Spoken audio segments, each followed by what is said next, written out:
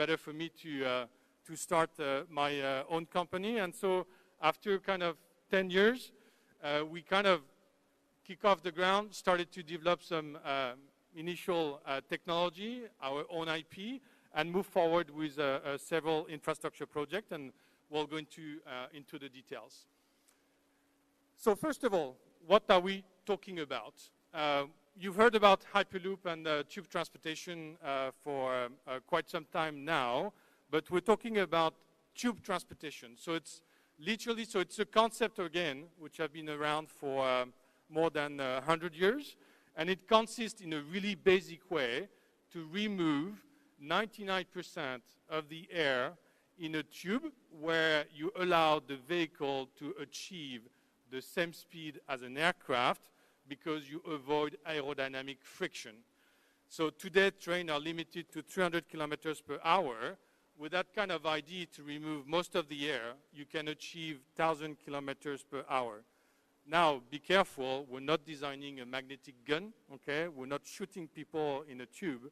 We're talking about decent acceleration and deceleration.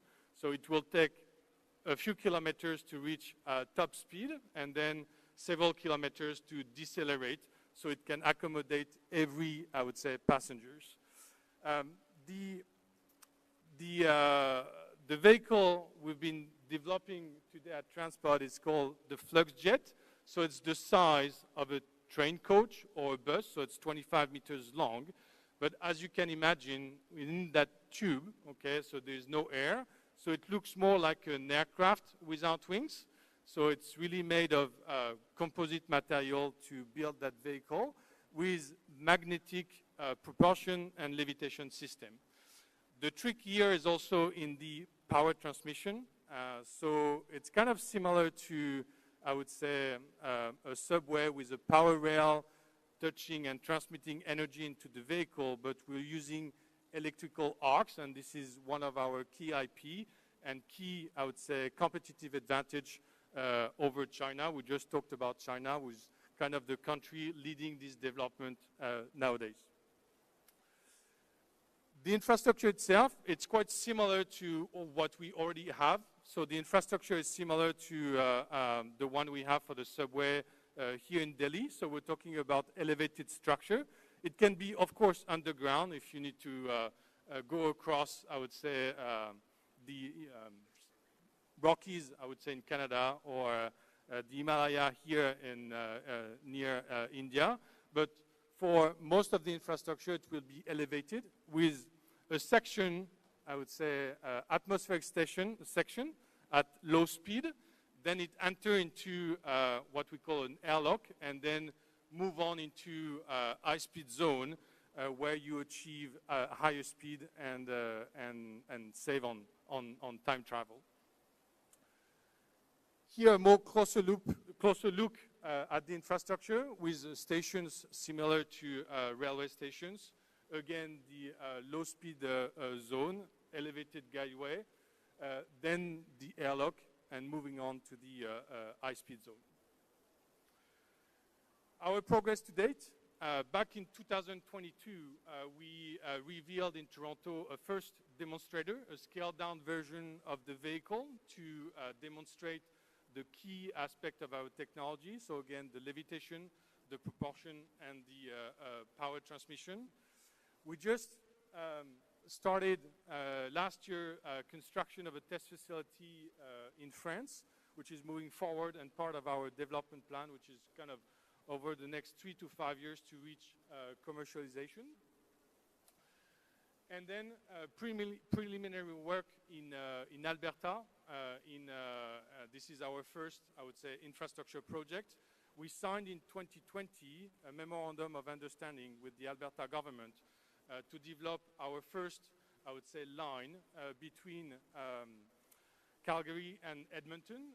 And for those who follow a bit I'm glad that we have a former Prime Minister of Canada here in the audience. The Alberta government just announced last year a transportation plan to define their mobility plan up to 2060. And they have a report currently ongoing, which is due for this summer, with a decision they're committed to take this fall. So starting this fall, we transport may be selected to be the project connected Edmonton to Calgary, which means for us that we could start construction as soon as 2026. To do that, we already secured $500 million of funding to build a test track to connect the Edmonton airport to the city of Edmonton. That was back in 2022. And we're ready to move forward with Canadian pension funds to actually finance that. The key advantage, going back to what I said at the beginning, said that a transportation system must be better than existing ones. When you look at high-speed corridors worldwide, whether it's in Europe or in Japan, they are heavily subsidized, okay? Only the main lines are profitable, and the others, you need heavy taxpayers' money to make it work. So we wanted to avoid that when we started transport, and one way to make a better business case is actually to mix with freight. So our line can transport both time-sensitive freight and passengers, which makes the business case much better, and then you can attract private funding to build those infrastructure. So my point here is that what's next in terms of mobility is like more than the speed, the convenience, and all the benefits associated to that system. You can also finance that system with the private sector in a way better way than it is done today for high-speed train corridor. So where are we? Not only in Alberta, we started to work as well in Texas. Texas is showing interest to build a line to connect Dallas to the Mexican border. Dallas, Austin, San Antonio, and Laredo. We also have some good conversation in the UAE. For those who follow, again, this ecosystem, the UAE just decided to build a high-speed train to connect Abu Dhabi and Dubai. However, there's still some need to build a freight line between those two cities to connect the two airports and being more efficient in terms of moving goods. And of course, there's Saudi Arabia. We also have a former, and we have, I would say, a former Prime Minister of Australia in the room, and Australia is also showing lots of interest. We started to work with the airport of Melbourne, who is looking to connect their airport, and then maybe down the road connect Melbourne to Sydney. And again, it's to bring private sector funding to that. As a conclusion, and to refer to what's been said before, it's really important as a country who wants to lead to walk the talk. Today, China is leading the pack. They're already invested, and they know that if you want to be a leading country, you need to be able to take a bit of risk and develop new technologies in order to be leader in that new field in the next few years. Anyway, I think we still have a bit of time for Q&A. I don't know if there is a microphone going around, but happy to answer any questions you might have on the technology and everything else. Hello. I got a question that how your system is different from Hyperloop, which has been propagated by Elon Musk, and they already have some proof in various cities in USA and all over the world. It's working. That's the main difference. So we always said that the devil is in the details. And this is where you need to really look carefully at even what Elon Musk proposed 10 years ago, our value system. I'll compare, to make it simple, I'll compare what China is doing and what we're doing. In theory, for our system, you can use existing technologies such as maglev developed in Japan, and install it in a tube, remove most of the air, and achieve the speeds you can achieve by avoiding aerodynamic friction. The challenge with maglev is cost. It's 5 times more expensive than an high-speed rail corridor. And so in order to address that, and it's expensive because the tech is split between the infrastructure and the vehicle. The key aspect on our side is that we were able to consolidate all the technology on the vehicle to keep the infrastructure as basic as possible. And the main change also is on the levitation system. We're not pushing from the bottom, we're pulling from the top. So we're using electromagnets, and those electromagnets are interacting with the steel tube to pull the vehicle to the top rather than pushing from the bottom. And thanks to that, you don't need to have, I would say, magnets on the infrastructure, and then you're saving costs. I'm trying to kind of simplify that, but that's basically our approach so far. Any other questions? I see some hands over there. Yeah. Oh, yeah. We got 10 seconds left. Good morning, Mr. Sebastian. Yeah. Here. Where are you? Left? Right? Okay, over there. Yeah. Right. I have a question. Like, when environmental conservation has become a global concern and therefore a global mission, how does transport meet this expectation? Yeah, it's a really good question. So first of all, it's a fully electric system, okay? And so the objective of what we're developing is to replace, to some extent, or to complement, I would say, short-haul flights. If we're looking at city pairs like Edmonton, Calgary, or Toronto, or let's say New Delhi, Mumbai, it would be to remove or replace some of the aircrafts between those two cities, and then reducing the carbon footprint. There's also a key aspect. It's to minimize the carbon footprint during construction. As you know, as you build infrastructure, it creates lots of CO2. And that's also something we're looking at to work with companies reducing, I would say, CO2 as well in the concrete, on the steel as well, and looking. So it's part also of the supply chain we're developing today.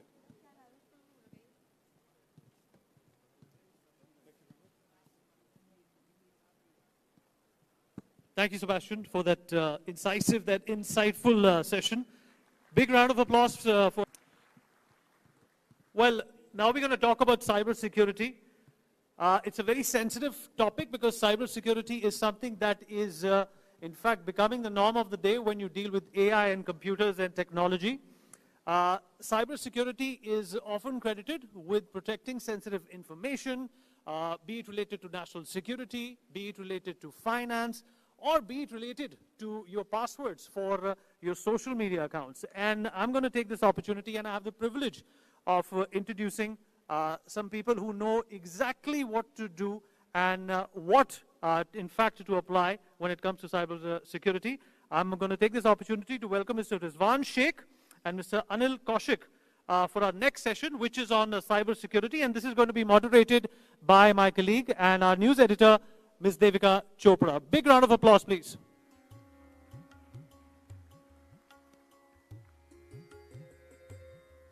Very good morning to everyone present here. Cybersecurity, it's a pretty vast topic, and luckily I have with me Mr. Rizwan Sheikh, who's an ethical hacker, and we also have Mr. Anil Kaushik, who actually does the opposite of what Mr. Sheikh does. So, you know, we're going to try to marry the two of them today to understand the scope of cybersecurity and what is next in cybersecurity. So, Mr. Rizwan Sheikh, I want to begin by asking you, ethical hacking sounds like an oxymoron, right? So if you could just begin by explaining to our guests, how do you define what hacking is ethical and what is unethical? It's a very tough question typically to define the difference between ethical and unethical hacking. It's always better to call the profile or the name with cyber security expert, because India and many other countries have their cyber law defined. Of course, some countries do have the term ethical hacking defined for the good person, but in India, hacker is a hacker, irrespective of whatever you do. So in order to tell you the difference, I would first want to define who a hacker is. I would say hacker is a person who is technically geek-sounded, knows in and out of computer systems, network, etc. Now, he is utilizing this knowledge or skills to hack and damage, destroy, defame, or deface any website. So that's the part of unethical hacking.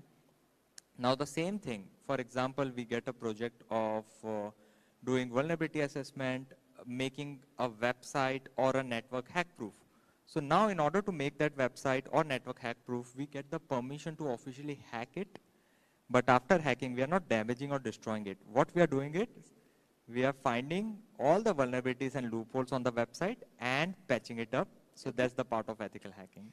So on that, I want to understand from you, there was a time when coders would sit and code and engineers would learn these codes over the years. But with the introduction and the speed at which AI is progressing, how does that change the scope of hacking? Right, so definitely technology keeps on upgrading itself. If you see, earlier time it was during the launch of internet, the Web 1 space, it was very basic. The most advanced thing was the ICQ messengers. I am pretty sure many people here might have been using MSN Messenger or Yahoo Messenger in the past.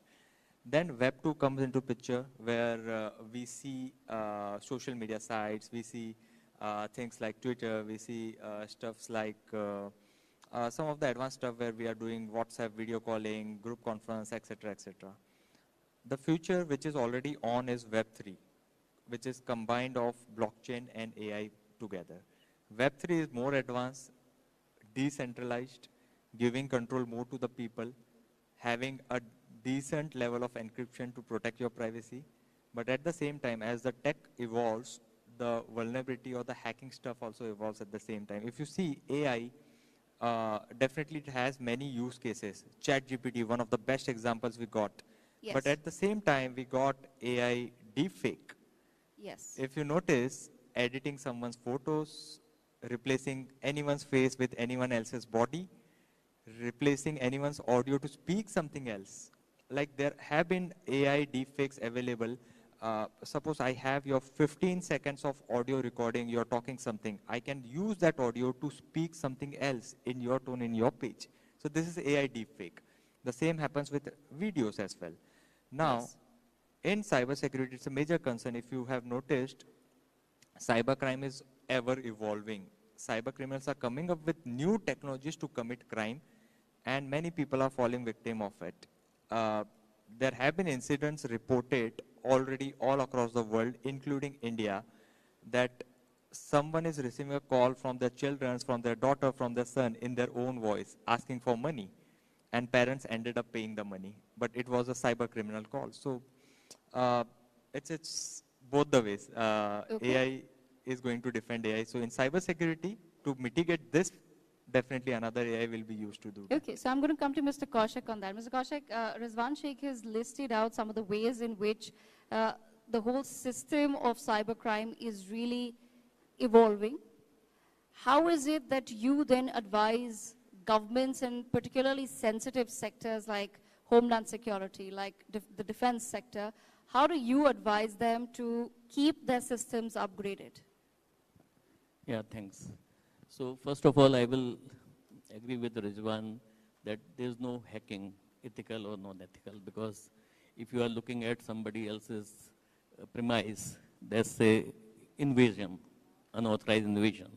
So cybersecurity is a very challenging subject, but I think that it is reactive in terms of security. So what we need to go in this, through this next conference, that we should be traveling from cybersecurity to cyber defense.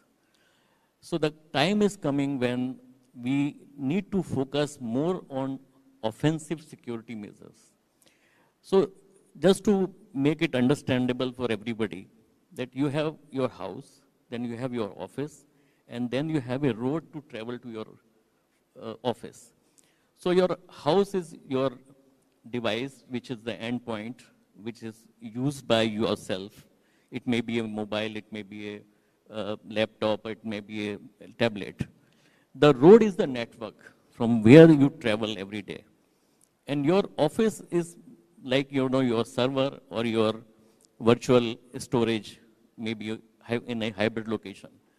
So the problem can be resolved in terms of your endpoint management. So your device can be managed. Your storage can be secured but the problem is really with the network. The networks are not secured. So the challenges which we are facing today to how to safeguard all these three locations where the most of the attacks are being happening. So my contention is that the cyber defense is a very, very important subject to understand, and it should be, it should be understood by the world in a different sense. Like, we are spending a lot of money on the weaponry, the custom, the traditional weaponry. But now it is the time that the country should start spending more on the cyber defense than the traditional weapons.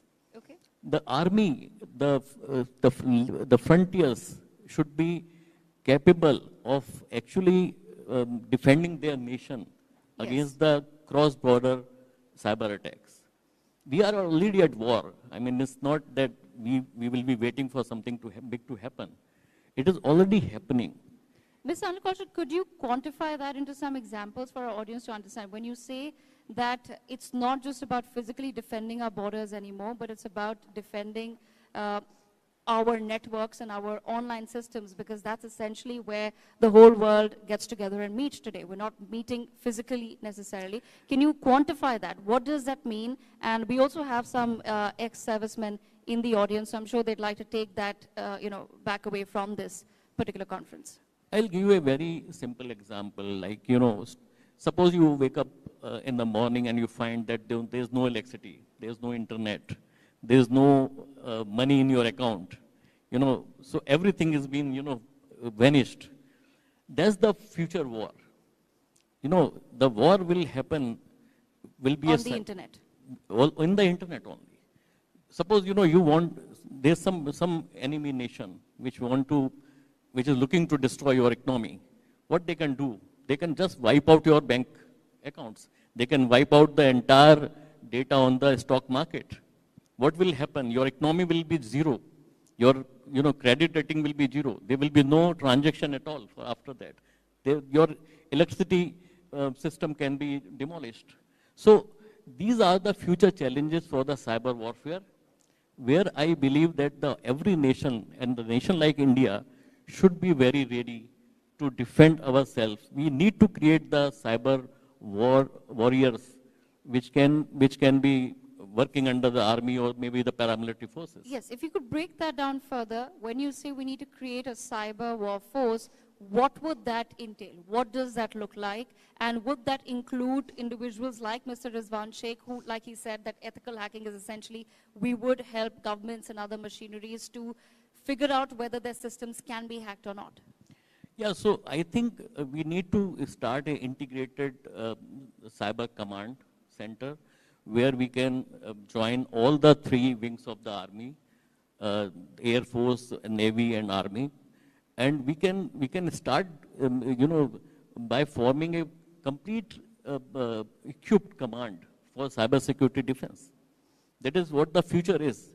And I think people like Rizwan could be also asset for these kind of forces. I mean, you have to learn how to break the system, then you can protect it. So the thing is start from the breaking the system, learning the break, and then you can protect it. So Rizwan, I've already converted him into a supporter of ethical hacking within the scope of 6 to 7 minutes, but I want to understand from your point of view as well. What would your advice be to governments and to particularly our defense machineries on how to go about the cyber war that looms large?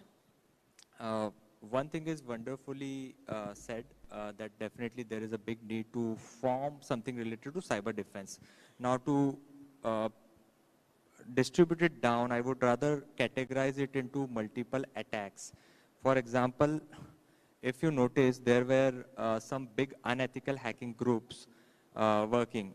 To name it, there are some religious groups, there are groups related to disputed nations, some neighboring nations. So these hacking groups already start attacking our websites. For example, there have been hacks on some of the educational institutions' website. There have been attacks on some of the famous hospitals. There have been ransomware attacks, locking systems of various I would say hotel and hospitality industries. So already these attacks are on. There have been attack on the power grid, which is not being officially, like it's kind of an allegation. It's not like completely defined, but definitely it was a cyber attack. Right. So when we talk about India, India is definitely very advanced and have been taking very, very proactive steps. Already things which we are discussing have been taken into force and certain actions are being implemented. There have been state-wise distribution, especially when I talk about Maharashtra Cyber, one of the biggest cyber forensic lab has been formed. There have been offensive wing being set up inside the state police department. It's being same replicated by majority of the states all across India. Okay. And definitely central government is taking some of the decent actions. The best part is India definitely got the best technical brains in the world. And this is the biggest advantage. We are not short of manpower. Yes. And highly skilled manpower. So this is the biggest advantage for us. And the most important part would be if we can keep that skilled and highly technical workforce within India. But on that note, I'm going to thank both of our panelists for joining us at the inaugural NXT conference, at the inaugural NXT Conclave. Thank you so much, ladies and gentlemen. Huge round of applause for Mr. Anil Kaushik and Mr. Rizwan Sheikh. They are also available later for anyone who would like to meet them personally. Thank you, Devika, for that session. And of course, thank you to our two speakers as they, of course, do that quick photo up there. We conclude this session on Next in Cybersecurity. Now we're going to move on swiftly forward to our very special session of the day, because we are very proud, humbled, privileged to have with us an extremely important global dignitary. Yes, a figure who, of course, needs no introduction. He's been the 22nd Prime Minister of Canada, someone who, of course, has enjoyed extremely close relations with India. Yes, under his leadership, India and Canada ties enjoyed great warmth, progress, and reciprocity. He also has a personal rapport with Prime Minister Narendra Modi. In fact, Prime Minister Modi has been to Canada when he was in power for a bilateral visit. And we are going to now hear from Right Honorable Stephen J. Harper.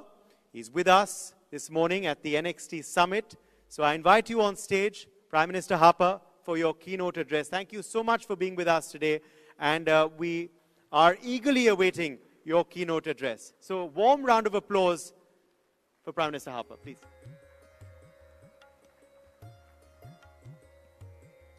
Thank you very much, everybody. I greatly appreciate the opportunity to join you here at this next forum in Delhi.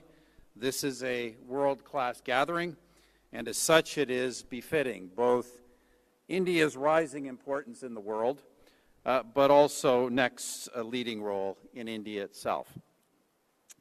And what better topic for me to address today than India's role in the emerging new world order. But before I discuss the role of India in the new world order, allow me to take a few minutes to ask, what is this new world order exactly?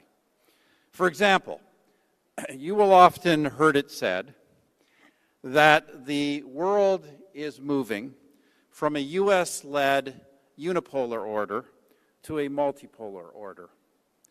I do not believe that is correct, or rather, I believe that it is correct only in part. The multipolar part may be true, but the order part is not. The world is not moving from one order to another. The world is moving from order to disorder. It is moving from a global, rules-based and institution-based arrangement to something much more akin to the survival of the fittest and the triumph of the strongest. It is moving away from the idea that interaction between countries through markets and trade can be and should be mutually beneficial. It is also moving away from the idea that freedom and democracy and the values that attach to them are aspirational and beneficial for everyone. In short, it is not just a shift away from rules and institutions. It is a shift away from a mindset to a new mindset. It is a shift away from a mindset of mutual benefit to a mindset of zero sum. This has been happening progressively over the past couple of decades. Powers like Iran, Russia, and China and others have been allowed to use global rules and institutions when it suits them, while also simultaneously using raw power to intimidate or coerce others, especially in their own neighborhoods. In effect, they have been increasingly building old-fashioned spheres of influence. The United States, with its Western allies, has been increasingly unable to rein in these developments. But now, they are increasingly unwilling to do so. Indeed, under President Trump, the United States is now turning quite explicitly to its own version of this approach. I think of the U.S. position that Ukraine's sovereignty can only be defended if it surrenders its mineral wealth to the United States. Obviously, I'm also referring to the President's musing that Canada and Greenland should be acquired by the United States. As a Canadian, I must say that I find this a shocking development. My country has long been the deepest and most balanced economic and security partner of the United States, of any, frankly, the most integrated economic and security partner of any the United States has anywhere in the world. Yet, the American president is now openly questioning Canada's sovereignty. That has been jarring for every element of Canadian public opinion. Now, I don't make this observation about America's evolution entirely out of censure. This development is somewhat understandable. After all, the rules-based order has increasingly been used as a constraint on the United States alone.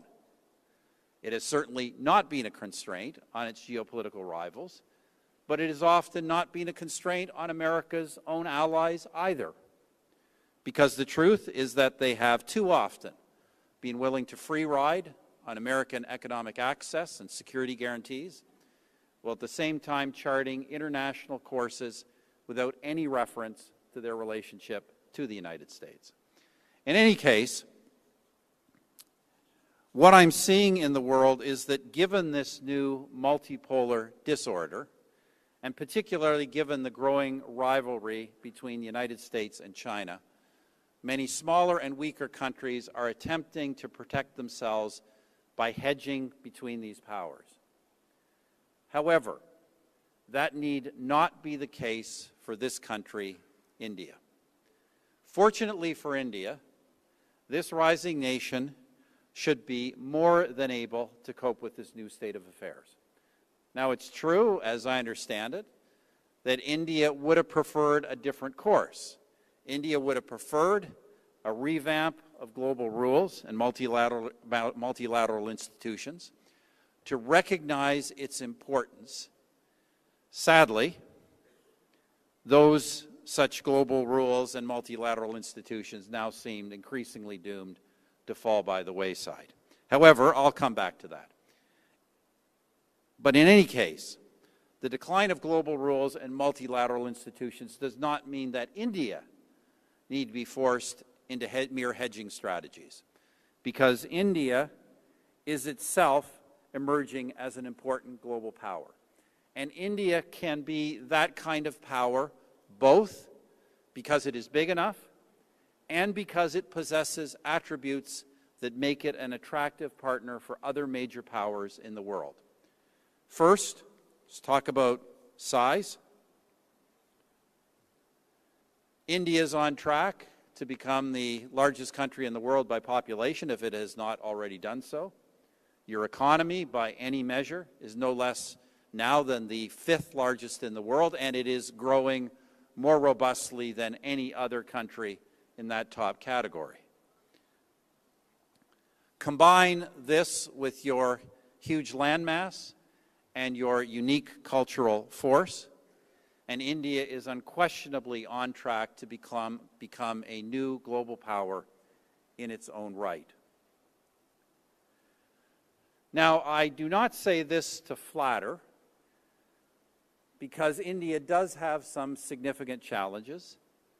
Your economic structures, particularly in agriculture, could hold this country back. Also, India's military might does not yet match its economic strength. And military strength in this new dog-eat-dog world is really going to matter. And your influence, even in your own neighborhood, is today challenged, both by China on the one hand and by forces in the Islamic world on the other. But as I've said, India has attributes that make it a desirable partner rather than a target for other world powers. For example, you've long had a productive alliance with Russia. It's something that, as a longtime opponent of Vladimir Putin, I admit only grudgingly, but it is real. India's democratic ethos also makes you a compatible force with the European Union and, of course, even more importantly, with the United States, particularly as you both cannot ignore the nature of China and its long-term threats. India's status as an emerging post-colonial nation also allows you to build linkages with many others in the global south, regardless of their systems of governance. I think, for example, of the Gulf, of Africa, Brazil, and many others. So despite this new emerging multipolar global disorder, India is one country that should grow in influence and that should continue to prosper. However, ladies and gentlemen, friends, if I may, we should be under no illusion that the world I'm talking about, the world that is emerging, is not a desirable state of affairs for humanity. In fact, this state of affairs ominously mirrors the rivalries of the pre-World War I period, and history tells us where that led. God help us as we enter a new such period with its combination of advanced weaponry and computer power. So for this reason, I do hope that India will not totally succumb to hard power, sphere of influence global politics, but that you will, on some level, also continue to champion the soft power values of the free and democratic civilization of which you are a member. Look at the challenges that confront us. The need for continued global growth and prosperity, energy and climate, pandemics and human health, sustainable development goals, and of course, peace and security. I put it to you that none of these things will do well over time if the world is left only with spheres of influence and deals between strongmen. On all those matters, humanity will need an enlightened voice from an India that is both free and democratic and imbued with an understanding of the needs of the people of the global south. In fact, no one will be better positioned, no country will be better positioned to be that civilized voice for broader human interests than India. The West today is unable to do so. It has been through a period of profoundly weak leadership. It has seen Western powers gravitate between nihilistic self-censure and haughty moral lecturing. In that regard, the strongman approach of Trump, with all its downsides, is probably a necessary corrective. Let's hope, however, that it is a short-term one, because America is still the world's preeminent power by multiple measures, and the world needs America to be strong, yes, but also to be idealistic. In the meantime, however, this country, India, is one of the few that is experiencing both strong leadership and a positive forward direction. One of the very few. I go around the world, this country is exceptional in that regard right now. The India I visit regularly is buzzing with optimism and ambition. India is modernizing at home and moving forward on a myriad of relationships abroad, and it is doing many useful things. I think, for example, of India's G20 presidency, where your country spoke not merely for itself, but for an entire cohort of nations and their concerns from Latin America to Africa and elsewhere. I still believe that India's rise as a free and democratic power, while distinct from the West, has the potential to lead to an Asian century, not an Asian century in the communist Chinese style of coercion and disruption, but an Asian century of benevolent cooperation and collaboration. I've spoken before of India's great potential, not merely as a mere echo of Western liberalism, but as a free and democratic society shaped by its own history, culture, and nationalism. That, I believe, is one of humanity's great hopes for light in what are these darkening times. It is, in fact, the very nature of India that allows for forums like this, truly global ones, of competing ideas and thoughtful exchange. Now, I do want to address one other question and one other set of issues, and that is the elephant in the room. And this is not an Asian elephant or an African elephant. This is a Canadian elephant. I'd also hope that my own country, Canada, will reestablish benevolent and productive relations with yours. As Prime Minister, I put a lot of effort into revitalizing our relationship during the administrations of both the late, great Manmohan Singh and, needless to say, the dynamic Narendra Modi. There are so many ways in which Canada and India are both compatible and complementary. Both the prime ministers that I dealt with understood that. And frankly, I have been heartbroken to watch the steady deterioration of this relationship under my successor. I don't think I entirely understand why that is, and I am certainly in no position to evaluate the accusations that have been made. Suffice it to say this, that when I was in office, my government understood, and we understood without any nuance, that the vast majority of Canadians generally, and the vast majority of Indo-Canadians specifically, do not align themselves with people who would wish to see the division of India, this great country.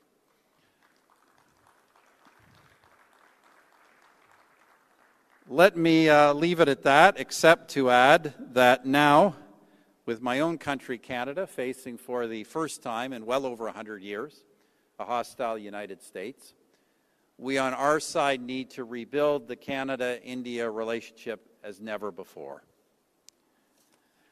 In any case, as you here in India navigate this new world, as you build on your own strengths and deftly create linkages both west and east and north and south, I hope you will not forget about us in Canada, nor will you forget that a truly great world power strives to create peace and prosperity for all of humanity. Thank you.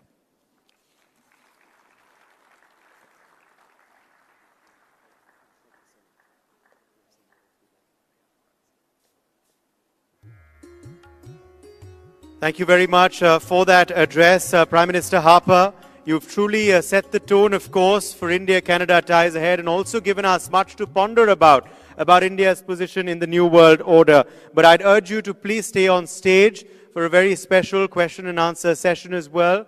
There are some further questions that my colleague Megha Sharma would like to pose to you on your address and your wider vision for not just South Asia, but the world at large. So now over to Megha for this next special session as we continue Prime Minister Harper's time with us on stage at the NXT Summit.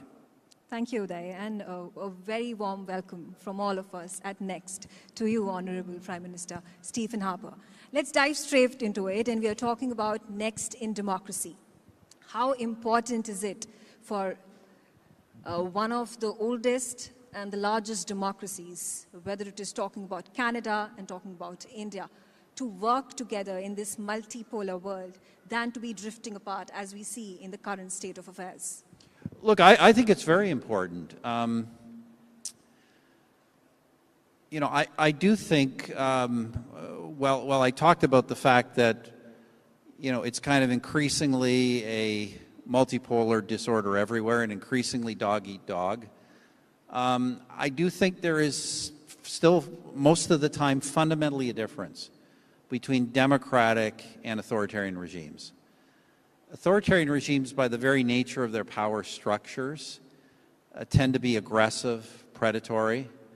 And I think democratic nations, by their very structures, power structures and processes, tend to be countries that look for cooperation, collaboration, look for mutual gain instead of zero sum.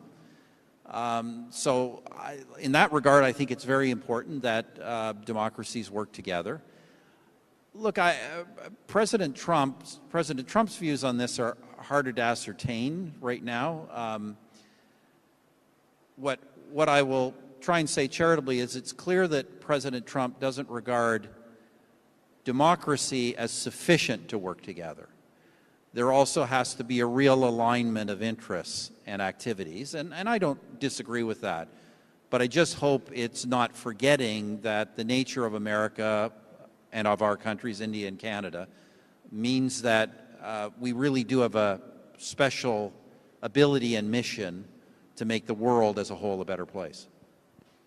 Right, absolutely. And you talk about President Trump and his second term as the U.S. president of talking about, in the larger scheme of things, there has been a dramatic shift in his policy vis-a-vis Canada, whether it is talking about huge tariffs being imposed, the threats that he has been issuing, talking about making Canada the 51st state of United States of America.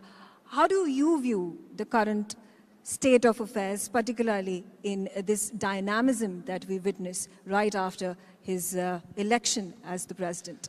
Well, first, Miga, I think it's important to say, and I'll be the first to admit, I have been surprised by a number of things President Trump has done, both domestically and foreign, not all bad, but I've been surprised in the sense that I expected more continuity with the first term. Yes, I did expect him to be more bold and aggressive in the directions he was going, but there has been some significant discontinuity, and one of them, of course, is what seems to be increasingly hostile view of a number of traditional allies. And in all honesty, I can't entirely explain it in the case of Canada. In fact, I can't really explain it at all. There is no doubt that President Trump and Prime Minister Trudeau had a poor relationship, and there's kind of hostility on that level. But President Trump's comments about Canada go well beyond disagreements with our government. President Trump has repeatedly asserted that Canada, in both economic and security terms, is a massive drain. First of all, on economic terms, that Canada is a massive drain on the American economy. He has asserted that on the security front that we are an enormous burden on American security and present a significant large-scale security threat on our border. The difficulty I have with these things, and it's not to suggest that there aren't economic or security irritants we can discuss, and certainly Canada should be spending more on defense, but these are propositions of President Trump are just fundamentally untrue. Canada-U.S. trade is 98% tariff-free and almost entirely beyond that unencumbered by non-tariff barriers. It's the most integrated economic relationship in the world. Canada is the United States. Right now we have a small surplus with the United States, but Canada is the United States' largest export market in the world. We are a larger, and many Americans don't understand this, Canada is a larger export market to the United States than all the countries of the European Union combined. It is a massive economic asset for the United States. Obviously, they are an even bigger asset relatively for us, but it's a massive economic asset. In terms of security, are there issues on the border? Yes, but the northern border is not the southern border. They're not hundreds of thousands or millions of people crossing the border. In fact, I think Canadian law enforcement will tell you the flow of guns, gangs, and drugs come just as much north from the United States as they do south to Canada. In fact, I would suspect they come north much more frequently than south. So these positions of the president are just not based on fact. I will also say, Miga, because we don't know where this is headed, that I don't think they represent any significant element of American public opinion. There is no significant American economic lobby pressing for comprehensive tariffs against Canada. In fact, quite the contrary. The vast majority of the economic actors in the United States would oppose tariffs on Canada because it would hurt the American economy. There is no movement for annexation of Canada in the United States. There was over 100 years ago, but there is, I'm not even aware of the existence of an organization in the United States that advocates that. So these seem to be, at the moment, views of President Trump. For what reason, we don't know. They shouldn't be dismissed because he is the president and he has the capacity to create public opinion in his own, in his own right. But as I say, it's kind of, I think most Canadians are finding this kind of a parallel universe. Right, absolutely. So then, why do you think in his second term he has come down so heavily on Canada? Why this dramatic foreign policy shift when you talk about the country? I do not know. I tell people there are 5 possible layers of explanation.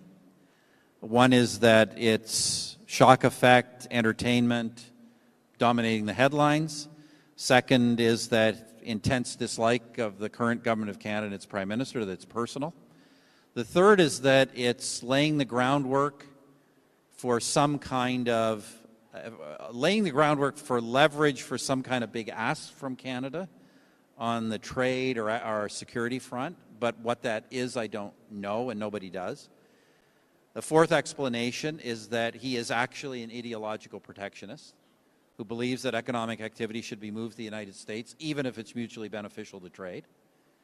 And the fifth explanation, that he is actually an annexationist who would like to create the largest contiguous empire in the history of humanity by getting Canada and Greenland to be part of the United States. I tell people I think it's all of these things. But what we don't know is what is actually important to President Trump and what he will press forward with. I must admit, as I say, I don't, the President of the United States can make his own decisions, but I don't understand, given all the challenges in the world and all the challenges that the United States has at home and abroad, why this kind of almost warlike footing with Canada makes any sense. I just don't understand it. And what do you think are going to be the political implications domestically for Canada, because elections are looming? Yeah, look, political implications are already enormous. And really ironic, because if Mr. Trump, as we all know, intensely dislikes the current government, he's actually put them back in the game politically. The entire issue set has changed. The entire issue set in Canada up until a few weeks ago was the poor performance of the Canadian economy, frankly, very poor performance of the Canadian economy. We have declining living standards in the average Canadian household, and a lot of hostility to the government about that economic performance and about cost of living factors. Now, I'm not saying those issues have gone away, but they're not much more now in the realm of the greater economic and national threat to the country's future itself. And by definition, when a country is under that kind of a threat, there tends to be some rallying to the incumbent government. It becomes more difficult for opposition parties to attack the current government on day-to-day management. So whereas, to be blunt, 2 months ago, we would have had a almost certainty that the current government would be defeated in the upcoming elections, which we expect very soon. Now, I think we expect it to be a close election. I still think my party, the opposition Conservative Party, will win, but that is not a foregone conclusion the way it was a few weeks ago. That's interesting. And also, like you said, there have already been so many problems. For years together, the Canadian GDP has been tumbling. You're speaking about the standard of living. Grocery rates have been skyrocketing. People are complaining. And this was the case under the Trudeau government. How do you think, as you said, there may be implications with Trump administration coming and attacking Canada, economic policies are then going to be impacted heavily. But how does the average Canadian think and react to all these developments? I think at first there was some of this the first kind of tweets the president did on this, calling Justin Trudeau the governor of the 51st state, saying that our great famous hockey star Wayne Gretzky should become the new governor. I think people thought this was kind of a joke and really directed at Mr. Trudeau. And let's remember, Mr. Trudeau is so unpopular that his own party just basically removed him from office. But the truth is that the president's statements on this have been they're impossible to dismiss as a joke. The president has repeatedly made the case now of why, not just why Canada should be part of the United States and why Canada should not exist. As I say, he has accused Canada of being an economic drain. He has accused Canada of being a security risk to the United States. And he has further even gone so far as to say that the tariffs he threatens to put on Canada, 25% across the board. By the way, important to realize, putting a 25% across the board tariff on Canada would be a complete abrogation of the tariff-free trade agreement President Trump himself signed with Canada. And he has been saying that he will do this, and that part of the reason for doing it is to force Canada economically to join the United States. So these are the actual statements he's been making. So I think, Miga, it's gone way beyond something we can just dismiss as a joke. Now, look, I've told Canadians to be calm. The president has threatened many things he hasn't done. He backed off 25% tariffs a month ago. He says he's going to do them this month. I don't know. We obviously have to be prepared. But as they say, let's not panic until we see what actually happens. Let's have plans, but let's not panic. And let's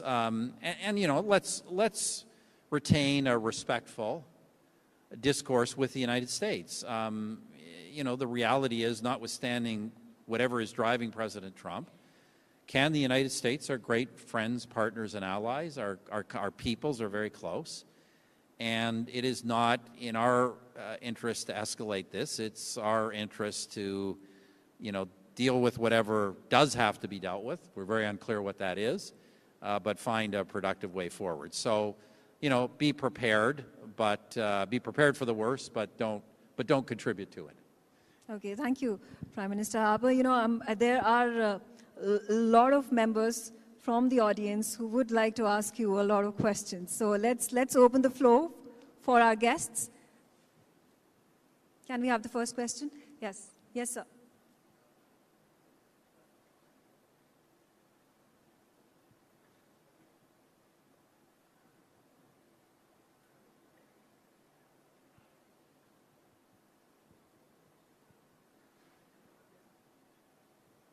Thank you for that very insightful interview. And Shri Kartikeya Sharma, Member of Parliament, Rajya Sabha, has a very... I think we've got a mic problem. Very... Good morning, Prime Minister. I wanted to know, in the face of a hostile America, how do you see the bilateral ties between Canada, India, and also the trade relations?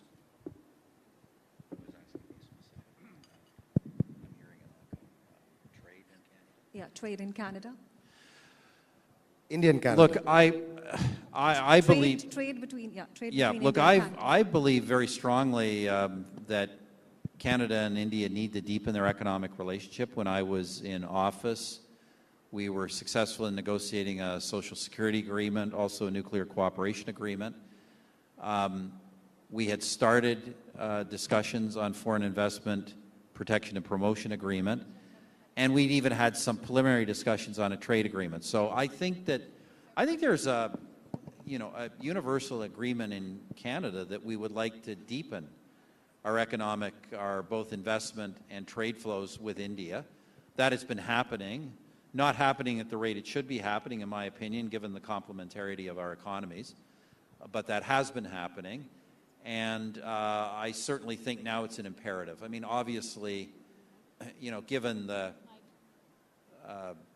the overwhelming majority of our trade that goes to the United States, it's now more important than ever that Canada diversify its trade, and India is a logical place for that to happen. Yes, Prime Minister Tony Abbott would actually like to ask that question. Sabri, could we get that mic over here, please, quickly?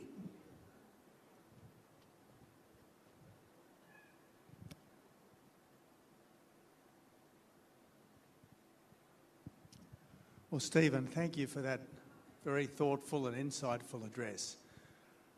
I'm going to suggest later today that on balance, Trump is more good than bad for the wider world. And I'm wondering what you think. Is he more good or is he more bad for the wider world? Yeah, look, Tony, Prime Minister Abbott, great question. Look, I thought, looking back, I'll be very candid. I looked at the last time President Trump was in office, those 4 years. Obviously a time of upheaval. He challenged many basic assumptions of U.S. foreign policy. And then we had 4 years of the Biden administration. I think it is unquestionably the case that the world was stronger and safer under the first Trump administration than under the Biden administration. We had, subsequent to Trump leaving office, we had 2 major wars break out, and threats of wars elsewhere. We had the further retreat of democracy and democratic nations around the world. And frankly, just I thought just a heightened lack of clarity from the West about who its friends and enemies were. I mean, we saw it with this country. We saw in the rather cool treatment that the Modi government got from the Biden administration frequently. We saw those kinds of issues. So, Tony, I would have told you and felt very strongly that during the election, based on everything the president was saying, that the world would become once again stronger and safer under a new Trump administration. I think the jury is now out. I think we've got to admit that we're all being thrown some curveballs. And the curveballs are 2 things, one of which I already alluded to. The president's seemingly agnostic view about whether a country is democratic or not as being an important thing. President Trump's willingness to make nice with Russia, with Turkey, and others, while at the same time launching attacks on Canada, Denmark, others, I think raises real red flags. And I think it's just the broader case that it's not clear who in the president's mind are friends and who are opponents. And I must tell you, well, look, I understand the geopolitical argument that wouldn't it be great if the United States could cement a better relationship with Russia and pull Russia away from China. That's a great theoretical argument. The problem is this. You and I, and more so me, my time in office, spent a lot of time with Vladimir Putin. Like, I watched George W. Bush and Barack Obama try to make an ally of Vladimir Putin. Vladimir Putin doesn't want to be an ally and is not an ally and will never be an ally. He is a geopolitical rival of the United States who is intent on the destruction of American power in the world. And the fact that President Trump doesn't seem to understand that, I think, is very concerning. The fact that President Trump wants, as I said earlier, Democratic allies to pony up, put real resources on the table, participate with the United States, make concrete contributions to shared values and shared goals, as the Israelis have done, frankly, as your government in Australia has often done, and some other allies have done. That's understandable. But as I say, just gratuitous attacks on countries like Canada and Denmark are incomprehensible. Denmark, Greenland. The United States has military bases in Greenland. The Danes are completely in cooperation with the Americans on these issues. Why are they attacking a Danish territory? It makes no sense. So I think, Tony, this it's possible this will sort itself out and the president's overall objectives will become clearer. But I have to say at the moment that he has created, I think, far greater uncertainty. First of all, economic uncertainty around the world. You're starting to see markets get jittery. And more importantly, I think he's created really serious uncertainties in a range of capitals, not just in Europe, but also now in the Asia Pacific. Real uncertainty about whether the United States is really committed to kind of a global security alliance with other democratic nations around the world. Perhaps that'll be corrected, but right now I think it is in serious doubt. Savi, there are more questions that our members of audience want to ask. Prime Minister, thank you for an excellent talk and your question-answer session. May I ask one more question in relation to what you just said in your comments? Is seeing that India and Canada are both middle power countries, what are the, especially in this multipolar world, what are the key areas of collaboration that you see between other democratic multipolar countries beyond the obvious keys of technology, let's say, trade, etc.? What can you see beyond that with the other middle power democratic countries? Well, if there is to be a global democratic security alliance, there is no reason why India and Canada can't be more robust participants in that. When I was Prime Minister, we greatly strengthened security collaboration between the security agencies of our two countries. Collaboration, contact became very regular. It wasn't Five Eyes regular, but we had elevated it significantly. You know, India has since become engaged in the Quad. Canada has not become engaged in those Asia-Pacific and Indo-Pacific exercises. It should. I think under a new Conservative government it would. So certainly on the security front. The economic front, obviously trade, but you know, more important than trade is just the greater security that provides both our countries. Canada has, as you know, immense mineral and energy resources that India wants. Canada is not today in a position to export those. It should be. That is a link that could be built, and likewise Canada could use the diversification of its market, particularly given the current troubles with the United States. So that economic partnership could be not just more fully developed, but developed in a way that really bolsters the securities of both our countries and of our allies. Finally, we could really and should really greatly enhance the people-to-people links. As you know, we now have, I think it's getting close to 2 million Canadians of Indian background. Many come back here not just to visit, but to do business. There are growing linkages. I will give the government of Prime Minister Modi great credit for not disrupting those people-to-people ties, given the current coolness between the governments. But we should be building those. And look, let me be very blunt on the Canadian side. On the Canadian side, as I said in my remarks, Canadians generally and Indo-Canadians specifically are overwhelmingly supportive of this country's unity and of our ties to this country. And it is about time that all political parties and politicians in Canada made building those people-to-people ties that represent the vast majority of our peoples the priority, and not the priority of building relations with Khalistanis. When I was Prime Minister, it was very clear to anyone in my government there was to be no interaction with Khalistanis in Canada. They are a fringe minority of the Canadian population. They are injurious to good relations between our countries. And that should be put aside. In Canada, you have a right to be a Khalistani. It's a democratic opinion.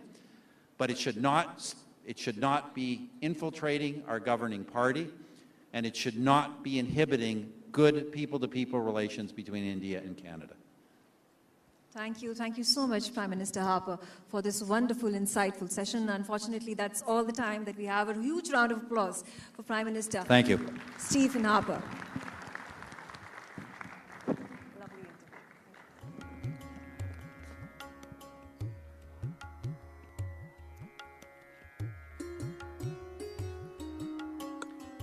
Thank you so much, Prime Minister Harper, for that insightful, important, profound reflection on what the relationship between India and Canada, at this point, needs to work on. All right, braced for our next session. It's going to be a very exciting one. Well, as you know, there is a renewed interest and vigor and a lot of limelight which is being poured towards the India-Middle East-Europe corridor, which is also known as the IMEC. And this attention has come about especially after the Honorable Prime Minister, Shri Narendra Modi, met Donald Trump just a few days back.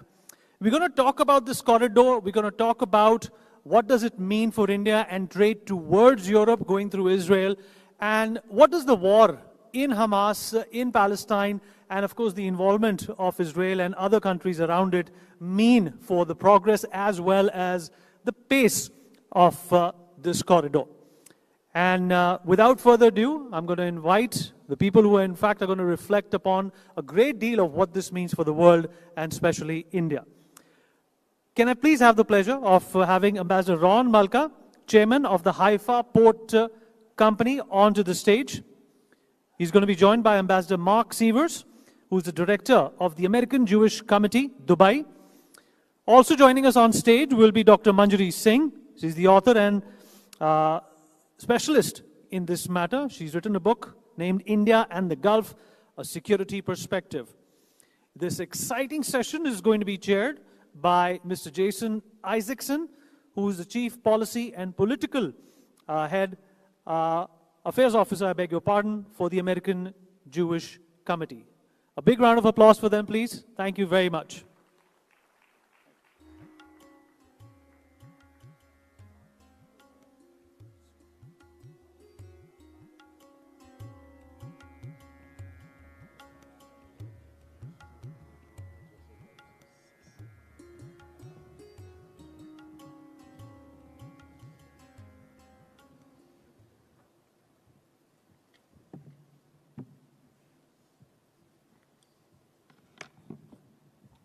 Good morning.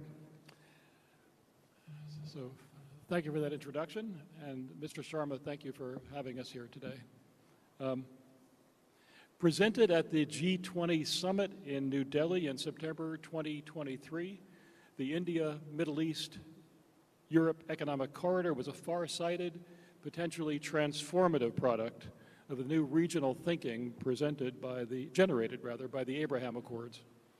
And then barely a month later, in October 2023, October 7th happened, and a framework of regional cooperation in which Israel would play a central role suddenly became more complicated. Now, a year and a half after it was announced, and with Middle East hostilities waning, there's increasing focus here in the Gulf and in the Levant and in Europe on putting the pieces in place to make IMEC a reality. And that's what we're going to be talking about over the next half hour.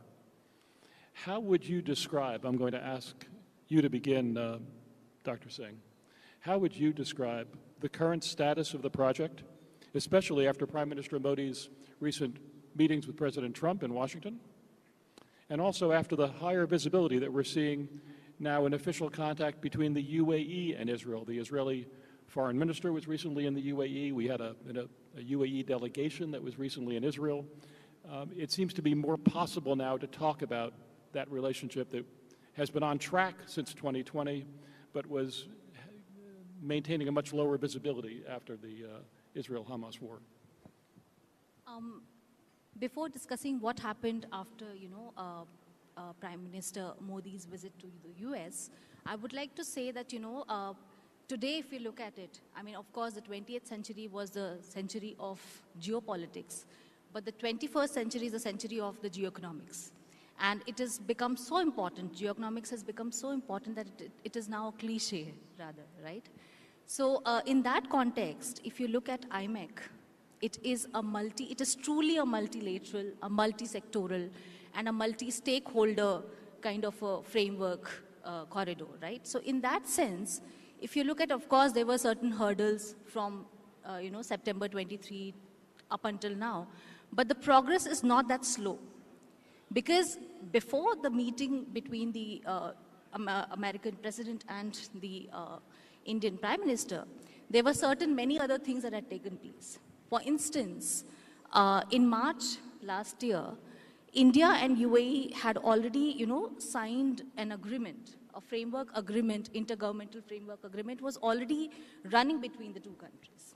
And then by June, you see that India had formed a, Indo-Mediterranean Initiative, IMI, with the Mediterranean countries, including Italy, Greece, and other nations. So that was also, a very big deal for the countries to come forward and, to cooperate on these agreements. The third thing that happened was that IMEC has been repeatedly mentioned since November of last year in the Mediterranean dialogue, and now, in intellectual domains, also in intellectual talks also, whether it was in Kochi dialogue, whether it was in, Indian Ocean dialogue, or recently between the President of America and India.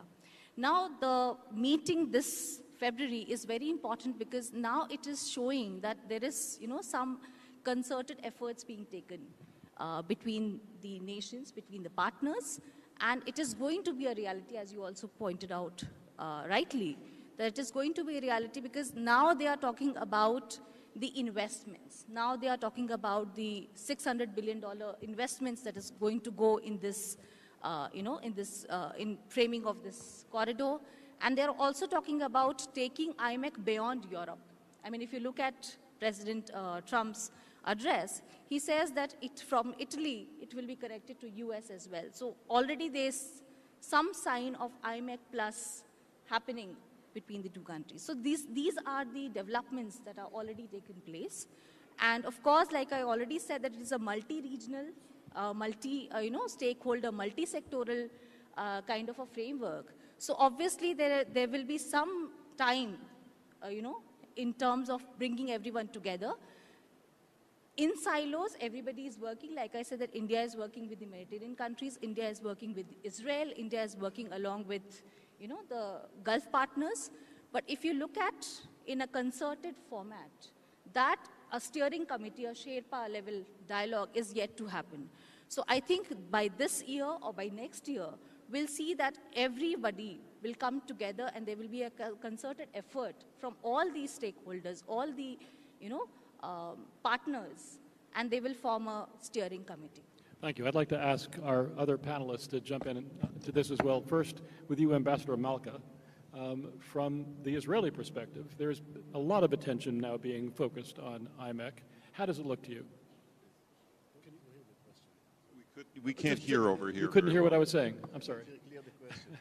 Really, there's new attention being focused on IMEC, a great deal of excitement in Israel about the possibilities that would exist with Israel's role in IMEC.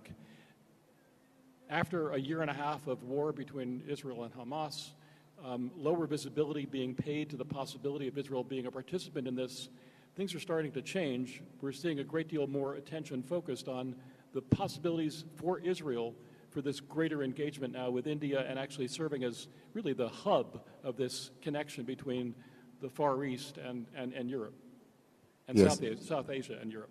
Thank you. Thank you for this question. Yes, Israel sees itself as the gateway of the East to the West. And as you mentioned, this war that started in October 7th, 23, really changed the situation, and we needed just to wait to see how things calm down and let the dust sink. But now, and especially after President Trump has announced again this corridor, and since we understand that this corridor between East and West is very, very important, crucial for the world, for sustainability, for, of course, efficiency, and to make more peace and ease tensions in the region. And now understanding that after the war, the feasibility of this project is this visionary project to really to materialize is much higher. And therefore we think that now if we just, as Dr. Manjari said, just align the stakeholders together and make the plan, because we're still in the planning stage, make the right plan, build the right structure of incentives, understand what each stakeholder can gain and what he needs to bring to the table, understand who are the opponents, those that see threats in this new corridor, and to ease the tension, to give them comfort, to understand what they need. And in the end of the day, in order for this very big and visionary project to be really implemented, it has to be under a partnership between the public and the private sector. We are talking about a very big scale investments. And for that, we will need to, the private sector and the public sector to collaborate, to work together. And of course, a project like this that is border crossing and collaboration between different countries along this corridor will ease many tensions. We know that countries that have joint economic projects are they're less likelihood that they will come to conflict. They will try to ease the tensions, to compromise, and of course we see it as a great opportunity to the world to become. And I think that the relations between India, Israel, and of course the United States are a key factor for the success of this project. I can tell you that in India, of course, Adani Group that I represent in Israel saw this a few years ago, understood the value of this chain, of this route. This is why they came and bought Haifa Port, which is owned now by Indians, by Adani, and understand the importance of this route, and of course have the vision that it will be viable and bring so much prosperity to the region. Thank you. Thank you, Ambassador. Ambassador Sievers, I can call you Mark because we're HAC colleagues. You convened a discussion on IMEC in Abu Dhabi just a couple of months ago.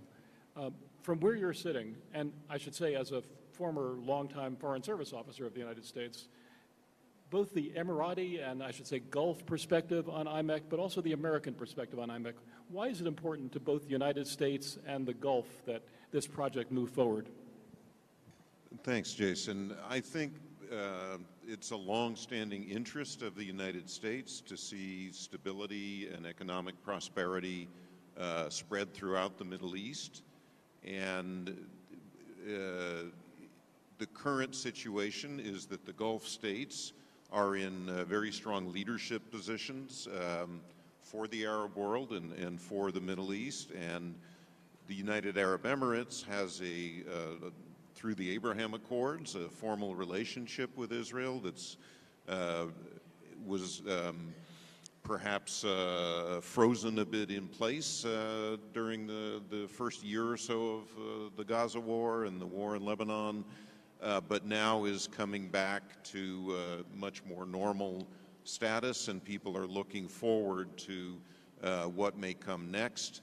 I think it's very interesting that President Trump, in his meeting with Prime Minister Modi, the two of them specifically focused on IMEC for part of their discussions, and that further developing it is a stated goal of both countries, and in our partnership bilaterally with India to tie India more strongly to the Gulf, and through the Gulf to Israel, and from Israel to Europe, but now linking the United States more directly into that network of trade and energy and information and all of the benefits that may flow from developing the project is very, very exciting. Of course, it has to be a public-private partnership. Much of the investment will likely be done by the private sector, but the regulatory frameworks and the multilateral agreement networks that are necessary to make it happen can only be done through governments. So both have to be part of this process. Let me stay with you for a second, Mark. You served as the chargé d'affaires in Cairo, number 2 in the U.S. Embassy in Egypt. There's an Egyptian angle on IMEC, and I would think an Egyptian concern about IMEC because of the Suez Canal traffic that might be reduced because of that. Is that something that we ought to factor into this? I think Egypt has a genuine interest in this and has some concerns, but I also think there are potential to bring Egypt into this. The IMEC trajectory that's planned goes through from India by sea to Jebel Ali in the UAE, by rail through Saudi Arabia, Jordan, Israel to Haifa port, and then to some destination in Europe that's still under discussion. But there's the potential, once it's established, to have other linkages, other routes that are included, including Egypt is certainly a possibility. Some people have also discussed the possibility of some sort of compensation for Egypt's interests. I'm not sure that's necessary, but Egypt should be part of the discussion. And, you know, Egypt has somehow managed to largely tolerate the Houthi blockage of the Red Sea over the last year and a half, something that I find inexplicable. So they can adapt to this, but there should be some way to bring Egypt into these discussions. Very good. Dr. Singh, I wonder if I could ask you just for some basic facts about IMEC, if you could just talk a little bit about the nature of the project, the extent of the project, the possibility of expanding the project beyond India to Europe by way of the Gulf and Israel and Jordan. I would like to start with, Egypt. So if you look at it, Egypt as of now is not part of IMEC. But if you look at Egypt, and especially after the, Houthi attacks, because it is one country which is controlling the Suez Canal. And by virtue of controlling the Suez Canal, it had a lot of pressure on its revenues. There was a lot of pressure on its, expenditure in safeguarding the canal for attacks. So if you look at from that perspective, I mean, it was estimated that around 40 to 60% of its revenues, there was a slump in the revenues after the Houthi attacks. And if you look at it, about 50% of the military spending in Egypt goes for acquisition to kind of safeguard the canal. So it is this kind of, pressure on one country is, unimaginable. It is too much for a country to handle. So in that context, if you look at this particular project, the IMEC, because there are multiple actors, there are multiple countries involved, and because there are multiple sectors, the PPP is also involved, so there is a sharing of the burden.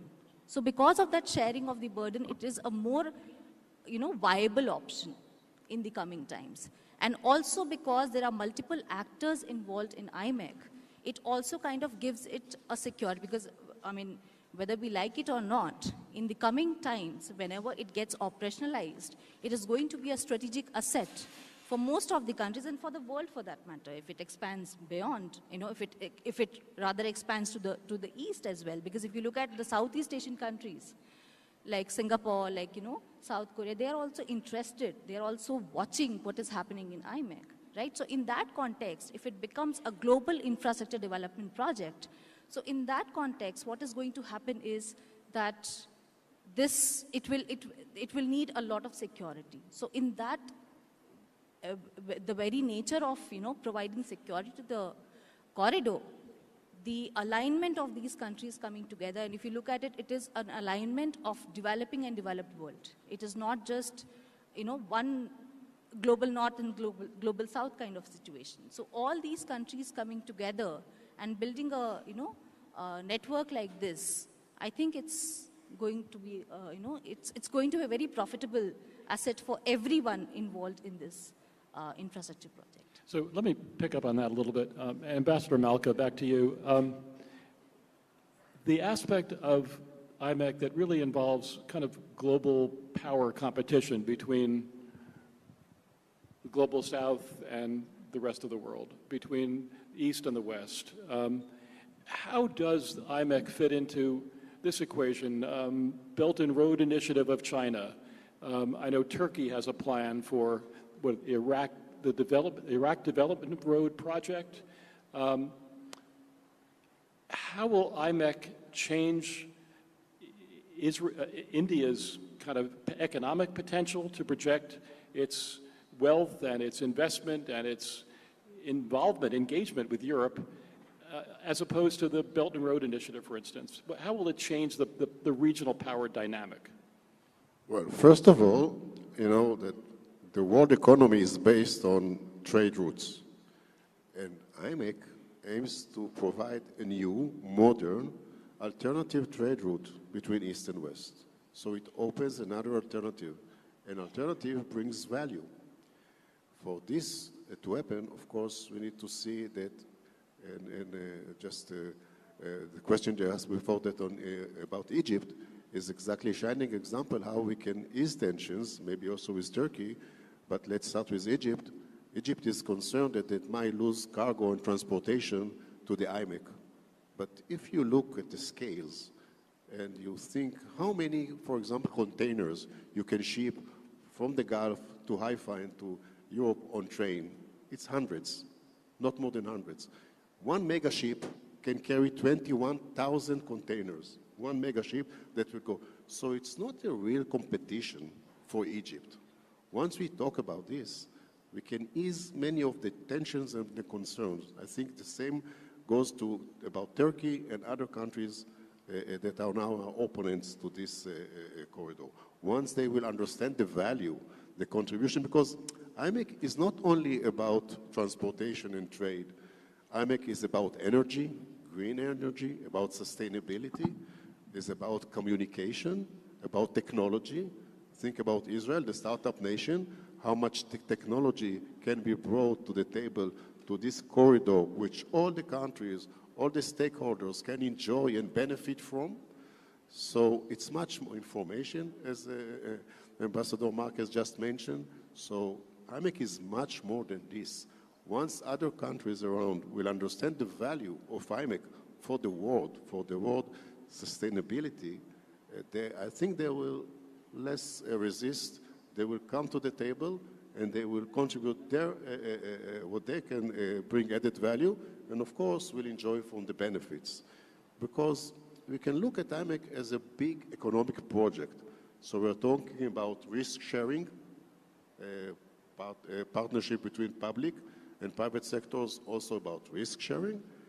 And like every other projects, those that will step in the first stage will benefit more because their assets all over the corridor are now have less value than what they will have as much as we advance with this corridor. Once they understand that and realize that, they will step in earlier stages, which will bring more likelihood for this project to become a real and in a reasonable time.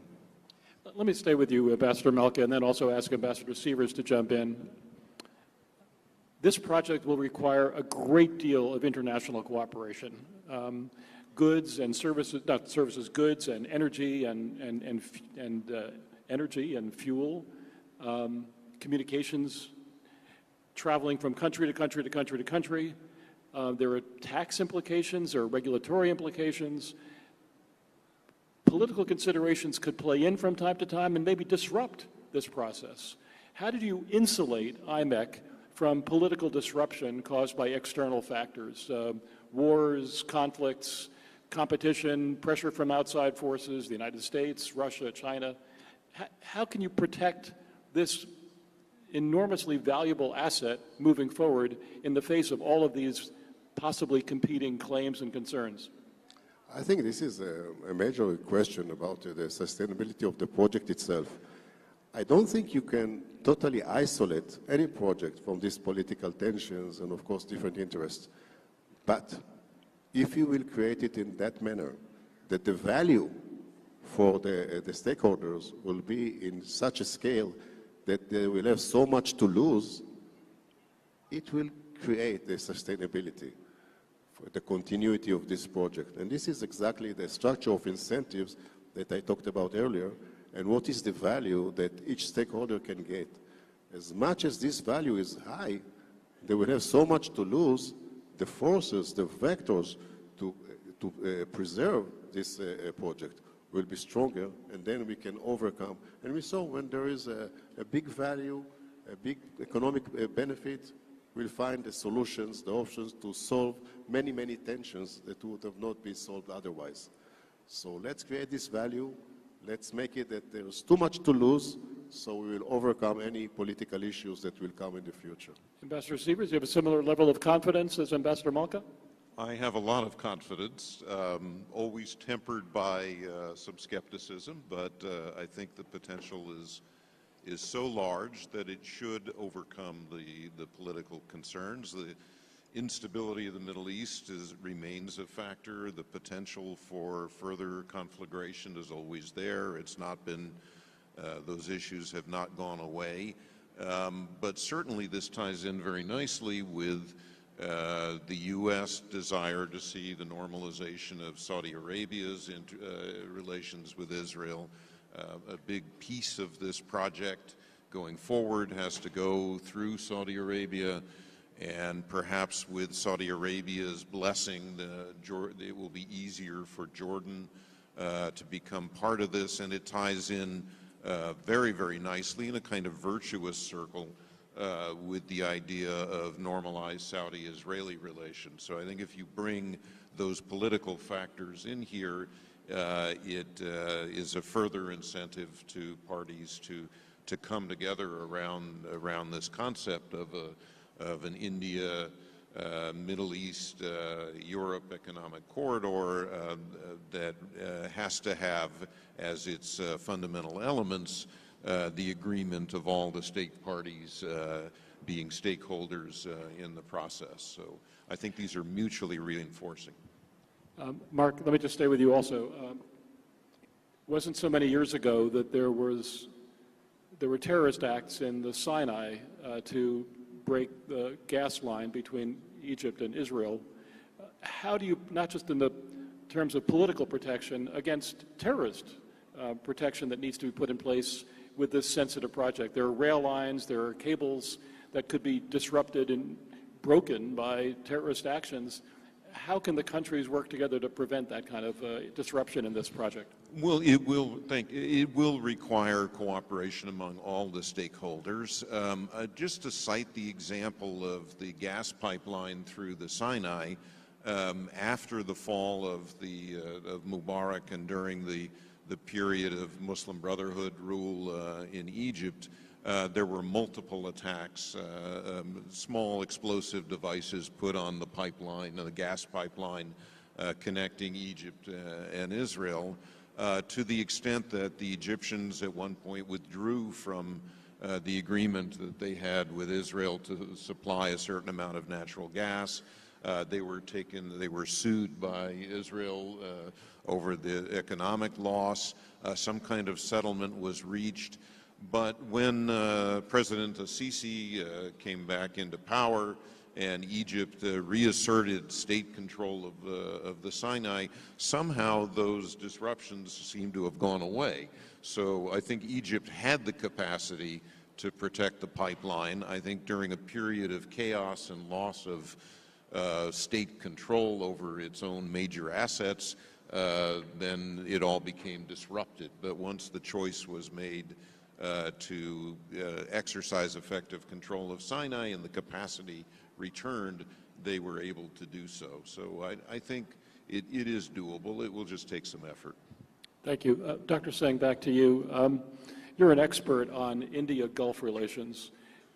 Fit IMEC into the context of the relationship that's growing and that is so vital to, frankly, both sides between India and the states of the Gulf, in particular the UAE. So if you look at IMEC and if you look at all the partners, especially the Gulf partners, they were mostly oil economies in the past, but now they are trying to diversify themselves in terms of, not only in terms of energy, but also in terms of food security. I mean, if you look at it, 90% of the food is imported from outside in the Gulf countries.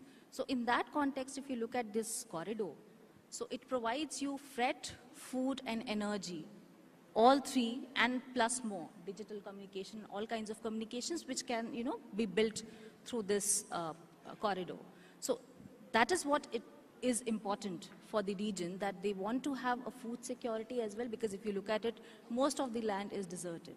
So they cannot grow food as that much. And we have also seen that, in the backdrop of the Russia-Ukraine war, which used to be the food bowl of the world, the food supply to the region got severely affected.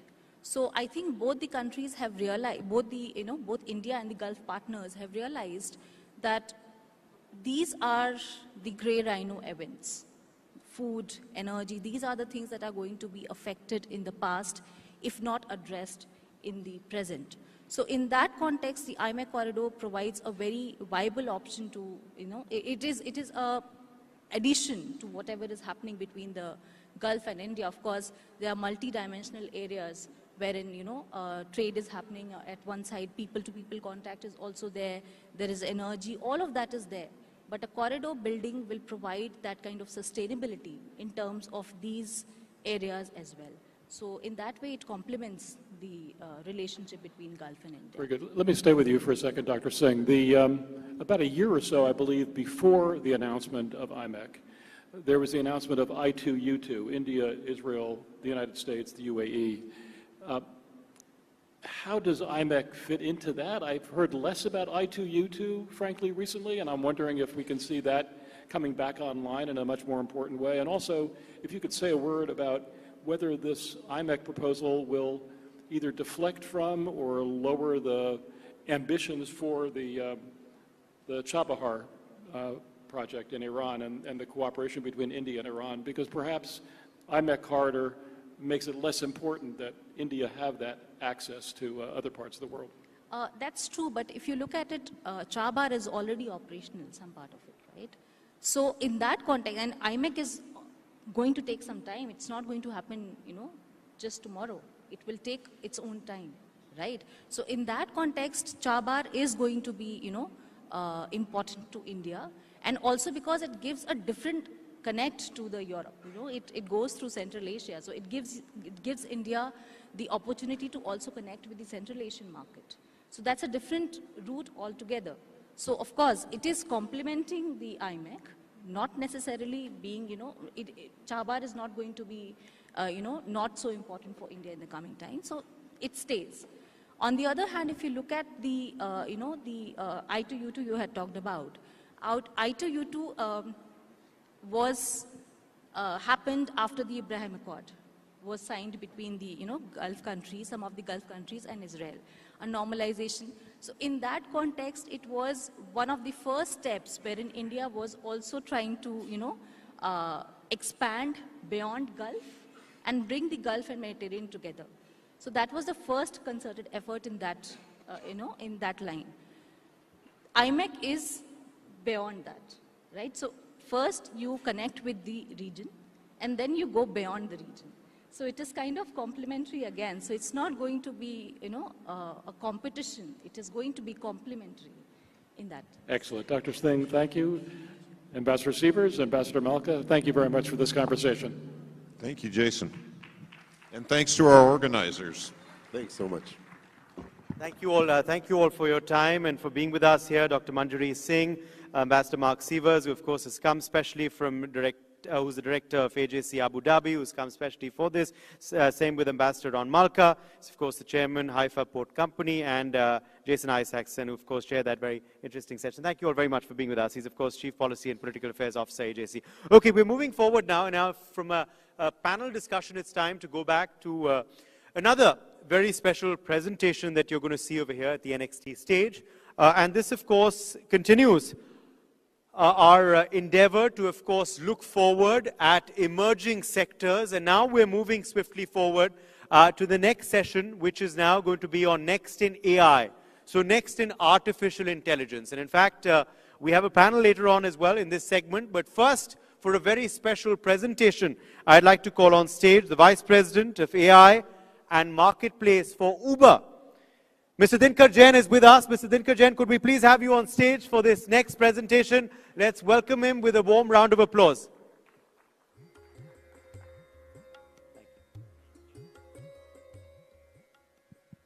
Okay, this looks like this is working. People can hear me? No, people can now hear me? All right. Okay, so my job today is to explain a little bit about what I think India can do.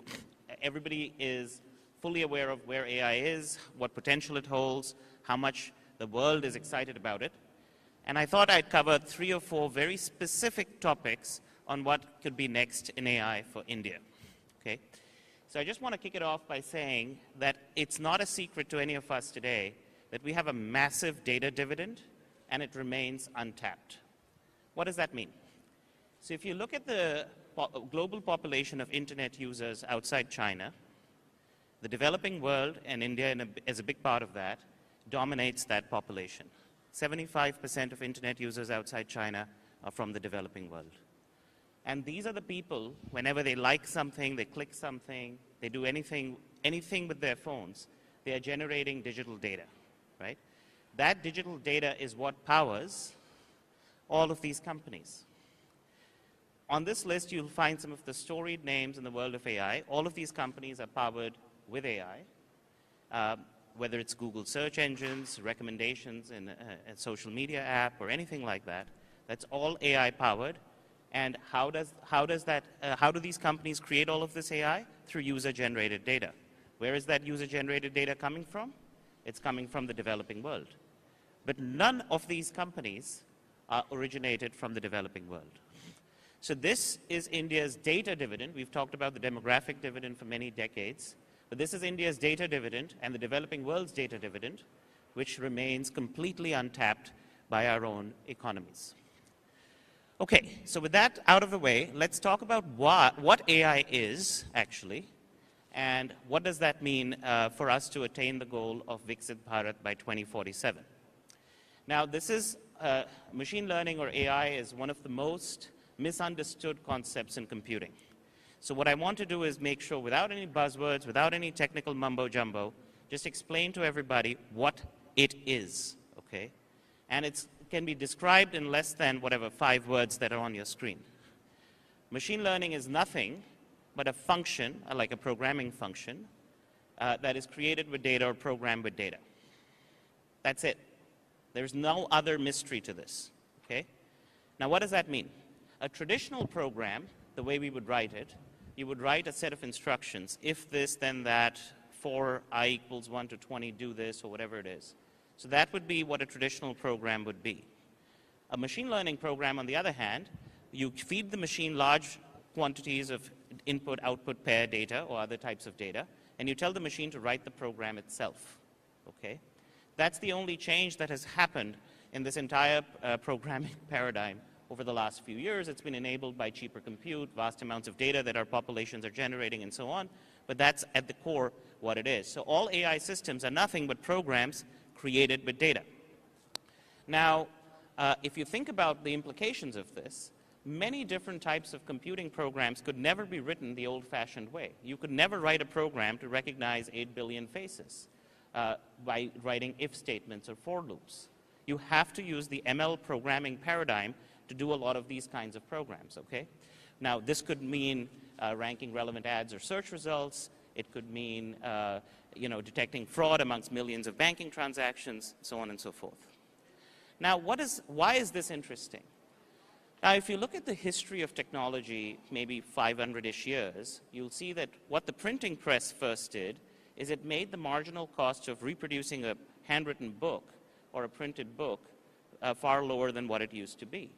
And this created upheaval in Europe, where the Europeans were able to come out of the Dark Ages and have the Renaissance and the Reformation just because of the printing press, or largely in the aftermath of the printing press. Then you have the microchip and the internet, which made the marginal cost of information dissemination go to zero, so you could send emails anywhere in the world, and this created vast economic opportunities for billions of people around the world. Now, what artificial intelligence is doing is it's going to make the marginal cost of certain types of human judgment go to zero. Not information dissemination, but human judgment. Okay? What does this mean? All of us, to live our lives, rely on other people's services, whether it's a school teacher for our children, a college professor, whether it's transportation and mobility, whether it's healthcare. All of these types of services require human judgment. And if you could deliver marginal cost zero services in education and healthcare and things like that, you can fundamentally alter the life the standard of living and the lifestyle of billions of people around the world. Okay? And this is why artificial intelligence is such a powerful technology, and in fact, it's an essential core broad-based technology to develop India and indeed to develop the world. We can do this overnight if we did it with AI. And the goal of Viksit Bharat, or a developed country, cannot be attained. It's inconceivable to think about that goal without India being a very prominent player in the field of AI. Now, if you think about three aspects, we've discussed security earlier this morning, but if you think about three aspects of what a developed country might aspire for, it is standard of living, right? And you have health and education in that, you have security, law and order. All of these things are cornerstones for a viable developed country. And AI plays a very central and very direct role in helping a country get there. Gone are the days where you have to imagine opening up hundreds of thousands of schools and training hundreds of thousands of teachers to try and get people literate. Today you can imagine an artificial intelligence app, literacizing your entire population within a matter of years, right? You don't have to make those kinds of old school investments anymore to get to this goal, and that's why AI is the only path to getting to this goal. So in my estimation, the power of this technology will eclipse the printing press, the microchip, and the internet combined. Okay? It's that potent in terms of its force on humanity. So now let's keep moving forward. So we've discussed how we have a massive untapped data dividend. We've discussed how critical it is to realize the goal of a developed country. Now let's talk about something different, which is a particular angle of AI economics and what India can do to usher in a new international framework. Okay? Now, AI economics are very different than what most people imagine. It has enormous network effects, and remember, machine learning is just a function program with data, so the more data you have, the better your AI will be. It's really simple. The cheaper it'll be and the better it'll be. And on the right here, you'll see a diagram which shows air crashes per million departures. And when the Federal Aviation Authority in the US demanded that airlines share their data across each other from black boxes of plane crashes, you can see in the late 50s, the crashes drop, they drop immediately, right? And so this shows you that when companies share data or countries share data and they use that to power learning or AI, you will get much better outcomes than you would if everybody kept their little data in their own little data silo. Now, so what we need is India to step up and pioneer an international framework, not unlike the WTO, for example, or the non-aligned movement, to facilitate the creation of these path-breaking, development-focused AIs. So what the world is trending towards is, like, let's say we have 195 countries in the world. They're all trying to create their own little AI system. So each country wants to keep their data inside their little silo and create their own AI system.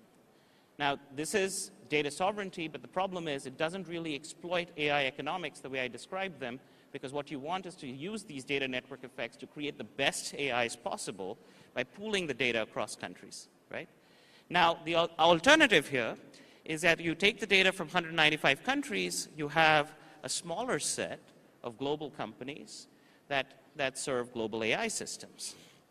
Now, obviously, this is problematic for us, too, because we don't want all the power from all the countries and all the data from all the countries to be concentrated in the hands of a few companies that often escape democratic supervision, that often escape, they don't answer to our governments or courts, that, that do whatever they want with their data, that price AI however they want to price it, and frankly are not particularly focused on the goal of Viksit Bharat, or developing the developing world. So what do we do here? The first option, I just want to declare to this audience, is not viable. If the world goes down the first option, it'll be a huge missed opportunity for all of humanity, because we will have substandard AIs in countries, smaller countries, for example, with very poor quality AIs, or complete AI dependence on some more powerful countries. And to Mr. Harper's comments this morning, in a dog-eat-dog world, that's not particularly a situation anybody wants to find themselves in today. So what is an alternative here? So if you take the second paradigm of data from 195 countries being combined into a few globally powerful AIs, you have two choices. The first choice is sort of status quo, where a few companies in Silicon Valley are able to hoover up all of this data globally. They charge a lot. They're high-margin companies, right? They're not particularly focused on applications that will help develop the developing world either. They're not answerable to courts or governments in the global south. And that's the status quo that we have today. Another alternative is a country like India pioneers an initiative where all of the global south comes together, or even if 10 countries, frankly, or 6 countries in the global south, per my estimates, came together, you could collect 50 to 60% of the internet users' data around the world, and you could foster companies that answer to an international framework of governance, where they're answerable to courts and governments in the global south. And as a result, you could deliver really low-cost AIs globally in a way that's democratically aligned with the global south, that is subject to democratic supervision in the global south, and so on and so forth. This international framework does not exist, and frankly, this requires Indian leadership, and we're just not on track. There is no initiative that I know of that is really making this happen in the time scale that we need it to happen. Right? So this is my first provocation or first invitation to this audience today, that let's try and make this happen. It's really simple. Get the data from the global south together, put it under a framework, and let's create companies that are global to solve these kinds of AI problems that we need for doing development around the world. Okay? Now, the fourth thing that I would want to emphasize is that if you think about the world we live in, artificial intelligence and indeed AI and AI-induced companies and algorithms are basically governing, managing a large portion of everything we do. It is re-ontologizing and giving new meaning to almost everything we do, right? So whom we date, what we buy, what we believe, what gets told to us, what messages we share with our friends, how we wish people on their birthdays, how we stay in touch with people. All of these things are being induced by artificial intelligence systems and algorithms, to the point where I don't think free will is as prominent as it used to be even just 10 years ago. Okay? So now, if you're thinking about having an independent country, a democratic country, a self-reliant country, these are things that rub up against that directly, very directly. And what you have is a situation where things like our delight, our emotions, the music we listen to, our thoughts, all of this is just becoming a product of the AI industrial revolution. And that means, right, that means that to artificial intelligence systems, all of us sitting here are just bunches of numbers, feature vectors, as they're called in the term of art, talking to other feature vectors that need to be introduced to each other through recommendation systems and the like. That's all it is, okay? And so in this world, you have an AI-powered infosphere, which is becoming the principal dwelling of our consciousness. And the trouble is that this infosphere is primarily in the hands of a few powerful companies in Silicon Valley. This is absolutely diametrically opposed to any notion of self-reliance, independence, or democratic existence that we might want. Okay? Now, therefore, I would assert that the artificial intelligence systems today that are unleashed across India and, in fact, much of the world are not for or for by the people at all. Okay? And this is the problem that you need to solve. And this whole idea, the Europeans are talking about it, the Indians are now talking about it, of data sovereignty, is a very limited idea. What you need, if you want to have a polity of your own, is AI sovereignty, because AI is governing how a citizen is leading their life. And so what does this mean? So if you take, any things, I'm listing a few things here, this is not comprehensive, but, if you want free speech, your communication and media distribution are governed by AI algorithms that you have no insight into. If you want competitive markets, AIs have monopolistic tendencies. If you want democratic supervision, where your regulators and courts are able to supervise how these models are built, these companies are opaque and they escape any sort of supervision from many countries in the world. If you want, to think about multiculturalism, AI systems will revert to the mean. They have what is called tyranny of the majority and monoculture. Everybody is going to, the same Croatian tomb because everybody is watching that on their Facebook feed, for example, right? I mean, you've seen this happen all over the place. Everybody in Rome goes to the same exact spot and takes the same exact selfie because that's what social media is telling them to do. Even leisure and travel is no longer individual. It's a checklist that you have to do, which AI tells you to do. So, obviously AI systems remain expensive, and that's not viable if you want to do education, healthcare, et cetera, across the global south. And lastly, most profoundly perhaps, if you want to stand for progress, AI systems are, remember, nothing but functions programmed with data. Data is a record of the past. So if AI systems were built in the 1800s, it would be perfectly okay for the AI system to say demeaning things about people with color, right? Because that would be the data that would be prevailing at the time. And therefore, that's what the AI system will learn. So if you want to stand for progress and you want to change status quo, there is no way you're getting there with just AI, especially AI controlled by a few companies. So remember, what we need is an AI sovereignty strategy, not a data sovereignty strategy, and we're far away from getting there. And in concluding motions, because I'm up against time, I will say this is my manifesto. These should be the goals that India should lead the world on, and indeed the global south on. There should be about 500 AI unicorns that are coming out of the global south by 2030. This is not an unreasonable goal. We should be targeting to be a net exporter of AI finished products by that time as well. And we need to establish a global treaty like the WTO, where you have data cooperation, democratic supervision, and profit sharing of these AI companies clearly laid out, where there's good trust between multiple countries. And by the way, you only need 5 or 6 countries with the biggest populations to get there. You don't need an entire kit and caboodle of 100 countries.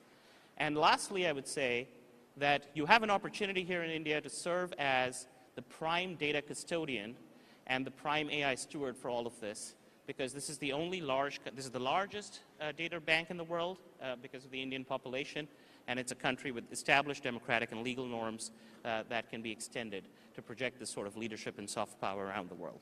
So that's all I have for you guys today. Thank you for paying attention.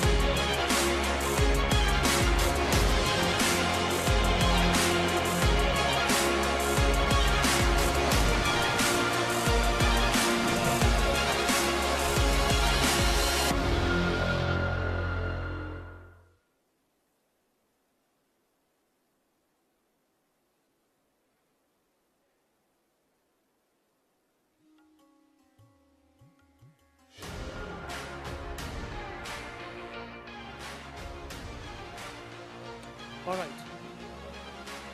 Mr. Dinkajan, thank you so much for that insightful presentation.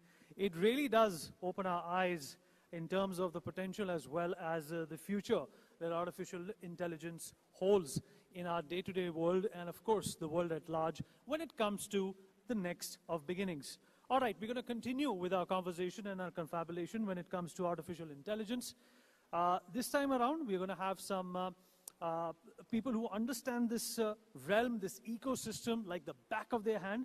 And I'm going to take this opportunity and have the pleasure of inviting them on stage to discuss AI in their respective field. What kind of changes is it going to bring about? It's also going to be important to understand what are the detriments of AI. Is it going to be all goody-goody and there are no negatives? That's not possible. There is obviously this, looming concern about AI replacing human beings at certain levels. So we'll exactly know what that means and how that can be negated with our guests in the next session. May I please have the pleasure of having Dr. Mukesh Parekh on the stage. He's the MD of the MKP Group. Also with him will be Dr. Jonathan Penn, who's the Associate Professor of AI Ethics, University of Cambridge. And also Mr. Dinkar Jain, Vice President of AI and Marketplace Uber, is going to be a part of this session. And this is going to be a conversation which is going to be moderated by Dr. Maya Ganesh. She's from the University of Cambridge, Leverhulme Center. Please, a big round of applause for this engaging and this wonderful conversation. 4 chairs, please.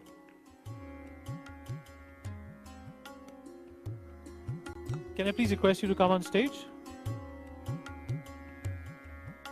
All right, guys, please keep the applause coming, especially at the back. Come on, guys. Young people at the back, show some energy, show some vigor, please. Thank you.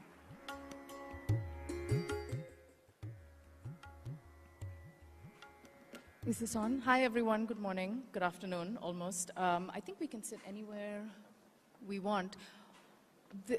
This is a hybrid panel. I think by now we're all quite used to hybrid conversations following just everything we've been through in the last few years. My name is Dr. Maya Indira Ganesh. I'm Associate Director at the Leverhulme Center for the Future of Intelligence at the University of Cambridge, and I study the social and political and cultural dimensions of AI. I'm going to be joined by my colleague from Cambridge remotely, so that's the hybrid part. And with me are, we've just heard from Mr. Dinkar Jain and Mr. Mukesh Parekh, and I'm going to let them do their own introductions in a second. I think our panel has been brought forward a little bit. We were supposed to start with a keynote from the minister, but I think he's running a little bit late, so we're just going to get into it. Could I ask you both to just introduce yourselves again? Dinkar has just been on, of course, but maybe Mr. Parekh, Mukesh, would you like to just say a little bit about yourself? Sure. Thank you, Doctor. Mukesh Parekh. I also go by Michael Parekh in America. I've been there a little under 50 years, and I visited Alabama for an undergrad, and my roommate couldn't say Mukesh, so I became Michael. Main kya karu, raam mein Michael ban gaya. I'm a finance wonk, MBA. I joined Goldman Sachs in '82 and have been attracted to technology for over 30 years. I built the Goldman Sachs internet franchise back in the mid-90s, so a lot of the technology waves in my firm at Goldman, we've been involved with most of the technology companies that we all talk about today, that Mr. Jain talked about in terms of the Mag 7. We took Microsoft public in '86, Dell in '88, and I left about 20 years ago. I've been an investor advisor to all of the usual suspects, including OpenAI, etc. And I've been deeply involved in AI over the last decade. Machine learning that Mr. Jain you spoke about, that's the genesis. You know, Uber is really the biggest AI application company when you think about it in the first generation of it. And this technology wave of AI, I agree with your directionality of the importance of this to the transistor and the printing press. But I'll just say one thing, if I may. Okay. That everything we've been talking about is addressed to ourselves. Don't give all the good stuff out right in the beginning. I'm is not. all I meant to say. I just wanted to provide context, only in the sense that it's not about me, but the AI is very unique relative to the technology cycles of the past. And it's very easy to make comparisons to the old things, but there are some big differences that I want to touch on. Okay, great. Well, I think we've just heard from you, Dinkar. I'm hoping that my colleague, Dr. Jonathan Penn, is online. Well, I can see him on the screen here. I don't know if everyone can see him because he's not on the big screen up here, but we can see Johnny down there. You can see him. Okay, that's great. Well, thank you so much, Johnny, Dr. Penn, for joining us. It must be like 6 or 6:15 in the morning in London, where you are. Could you just say a little bit to introduce yourself so we know who we're meeting today? Of course, thank you, and thank you for having me here, everyone.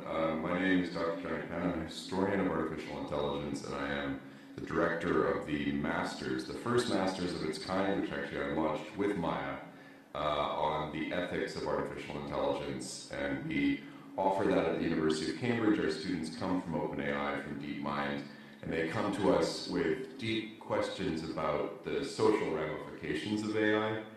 So I spent a lot of my time dwelling on that subject, and I'm pleased to be joining you to discuss the future of AI today.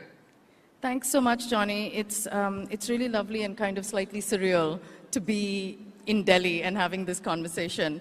But this is a very interesting conversation. And before getting into the 3 questions that I have for the panelists, I just want to sort of give some framing remarks maybe and pick up from something that Dinkar actually was just talking about, which is that, you know, you use this phrase re-ontologizing, and it's true that a lot of our everyday life is being destabilized and disrupted and challenged and changed by what AI technologies can do.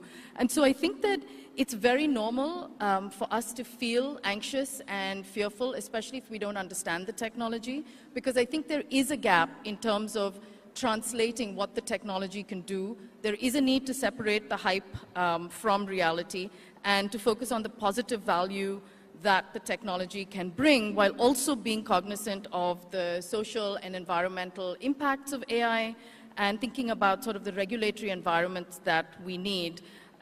There's also something else you said about the printing press, and I'm glad that you did, because, you know, I think Johnny's someone who can sort of like speak to the histories of technology and what technologies do and how they reshape society. So I'm going to come back to that a lot. I think you teed us up really well for this conversation. So I'm going to come back to that, and just a note to Johnny, I know that you think about these trajectories and continuities a lot. But the question I really had for each of you is, well, there are three questions actually. The first is, in your areas of expertise, in your areas of everyday work, research, and practice, what do you see is coming next? And I'd like you to try and be as specific as possible and think about what matters to your sector and industry. Second, what needs to change for this to come through, for this to come to pass? And third, what exists already that we can leverage to make happen? I hope that was not too much, but please feel free to ask me for clarifications if you'd like to. Okay, who'd like to start? Maybe we can start with Dinkar. And then maybe we'll each take each of you can take the question, what comes next, and then we'll pass it on to the others. Sure. So your questions are what's next, what exists, what should change, and what exists to help that change, right? Yeah. So I would say in general, just to pick off where I left, like you have AI systems globally that have these crazy network effects where the more data they hoover up, the better they become. So something like Google Search, for example, has, I don't know, 15, 20 years of search history and click history that it's captured, right? So it's very difficult for any new entrant to come and displace that network effect. At the same token, search is an absolute utility for the internet. It's not something that any country can really live without. ChatGPT has similar tendencies, but though their network effects are a bit weaker, so still they quite haven't figured that out because they just read the internet once and train their models. So, can people hear me? We can't hear. Okay, you guys can't hear. I think it's just the. It's audio. I think if we all have to speak directly into the mic. I'll change the orientation. Let me know if it still is unclear. So basically, these network effects create such grips on these domains, and AI is so foundationally critical to people's lives that we really need to think about how to change this by making sure that either you have regulated monopolies where these things are managed like utilities under intense democratic supervision, or you have certain laws that don't allow for exclusive rights over these data sets, such that many different people can compete in an open market, right? So the fundamental market structure, which we have relied on as democrats and capitalists, is challenged by this technology. AI at its core is an anti-capitalist technology, because in the sense that, you know, if you extrapolate all the academic trends, you have to get to complete control of the entire market, and you will get there eventually very quickly with these artificial intelligence network effects. So that is what needs to change. We regrettably don't have a very intelligent conversation on any of this in any policy circle anywhere in the world, while citizens around the world are suffering the consequences of these monopolistic tendencies. So that would be the main thing that's on my mind that covers most of AI companies around the world. Great, thank you. What about you, Michael? I think you touched on it right at the beginning. This AI thing is more feared than any technology, PC, mobile, cloud, anything. All of those things, people were excited about it. They were delighted by it. The surveys and the data shows, I'm an analyst, in the West, America, Europe, 70% of the population fears AI. I got a haircut recently. I told her I'd do AI. She goes, aren't you afraid? 70% of the people in India and China positive about AI. 3 out of 8 billion. So the rest of the developed world, which is actually building the infrastructure, has to catch up and be delighted by it. So that's next. Number 2, infrastructure. You saw OpenAI announced a $500 billion target project. Microsoft is doing 80+ billion. We need more infrastructure. And Sam Altman was here in India a couple of years ago and said, India doesn't do foundation models. I think India has a huge opportunity to do foundation models. Mukesh Ambani is doing a 3 gigawatt data center. I've spent the last 3 or 4 or 5 years on data centers. We need a lot more infrastructure. And it's just at the beginning of the beginning. More power for that. So that's really next. And that means more spend in this cycle in the next 3 to 5 years than we saw in 20 years of the internet. Meaning, at Goldman, we helped raise $1 trillion to build the fiber connectivity for the internet. This time, we're going to see $1 trillion in less than 5 years in terms of data centers. So huge amount of infrastructure before AI, we can all actually use AI to do all the cool things that we are hoping for. Great. Thank you so much. I want to pass on to you, Johnny, if you can talk about what you think comes next. What do we need? What needs to change for that to happen? And what can we leverage that we already have? Thanks. Yeah, and it's very interesting to hear from my colleagues on the panel. Thank you both for sharing. I'll echo the investment that's coming. We see around $300 billion of CapEx put in this year, plans to be spent this year by the big American tech companies. That's a significant amount of investment.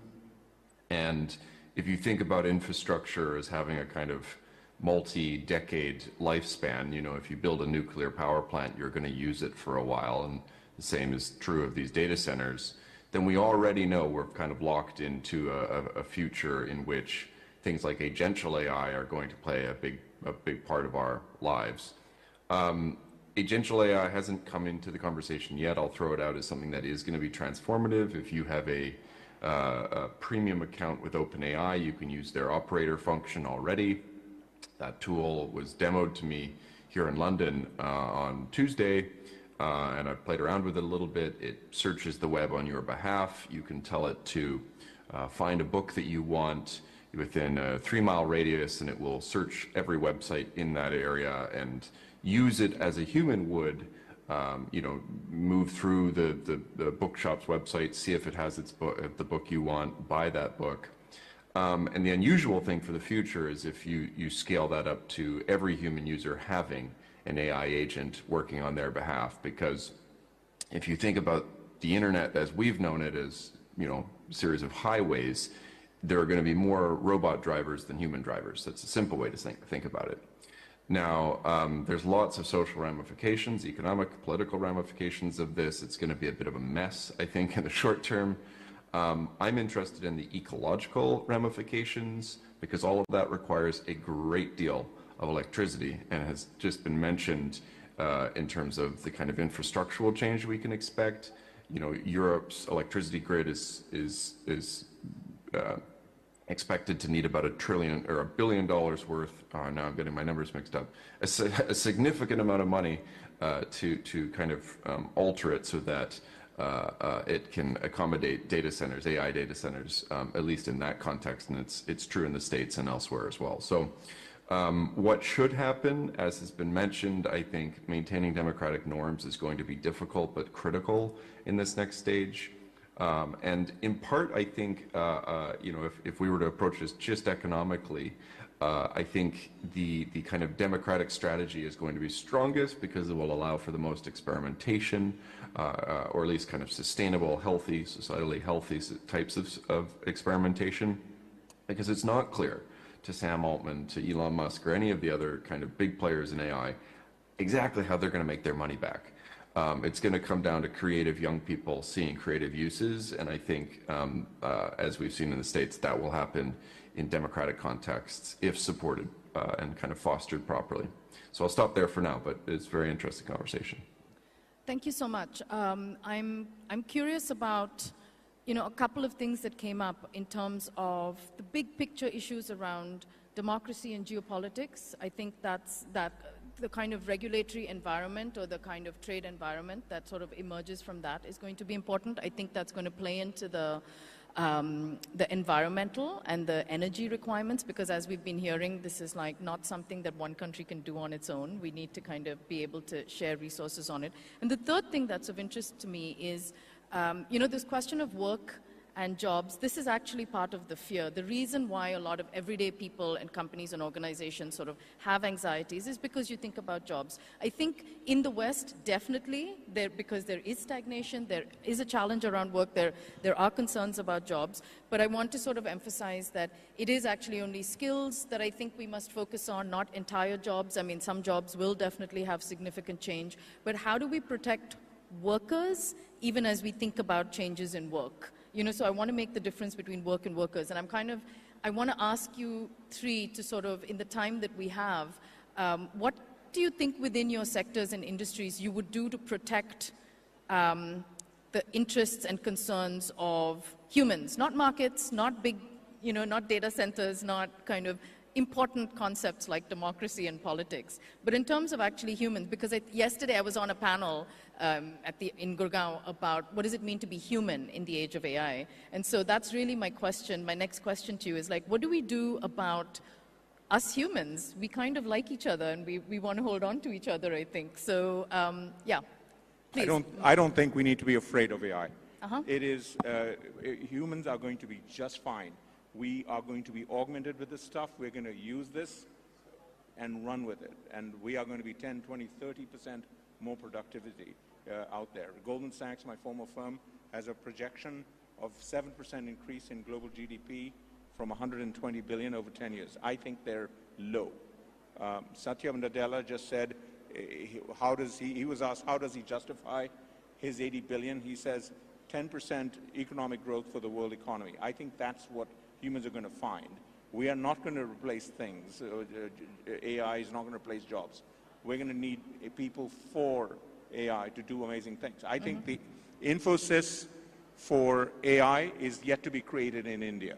I agree with you on the data opportunity for the internet, and I agree with the opportunity to coordinate the governmental response, but I think it's going to happen bottom up in places like India, because we have 3 to 4 times the number of STEM engineering and bright minds and 35-year-olds and 20-year-olds to do this stuff. I can't be more excited about them. We will figure out how to do this. Humans are extraordinarily adaptable. Last thing I'll say, because I came to Delhi for the first time in 10 years, Uber, I'm waiting for Uber. Delhi airport is the most requested of 700 airports around the world. All my drivers, they barely speak English. They are making a wonderful living. This didn't exist 10 years ago. This same thing's going to happen in 10 years from now. We'll come back to India. India, people are going to do so many amazing things because this is there. Job loss is not the core issue, is my humble view. Okay. Thank you. Dinkar, do you want to, in the time we have let me try and left. keep this in under 40 seconds so that Johnny can weigh in on this question. So there's two types of issues. One is, what does it mean to be a human? Not an economic laborer, but a human in the age of AI. I'll not address that. That's a very interesting question.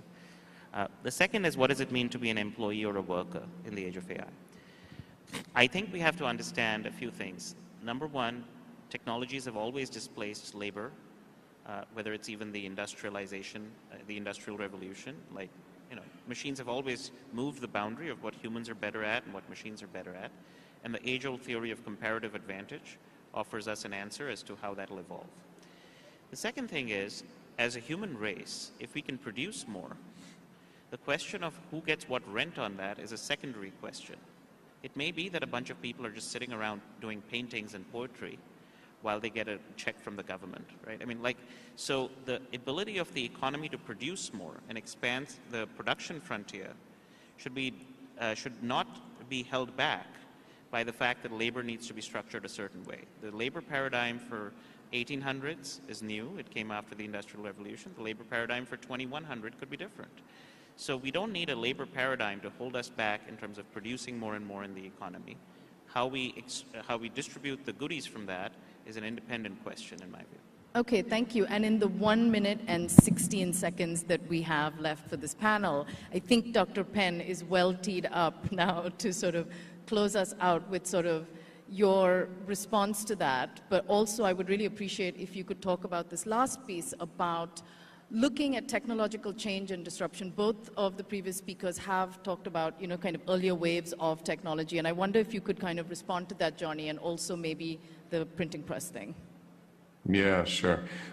So, you know, I think, and this is something I tell my students, we live in an era of extraordinary technological ambition. I think we should have the same, if not more, higher level of ambition for what our societies look like. If we do talk about the printing press, for instance, it took 400 years after the invention of the printing press for mass literacy to spread across Europe. And so it's a funny kind of historical anecdote. It's an example of not just kind of creating a tool and suddenly everybody can benefit from it. The difference that made a difference at the tail end of that 400-year period was the introduction of free mass education. It was a social reform, a social innovation that accompanied and kind of unlocked, in a sense, the technological innovation. And I think about this a lot. What are the same social innovations that will unlock the kind of technological capabilities of AI? It's a fascinating question. I think it's important when we think about the future not to foreclose on large language models, for instance, as the kind of as the sum total of AI. There are going to be new developments. There is a lot more happening outside of just that suite. So we mustn't get too distracted by the open AIs and the kind of current paradigm. There are going to be additional changes. And about the future of work and workers, you know, John von Neumann, who's the kind of one of the most well-respected mathematicians of the 20th century, right at the tail end of his life, wrote an article for Fortune magazine saying, "Can we survive technology?" And the point that he was kind of stuck on in the tail end of his career was, you know, the planet is of a finite size and we cannot grow forever. So what will we do after growth? What will the kind of post-growth look like? And I think to kind of square this with what does it mean to be a human in the age of AI, in my lifetime, in my experience, I think the people that get at the question of what it means to be human most deeply aren't the technologists, aren't the economists, aren't even the business people often. It's the artists, the poets, everybody else. And we need to, as you guys have alluded to, kind of create the conditions that they can still contribute and not have to be an Uber driver or something else, if that's the only way to make a living. So yeah, I think there's a lot of reasons to be ambitious now and to contribute even if you don't see yourself as an AI researcher. I know we're tight on time, so I'll stop there, but fascinating conversation. Thank you so much, Johnny, for that, and thank you both. I think our time is up, but I think it's been like really interesting, and thank you for your thought-provoking contributions. And I think the prompt that goes out to everybody is like, what is the social innovation that's actually going to accompany the important changes that we're going to see coming in other areas of our life? So thank you all very much, and I'm happy that we could have this chat. Thanks, everyone. Thank you.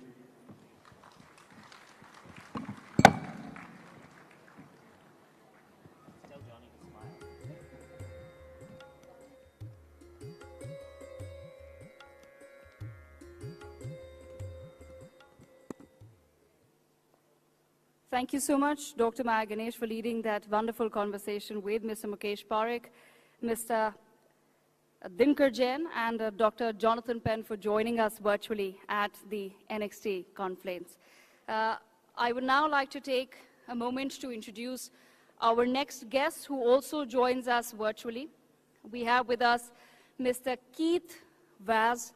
He is former MP, House of Commons, United Kingdom. He's also the longest-serving Indian origin member of Parliament.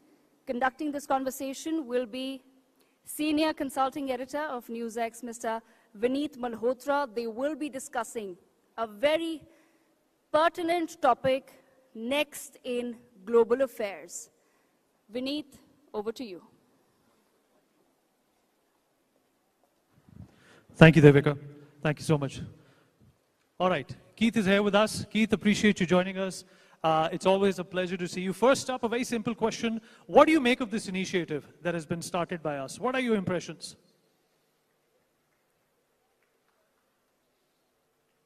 Greetings from London. I'm so sorry that I can't be there in person. I really wanted to be with all of you in New Delhi because I think this is a very important conclave. At this moment in time, the world is facing so many difficulties, so many challenges, and to have so many people who are decision makers, movers and shakers in the world of economics and politics and journalism coming together in order to discuss these issues, I think is really important. I think this has been a long time coming. NewsX has, of course, provided a huge amount of information to India and the rest of the world, but this is the next stage, I think, in the development of ideas, and I warmly welcome what is being done. I'm just sorry that I can't be there in person. Keith, a very important question. What do you think the India-UK relationship is going to look like, say, in the next 10 years, according to you? Well, it's almost 40 years since I was elected as the first person of Indian origin to sit in the House of Commons for over 50 years. And at that stage, the relationship was good, but it was very much one of India being on the periphery of world affairs. Fast forward 40 years, and India has become this global superpower. So relations with the UK are very important now. To me, as someone of Indian origin who is British, it's extremely important that this should be one of the pivotal relationships in our whole diplomatic and foreign policy area. I think it's improved. I think it's become one of equals. And I think this is because India itself has had a succession of very impressive leaders, all of whom have argued very strongly that India will only deal with countries on the basis of equality. And I think that that relationship can only become stronger and stronger. I was present at the first EU-India summit, which took place when I was a Foreign Office Minister under Tony Blair. And I know there was a great deal of excitement around that. But now meetings of this kind are pretty routine, and you can't really have any of the big decisions in the world without having India involved in those decisions. And the relationship between our two countries is one that is strong and pivotal, and I think can only get better, but it takes goodwill on all sides to make sure that happens. India now has many friends in the world, not just the UK, but we need to make sure that India and Britain, this should be the #1 friendship as far as our foreign policy is concerned.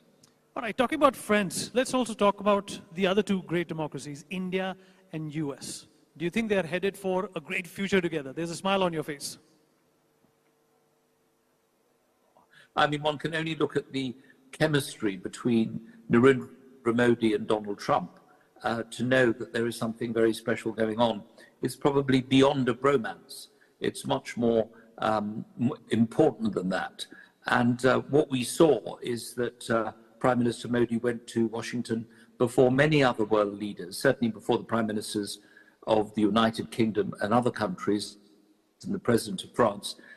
He went there, he met President Trump in the Oval Office. There was a great deal of warmth, no doubt, manifested by many years of friendship. And I think we can all remember Trump's visit to India, how successful that was, and Prime Minister Modi's visit to the United States previously. But a visit is not enough. What really matters is bilateral negotiations.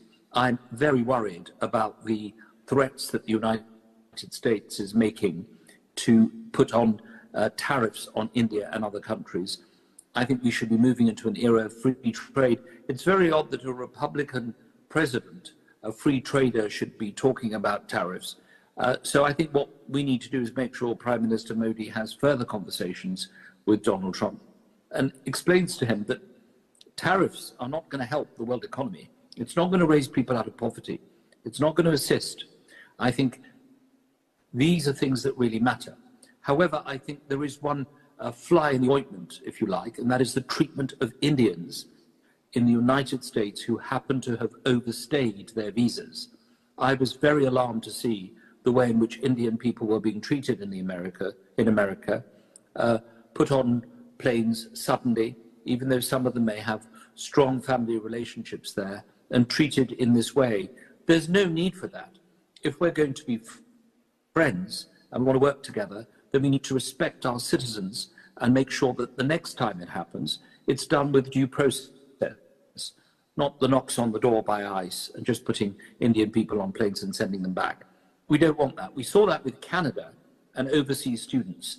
Indian people studying and working abroad make a huge contribution to the countries that they live in. 1.8 million Indians live in the United Kingdom.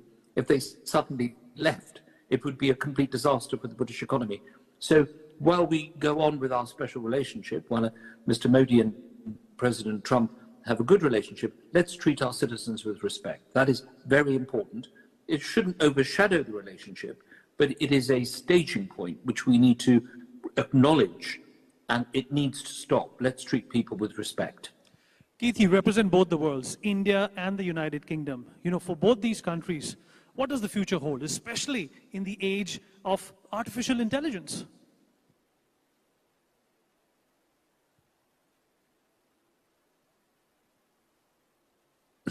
Well, I would love to represent India, but unfortunately I'm probably regarded very much as a British representative, having been in the British Parliament for 32.5 years. I think what we need to do is to foster on a much stronger basis people-to-people contact. And we need to also make sure in this day and age that there is a better connection between small businesses in India and in the United Kingdom. I think there's far too much emphasis on the big companies getting together and creating wealth. But actually the real wealth creators are small and medium-sized businesses. They can help India and the United States at a grassroots level. And similarly, it could help Britain and India develop our relationships. I think we need to continue with this kind of dialogue. That's why this conference organized by NewsX is very important. I've looked carefully at the headings of the various symposia. I would very much like to have been at the health symposium because I suffer from type 2 diabetes and I chair a charity that deals with diabetes. I think diabetes is an epidemic all over the world. You have 100 million people suffering from diabetes in India. Some of our best doctors, some of our best endocrinologists are of Indian origin. We need to share that information and make sure that it works. Let me give you one practical example. Abbott, an American company that operates in Chicago, has developed a very special tracking system for your blood sugar. However, it costs 5,400 rupees every time you buy one of these, and you have to change it every 2 weeks. Now, this is outside the scope of the average Indian to be able to afford this kind of mechanism. We need to be talking to these companies so that they supply this equipment at a much lower level, or at least share the patent so an Indian company can develop this mechanism in India. And I think they'll still make a lot of money out of it, so they don't have to worry about producing them, but at least it will help people. So your health symposium, which I know is taking place over the next 3 days, is as important as economics, because a healthy workforce, a workforce that is able to contribute so much to the economy of a country, is extremely important for the progress of nations. Keith, one last question before we let you go. What do you think the world at large should look forward to? Well, peace. One of the statements that we will hold President Trump to is that he is interested in peace. He's a deal maker. Why do we keep going on about America? Because, of course, America is the biggest economy in the world. Second is China. We need to make sure that when the President of the United States speaks, that he speaks with the support of what we call the free world, the democracies. And one of the things he said is, in his last administration, there was no wars started when he was president. I think there were some wars, actually. It wasn't kind of a blanket no wars, but what he was saying was he didn't start any of them. So if he is a peacemaker, if he brings the Russians and the Ukrainians and Europeans to the table and gets peace in Ukraine, if there is peace in the Middle East, that will make a huge difference to the way in which the world operates. This would help the entrepreneurial talent of the Indian people and the British people be able to produce so much more effectively the economy of the future. So first you have to have peace. And if that happens, that's going to be great. The second thing is you have to have free trade. You cannot live in an environment where individual countries are slapping on tariffs. It doesn't help India if all these countries in Europe and America start slapping on tariffs. We need to have a proper free trade agreement with all these nations. So those are the two things I think I'd like to look forward to. Peace, free trade and prosperity, which will lead to an alleviation of poverty. And that's what we have to do. We need to make sure that people are able to live their lives in fulfillment. Reducing taxes, providing an economy that allows businesses to grow, and giving education to young people. So many people of talent cannot have the benefit of education because it's not available to them. And of course, to be healthy. All these topics are brilliantly covered in this incredible symposium that you all have put together. The conclave of NewsX, I think, will come out with so many ideas. But as we all know, it's all very well meeting. What matters is the legacy. And the next thing is holding this conclave again in either New Delhi, or may I offer you Leicester as your next port of call. You don't always have to hold this in Delhi. You can hold it elsewhere, but I hope it's going to be very successful. And I only wish that I was able to join you at this incredible NewsX conclave. I hope it's going to be very successful. Keith, thank you so much. Really appreciate you joined us all the way from Leicester, United Kingdom. You've taken care of all our questions the way you took care of Leicester for so many years. Keith was, everyone. A big round of applause. Indeed.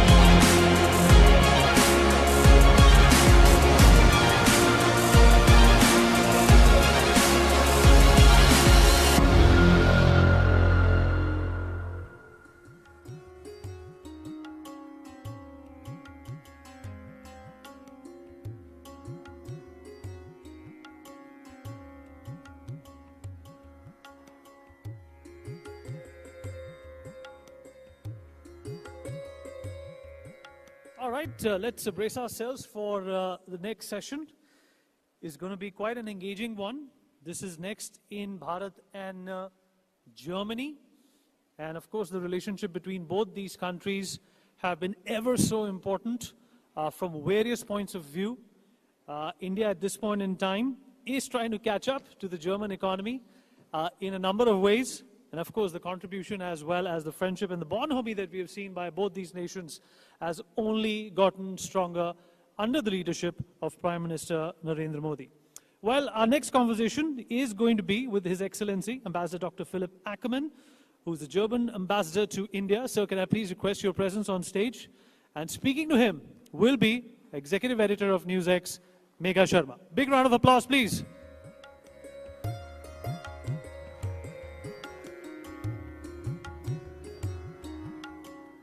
Good afternoon, everybody. Thank you very much for having me here. Let me make a very short elevator pitch, as it were, for this idea of Germany and India. Now, I think this NXT Conclave is looking at upcoming trends for India in the future. Now, I have to say that Germany-India is a trend that is quite around for quite a while already, so it's not new, but it's upcoming, and I think we are well positioned for the future. You might have, followed last year's Germany Mahotsav, Germany-India Mahotsav here in Delhi, where we had a fantastic series of bilateral interactions between politicians and from both sides, and that was culminating in the intergovernmental consultations in October last year. We had a series of very, very interesting military exercises together with the Indian Army, and we have this wonderful thing which we call the Green and Sustainable Development Partnership, where we work together with the Indian side on so many urging issues, so relevant issues to fight climate change. Now, let me give you 3 good reasons why this partnership will, in the years to come, going on a next level. First of all, I think business is super important. We have 2,200 German companies here in India, and the number is growing. Why? Because India becomes a more and more attractive place to invest, to come to, and to get India's expertise, get the people of India's super well-trained and educated knowledge in many, many ways. So I think we'll have, in the years to come, a bigger German investment here and engagement here on the business side. And I want to put a particular focus on all what is relevant for the renewables, for a future of a green and sustainable planet, where Germany is a leader technology-wise and India is catching up quickly. So that's something where I think our 2 countries will work together hand in hand. Now, second point is a military and defense partnership, which is very, very important. I think in the last years we have seen that the German and Indian armies and armed forces are discovering each other with more interest, and we had this wonderful series of joint exercises last year. That means also that we will be working much more closely in defense production and defense purchases. That's also a very, very good and new development. And my third point is, and that's maybe the most the newest of all points, is the question of migration. So India is a country with a growing diaspora in Germany. We have now 280,000 Indians living in Germany, 50,000 Indian students in Germany, and as we are in need for skilled workforce, as we are in need for many, many groups of professions, from IT engineers through caregivers and nurses, we will, reach out to the Indian side to get a very, very sound, good migration from India to Germany in these areas. And that's something where, I see an enormous potential for the relation between the 2 countries, the people-to-people contact and the sort of awareness raising in both countries on the other partner. So for me, that is basically the essence of the trend, Bharat Germany, India Germany, for the years to come. I'm very happy to be in the midst of it and as ambassador part of it. Thank you very much.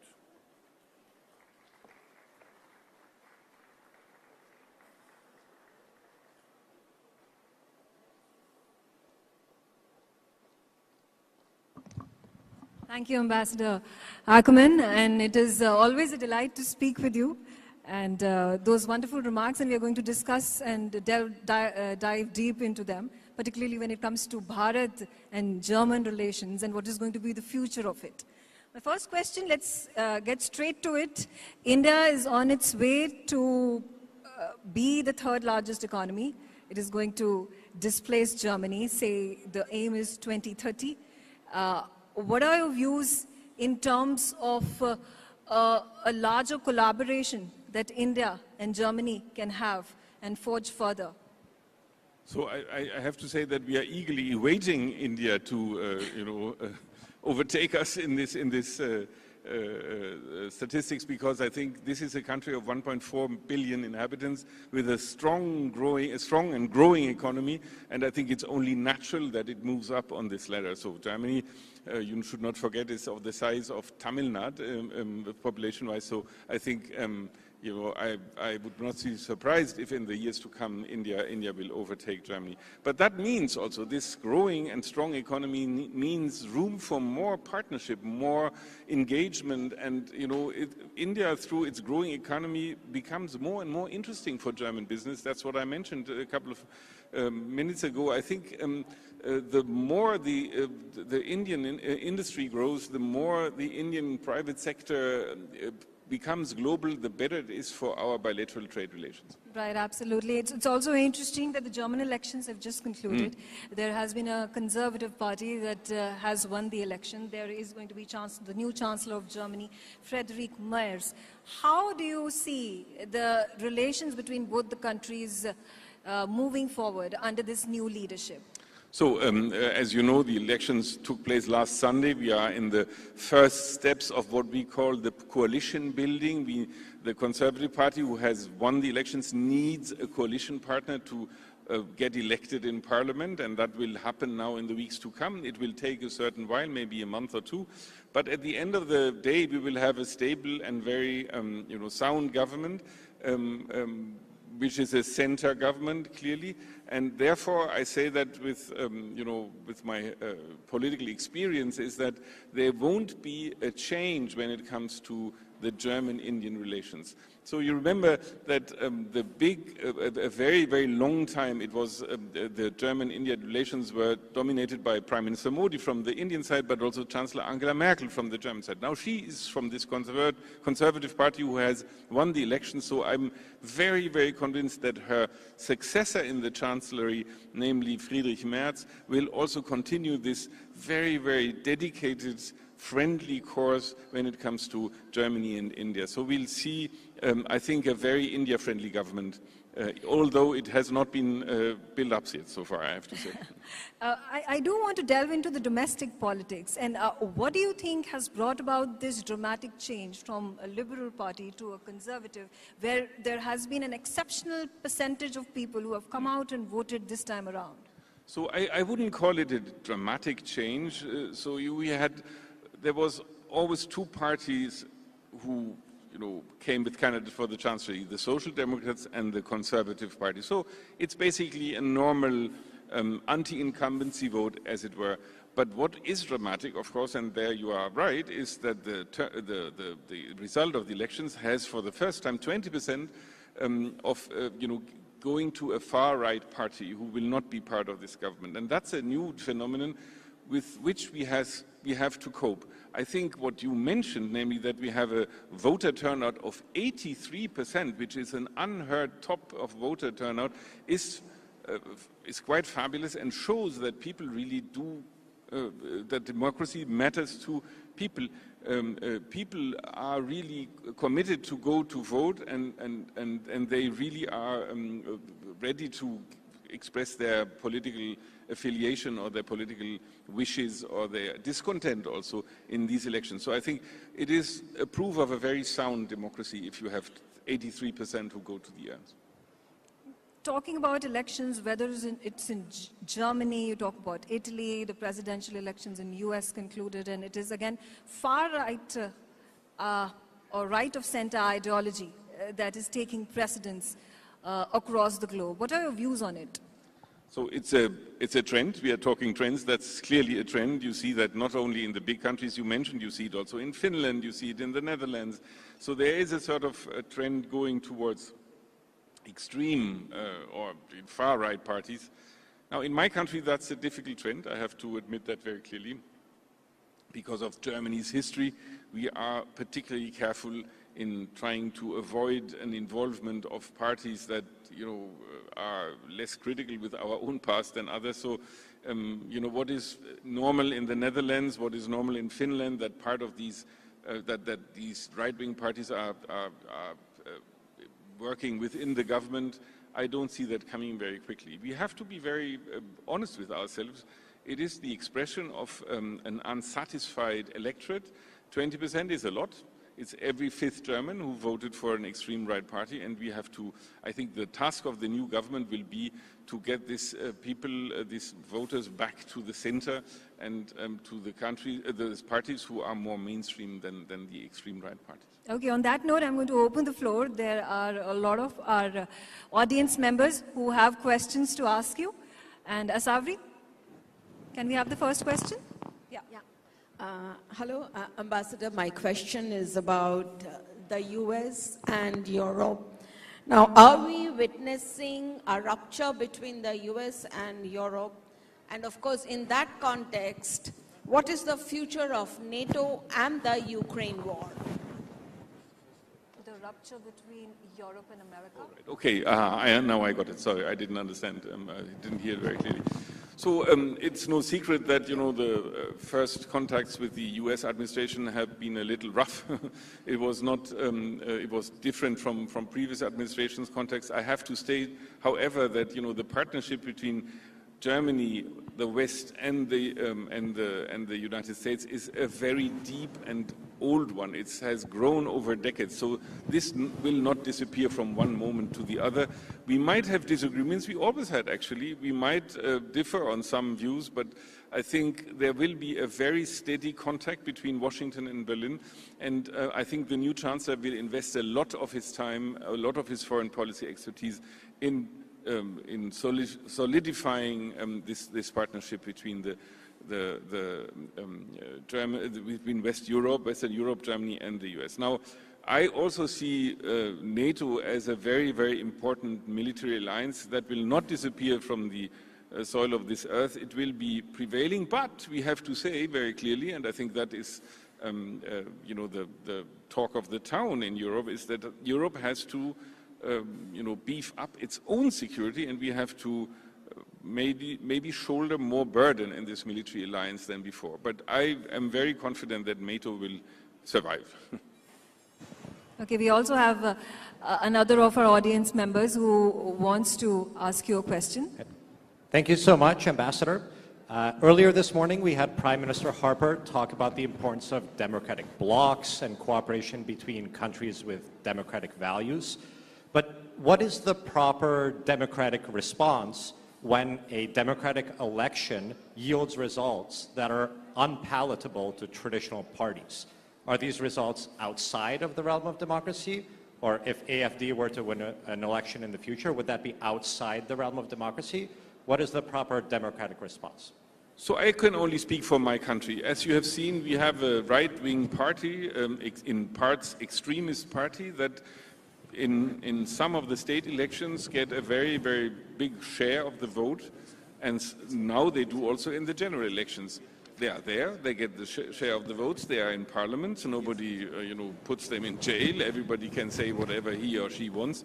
Whether they will be part of a government, that's a different question. It's up to the parties to decide with whom they will side for a coalition. And it was very clear that the incoming Chancellor, Friedrich Merz, had no intention whatsoever to bring them in a common you know, government, and that is his absolute right. And I think we should, you know, if a party wins elections, 30% for the Conservative Party, it's up to them with whom they sit down for a government. In Germany, there is a firewall, as we call it. We don't want these extremist parties in the government now. What happens in the future remains to be seen, but at the same time, they have a very strong voice in Parliament, in the national Parliament, as well in state Parliament. So I think there is no, it is completely wrong to say that they are, you know, put aside, or that they are not having any right to express themselves. No, they have, but they have not been convincing in, you know, getting other parties to join hands with them. So, you know, they should work on that, I guess. Do we have any more questions? Yes, Asavi, can you hand the gentleman the mic? Is it on? Yeah, all right. There are so many terms, far right, conservative, especially as a German living in India and having lived in the US and the UK, I find these terms are different in each country and at each time. And given the problematic history of Germany, I don't think the term conservatism is a good term. How would you define it? Conservatism. How I would define conservatism? It's a political trend that values traditions, that values grown traditions in many ways, be that religious or be that family traditions or be that values of social values that have been developed over the decades. I agree with you. In every country, in every democracy, it means different things. And I think that's not a bad thing. You have to respect democracies. The American democracy, the French democracy is different from the German one, let alone the Indian democracy. And I think every democracy has to decide by itself what they want to do with parties that are basically on the fringes of the political spectrum. And in my country, it's more difficult than in many others. Okay, that's all the time. Okay, I have a question from PM Tony Abbott as well. Thanks very much, Ambassador. Look, I'm intrigued by the constant reference to the alternative for Deutschland as far right and extreme right. Why is it extreme right, in inverted commas, to want immigration controlled and migrants to be properly integrated into the mainstream of German society? So this is a very specific and detailed question. I can go in details now. I think we don't have the time for that, but it is clear that the far-right Alternative for Deutschland as a party has made statements that are basically in conflict with our basic law, with our constitutional law. That regards migration, that regards also the question of how to deal with energy provision, and they have made extreme statements without offering solutions, I would say. But that's the right of any democratic party, and they are apparently democratic, otherwise they would not be in parliament. So they are in parliament, they have a very strong parliamentary group, but whether other parties want to join hands with them, it's up to the other parties. So I think that's all I can say. I feel that this is a decision that is up to any policy maker in the country where the parties get voted to. Okay, thank you, Ambassador Ackerman. It's, like I said, always a pleasure. Insightful comments that have been made by you, and thank you once again for joining us. It was a pleasure. Thank you, Next. Megan. Thank you very much.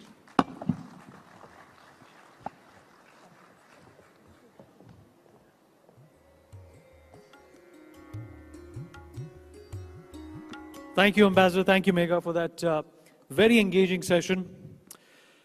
All right, on to now our next topic. What is next in space? Leonard Nimoy, also known as Spock from the famous series Star Trek, said that space is the final frontier.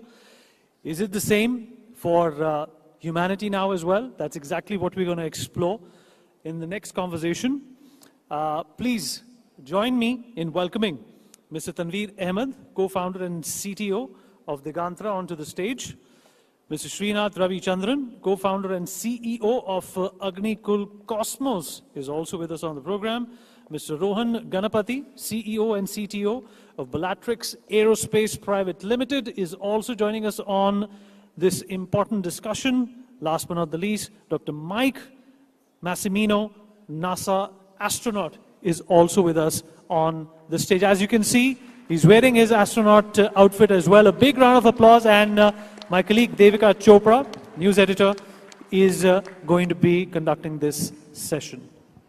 Ladies and gentlemen, it is such a privilege for me to be sharing the stage with, of course, the pioneers of our space startups, but more importantly, Dr. Mike Massimino, a NASA astronaut, has very graciously agreed to be with us in person in India, and it's such an honor to share the stage with him.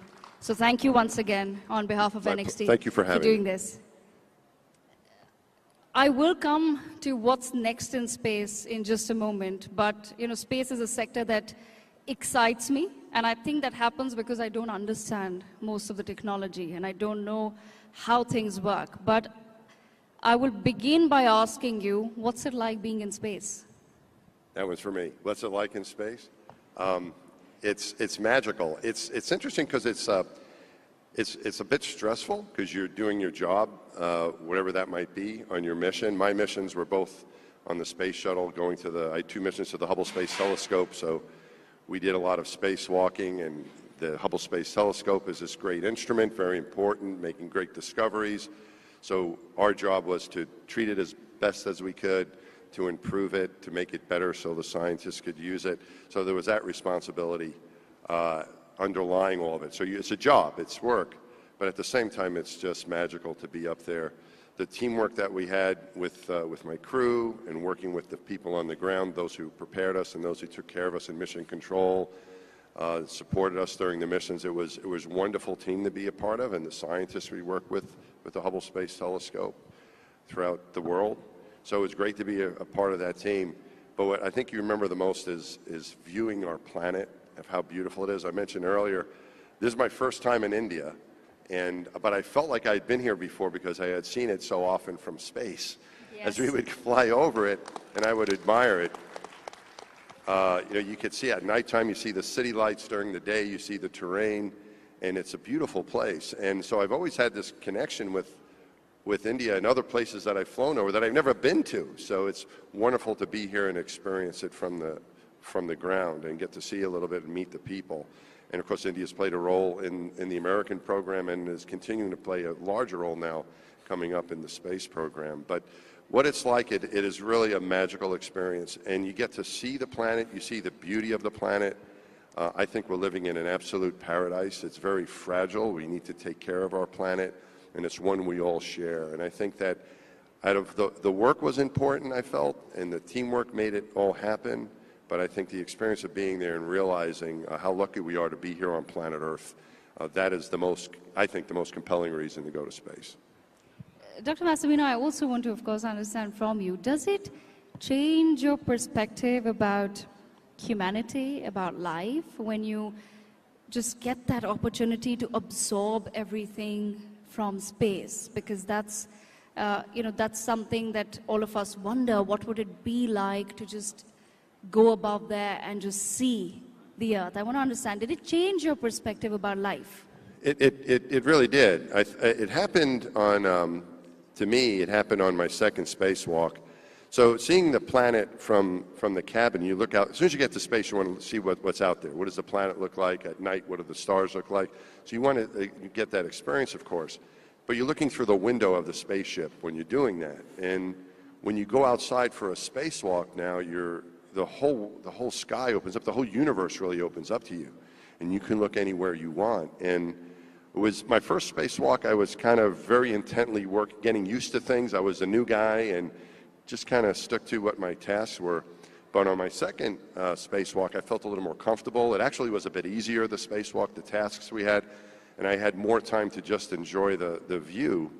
And there was a point where we just had installed a new instrument into the Hubble, and we got ahead of schedule a little bit, and I knew I had a few minutes because my spacewalking partner Jim Newman was going to come help me with something, and he was getting ready to do that. But I had a few moments to look, and it was a day pass, and I just kind of lost myself in the view of our planet. And the thought that went through my mind was, this is a view from heaven. This is a heavenly view, to see it from here.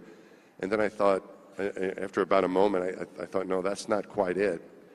This is what heaven must look like. It's a complete paradise. And you see the beauty of our Earth, but you also see the fragility of it. It's a very thin atmosphere, and we know that it's a fragile place. But when you see it from space, you see the atmosphere, just a thin blue line. If you think of the Earth as an onion, that top thin layer of the onion is the size relationship of our atmosphere to the rest of the planet. So it's you feel the fragility of it. I could only see that view because I was wearing a spacesuit. But you see it as such a beautiful and a perfect place. There's no borders. It's very harmonious. And that does stay with you. I do think we're living in a very special place. We're very lucky to be here on planet Earth. We need to take care of it as best we can. And it's a place we all share. But I see that you see the beauty from space, but you can engage it on Earth. And so I try to remember that view from space every day when I am here, and it's such a beautiful place here in India. Some of the things I've gotten to see so far and getting to meet the wonderful people here, it gives you that perspective from space, but it can engage it every day in our lives here. And I think we need to try to be amazed every day that we spend here on Earth. At the same time, Dr. Massimino, I also want to understand from you, you went from being an engineer to becoming an astronaut. What was that transition like, and what really motivated you or propelled you to make that change or to accept that opportunity? Well, the astronaut job has got lots of different different types of people working in there. So I'm an engineer, as you said. We also have military people, test pilots, but people with other occupations in the military, scientists, medical doctors. I've flown in space with a geologist, with an oceanographer, with a veterinarian. So we have lots of different occupations. I think that each one of those skill sets, the commonality is the ability to solve problems. I think a STEM education, a science technology generated type of education teaches you how to work in teams to solve complex problems, how to work together to accomplish goals, and how to think about maybe a very complex problem and then figure out ways to engage it. And I think that that's the common thing that you'll find, I think, with most astronauts. We come from some sort of technical background. It might not be engineering, it could be science, it could be aviation, but the ability to solve problems. And I think that prepares you very well to be an astronaut. It gives you maybe the foundation. And then for me, being a civilian, once I became an astronaut, there was a great deal of adventure I had to get used to, flying in high-performance aircraft and learning how to do spacewalks and doing things that I thought were a little bit crazy. I was trained to do those things. So I think it's important you get that good educational foundation. In my case, it was engineering. It can be lots of other foundations as well. And then the space program is really good of training you to learn to apply what you know to the problems you're going to be working on in space. All right, so we have three more, space startup founders here. They're in various positions in the startups, and they also have, of course, technical backgrounds like yourself. I want to ask Rohan with Bellatrix Aerospace, do you ever feel that you may want to transition to something as Dr. Mike Massimino has done? You know, he's gone from being an engineer to actually being an astronaut. Is that something that you also ever look forward to? You're making the rockets that go up, but my question is, do you want to ever sit in one of them and be in space? Well, that's an interesting question. Thank you for having me here. It's a privilege to sit with you. Well, that's the final goal for anybody getting into space entrepreneurship, for example. You always have this fascination of going to space, and build technologies that go to space. So we are taking baby steps. We work on in-space propulsion and mobility, going to the moon, going to Mars. That's where we come. And we'd love to see a future where that becomes a reality, going to the moon, going to Mars in our lifetime. And now that India is also awakening to privatization in the space sector, so there are, believe me or not, in 2018, there were 4 companies. Now there are 300 companies in India working on space. So, yeah. Yes, that's a point to note, that we barely had any, and today we have over 300 private space companies operating in India. So that's a huge achievement for our nation. Srinath, coming to you next from Agnikul Cosmos. I want to understand from you, how has that experience been working with, say, the government in terms of the support you need to set up a private space company? Because at the end of the day, every venture, when you get into it, you want it to be profitable. But space is one of those businesses where you need heavy investor backing. You need money which literally gets burned as you go up. So how has that experience been operating in India? Yeah, it's been very different, I think, over the last 6 years, right? So when we started in 2017, literally the number of people who asked me the question of whether it's even legal to build a private rocket company in India is way too many to answer here, right? And from there, in 2022, with the government support, we were able to set up our own private launch pad within the country. So I think that has been a marvelous transformation. In the early years, I mean, as a founder, raising money is one of the things that you always think about. A lot of questions where, you know, we had to figure out the best explanation to say, will India allow you to launch privately, right? We had to always beat around the bush, to be honest. And that was still 2020. And then with the whole, you know, new set of policies that have now come out, I think we have absolute clarity in telling people that policy is not the real problem. Now it's, if you can go build a SpaceX, if you have the money for it and the technology for it, you can do that in India. That was not the case in 2017. So I think as Rohan was saying, we are in the right direction. We are getting there. A lot more work has to be done, but I think it's a great starting point now. Absolutely, and it also gives you a lot of exposure to other international companies that are also doing that, private space companies. And I'm going to come to that point with Tanveer Ahmed of Dejantara. Tanveer, Dejantara has just done their launch with SpaceX. Can you tell our audience about that? What was it about? Okay. Hello, everyone. Thanks a lot for having me here. As a company, we focus on tracking space objects. So today, many of you might have come from an aircraft over here, and you had a pretty comfortable flight, I would assume, and you did not have a fear that another aircraft would come and collide into you, right? So that's space debris. Yeah. Space debris monitoring is what you're essentially doing. Yes. Yes. So essentially, we do something how aircraft's traffic is managed through tracking, by tracking with radars and things like that. We do something similar for space. We track every object in space, be it a satellite or a debris, and we ensure that traffic is managed and coordinated and ensure that no accidents happen in space.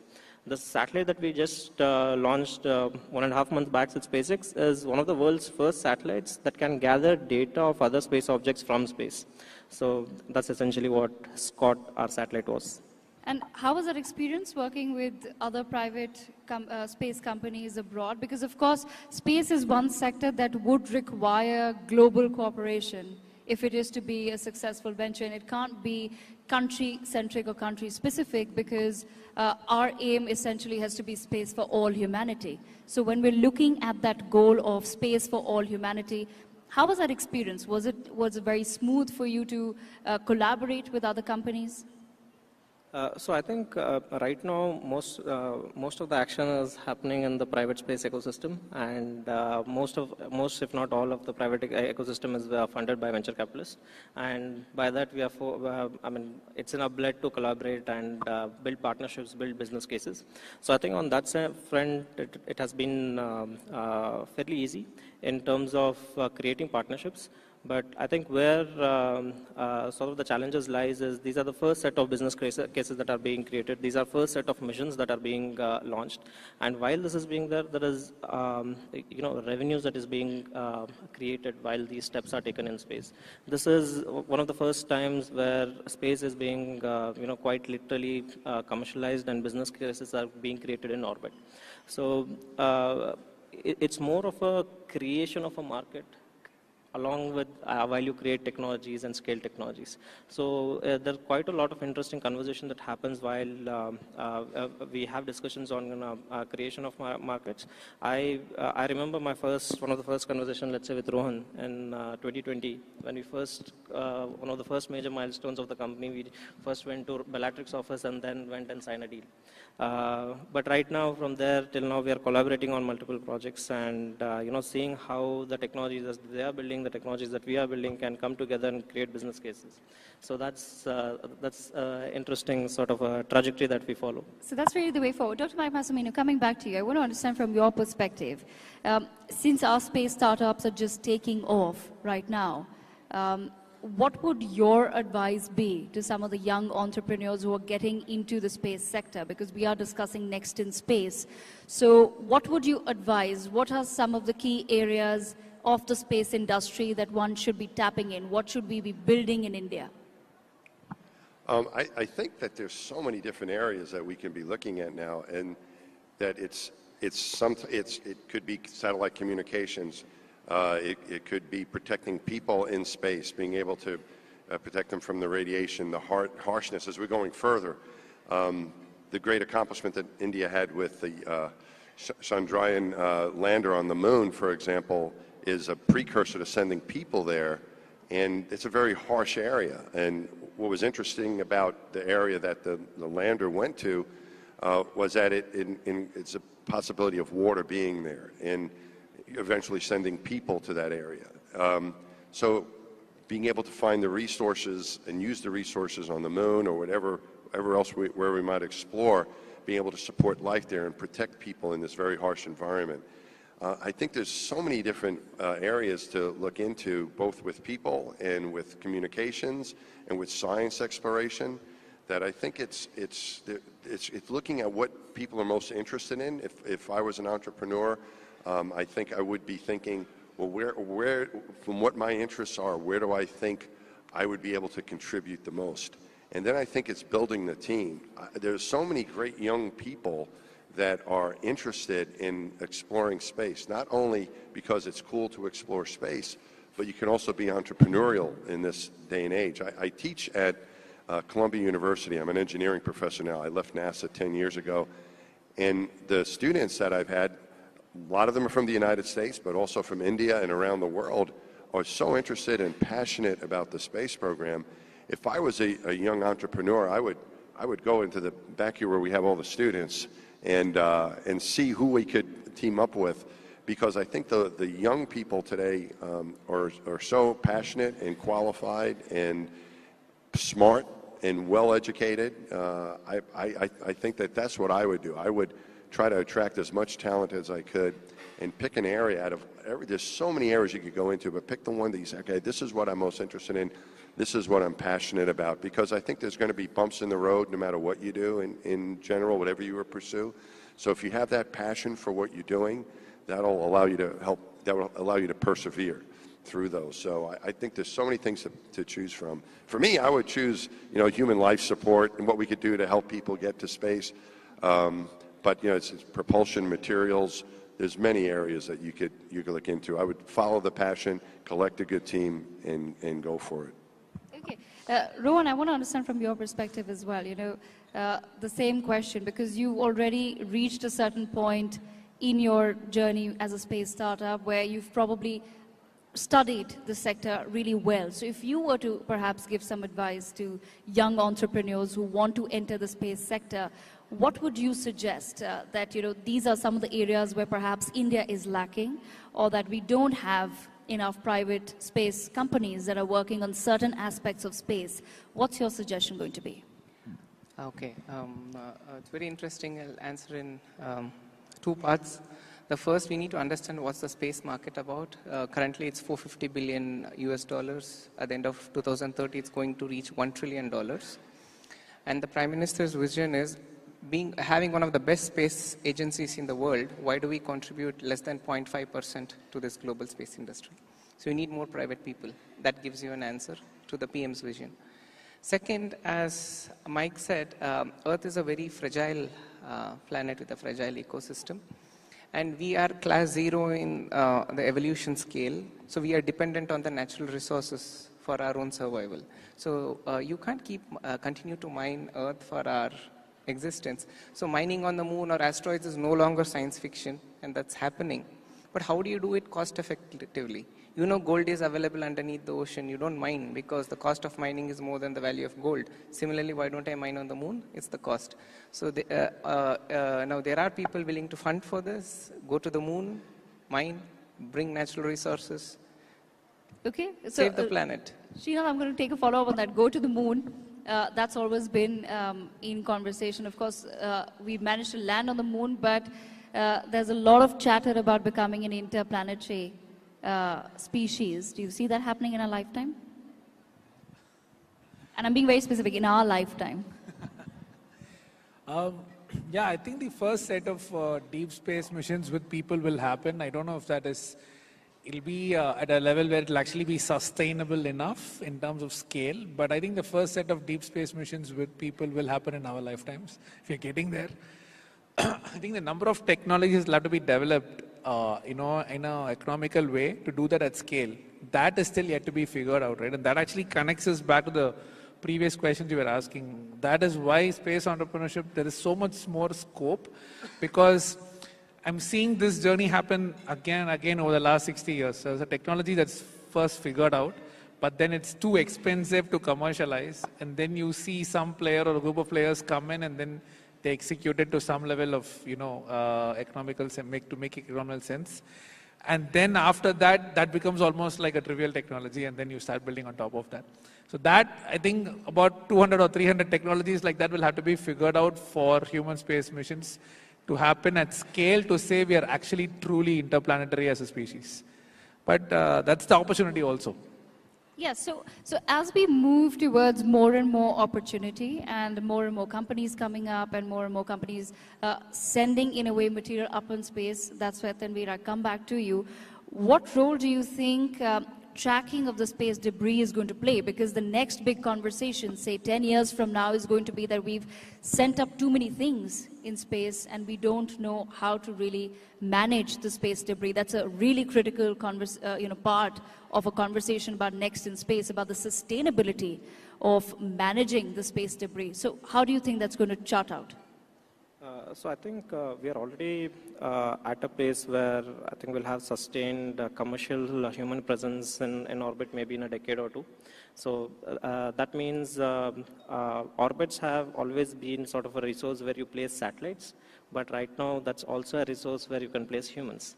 So once humans, lift their feet from ground, you need to ensure that wherever you are, it's pretty safe. So till now, the space has been utilized in such a way that, like any other industry like oil or gas, the resource, the space and orbits have been exploited.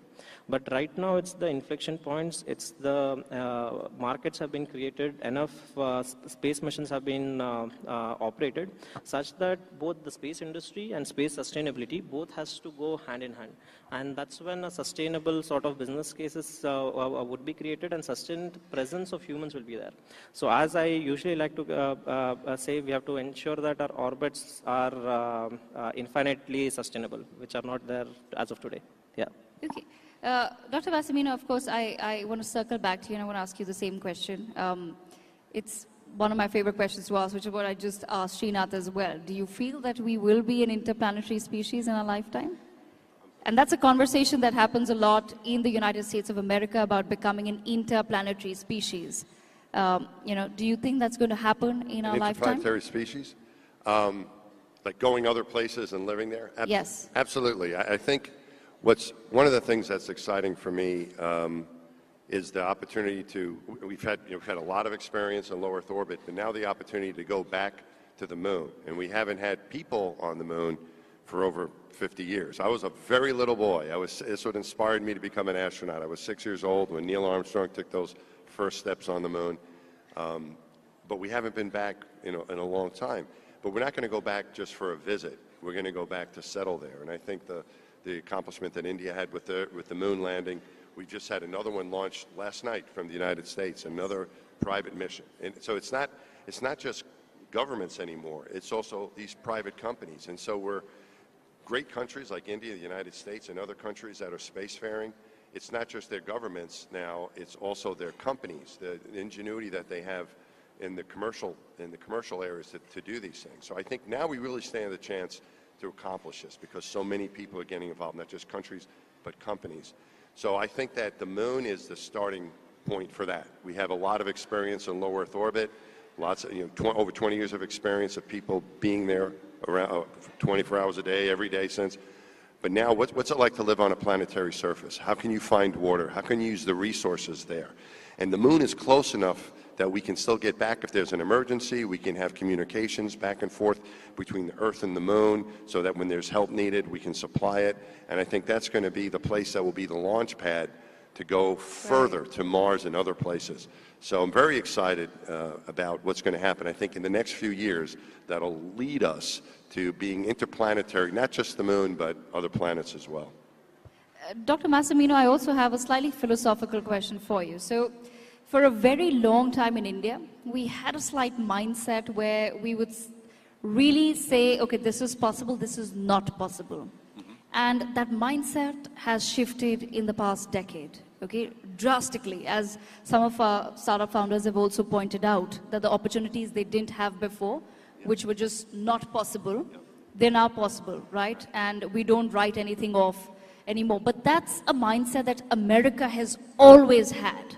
And that's why you have, or rather that's the impression that we get, that America always dreams really big. right? So they follow that you dream of the moon, but you land on the stars. So I want to understand from your perspective, how do you suggest, this is a philosophical question, how do you suggest that we adapt more of that mindset where we just say, this will be possible? I think the mindset that I think I've had, that I learned and that we had at NASA was that when you first sometimes hear about an objective you want to do, if you're dreaming big, you want to go to the moon, you want to build a space station, you want to have a lander on the South Pole of the moon, these things might seem impossible. And I think I was told by one of the moonwalkers, Alan Bean, it was a mentor, he was out of the 12 people that walked on the moon, he was the fourth, and he told me, Mike, at some point in your career, you're going to be asked to do something that's impossible. You're going to dream about something that's impossible. Don't think of it that as impossible. Start talking about it with a group of creative people. Start exchanging ideas. And what you'll find is that it's not impossible. It's just really, really hard. So I think when you have these impossible dreams, I think it's important to have a good creative group of people with different ideas. This is why I think countries collaborating and getting a very diverse mixture of people together is important, because you're never going to solve the major problems, the difficult problems, if everyone thinks the same way. You need people that think differently. And then you start realizing, okay, maybe it's not impossible, it's just really, really hard. And the other thing that I tried to keep in mind, and I found like in my life, because I applied many times to become an astronaut. I was rejected twice. I was medically disqualified once. And I just kept trying, and I felt like, you think things might be 1,000,000 to 1, and it can't happen, but that's not true. It's just very unlikely, some of these impossible things. And the only way that something is truly impossible is if you don't try, or if you give up. If you don't try or you give up, then you know the outcome, and yes, it is impossible. If you don't try, it's impossible. If you give up, it will be impossible. So I think that's what you need to keep in mind is, no matter how hard it is, don't give up and surround yourself with a diverse team of thinkers to attack the problem. That's an absolutely lovely thought. I just have another 1 minute left, so I'm going to quickly go across the aisle here. Rohan, I just want to understand from all three of your perspectives, the next decade for space, what does that look like? What does it look like? Yes, what is the next decade of space? How do you envision it? Turning science fiction into reality is what we see, and a lot of capital being spent on space. But the beauty of space is, yes, it is expensive, but the rewards are much bigger. The first software code was written for Apollo lunar landing, right? But now software is a different industry in itself. Same thing is going to repeat. You're going to see that Apollo era, the 60s, the late 60s. So that's what we predict for the next 10 years. Okay, Srinath. I think adding on to Rohan's point, I think at least in India, it's going to become a lot more commonplace, not more normal to talk about it. When we started Agnikul, I was a little shy to go and tell people that we were building a rocket company. I think that will become a little more normalized, and that's a sign of the country and the community actually embracing space to also be something that you can actually build careers in. You can actually have a so-called normal trajectory in that one as well. So I think that is going to be the next decade. And I think you guys are setting a great example for parents and young people in the audience as well. When they see you as successful entrepreneurs in the space sector, I'm sure they take that back home with them, and some dreams get built here as well. Tanvi, I'll leave the last word with you. 20 seconds, please. Yeah, I think we have launched both in Earth orbits and interplanetary orbits. I think in the next decade we'll be doing that at scale. So I think I would like to end it with launch, baby, launch. Okay, all right. That's great. That's a great thought to end it on. Once again, I thank Tanveer Ahmed, Srinath Ravichandran, Mr. Rohan Ganpati, and last but not least, and once again, sir, an honor to have you with us, Dr. Mike Massimino. Thank you so much for discussing the next in space at the inaugural NXT conference. All right, thank you for that amazing space session, if we can call it that. Yeah, before we in fact get into our next conversation, we're going to have a look at this video. बिजली कब आएगी और पंखा कब चलेगा? चंटू साहब, पहले पंखा आएगा, फिर बिजली आएगी, हैं? पहले पंखा आएगा, फिर बिजली आएगी। ये पागल है। तुझे पता है क्या? पहले पंखा आएगा, फिर बिजली आएगी।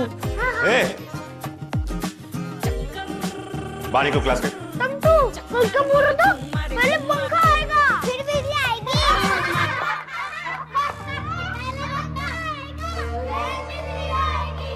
रूठी रूठी रोशनी, तू तो मुझे मानता है ना? पहले पंखा आएगा, फिर बिजली आएगी। लागी अरे काकी, चलो किधर? हम कहाँ जा रहे हैं?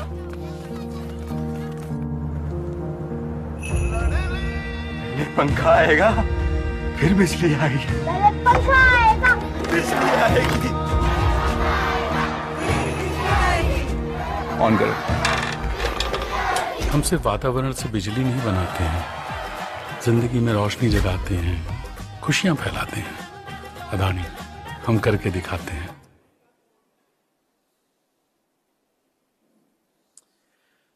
All right, wonderful.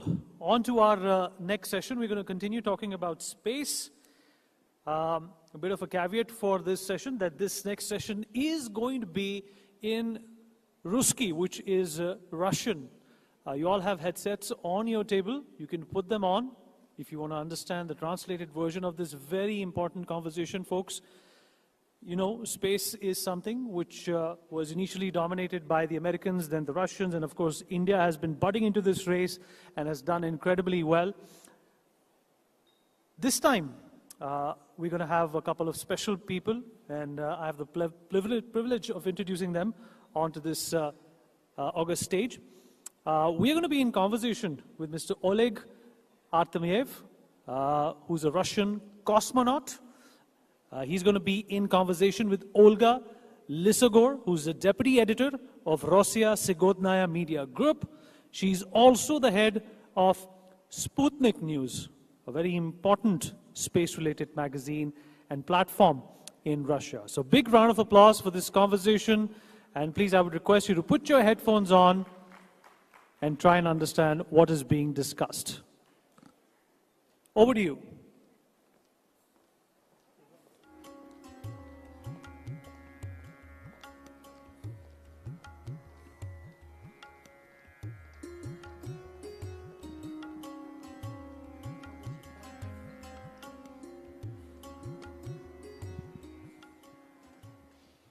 Дамы и господа, добрый день. Олег, здравствуйте. Здравствуйте. Большое спасибо NewsX за эту возможность пообщаться с настоящим космонавтом. Можно сказать, мечта детства сбылась. Прежде чем я начну задавать вопросы, я хочу обратить ваше внимание на вот эти два флага, которые Олег принес с собой. Расскажите, пожалуйста, что это за флаги? Так, да, добрый день, дорогие друзья. Я вас приветствую от отряда космонавтов России, от его действующей части. На данный момент я готовлюсь к очередному полету, и в каждый полет каждый космонавт, каждый астронавт может с собой взять порядка 1 килограмма вещей. И что возьмешь в этот килограмм? Это то, что легче всего весит. Поэтому мы берем с собой то, что можем потом подарить. И как раз флаги, они легко весят. И я с собой брал флаги всех стран, которые есть у нас на нашей планете, и запускал их там в невесомости полетать. Вот. Наверняка, может быть, будет видео какое-то. И почему мне именно флаг Индии дорог? Потому что, обратите внимание, вот это видео. Да. Почему именно флаг Индии? История отношений России, тогда это Советского Союза, и Индии очень большая. И Индия была 14-й страной, которая запустила своего человека в космос. Помог этому как раз Советский Союз, Россия. И в то время, когда первый индийский космонавт приехал к нам в Советский Союз, я тогда учился в школе на Байконуре, откуда отправляли ракеты, и откуда он полетел. И я стоял в строю тех детей и махал флажками, когда приехал Ракеш Шарма на Байконур. Поэтому флаг у меня еще остался с тех времен, и я его взял с собой в космос, и он со мной 3 раза слетал. Я надеюсь, он останется здесь и займет свое достойное место на территории Индии. Но я надеюсь, что не за горами то время, когда очередной космонавт или астронавт, гаганавт полетит в космос, который, кстати, у нас готовились недавно в Центре подготовки космонавтов, и флагов Индии в космосе будет больше. Да, вот, наверное, не видно, но здесь даже Да, есть штамп. да, подтверждение того, что флаги были в космосе, это как раз штамп, когда он прилетел в космос и когда улетел. Кстати, он, наверное, другой стороной перевернут. Да, получается, зеленый должна быть вверху. Ну наверное. ничего. Да, сейчас перевернем. Да. Угу. Олег, Да. а как вы считаете, какое будущее вообще у российско-индийского сотрудничества в космосе? Я думаю, что это планомерный, закономерный процесс. Мы будем очень близки в космосе, и так как многое, что может сделать Индия, у нас сейчас пока нет, вот это микроэлектроника, программирование и наши технологии полетов в космос. И, скорее всего, мы вместе будем работать и на лунной базе, и при полетах к Марсу, при освоении дальнейшем Солнечной системы. И самое главное, что в этом деле это, конечно, наше сотрудничество и наша миролюбивость. То есть мы очень похожи между собой, и Индия, и Россия – это миролюбие, дружелюбие и семейные ценности. Поэтому в этом деле мы это в крепком союзе, и все, что мы не будем делать в космосе, мы обязательно будем делать вместе. И это будет легче тогда. Наши страны успешно сотрудничают в рамках БРИКС. И вот как вы считаете, какую роль именно БРИКС играет в космической безопасности и в урегулировании гонки вооружений? Самую непосредственную, потому что то, что пропагандирует и то, что предлагает страны БРИКС, это зона, свободная от любых вооружений, это космос, это миролюбивый космос. Сейчас очень много документов, которые исходят от БРИКС, они связаны с тем, что зона работы в космосе, она должна быть свободной от оружия, и та миролюбивая политика, которую проводят страны БРИКС, она свою роль сыграет, и я надеюсь, что все планы, которые сейчас исходят от стран БРИКС, они будут подтверждены, будут сделаны, и я надеюсь, что к БРИКСу присоединятся еще больше стран, и я надеюсь, что те попытки выведения вооружений в космос, они не будут иметь места. Ну, я надеюсь так. Да, очень надеемся на это. Вы несколько раз бывали в космосе. Сейчас я знаю, что вы готовитесь к очередному полету. Да. Давайте вспомним ваш первый раз. Вот скажите, пожалуйста, было ли что-то, к чему, несмотря на долгую подготовку, вы оказались абсолютно не готовы там, на МКС? У нас очень хорошая подготовка в Центре подготовки космонавтов. И те гаганавты, которые уже начали, уже подготовились, они знают об этом. Но то, что ты видишь первый раз, это и то, что к чему ты никогда не будешь готов, это когда ты первый раз видишь Землю со стороны. И до того, то есть даже вот эти все видео, они ни одна фотография, ни одно видео, оно не показывает те красоты, которые есть на самом деле. То есть надо это обязательно самому увидеть. Я желаю всем, кто в этом зале, обязательно когда-нибудь побывать в космосе и увидеть Землю со стороны. И тот вид, потому что до полета ветераны, те космонавты, которые летали, они говорят, вот тебе повезет, что ты увидишь Землю со стороны. И эта фраза замыливается, ты даже уже не обращаешь на это внимания, но тот момент, когда обтекатели от ракеты уходят, и ты видишь в иллюминатор Землю, ты понимаешь, что если бы хотя бы ты на секунду оказываешься в космосе, то та подготовка, которая была до этого, ты 11 лет к полету шел, она не зря. И слава Богу, что у тебя это получилось. Поэтому все такое ощущение, знание, оно все переворачивается, и ты понимаешь, как все-таки здорово, что мы живем на такой планете, на красивой, такой, в то же время хрупкой, в то же время могучей. И ты понимаешь, что это какое-то чудо, что есть жизнь на Земле. Но вы также провели много часов в открытом космосе. Вот об этом расскажите. Когда вы первый раз вот вышли в открытый космос, каково это, да, вот что, какая первая мысль? Ну, у меня сейчас есть с чем сравнить. Вот я сегодня первый раз оказался в Индии и первый раз оказался в аэропорту, когда вышел из самолета. И это очень похоже. Вот как раз выход в открытый космос и выход как раз за пределы аэропорта. В Индию это очень, ну, когда ты еще страна тебе неизвестна, поэтому там тоже это неизвестность. И получается, что это самое интересное, самое опасное и самое желаемая работа для космонавта. То есть это то же самое, как вот вскарабкаться на Джомолунгму, на Эверест. Все люди об этом мечтают, ну, многие те, кто альпинисты, они мечтают об этом, несмотря что это очень опасно. А не и когда страшно? Вот, это, вот там конечно, вот. ну не то, что страшно, это космонавтам страшно не должно быть, потому что они их готовят, они хладнокровные, у нас есть специальная подготовка, виды подготовки. Но все равно вот эти неожиданные моменты. Одно дело, когда ты смотришь на Землю, на космос из иллюминатора, а совсем другое дело, когда ты смотришь через остекление скафандра на 180 градусов. Это, конечно, тоже это можно отнести к чуду.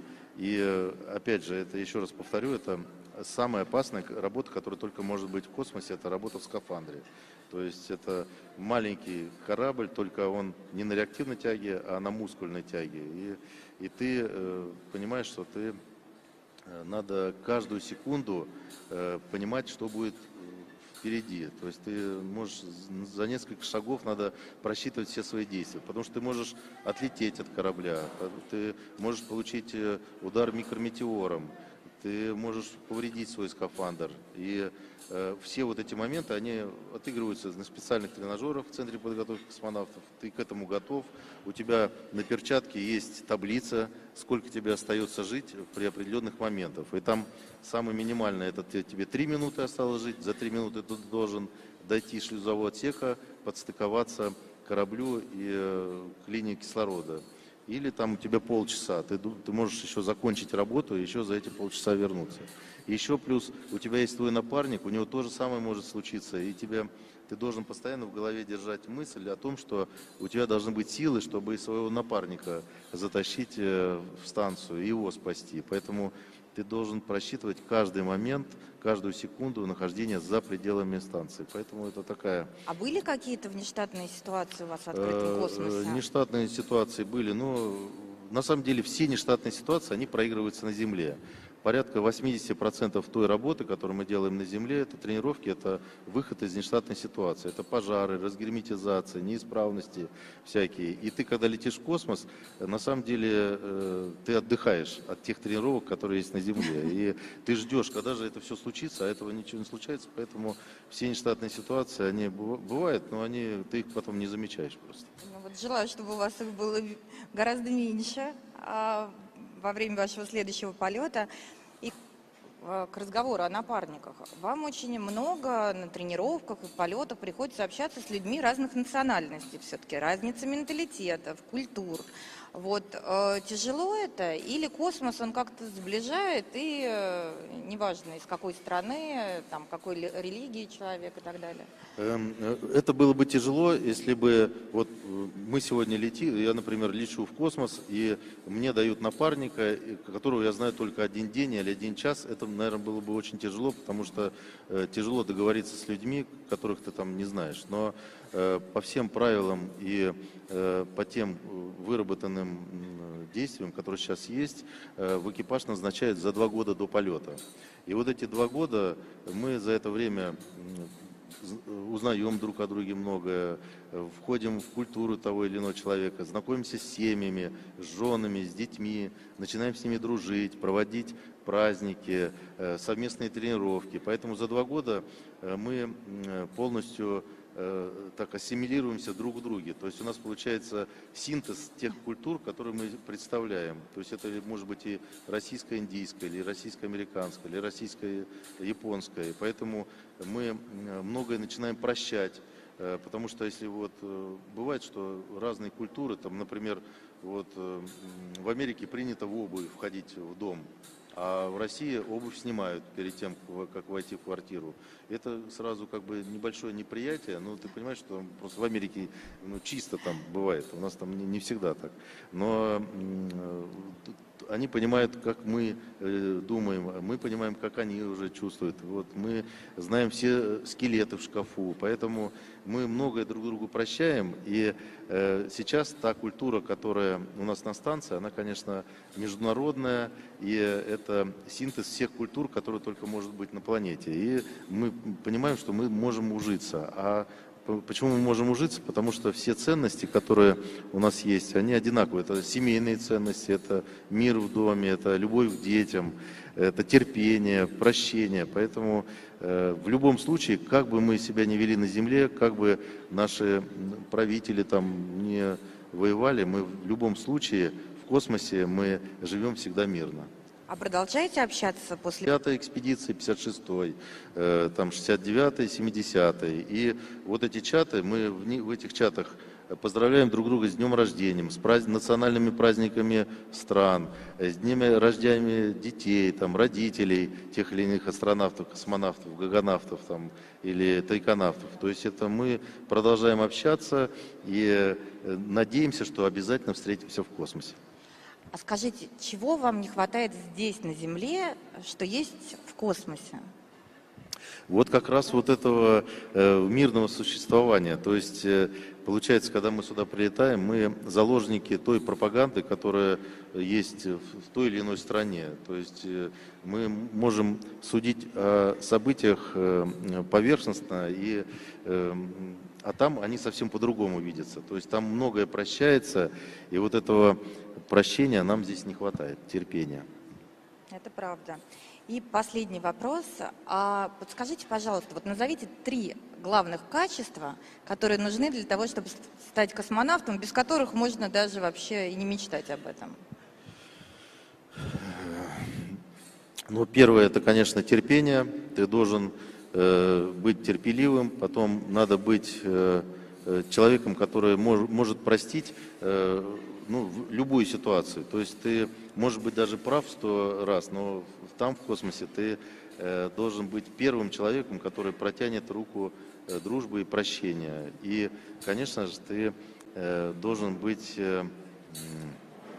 человеком, который любит учиться.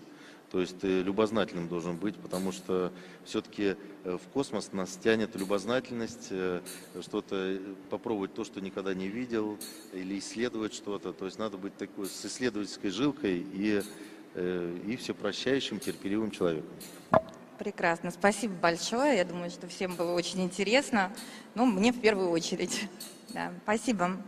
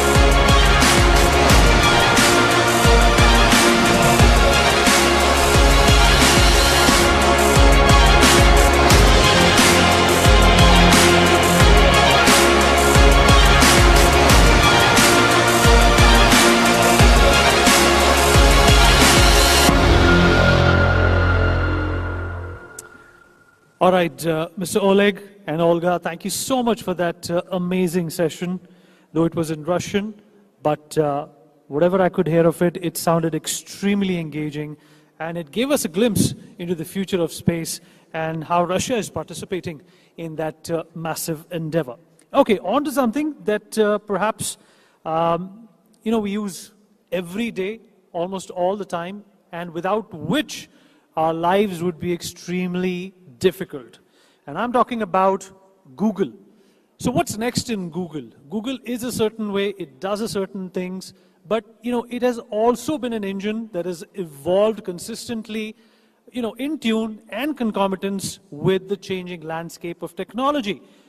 To talk about this and give a presentation, we have with us Ms. Aparna Taneja. She's from the Google DeepMind India team, and she's going to give us a very engaging, a very promising presentation about Google and what's next for Google.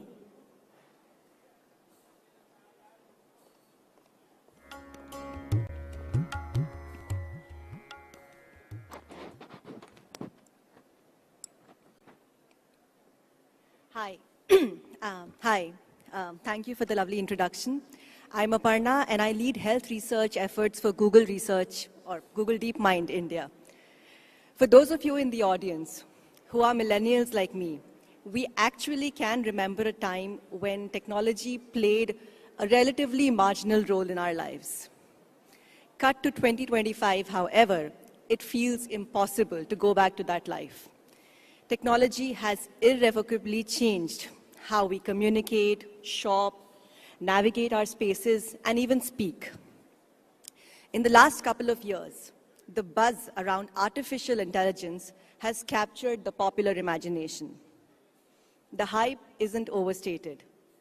As a researcher in this very space, I can tell you that force multiplier capabilities that AI will bring to our lives has the capacity to transform entire industries, be it agriculture, financial services, medicine, education, and even the outermost bounds of the known universe. But this is where I want to take a moment. When we say that this leap will be unlike any other in the past, there's one fundamental reason for it. And that is the pace of diffusion. In every seminal shift we have seen in the past, be it the telephone, television, or even the internet, each of these technologies spent decades limited to the affluent sections of the society. It took decades before devices became cheaper, networks expanded, and these innovations proliferated into the general population. AI, however, will be different. With technical infrastructures hugely expanded and mobile phones in the hands of practically every Indian, the benefits of AI will proliferate to the bottom of the pyramid instantaneously. And for a developing country, this has massive implications. It can fundamentally transform our approach to citizen services, disaster management, healthcare, and access to credit for the people who need it the most. And when we talk about India, its complexity and multifarious nature is always mentioned. This is complex because its diversity makes it less predictable. What's true till Bareilly changes completely by the time we reach Shimla. This means for any administrator to accurately govern the whole country, they need data from every district and every tehsil of the country. And the combination of high-quality data and AI-powered fine-grained insights can change how we design public policies. Imagine personalized learning experiences that cater to every student's unique needs. Precision farming techniques that maximize crop yields while minimizing environmental impact. And accessible healthcare solutions that reach even the remotest corners of our country. And speaking of healthcare, let's go a little deeper into it. Now, India is often referred to as the pharmacy of the world. We are a significant global supplier of essential medicines and therapeutics. We have the highest number of medical colleges and remain one of the largest exporters of healthcare workers in the world. Yet, our own public healthcare facilities often find themselves stretched to the limits. Despite India having the 6th largest health workforce globally and being a primary center for medical tourism due to our quality healthcare delivered at reasonable prices, we grapple with a stark reality. Despite the large and high quality supply of medical professionals, there are too few per capita for our own vast population. And this most affects people with fewer resources and living outside the boundaries of our large cities. Think of a young mother in a rural village anxiously awaiting her child's first immunizations, or a senior citizen navigating an overloaded healthcare system to manage their chronic condition. These are everyday realities for millions of Indians, highlighting the urgent need for accessible and inclusive healthcare solutions. Child undernutrition, high maternal mortality rates, and a growing burden of non-communicable diseases weigh heavily over our communities. And this is precisely where the potential and promise of AI emerges. Not as a replacement for human compassion or professionals, but as a powerful ally, a force multiplier in the quest for reliable quality healthcare. Through collaboration and innovation, AI has the potential to transform how we deliver care, making it more efficient, equitable, and patient-centric.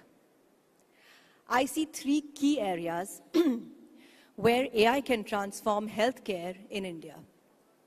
Firstly, making hospitals and healthcare facilities more efficient. Secondly, multiplying doctor capacity. Sorry. And finally, in preventative healthcare. Now let's dive into each of these areas. Anyone who has ever been in a hospital will know what a massive operation they run. From coordination to patient mapping, it's a complex and intricate balance of logistics and care. AI can bring in huge operational efficiencies, whether it's digitizing prescriptions like Google's DocLens does, or managing patient records, automating follow-up reminders, and even gleaning insights from patients' health tracked over time and alerting healthcare providers to concerning trends. This can free up invaluable time and resources for healthcare workers and also make the entire process smarter.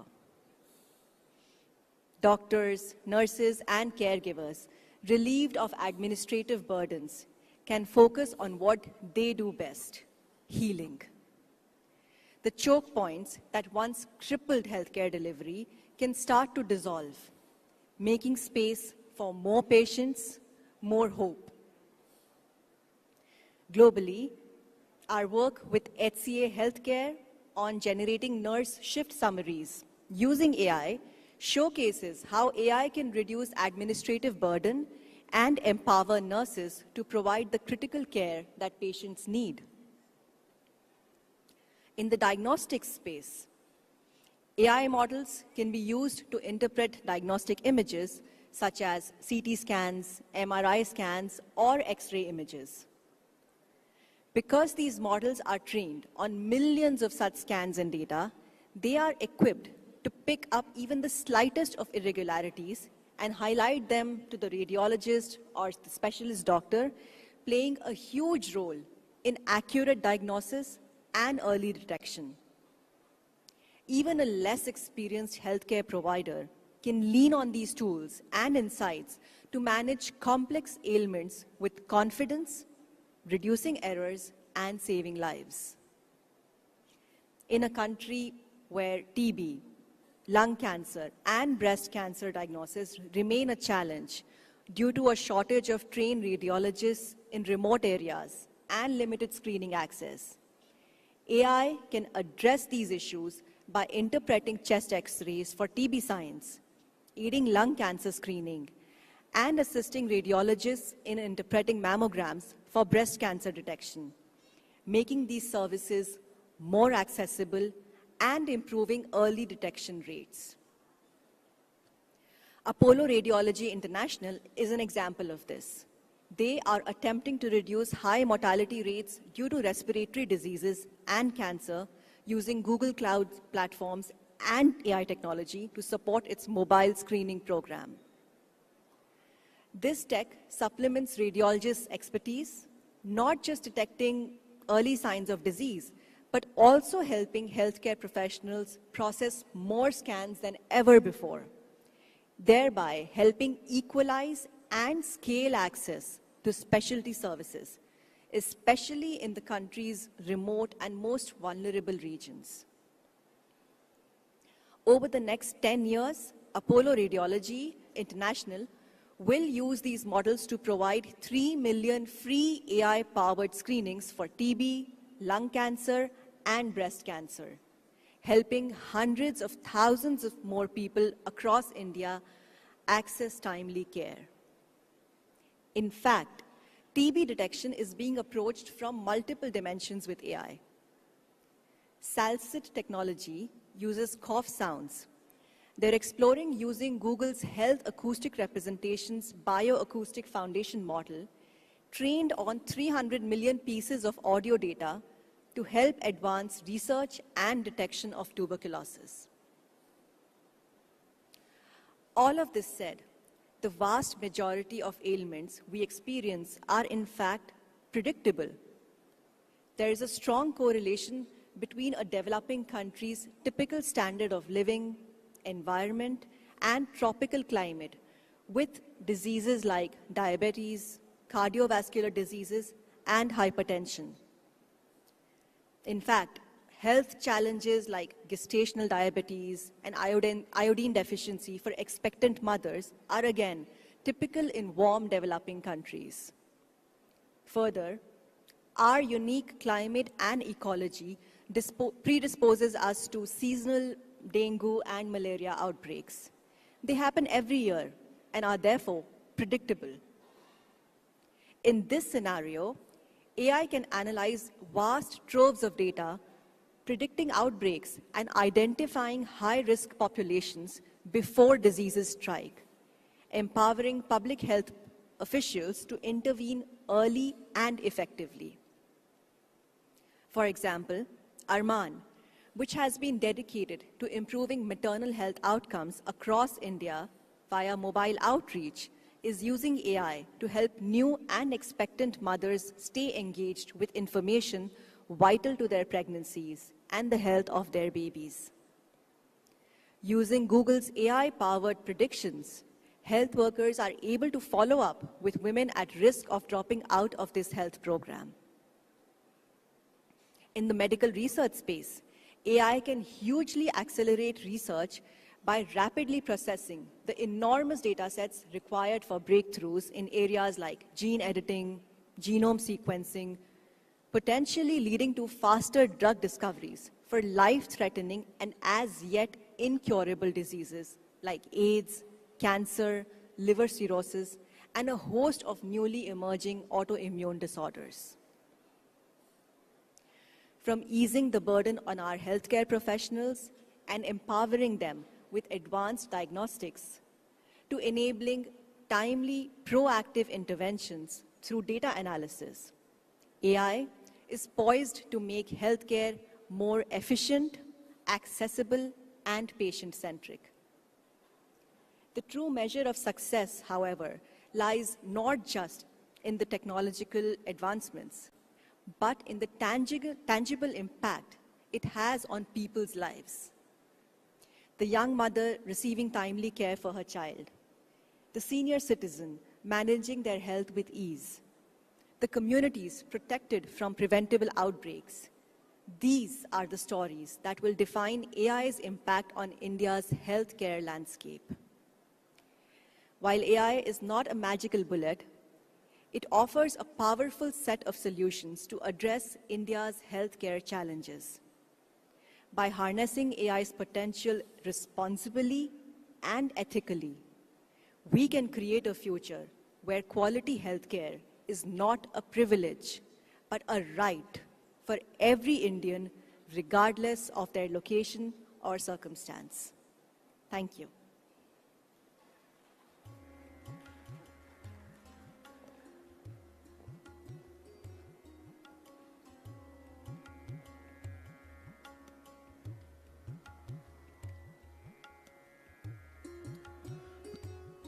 Thank you, Aparna, for that amazing presentation and that insight into what AI is capable of and what the long-term results and benefits of AI can be.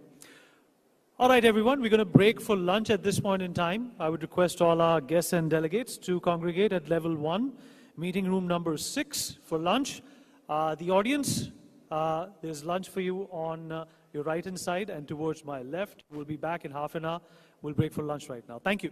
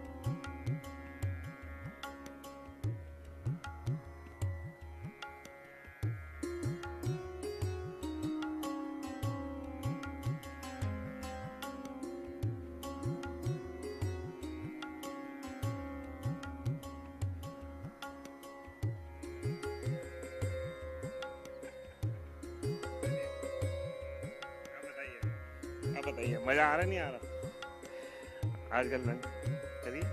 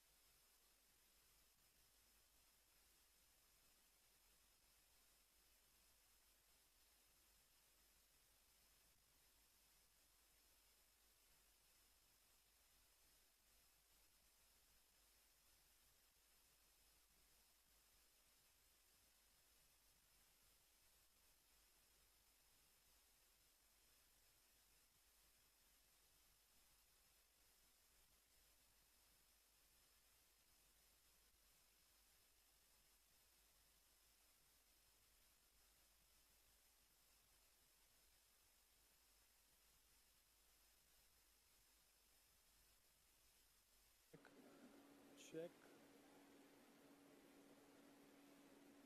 Check. Check one. Good afternoon, everyone. I hope everybody has had lunch. We're going to begin very shortly, requesting everyone to settle down.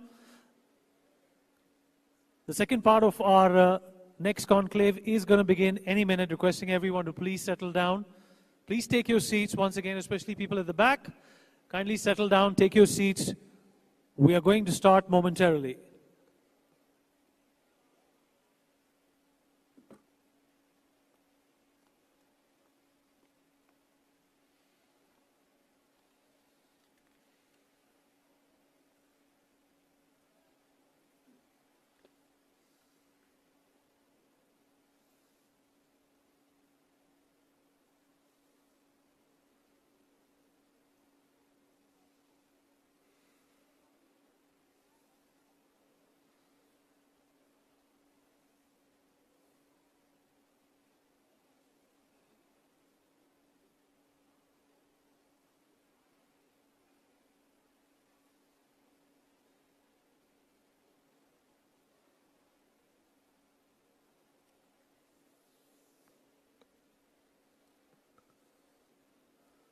Can I please request everyone to sit down?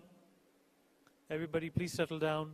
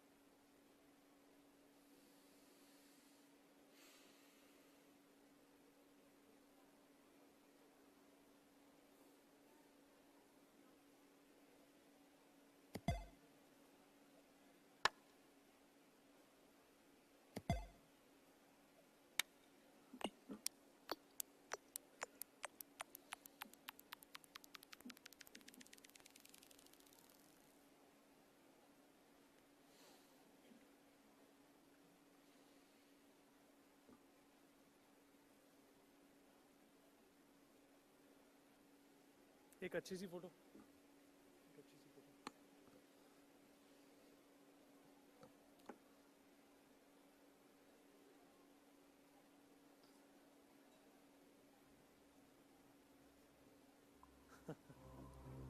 Thank you.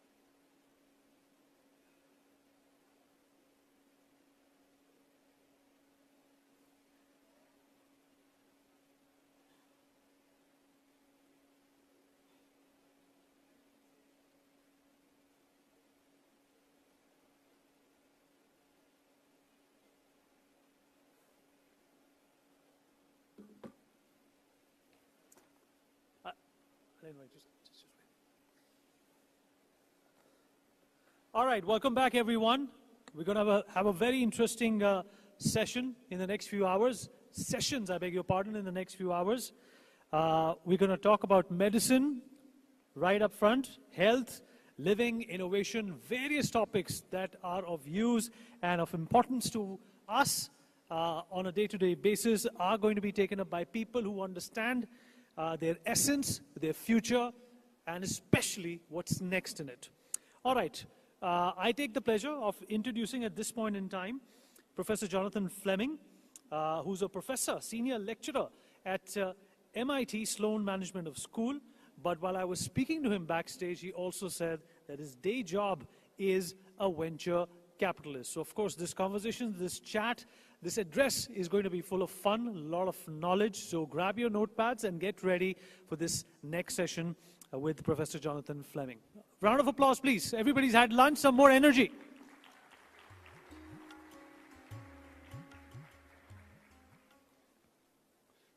So one of the first rules that you're given if you are somebody who speaks at conferences is don't be the first speaker after lunch. And so what I'm going to try to do in my brief talk is to stimulate you a little bit and get your blood going again and get you ready for some of the great sessions that are going to follow. The other thing I guess I would say is I always wanted to be an astronaut. And after having listened to Mike and Oleg, I still want to be an astronaut instead of what I am. And I want to thank the organizers not only for bringing me here to talk to you, but also for the opportunity to meet so many fabulous other speakers. So let's see if I can be up. I am. Let's see if I can make that work, and I can. So the first thing I wanted to do was just explain to you what I am doing here. So my journey actually begins in San Francisco. I'm the son of two hippies, and I was raised to make the world a better place. And it took me quite a bit of time to figure out exactly how to do that. Ultimately, I discovered the profession of venture capital. Venture capital is, I'm not the doctor, I'm not the scientist, I'm not the inventor, I'm not even the brilliant founders like some of the people that you saw this morning get up on stage.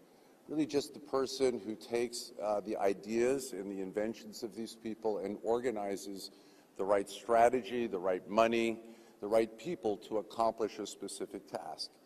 And the beautiful thing about what I get to do is the ability to fulfill the injunction of my parents to make the world better, because the products and the services that these people develop that I work with, they save human lives. And many of them do fail, but in fact, those do succeed, and we have had a chance to save millions of lives with the products that have been invented over the last 30 or 40 years. I'm going to try to give you some inkling of what I think is going to come next. So this is a really important slide, only in that it symbolizes what's been happening in the world over the last 25 years. There's been a lot of talk about AI and about computation and obviously about the internet, but maybe the most important thing that happened now 35 years ago was the first sequencing of the human genome. For the very first time, we were able to actually decode the underlying source code of what it is that makes us human. That first effort cost the United States government $3 billion to do the first one. By the time we get to 2001, it's only going to cost us $100 million. Today, all of you can have your genome sequenced for hundreds of dollars. And the amount of data that that will put into the system about how human beings function and operate, both when we're healthy and when we're sick, is going to be as big and important as any of the other things that we've talked about today. And here in India, just as I heard from the gentleman who came from Uber, that we need to put more data in the system, India needs to put a lot more energy into creating the capability of sequencing the genomes of Indians. This sequencing of the human genome, this explosion of medical knowledge has led to extraordinary accomplishments in healthcare, whether it's ability to find cures for HIV, for hepatitis C, for COVID, all of those things and many, many more have been a result of this explosion of scientific knowledge. And what it has done is it has lengthened our lives. When I came into this world, the average life expectancy for a boy like me, born in the 50s in the United States, was about 65 to 67 years of age. If that had stayed true, I would no longer be here by now. Instead, this explosion of scientific and medical knowledge has added 20 years on average, not just to my life, but to everyone's, because what this chart shows is that indeed this life expectancy increase is something that is happening all over the world. And my point to you today is that we can continue to add to that. We can actually add more additional years and decades to people's lives, even people alive today, and we don't have to invent any breakthrough new medicines to do it. The first thing that we have to do is that we just have to be able to use the medicines that we have today more effectively, to find the right medicine at the right time for the right patient. The second thing we have to do is take the medicines that we have and make sure they get out into the world so that the entire global population of the earth can benefit from these advances and not just the people in the developed world. We need to focus a lot more on the prevention of disease. The cheapest way to prevent a disease or to cure a disease is not have it to occur in the first place. We need to focus a lot on getting humans to take better care of themselves. This is a field called behavioral health. Good luck with that. And we need to use technology to automate care. One of the most important things that's happened in the last few years in the field of medicine is the field of replacement parts. 4 years ago, I would not have been able to walk up these stairs to this podium because my knees were gone, essentially had no knees.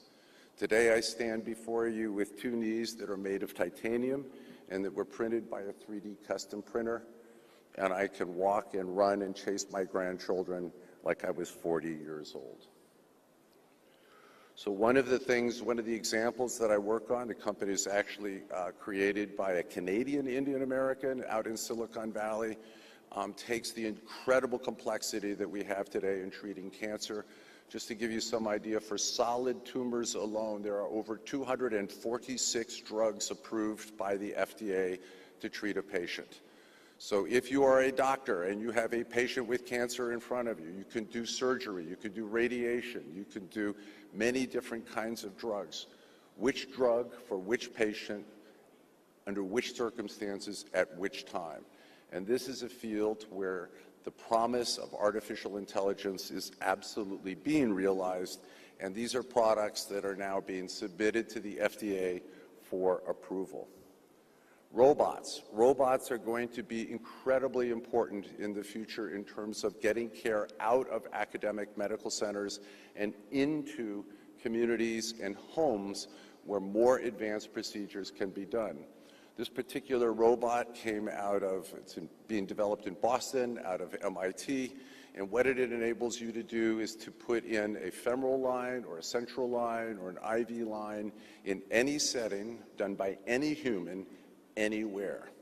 I myself, not a healthcare worker, have put a line into in this case it was a cadaver, using this robot.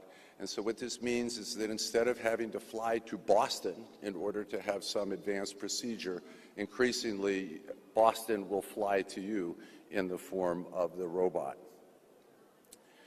I mentioned screening and prevention. So there are 128,000 cases reported in India of cervical cancer every year. Last year there were 78,000 reported deaths. By comparison, in the United States, about 1,000. Almost all of the deaths of these young women are preventable, just through better screening and prevention. And the little device in the bottom right hand is another robotic AI-powered device that I've been working on here in India, which we are going to deploy throughout the country in order to bring this kind of screening and prevention that you get by going to the most advanced OBGYN in Boston into the home or into the rural clinic here in India. So the next mountain that we have to climb in healthcare is the brain. Diseases of the brain are going to be the ones that really start to kill us more as we get better and better at treating cardiovascular disease or diabetes. And addiction is going to be one of the major problems, at least in the United States, that we are grappling with. We had over 100,000 deaths last year just from overdoses. Depression, schizophrenia, Alzheimer's, Parkinson's, ALS, all of these are diseases that we are working on in the biotechnology and in the advanced medicine sector. But I have to say that we still have a very long journey in front of us. One of the areas where we do have incredible hope, and this hope comes directly from that first slide that I showed you about the cost of sequencing a human genome. So in the past, we have viewed diseases such as Alzheimer's or Parkinson's or ALS as a single disease. Like we used to say, you had cancer. Today, if a young woman presents to a doctor, we don't say that she has cancer. We would say that she has a lesion in her breast characterized by the following genomic signature, and we would qualify it and specify it in a number of important ways. And today, there are 9 primary different treatment paths to treat breast cancer. So when I was 6 years old, my mother passed away from metastatic breast cancer. If she got that diagnosis today, she would have a 93% chance not just of being treated, but a complete cure. So taking that same approach of untangling a disease such as ALS and really understanding the different pathways, which different genetic mutations or different environmental pathogens start to create the cascade of disease, and treating them differently is going to be how we are going to unlock these diseases. And I am participating now in several global clinical trials with ALS patients where we're not trying to cure the entire population of ALS patients, but we have identified genetic subtypes of patients that we can cure. And we can cure them with these new genetic medicines that we develop in Boston. And we do have, for the very first time, genuine hope that getting an ALS diagnosis does not mean that you are not with us in 3 years. So this is maybe the most exciting area of the brain that I can talk about, because the others get a lot harder. Behavioral health is one of the hot topics in the United States. It's pretty much hard to go to any kind of healthcare conference or where people are talking about either the challenges in the healthcare system in the United States or things that people are working on. But we really do have, as humans, a need to grapple with the wiring of our brain and how it leads us into these addictions. So whether it is smoking or alcohol, whether it is drugs, whether it is gambling, something that is now legal in the United States, and we have a growing problem with addiction, or our addiction to our phones, which I also think have a very deleterious effect on your brain, all of these come under the rubric of behavioral health. And you are now seeing in the United States dedicated centers and communities that do nothing but treat these 5 things. People walk in with these addiction problems and try to get them treated. We have not had any success really developing new medicines against these addictions until very recently, and just by sort of observation, we have seen that patients who are on these GLP-1 drugs, these are the ones that help you lose the weight, turns out that patients on those drugs are also doing very, very well, not just in not eating, but in not smoking or not drinking or not gambling. I don't know about the phone thing, But the point is that there is now also some hope in a new medicine that is coming onto the market in these Ozempic and Wegovy meds and their competitors that I think is going to be very powerful. Hope for patients with PTSD. So I don't know if any of you have ever thought about what it's like to be a policeman or a firefighter or an ambulance driver, much less a soldier, and the kinds of horrific traumas that you have to deal with every day in your job. But those people get profoundly damaged. They have very bad PTSD, and until recently, there has not been any good way to treat them.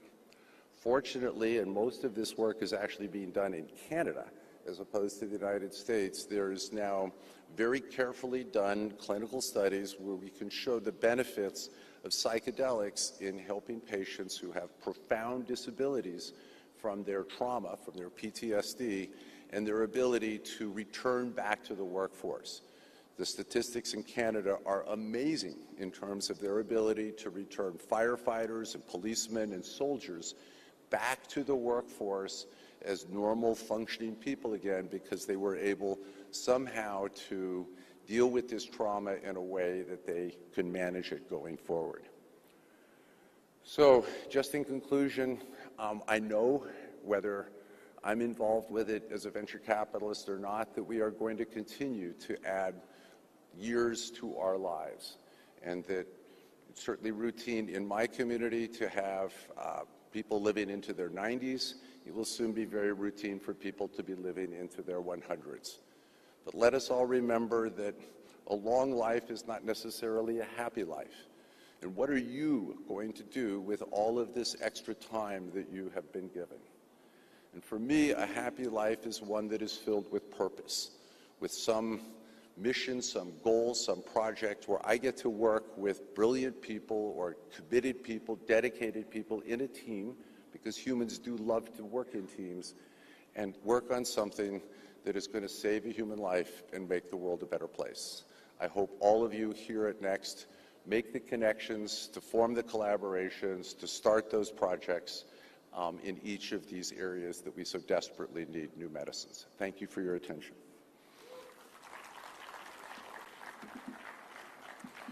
So I think I'm being joined up here. I'm going to be told what happens next.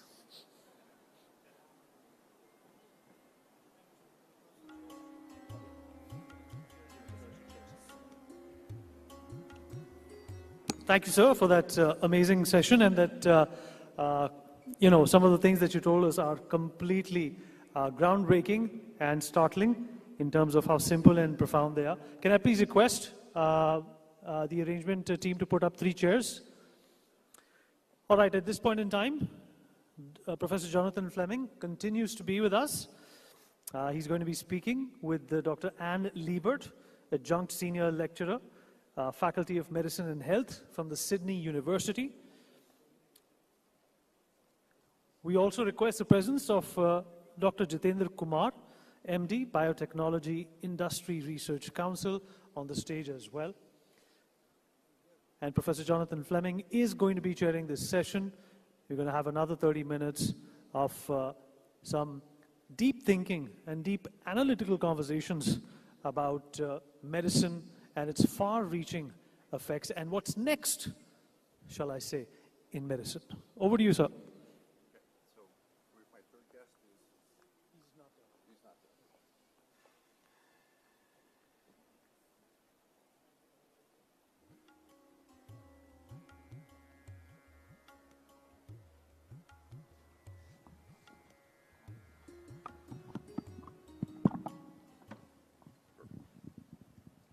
Thank you very much.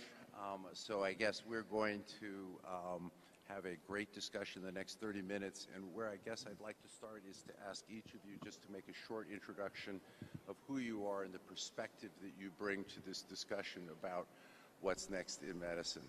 So, Anne, maybe we can start with you. Hi, I'm Anne Liebert. I'm from Sydney University in Australia, and I also work with Shepherd University in West Virginia. So I'm a clinician scientist, a neuroscientist, and I started my journey in technology back in the 80s when we were treating intractable wounds and disease with light.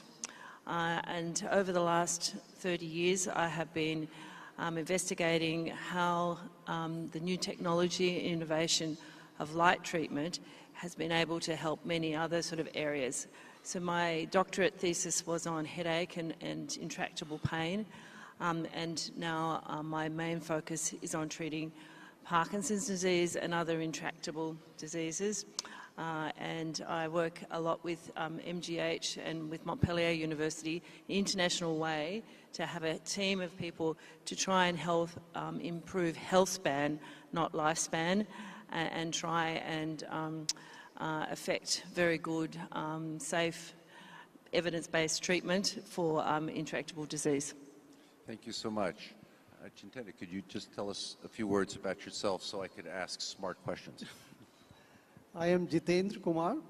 I am a Managing Director of Biotechnology Industry Research Assistance Council.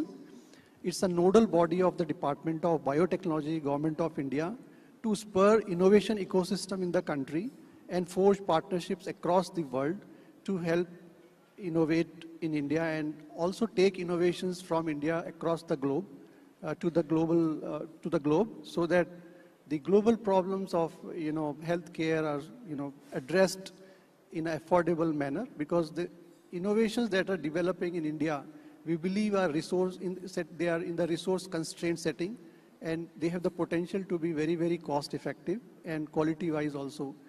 I have a PhD in biotechnology from a Council of Scientific and Industrial Research, CSIR lab.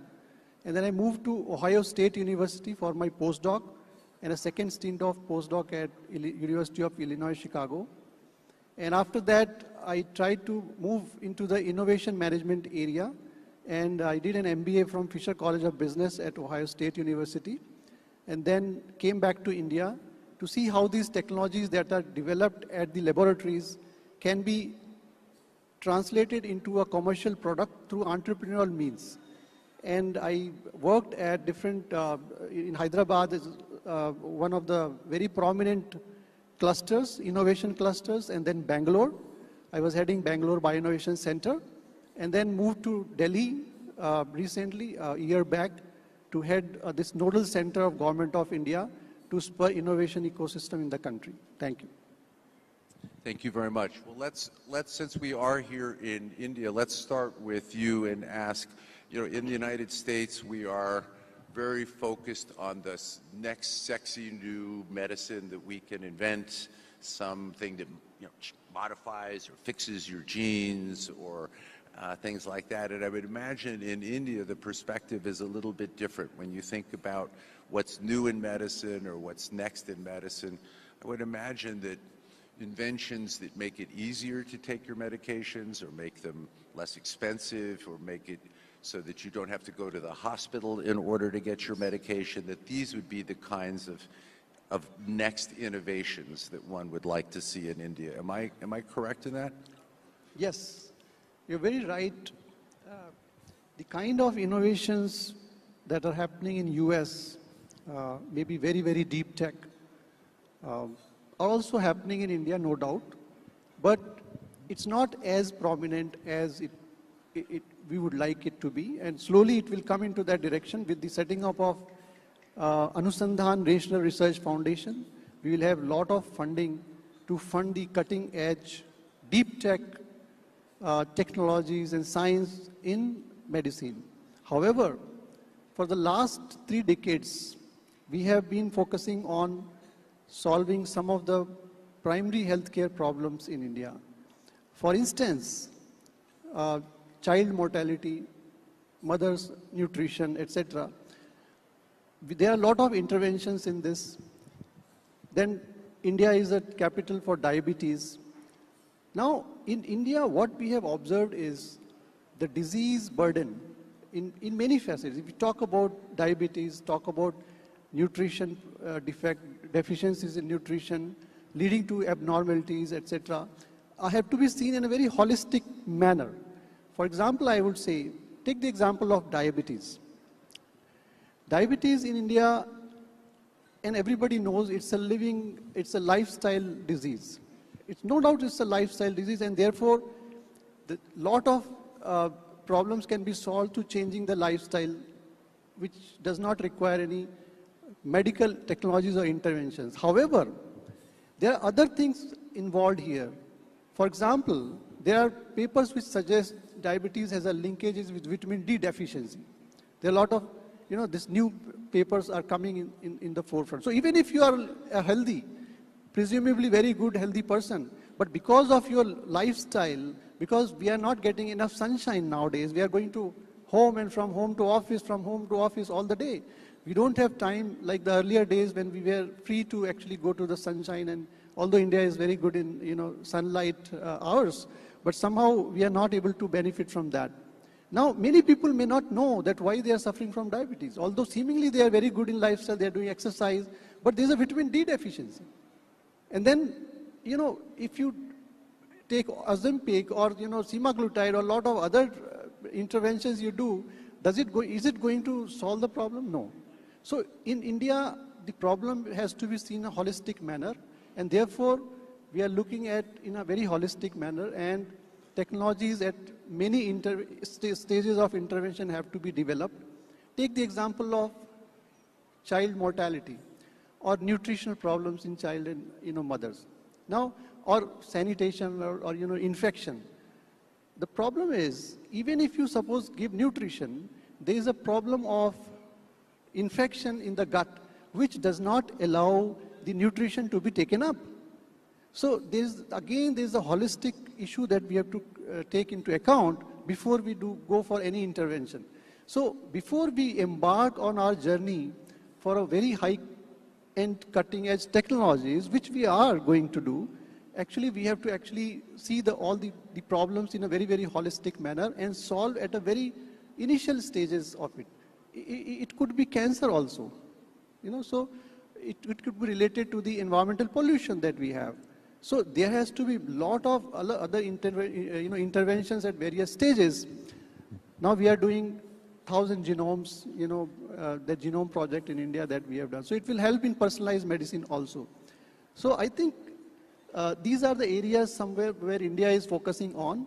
And as you said, the affordable medicine, or the medical devices is another sector which we are focusing on, because from tier 2 cities, tier 3 cities, very difficult to go to tier 1 for hospitals. So telemedicine is another area that we are focusing on. Affordable devices. If recently one innovator has developed very affordable. So Dr. Kumar, I'm going to try to let Dr. Sure. Liebert have a chance to speak before we sit down. So the perspective from Australia is really quite different, right? You are not only down under and looking at the world upside down, but you have this huge land mass and not very many people. Whereas in India you are dealing with this billion people that you're trying to, with all the myriad of diseases that come with just the density that happens. So in Australia you have kind of a whole different perspective, and you bring to that perspective, it sounds like, also great collaboration with the U.S. and other places around the world. Does being there, do you see the need in new medicines differently than, for example, what we're talking about in India, which is really how to get more people treated with what we have? So why don't we let you talk for a minute? I think the problems are surprisingly similar, and I do work with MAHE in Manipal for the same problem. So we have increasing health span problem with our lifespan. We have chronic diseases, very similarly in Australia and now in India. And you brought a very good point about the lack of light. And so what happens is, the further away from the equator, there are many latitude-related illnesses like Parkinson's disease and multiple sclerosis, which were quite rare around the equator. But in the last 10 years, it has now doubled, Parkinson's disease and multiple sclerosis in India. And we have these persistent chronic diseases because as to your point, about 75% of teenagers in India are now short of vitamin D. So not playing cricket and being inside. So we have a treatment that has been around in India for more than hundreds and hundreds of years, Ayurveda medicine, which is involving light and the natural plant extracts. So what happened in 1850 in the Boer War, Florence Nightingale found in her soldiers the most important thing for recovery of injury was clean air and light, and it had to be natural light. And in 1903, someone got the Nobel Prize in Denmark for treating smallpox scars with light, and it's been continuous in our hospital in Australia for 100 years. But most recently, we have been using it more for chronic intractable pain, chronic intractable Parkinson's, where there are no other treatments. And our lab and our research, both firstly in the lab and now in people 5-year trials, show consistent improvement in 8 out of 12 people over 5 years in Parkinson's, which is unheard of. So improvement and sustained improvement, if not continued improvement. But interestingly, we have done the research, as to your point, about the microbiome. And when our patients got better, after about 3 months, they got their sense of smell back, other gait improvements, none of them have fallen in 5 years. Their microbiome has improved. And we've just done the same with kidney problems, and kidney disease is also increasing in India a large extent, and we have done recent work with other groups with MAHE on using photobiomodulation, which is the use of light, non-thermal light, for therapeutic purposes, and we have had some very good results. So now in America, where I work at the Shepherd University, we are implementing as compulsory nursing training in having to do photobiomodulation for wounds, and it is now standard of care if you have complications of cancer treatment, radiation, which is across Australia and India. We have terrible side effects like oral mucositis, which means you have sores in your mouth. That means that often you can't eat. You have to be pegged through the stomach, or you have to stop your treatment. With this photobiomodulation treatment, it is now a standard of care. And in America, under Medicaid, as a bipartisan ruling, now you can have, instead of opioids, you can now have photobiomodulation as a treatment, because the most likely reason you will start opioids is having started them after surgery. So it doesn't matter if it's in any country. We have a continuing problem with chronic diseases, that we have a treatment. But interestingly, the circadian rhythms is incredibly important. Our experiments with mice and multiple sclerosis, they got better, remyelinated, they got rid of the disease, except if they had the treatment in the afternoon. And so we have to marry our normal medical treatment with our normal circadian rhythms, and with this treatment that's been around for 40 years without any side effects, as a new opportunity to have a safe, efficient. And the results of the longevity dividend is both decreased health costs, improved social and other areas for family, and also people not having to be in care at the end of their life. So I think what we can all conclude is this is a very complicated topic. We use a lot of fancy words when we are talking about it.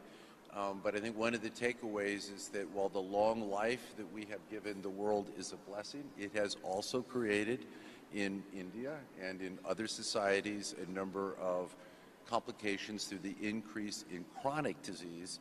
And so the medicines that we need to work on now are less about treating acute disease and infection, but rather really dealing with this rise of chronic disease, multiple sclerosis and diabetes and such. And so I think we're down to our last minute, but I cut you off before, so I'm going to give you a chance to make the grand summary of our session. Okay. So I heard your lecture, and definitely there are some where the medicine is moving next. That was the first part that we dealt with. Dr. Fleming summarized it very nicely. There are devices related to AI and intersection with biology, which is going to rule the world. Second thing, I think, which has a lot of effect on the medicine and the human health would be climate change. Because see, a lot of epidemics and pandemics have, there are a lot of studies which suggest that due to climate change, many microorganisms are, that balance of ecosystem, the ecological balance is disrupting and many outbreaks can happen.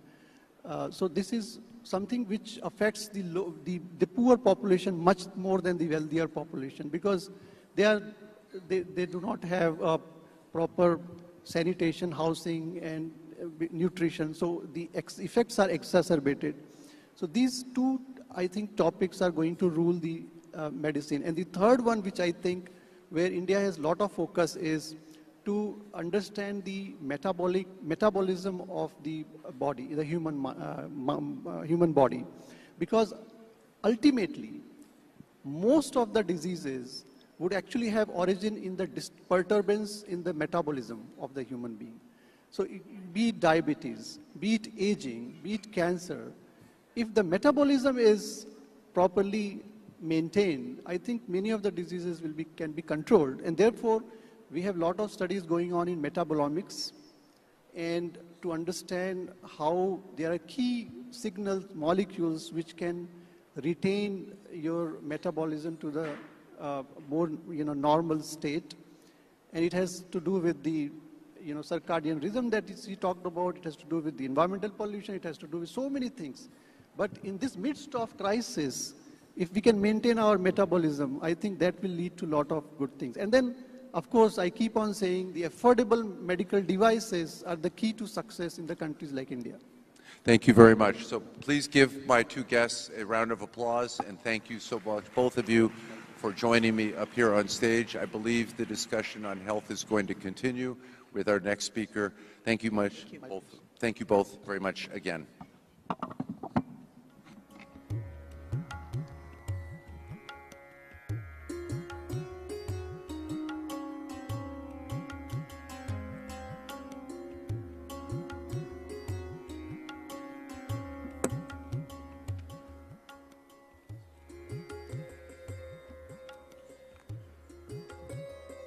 Professor Fleming, thank you so much for that awesome session. We're going to move on now. Well, the next session is all about health. And like they say, health is wealth, and how to preserve health, how to in fact take care of your body, how to understand what you should eat, what you should not. Our next guest is someone who has inspired a whole new generation of people into realizing that prevention is better than cure when it comes to disease, when it comes to taking care of your health. In fact, we all follow his advice. We take tips from him on social media. And in fact, when I was backstage, I was picking his brains on what I should do personally, and I got some advice and some consultation for free on some of the problems that I have been facing when it comes to my health and my eating habits. So, without further ado, I'm going to ask everyone here to give a big round of applause to Mr. Luke Coutinho, who's the co-founder of the Luke Coutinho Holistic Healing Systems. And I want everyone to pay close attention to everything he has to say, latch on to every word that he has to tell you, because it is good for you.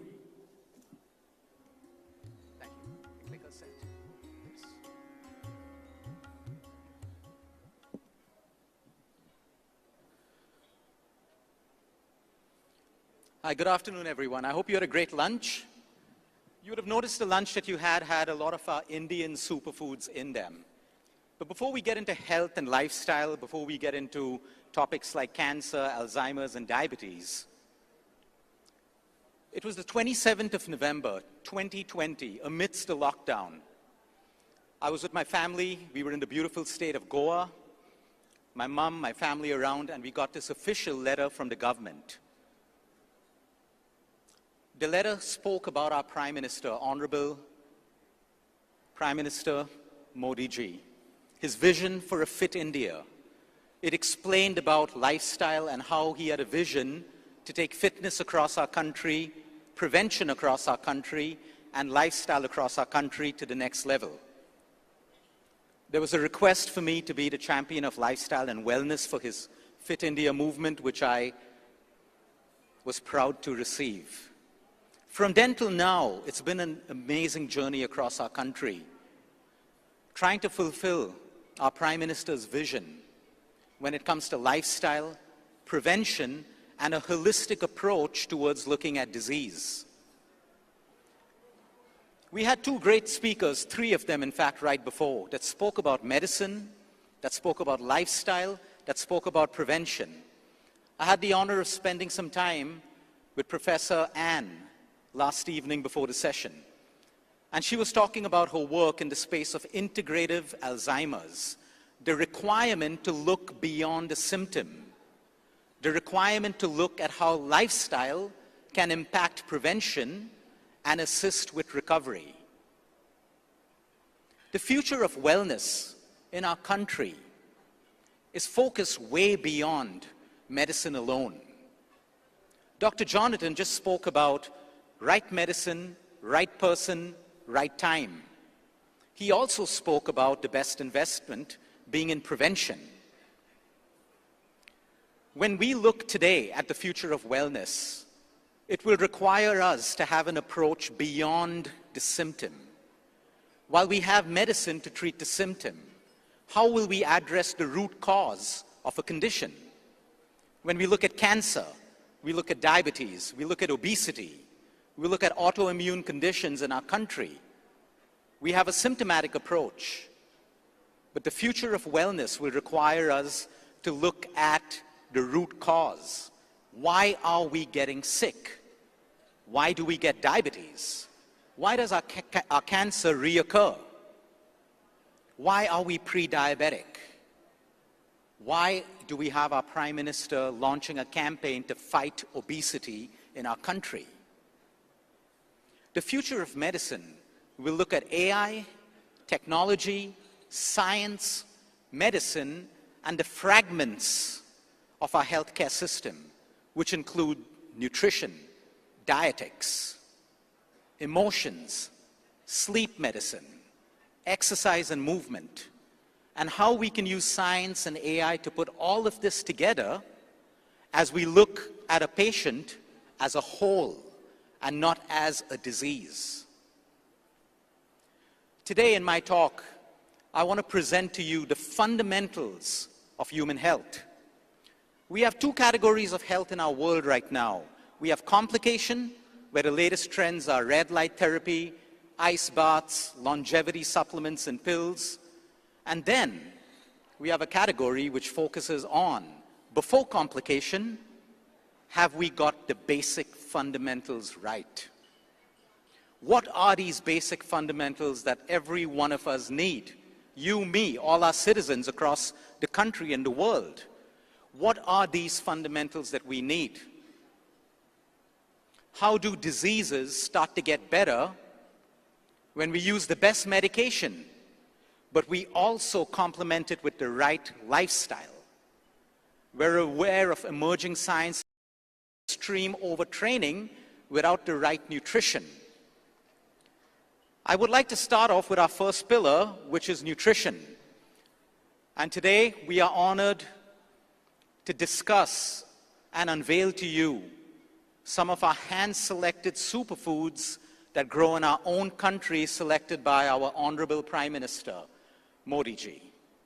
The United Nations declared 2023 as the International Year of Millets, spearheaded by our Honorable Prime Minister. India is the world's largest producer of millets, 38.4% of the world's total production. But why millets? A lot of people will say, but Luke, that's a carbohydrate. Who said carbohydrates are bad? We have poor quality carbohydrates and we have the overconsumption of carbohydrates. We have an imbalance on our plates. We have more carbohydrates but less protein. We have carbohydrates disguised in junk food and ultra-processed. Let me make a correction, because junk food is not food. So we have carbohydrates disguised in junk and ultra-processed. When you look at millets, agriculturally in our country, it's favorable, but it is gluten-free and fiber-rich.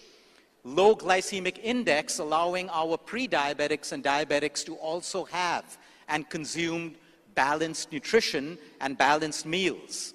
Rich in minerals and antioxidants, something that we all need to maintain low inflammatory levels in the human body. It supports digestion, health, and a healthy weight. It enhances cognitive function because of its rich constituency of potassium, magnesium, and B vitamins that help you with your cognitive health. It's an excellent choice for people across all ages, including students. In our country, we have finger millet, pearl millet, also known as ragi, bajra, sorghum. At most of your meals, you would have tasted some of these millets today. The second superfood, loved by our Prime Minister and by all of us as well, is makana. Fox nuts, but it's actually a seed. I love to call this the great Indian popcorn. If you've tasted makana, which is crunchy, and it is made the right way, it can match up with popcorn. Calories, protein, fiber, very well-balanced snack when it is paired with protein and the right ingredients. Low glycemic index, making it a great snack and a food for people who are metabolically unfit. It's a complex carbohydrate, great high-fiber snack, rich in bioactive compounds and B vitamins. How can we consume makana the right way? It's very simple. In less than 2 minutes, you can make your own snack at home, where you roast it with pure ghee, which is a healthy fat, a little bit of turmeric, a little bit of coconut oil, salt, and pepper. While makana is becoming big in our country, it's a shout out to all the food manufacturers. Please don't take away the health values of makana by putting in unnecessary ingredients like sugars, chemicals, and anything else that isn't fit for human consumption. We can make this at home. Another superfood in our own country. A lot of Indians are chasing blueberries and blackberries and raspberries. These are great fruits for you when you're eating them in the country that they grow. We don't have a lack of berries in our country. We have something called the Indian superberry called the amla. It's got 6 to 8 more vitamin C than oranges. Antioxidants, 17 times antioxidants more than pomegranates. The health benefits move on from lowering your LDL to your blood pressure. When we say anti-cancer properties, it does not mean by eating amla your cancer will go away. Nutrition is supportive to cancer. It is not a replacement for your disease or your medication. It strengthens your bones and your oral health. We can consume it raw in the form of juices, powders, pickles and chutneys, and candy with the healthy ingredients. Every time I go to New York, which is probably once in 45 days to see my patients, I have a lot of people saying, hey, Luke, can you get me some A2 Desi ghee? This is a superfood that originates in our country. It's a cooking medium. It is called the food of gods because of its nutritional benefits, and it's existed in our ancient Ayurvedic systems and in modern medicine as one of the healthiest saturated fats. Please understand, by just eating pure ghee will not solve your problems. If you eat too much of saturated fats, you will have problems. Some of our benefits: vitamin A, E, and K. Pure ghee will aid your digestion. It'll help you with your immune system. It helps us with fat metabolism. It nourishes our skin and hair, which is why you will find it in all of our local hair oils and some of our cosmetics. It's supportive to cognitive health, and it is a great lubrication for your joints and your bones. We can use it as an alternative to refined oils. We can cook. We can deep fry, although we should be careful of deep frying in our country, especially since we're all trying to support a vision of helping reduce obesity. It can be used in herbal remedies and as a substitute for butter. Moringa grows abundantly in our country and Africa. Plays a huge role in remote villages in our country where young women and pregnant women have anemia. They have a lack of iron. Moringa is extremely rich in this, and it finds itself getting into the diets of young women, women carrying children, and children post-delivery as well. Loaded with vitamin A, C, and B, calcium, iron, potassium, this plant grows easily across our country. Most traditional homes will have a moringa tree in the background. The leaves, you can use it in soups and salads. The powder you can add to your smoothies, your herbal teas, or warm water. And the drumsticks are included in your curries, your lentils, and your stews. The beauty of this plant, and this was a project that we had in Africa several years ago, the seeds of the drumstick are used to purify water. So there are many ways that we can use nature with the right science and the right methods to enhance holistic living. Turmeric, India's golden superfood. A lot of our mums gave us a warm glass of haldi doodh before we slept at night, which is nothing but turmeric and milk. 7 years ago when I went to California, I was at Starbucks and there was a golden latte for $7. And I was like, oh, let's try this. And I was like, $7 US for haldi milk? No, let me just get a coffee.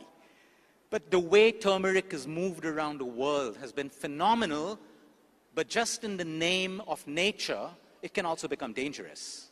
People overdoing it on curcumin capsules, turmeric supplements when they have liver problems, aggressive cancers. We need to have the right ways of using these things. But if you use it in the form that nature has given it to you, which is raw, fresh turmeric or turmeric powder, it is magical. One of the highest anti-inflammatory spices on this planet. Helps you with pain, immunity, cholesterol. Everything I say is not magic. You need to bring in exercise, your emotional wellness, your sleep, and everything to make the efficacy of food work better. How do you include it in your diet? Before bedtime, tea, curries, black pepper has to be mixed with turmeric for its absorption. The Indian garam masala. Brian Johnson spoke about this. He's saying, I have garam masala as one of my longevity hacks. Great job, Brian. We've had Indian garam masala in our traditions for years and years in our country. The beauty of this is every garam masala can be made differently. The primary ingredients would be cloves, cardamom, black pepper, cumin, bay leaves, nutmeg, coriander seeds. Different states in India will make it differently. But every ingredient that you see over here on this ORAC scale of inflammation, these are the highest anti-inflammatory spices. By just adding a little bit of this garam masala, if you're vegetarian, to your curries, to your stews. If you're non-vegetarian, as marinades for your fish, for your meat, or however else you want to add this to your diet. We can use it in these particular ways. Local seasonal fruits and vegetables in India continue to be a superfood. And that's why we're constantly trying to work with the government to create an honest food chain. Fruits are great until they're filled with pesticides. Fruits are great until the quality changes. We have so many local fruits in our country and vegetables. I want to talk about beans as a superfood in India because we do have a protein gap. We do have people who are deficient in protein for two primary reasons. One is we're eating too much of outside food and too much of junk, which is devoid in protein. And number two, as primarily a vegetarian country, you have lesser options than the non-vegetarians. When you look at common beans like rajma, kidney beans, the Bengal gram, the green gram, your local black-eyed peas, your black beans, your black gram, these are powerful, powerful protein sources when they are mixed with a grain. Having a bowl of beans alone is an incomplete protein. It has to be mixed with either rice, millets, sweet potato. Some people like to mix it with quinoa. You have to mix them for it to become a complete protein. Our Honorable Prime Minister has given us the privilege and honor. And Mr. Kartik, it's such a pleasure to be on the stage today. As the founder of NXT, thank you for this platform where you have brought so many great speakers together. So many great speakers, so many ideas.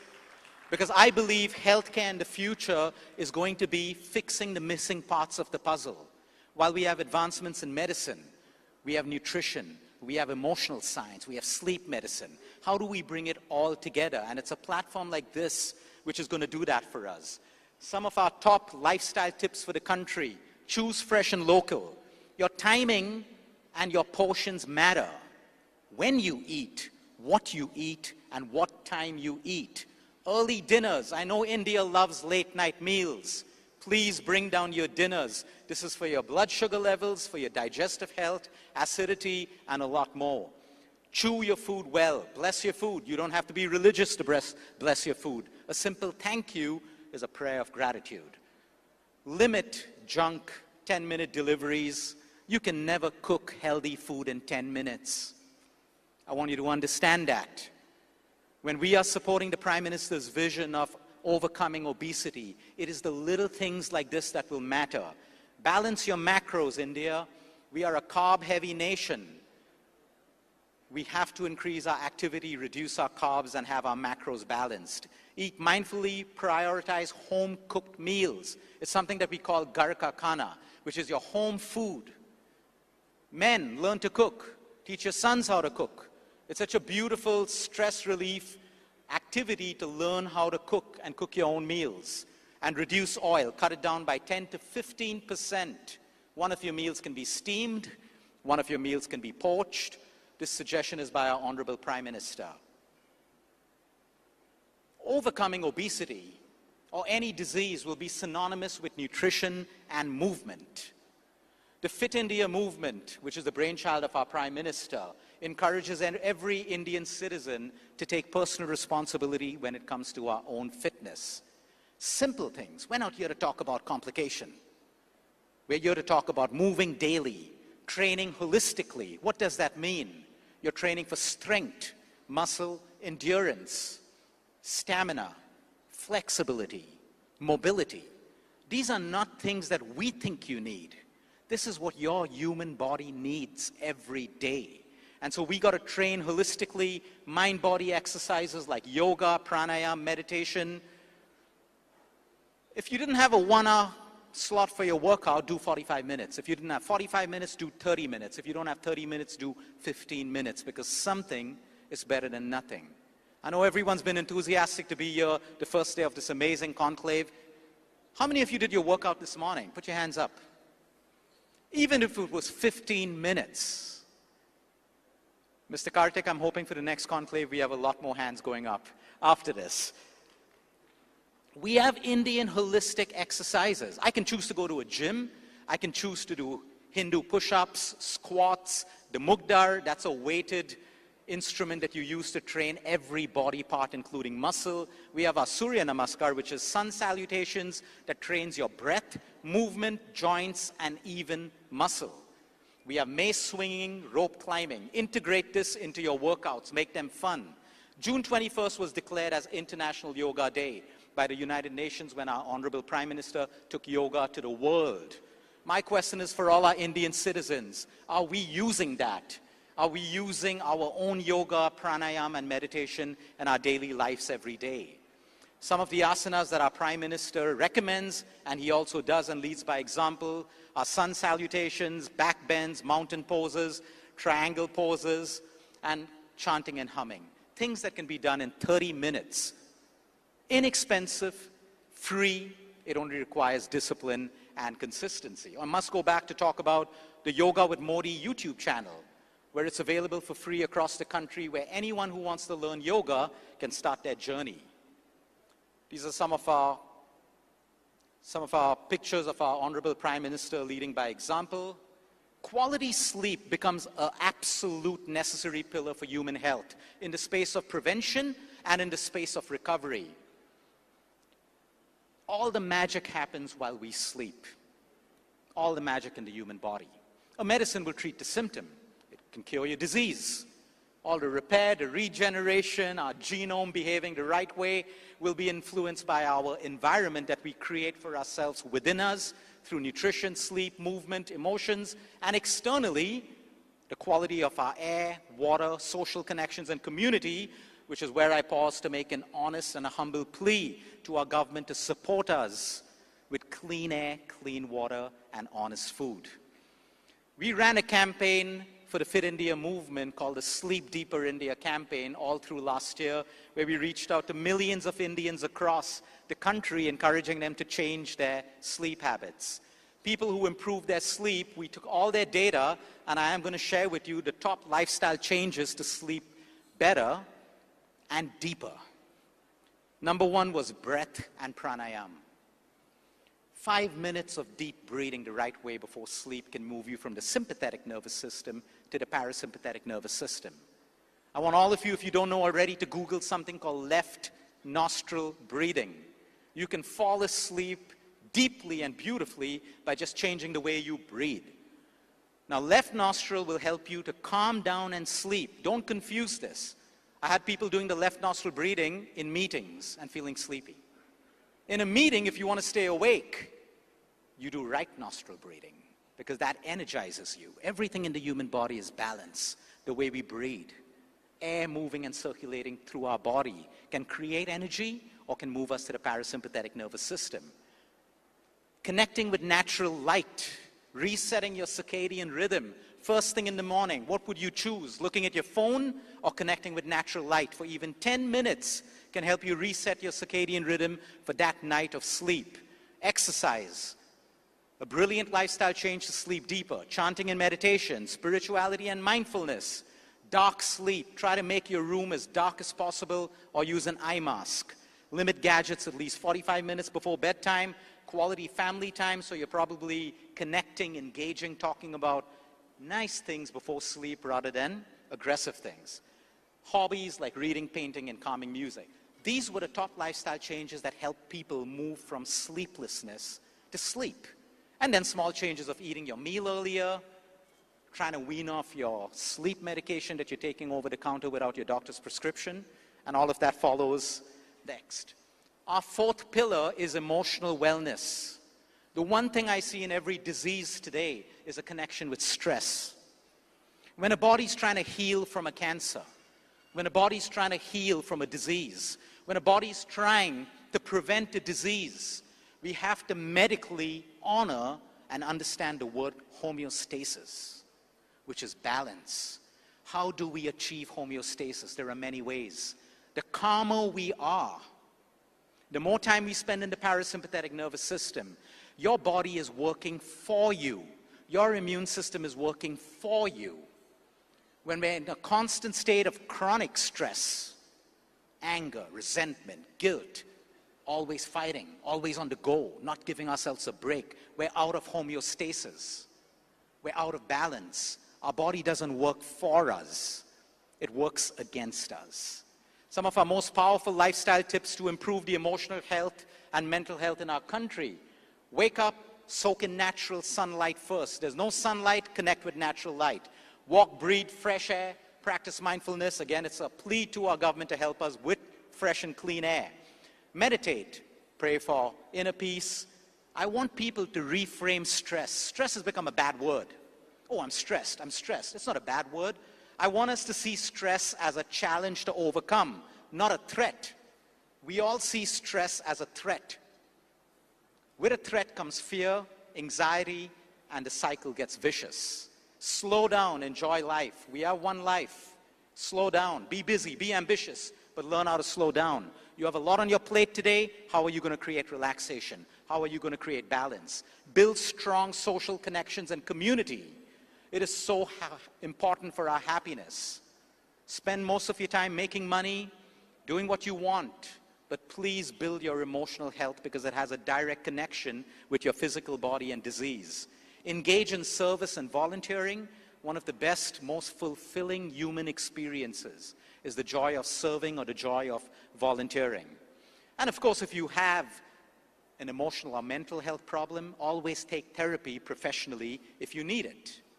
Today we have a special announcement to make. It is an absolute privilege to be requested through this amazing conclave and by our Honorable Prime Minister to create a Modi dish for our country and a Modi menu for our country and lifestyle tips based on superfoods inspired by his lifestyle and inspired by what exactly our country is going to need to invest in prevention and to help with obesity, diabetes, and everything else.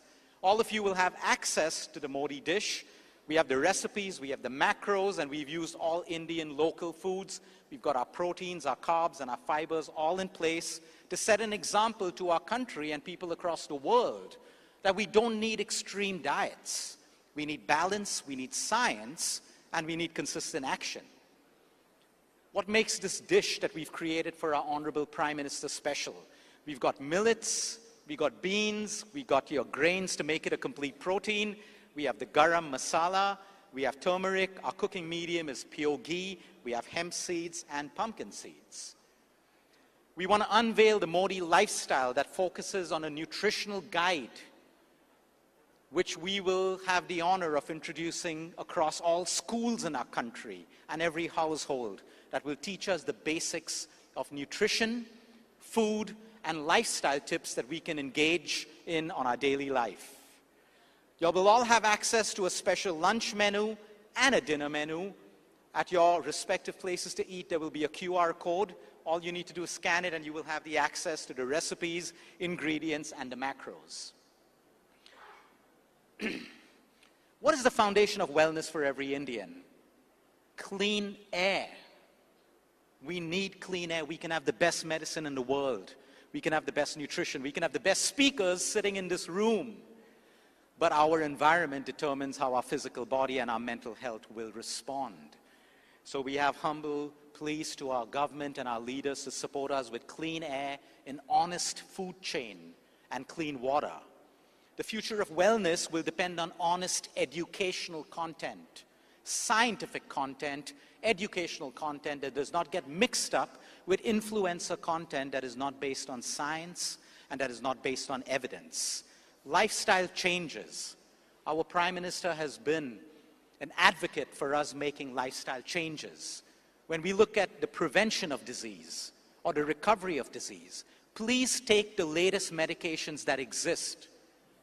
Respect your doctor's work, the science and everything gone through. But please also understand that the medicine alone will not work. We have to change our lifestyle, the way we sleep, the way we think, the way we eat, and the way we move. We have to look at honest medicine. We need to look at integrating and making use of technology and AI in an honest way. And we also have to inspire personal responsibility of every Indian to do your part to get healthy.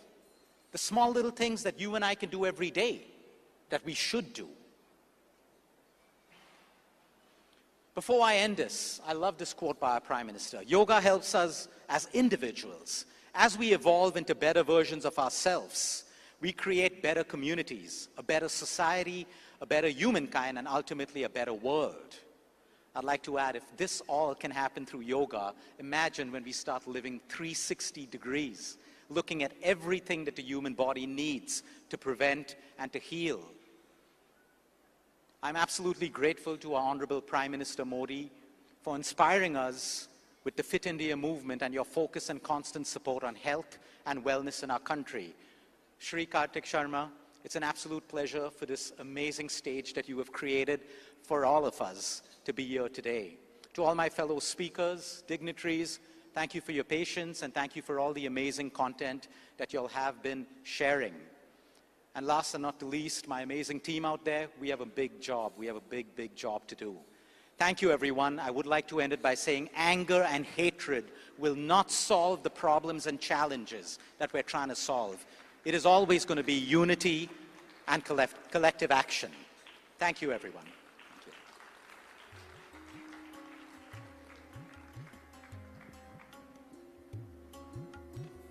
We have questions. Are we doing question and answers? No, right?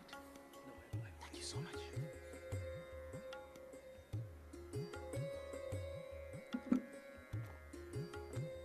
All right, Luke. What you said was not only amazing, it was useful. It is something that all of us will benefit from. It is something that all of us can use, go home and practice, and it's going to bring about results that will not only make us healthy, but happy and a little stress-free as well. Thank you so much. I would want everybody to applaud for Luke once again. What he said, what he spoke about, touched everyone at every level.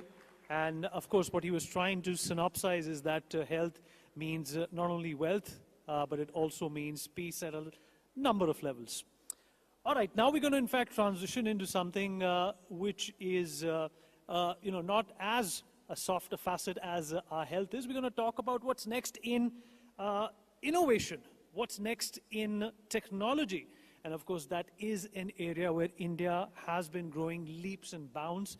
India is synonymous with technological advancement, technological upgradation, and technological leadership as well. And to shed more light and talk a bit about this, joining us for our next session is Mr. Carlos Montes.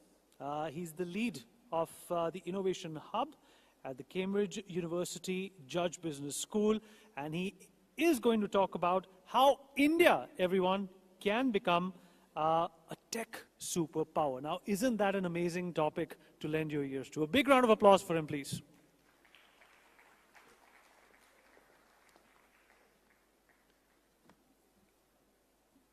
It's an honor to be here with you. I'm originally from Peru, but I've been in the UK for some time.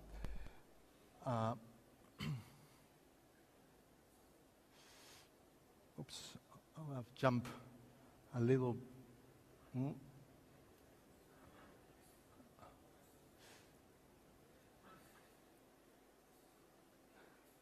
It's not coming. And it was quite a change from the previous conversation on lifestyle, so it's like... Just click once, don't click it. You can see the presentation. Is it working now? No, it should be come there. Yeah. It should be addressed, you know, so the visuals are quite important in this. Try once. Yeah, now it should work. Yes.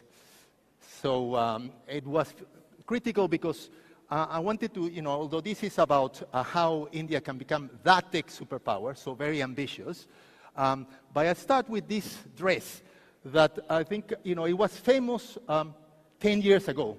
So for those that will remember. So some of you, if I ask you what color is this dress, I'm asking the two colleagues there in front, you know, what color is this dress? You will see, some people will say it's a gold color. How many people here see it as a gold color? You raise your hands. Other people will see it as blue. So it's the same picture, but yeah, there is a blue person.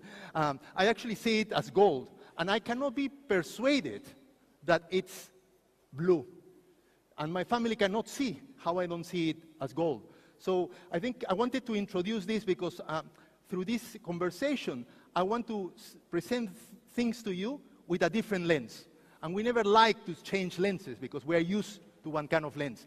And my lens is not a lifestyle, although I have done some lifestyle work actually with Jamie Oliver in the UK, but it's about political economy, and that's super boring. And you know, I apologize to you from the beginning because there is nothing people think more boring than economists. And my colleague from Uber said already that, you know, what can an economist say that is right? And I think he, you know, but I will show some obvious things, you know, besides this one. So this is an idea from a billionaire, so maybe you can listen to him. He's Peter Thiel, and he's from PayPal farm.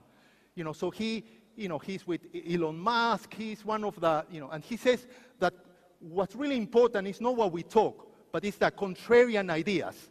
It's the ideas that we, you know, are perceived not, as not right by the majority of people, right? And so in the interviews, when he interviewed people, you know, the question that Peter Thiel would ask is, you know, I cannot even read that question that he asked. What important truth do very few people agree with you on? You see, I cannot even read it, but this is what Peter Thiel would ask, you know, to you or to you in any interview. And because he says that that's how you build businesses. And of course, he not only created PayPal, but most of the, you know, the important companies. And my contrarian view, after, you know, working for 30 years with the, you know, European Union, the World Bank, the Cabinet Office in the UK, you know, all these places, you know, 30 years ago with the Prime Minister of Ethiopia, with the World Bank, my simple view, which, you know, people will think is obvious, is that solving national problems is not about resources or technology, but about understanding and managing the competing interests within a nation. Okay, we think as a nation like we are teams. I'm from Peru, so Team Peru plays against Team Chile, but it's not as simple. We have different interests within each of these teams. And again, this is an AI-created PowerPoint. My colleague didn't help me, so not all the images will be perfect. That states and citizens corporations triangle. But this point is simply to say that when we look at a country or a place, it really helps. And this is actually used by the investors in banks. So this model can be put into mathematics.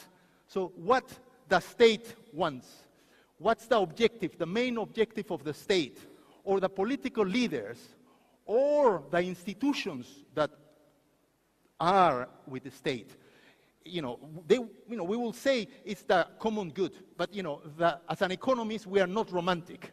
Okay, we really just see things maybe a little bit too much as self-interest. But the logic is that a politician will want to gain and maintain power. That's the rule of the game. If it's a good politician, that's what they need to do. Corporations as well, for economists, is simple: maximize profits. And citizens, you can have prosperity that people interpret it, as well-being, freedom. We have different ideas of what that will be. But with this simple model, people could look at different countries, right? So North Korea, to put a simple case, in North Korea, if you are a politician there, you need just to have the support of your essential supporters, right? Who would that be? That will be the officials from the party, the military, and as a state, what you need to do is reward those essential supporters. So you provide private support to them, private benefits to them, and that is the way that the regime will work. Scandinavian countries, Finland, Switzerland, they historically have had a broader, and this has been also changing, but it has been a broader set of the population that bit. So the aim of the regime is to provide public goods for the entire population. So that makes them more citizen-centric. So briefly, Peru, just to mention it, obviously, these are Peru and Ethiopia, countries of more unstable kind of coalitions. And in the case of Peru, for example, we have had 6 presidents since the year 2000 that are in jail or indicted.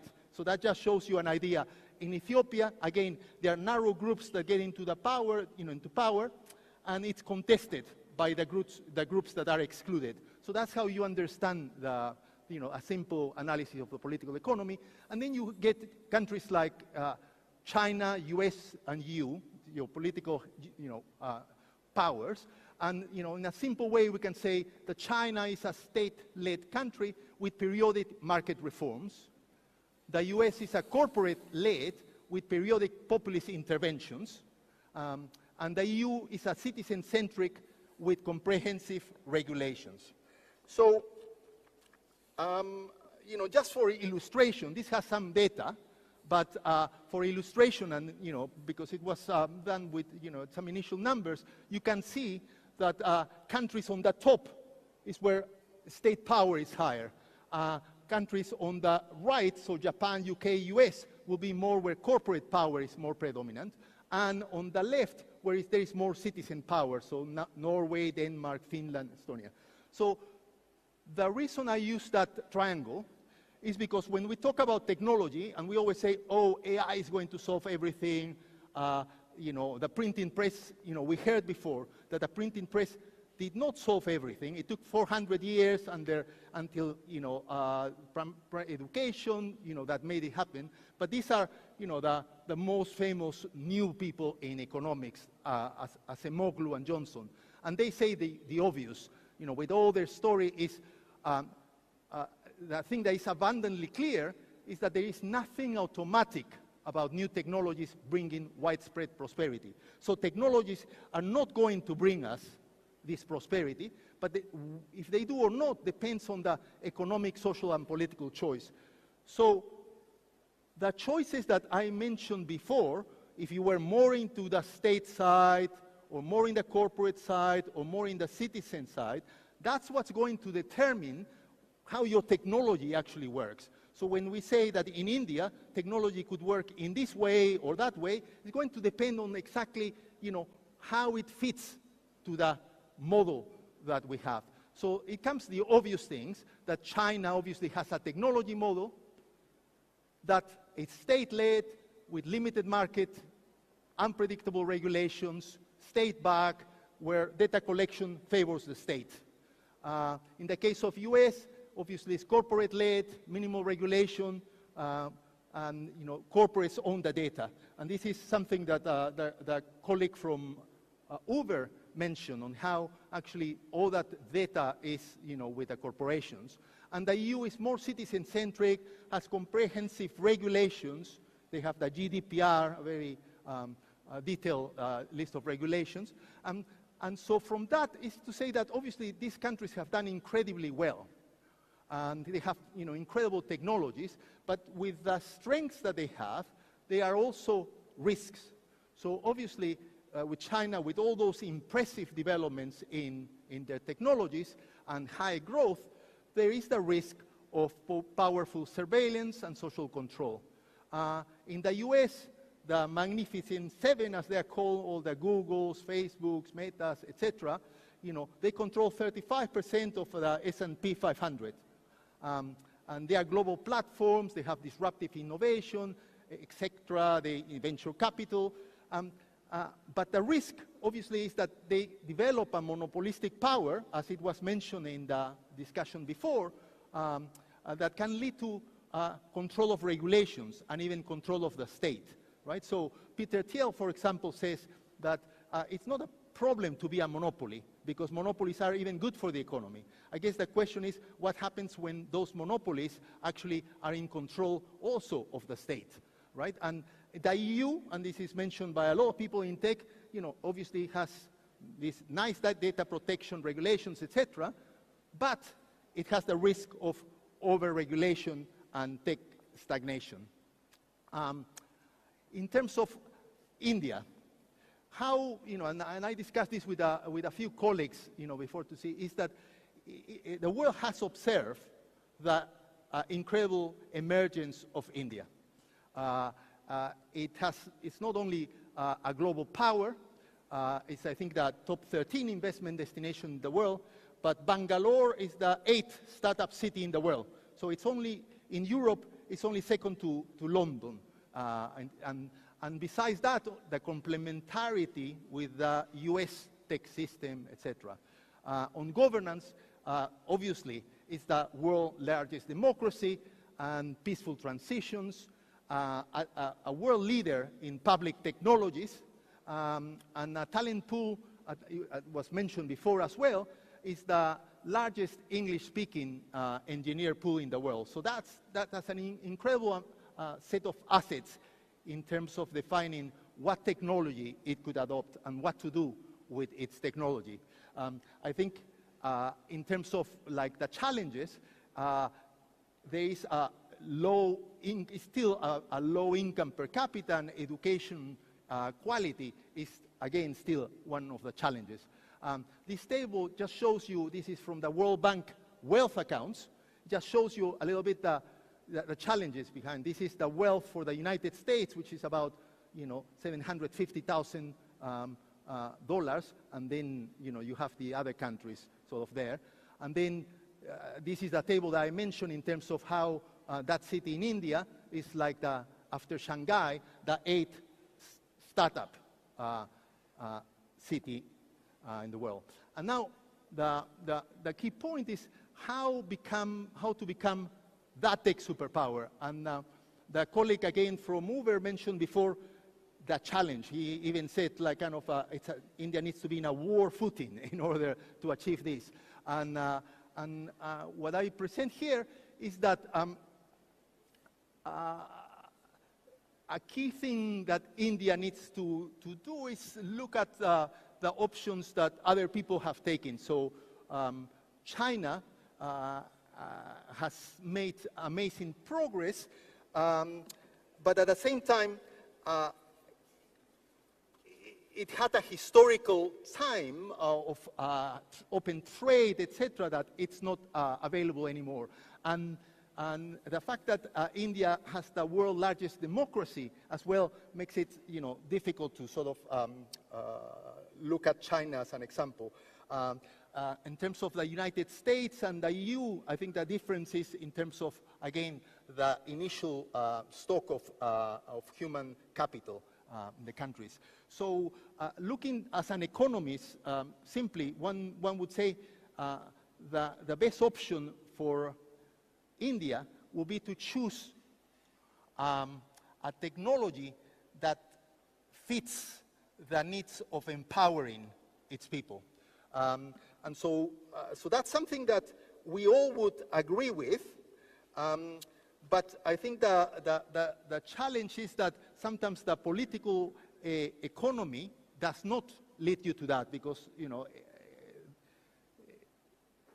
and therefore, as a way to think what are the things that India could do to do that, you know, it's similar to this idea of being single-minded, and it's one of the issues will be to sort of begin to think about technology maybe as a unifier in the country, as a way to think, in order to empower people, the only way that we're going to be able to empower people and give them the education and access to services that they need will be by creating a different kind of technology, not a technology that it's used for simply maximizing profits, but technologies that are directed at helping and people.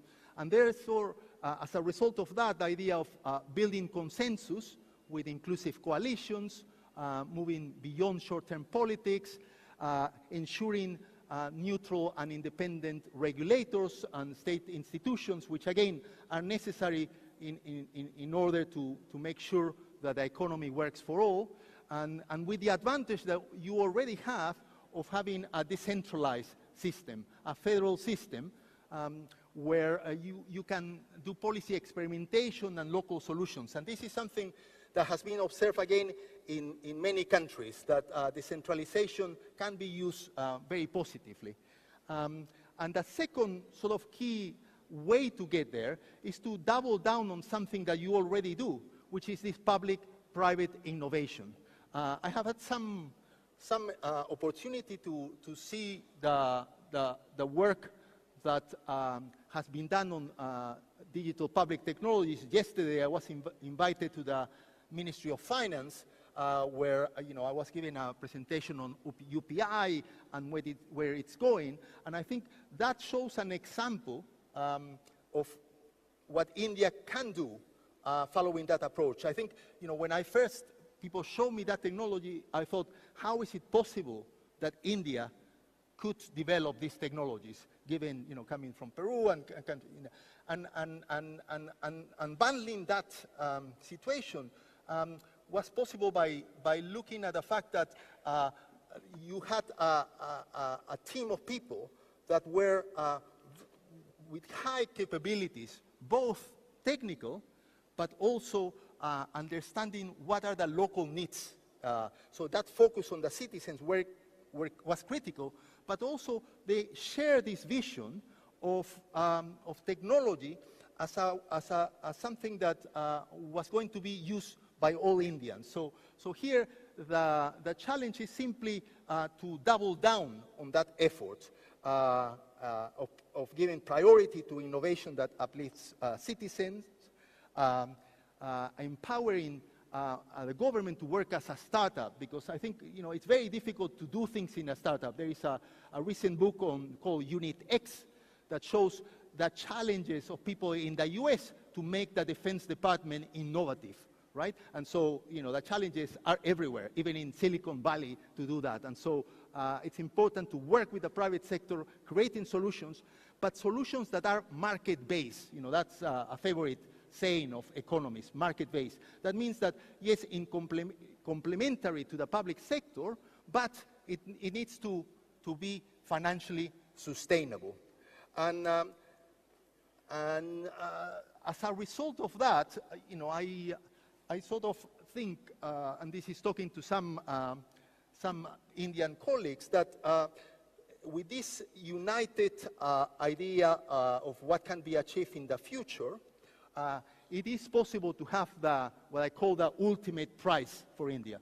I think this will be challenging, very difficult, but it is possible that it can become the world's first citizen-centric tech superpower, That's a mouthful. But basically, it will be the first time where technology is actually used not just for corporations, but actually to benefit people. In all the presentations, every company will say, we are doing this to help people. But it cannot be, because they need to do first serve their the stock, their owners, and to become a prosperous middle income nation. So to increase massively the wealth of the country. And I was told to use the concept of Vishwa Guru, because I think it is possible that following this and following solutions that will be good not just for India, but for the global South, it can inspire through example and leadership. And so that's my wish for India. So thank you so much.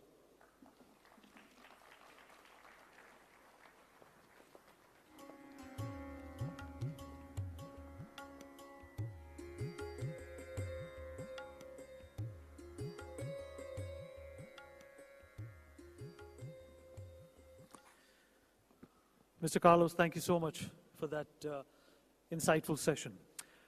All right, now it's turn to talk about what is next in living. And of course, living is a broad spectrum, a broad area, which we're going to discuss.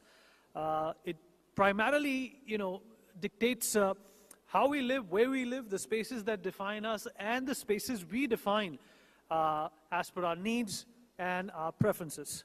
And I will take the opportunity to invite upon stage some people who can, in fact, give us a very grand idea as to what living is going to be like in the next few years. Let me take this opportunity to invite Mr. Sanjay Kulshrestha, Chairman and MD of HUDCO. A round of applause, please. May I also please request Mrs. Payal Kanodia, Chairperson and Trustee, M3M Foundation, onto the stage, please. A big round of applause. Shamroop Roy Chaudhary, founder of True Habitat. Can I please have you on stage as well? And to moderate this session, I'm going to call upon my colleague Uday Pratap Singh on the stage. Uday? Big round of applause, please. Keep them coming, especially people in the back. Come on. Everybody's had lunch. Everybody's full of energy. We're just getting started.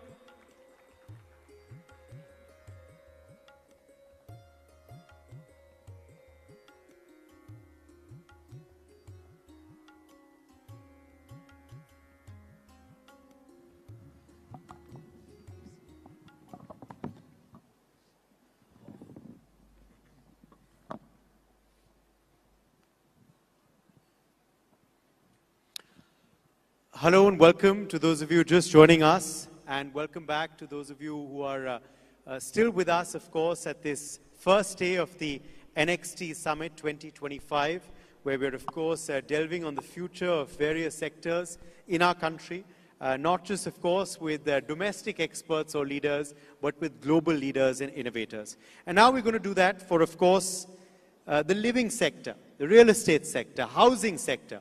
Yes, in our next session titled Next in Living, we have, of course, three, very well-known individuals from the industry who, of course, have already been introduced. So let me go straight into the conversation and start with you first, Sanjay Kulshrestha, on what you feel is really going to be the buzzword for housing, for living, for real estate in the future.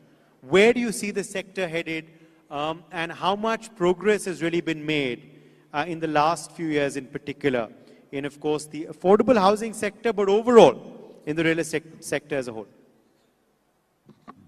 Thank you.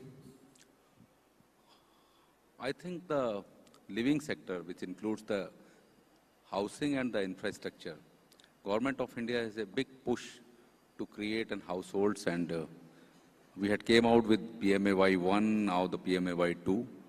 The Government of India wants that every head should have one roof.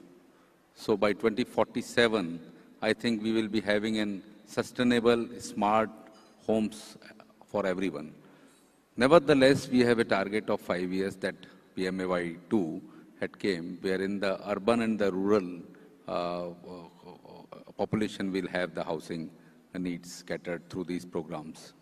So when I say about the housing, I think housing is the epicenter of the development, and they are the actual key for the Viksit Bharat. And everything which is going along, it starts from the housing only. So whether it is water, sanitation, power, energy, roads, logistics, or economical drivers, starting from the education, hospitals, markets. So everything starts from the housing, and housing is the key for the development. HUTCO as a company, we are into housing as well as the urban affairs. So we are into the financing, we are into the consultancy. And as a strategic organization of the Government of India, we had taken the responsibility that all these things has to come in a timely manner, in a sustainable manner, in a smart manner, and in a very eco-friendly manner. So I think the future is very bright regarding the housing, and a lot of things regarding the standardization of the sustainable product has been done. Standardization of the layouts has been in process. We are doing R&Ds also to have a sustainable material for house building. So all these things are in line, and a lot of things we had already achieved, and I am sure that within a year or so, most of the things will be coming to the ground. Let me take that to you, Payal Kanodia ji, on, of course, now the, this particular sector and also affordable housing. How much more affordable is housing going to become, of course, in the future? Also, where do you see the sector headed? What do you believe are going to be the, the new innovations as well, which we're going to be seeing to ease the way of living for people, for citizens in our country? So this sector is always going to grow. Of course, the need is ever increasing, and the growth will continue to happen. So where affordable housing is one part of it, the luxury living is another part of it. So we see India going both ways, where affordable and luxury is bound to grow hand in hand. And when we talk about sustainability, affordability, climate change, exploding population, when we build future cities, we need to keep these in mind, and the smart cities need to take into consideration all these points, and we need to be sure that just like we have a concept of circular economy, we need to have a concept of circular cities, where whatever a city is built on, it takes all its resources from within and then reuses it. Because climate is one big thing that's going to be very impactful, and we really need to take care of the climate. So whatever we do for future, whatever technologies, AI, whatever we talk about, it has to take climate and growing population into consideration, of course, keeping the price point in mind. Shamru Roy Chaudhary, let me take that across to you as well, on where you see the sector really headed. Firstly, how much strides have really been made, according to you, in the last few years in particular, not just for affordable housing, but overall for the real estate sector? And are you bullish about the way forward for this sector? Is this going to be one of the big growth drivers for India as we head towards the Viksit Bharat dream for 2047?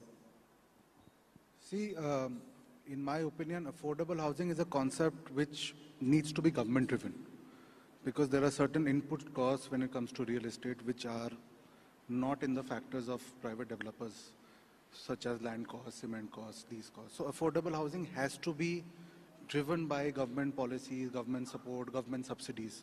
And the government is doing a great job when giving these subsidies and stuff. Although every state in India has a different policy towards affordable housing, but Haryana is leading the way in affordable housing. Madhya Pradesh is doing PPP models for people doing affordable housing. Uttar Pradesh also has an affordable housing model, but then again, it is through the auction allotment system, so sometimes those projects may not be actually affordable in nature for people, but people are trying, the government is trying, policies are evolving, things are changing.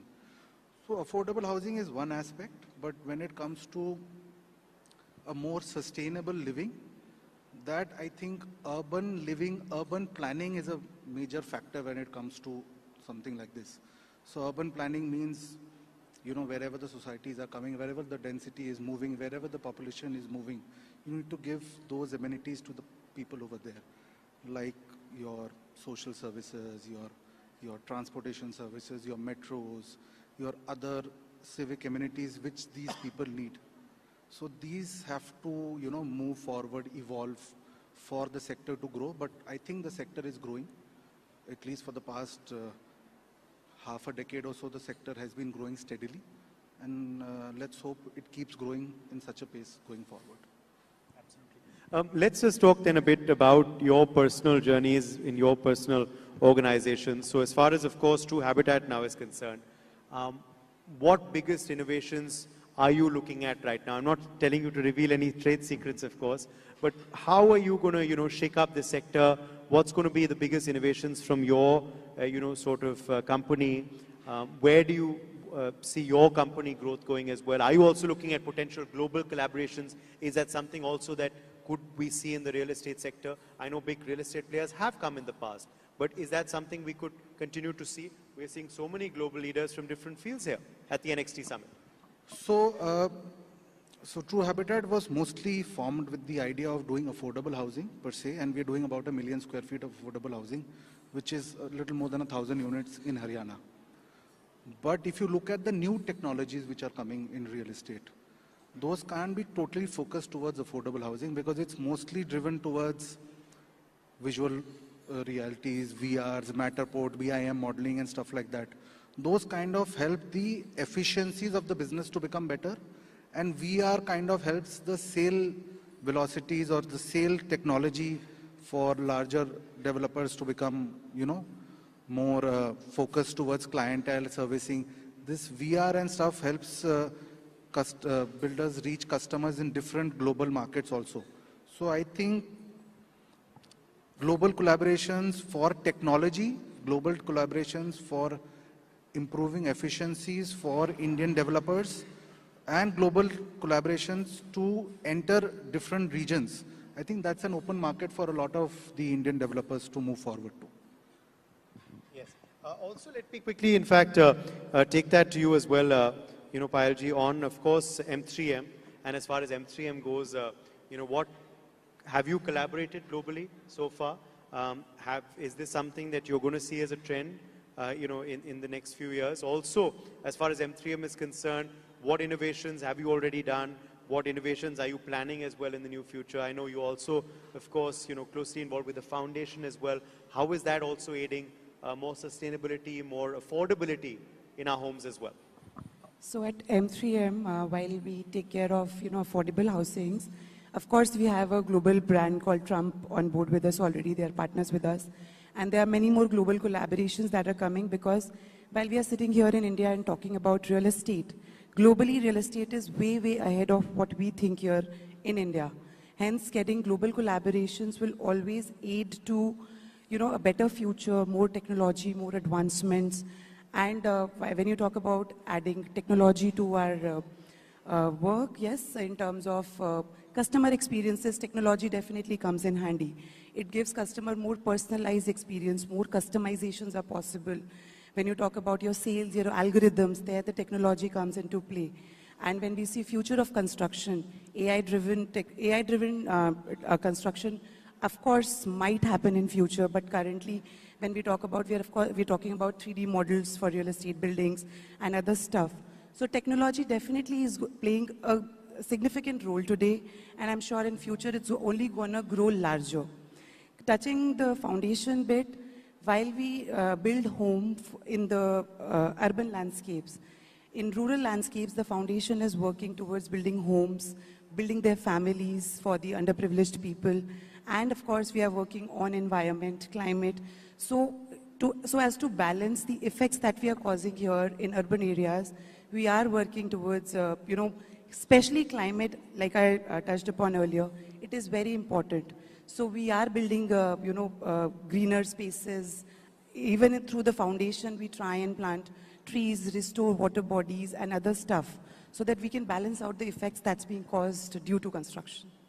Sanjay ji, let me take that to you. What about HUDCO? And, how innovative have you all been in the last few years? Anything planned now for the near future as far as, of course, your organization goes?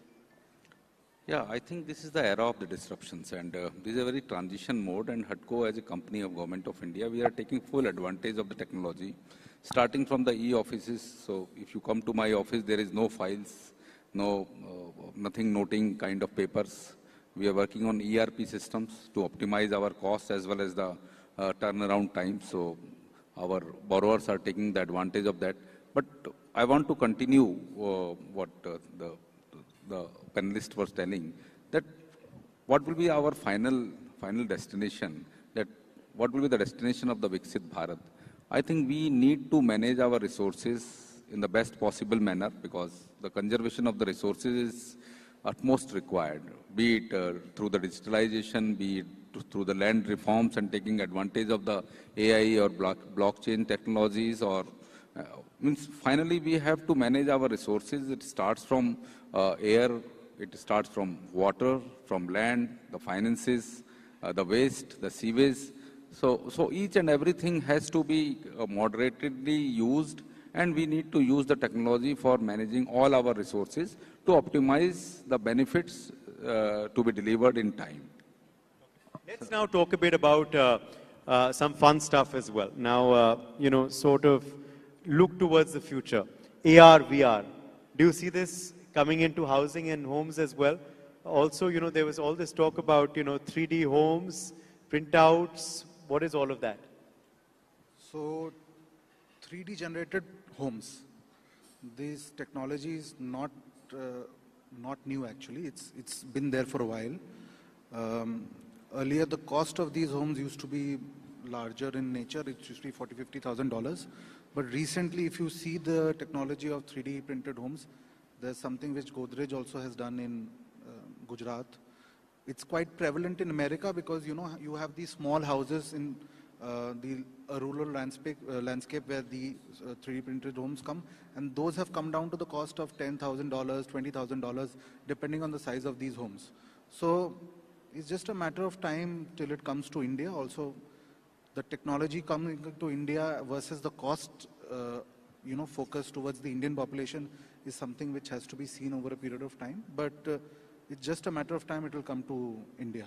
And as far as VR is concerned, a lot of the larger developers like M3M and these people, they're already started doing visual realization of apartments for customers, for their sales realization, customer experience using softwares like Matterport and stuff. So I think that is a trend which is picking up, and it will continue to pick up because all the customers are now more technologically savvy. So they understand these things. Just to add to that, I think technology is something that's more than homes. It's going to get lifestyle to India. So it's going to get, it's going to bring out better customer experiences, customized homes. So today you can literally control your house or home from a remote place also. You can decide when your room is going to get locked. Your staff can only enter your room at this hour and clean. So all these technologies already exist. This is only adding to the lifestyle, which we are currently talking in India. It has been existent in West for a long, long time. Of course, do you believe this is something that could see potential collaborations as well, further collaborations, as you're saying it is there in the West? Yes, of course. We need to look at collaborations because this already exists. So for example, at M3M, we lately experimented the cleaning of the facades of building with drones. So it's something new. Till now, we only see those pulleys and trolleys hanging with two men and, trying to clean the building facade. And it's a visual disturbance also. So currently, we experimented with that, and it was trending on social media, and it was very well appreciated. So these kind of technologies, of course, we need to bring from West, collaborate with them, get to India, and make real estate more advanced. Luxury as well. How do you see the definition of luxurious homes changing? Luxury in terms of, customer is demanding more customized homes, more brands. Earlier, the requirements for branded fit-outs was not there. Currently, that is there. Customization to the extent of individual needs of a family member. So today, that is the luxury. And that is what we are talking about today in real estate. Also, the fact is that as this Viksit Bharat dream, of course, materializes, do you believe every Indian is going to have a pakka home? 100%. I don't have any doubt that every Indian, it will be happening very soon within a span of 4 to 5 years of the time, because the commitment of the policymaker, the government of India, not in terms of only the words, I think the proper budgetary allocations are available, total institutional framework is there, states are on board, and the housing policies had been framed. So I think this is the time that every citizen will have that pakka house on his roof, and there is no doubt about that. Other than the Pakka House, we are talking and discussing about the Amrit Cities program also. We are discussing now in the last budget recently presented. There is an Urban Challenge Fund also which has been created. All these things are there to see that how the resources can be well managed, starting from the waste, the construction waste or the plastic waste or the sewage.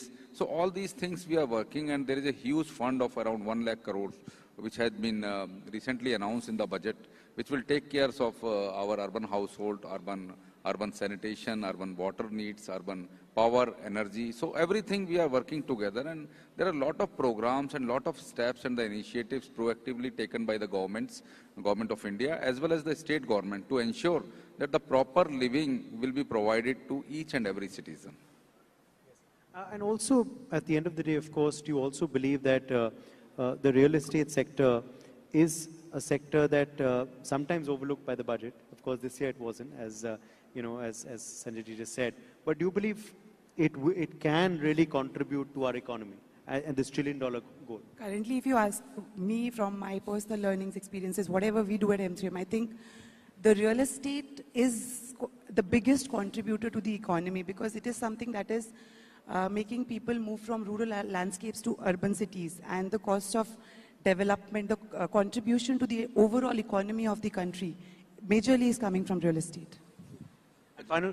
Just to continue, now around 7.5% of the GDP is coming from the housing and the real estate. And by 2034, we are expecting, by 2047, we are expecting it will be around 15%. So it will be a quantum jump in the percentage contribution from the sector towards the total GDP. So I think a lot of things will be changing, and the way the requirement is coming, now we are using around 500 billion USD in this state. And we are expecting that it will be turned around to around 15,000 billion USDs. So a lot of things are happening, a lot of money requirement is coming, and that is where these financial institutions are coming into the picture. Final word to you, Shamroop, the last word on the panel I'll leave to you on, of course, one big thought that you'd like to leave us with on, of course, the future of living in India. What's it going to be like? I think India is, the technologies and everything is evolving in India. People are getting used to it.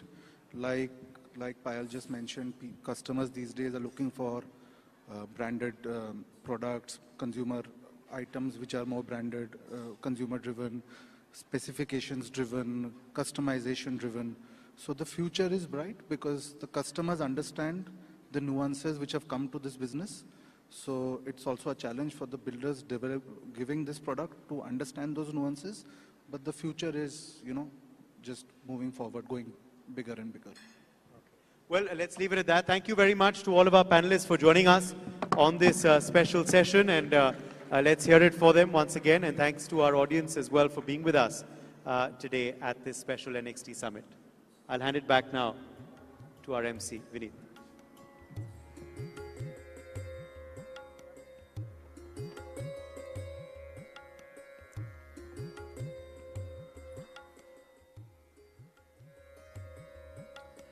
All right, Uday, thank you so much for that. I'm going to take this opportunity to thank our sponsors. Well, this session was presented by ACE Infrastructure, powered by Hutco, NBCC, M3M, Signature Global, Green Circle, and Swastik Greens.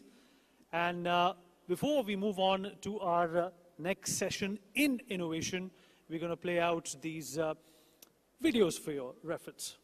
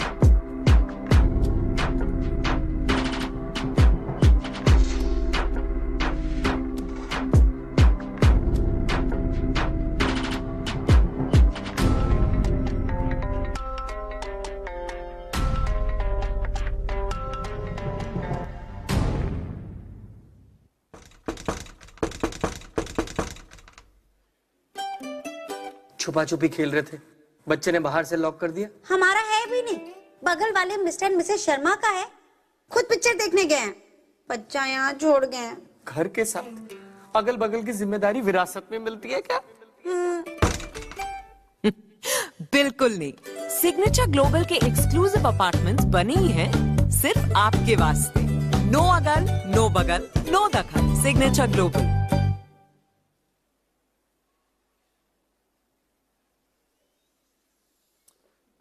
All right. Well, we're moving on to our next session. We're continuing to talk about what is next in innovation. And we have something very special at hand now. We're going to be having a conversation with Mr. Janos Chak, who is or was a corporate leader. He served as the Minister of Culture and Innovation, also served as an ambassador of Hungary to the United Kingdom between 2011-2014. He is going to be in conversation about innovation with my colleague and news editor, Devika Chopra. Round of applause, everyone. Thank you so much for joining us at the NXT Conclave.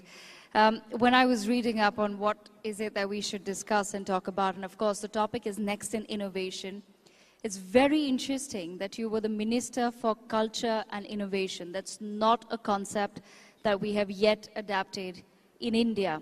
I want to understand from your perspective, how does that work as far as the government's role is concerned? What does a Minister of Innovation really do? First of all, thank you very much for the invitation. It's a pleasure to be here. Congratulations for this conference and best wishes for the future. My ministry was called Culture and Innovation Ministry. But in fact, I had many more functions. For example, family policies belonged to the ministry. University systems, research institutions belong there, and even vocational training. And I tell you why.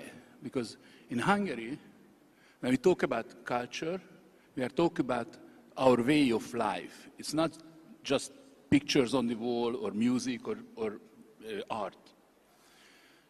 But culture is passed on to the next generation through the families. Obviously, we have the schools, the churches, but predominantly it's the family. So the culture and the family should be hand in hand. And this morning we talked about a lot how a government can enable or support families or culture, that we don't lose what we want to keep. So therefore, you need economic prosperity. And in this fast-changing world, where does that come? From the education, from universities, where from the young people can go to corporate life, research life, university life, because through those people, through the elite, can the resources and the assets of a country be mobilized, and therefore produce added value, economic added value, which in turn is required to support your families and culture. So this is an angelic circle. And the government in Hungary decided that we have to have this holistic view represented in a portfolio in the government. And because in my life I worked in each and every field, I have 4 kids, 8 grandchildren, so I'm familiar with the family to start with. That's such an interesting perspective, because you say that at the core of culture in Hungary is family and family values. And basis that comes the idea that innovation is critical, because that will lead to economic prosperity, which in turn helps and supports families across Hungary. That's such a brilliant concept, you know, and you've put it out so simply for our audiences to understand. I also want to just know from you then, what exactly does the job entail? How do you go about it when we talk about a ministry of innovation? What sort of innovation are you looking at? And I'll come to what next in innovation. But I want to understand, what so far would you say have been some of the biggest success stories? I think the role of a government is to facilitate what a government can do. The government can provide money to support ideas, infrastructure, or regulation. And device governments, in my opinion, build on the strengths, the existing strengths, what a country has. Last year, when I was still a minister, Hungary won 2 Nobel Prizes. Katalin Karikó for the mRNA and Ferenc Krauss for capturing and picturing the subatomic particles. Well, they've been working on their field for 40 years or so, but it was my time when they got the Nobel Prize, so I take the credit for that. But anyway, so it means that the health sciences and life sciences and physics, chemistry is somehow developed in Hungary in a very strong way. So when first we started to think about how to improve our ecosystem in innovation, we said that we select 3 focus areas. One is digital transformation. And it starts with, Hungary is full of very smart mathematicians, starts with deep mathematics, which is the heart of AI, quantum, you name it. Then green transformation is no question, but in the green we mean not only energy, but water, agrarian issues and those things. And last but not least is the, I would call it the health questions, aging, longevity, pandemics, and these kind of things. So we decided as a government that we will focus our efforts, our money, our infrastructure development, and our regulation to help this ecosystem. And the good thing was that the higher education belonged to me. Today, Hungary has a very strong manufacturing platform. American companies, Chinese companies, German companies, French companies are all there and manufacturing high-tech products. To support that, obviously, we need talents, engineers and researchers. And in the Hungarian higher education system, some 13% of the students are already foreign students. That's in the top 15 countries in the world, out of the, say, UN 200 countries. While Hungary's size is 95th in population or territory. So we are punching above our weight. But our goal is that by 2030, we will increase this number to 20% plus. Because if you want to develop a strong manufacturing base, you have to have a knowledge base. You have to nurture and develop those engineers and those experts who will be able to work there. Not necessarily just on research. The research ecosystem is important. What we did, that all government money, any penny that is spent on innovation, will be spent on projects where clearly demonstrated that there is a cooperation, association between the corporate sector, research institutes, and universities. Because the university students should see corporate guys walking on the corridors and researchers. MIT in Boston was made based on that idea. So this, focusing on fields, focusing the money to follow the policies, and I would say over the years, and obviously my predecessors, this is a new ministry, but there was Ministry for Innovation, the number of patents, publications grew significantly. So there is a response. We are far away. Just to give you some European numbers, in Europe, the best innovators spend some 3% of their GDP on innovation. Yes. 2/3 of that usually comes from the private sector, 1/3 from the government. But And in Hungary, we are at around 1.5%. But the very interesting indicator that in Europe, in the best countries like the Netherlands, Austria, and others, they have some 1,000 researchers per 1 million inhabitants. Oh, wow, okay. 1,000 per 1 million inhabitants. We are 2/3 of way through that. Because most probably you know, ideas happen not when you sit alone at the dinner table, but when you mingle with your colleagues at the printing machine or the coffee shop, because you trigger each other's thoughts.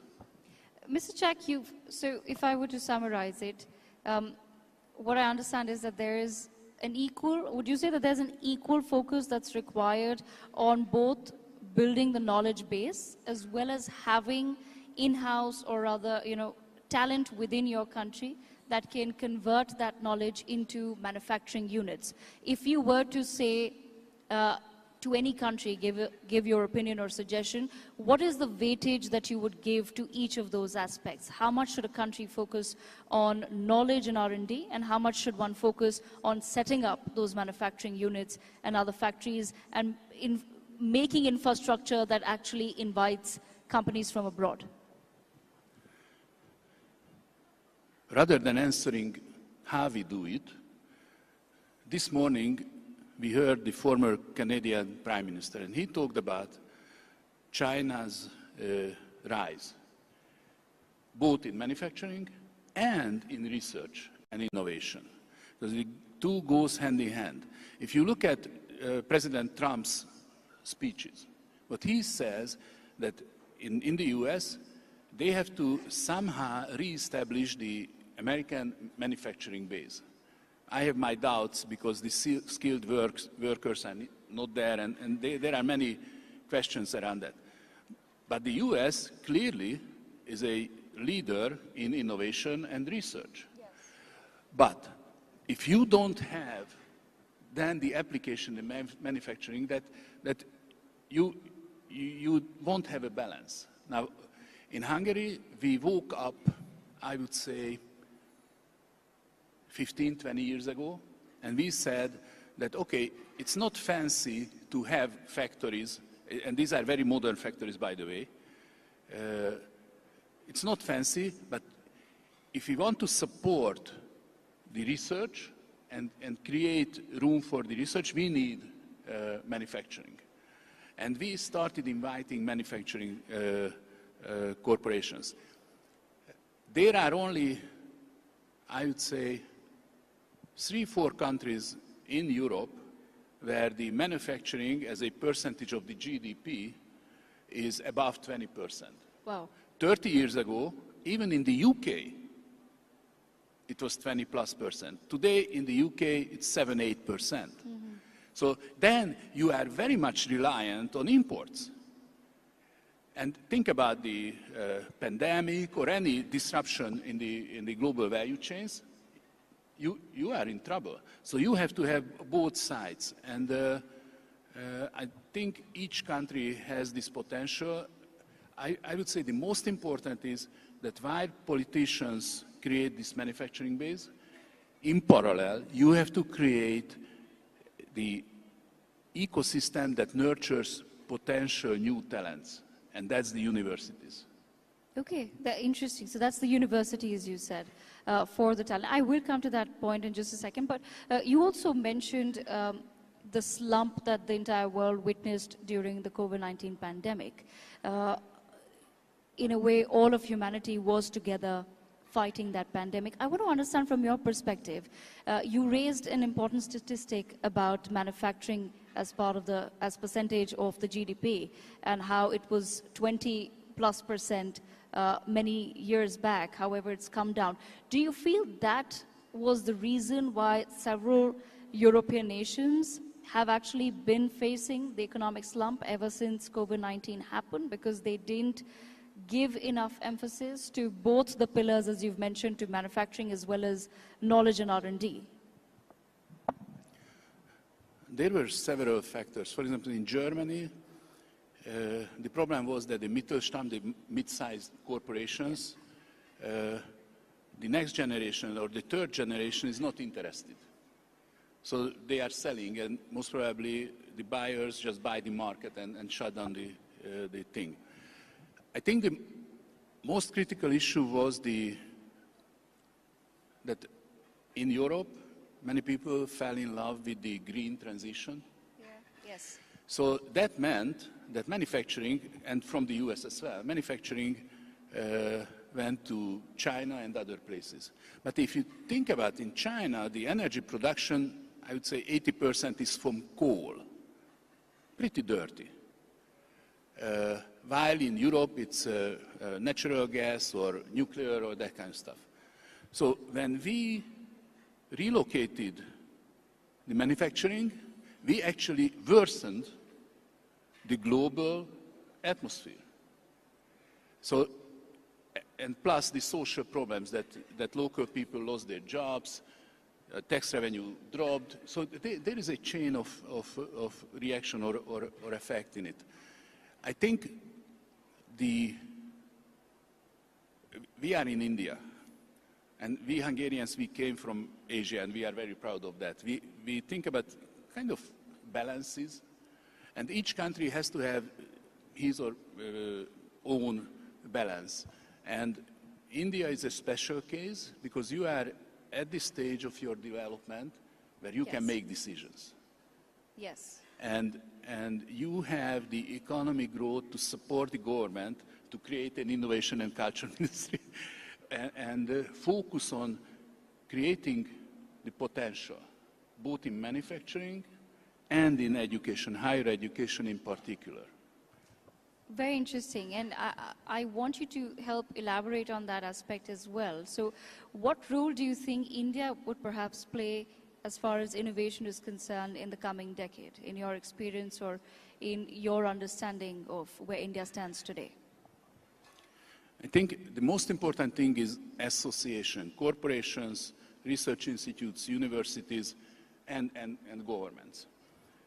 But now, thanks God, we are not living in a world where each country is a closed entity. India is in the best position because you have many people who studied in the UK, Europe. We have many Indian students in Hungary as well, US. So I think India is uniquely positioned to be a center of global cooperation. In Singapore, for example, the National University of Singapore, 15 years ago or so, established a new institute called CREATE. And that was an institute which the role is to invite world-class universities to Singapore to work together with Singaporean researchers. Okay. So Stanford and Munich Technology University and others are there. And that's where you can play a role. I visited Bangalore, the Technical University and the Indian Institute of Advanced Studies. You have huge potential and you have the people who understand the world. Now the question is whether you can bring projects here. Mm-hmm. And you can bring people to live here to see for themselves. For example, I, as a minister, I established kind of scholarships. 3 to 5 years, you can bring your whole family to Hungary and work together with Hungarian researchers, and not only Hungarian researchers, and corporations. Again, association, ecosystem. So, Ms. Shek, we were earlier discussing about this aspect of collaboration, and we were talking about innovation for humanity as a whole. You've elaborated on India's role, but if you were to advise the Indian government a little bit more on what would it possibly take to take that collaboration forward, what would your advice be? My background is economics and sociology, and I believe in institutions and incentives. So, for example, when a government spends money on supporting research or development, the condition should be that corporations, universities, and research institutes are involved. And this is not a new model. It's in the US, if you look at the NASA or the Pentagon, they do the same. It's fascinating what can happen when corporate guys, university professors, students, and researchers meet. And first, it was very hard because it was like silos. People don't want to, you know, this is my piece of cake, so don't touch it. I think those countries who are the quickest in breaking down or pulling down those walls or silos will be most successful. And again, just as we did, you have to look back and see where India has been successful anyway, where you have schools of knowledge or champions of things. I used to work with Tata Group, Jamshedpur, you know, that's Yes. a 150 years old story. And what a story. In 2000, the company was $10 billion market cap, and now 100 plus. So the whole world is for you. Yes. Mr. Chak, you also raised a very pertinent point earlier when you gave the example of moving the manufacturing hubs to China, where initially the idea was to focus on green energy, but the whole point of green energy is to obviously not then expend electricity which is based on coal. How does then the world, or how does Hungary perhaps strike the balance between in this sort of a situation where you definitely want to innovate, but you end up in a situation where the innovation, as you mentioned, could possibly be hampering the world more? How does one strike that balance? I don't think that there is an answer for that, because luckily these developments happen based upon the actions of many countries and many people.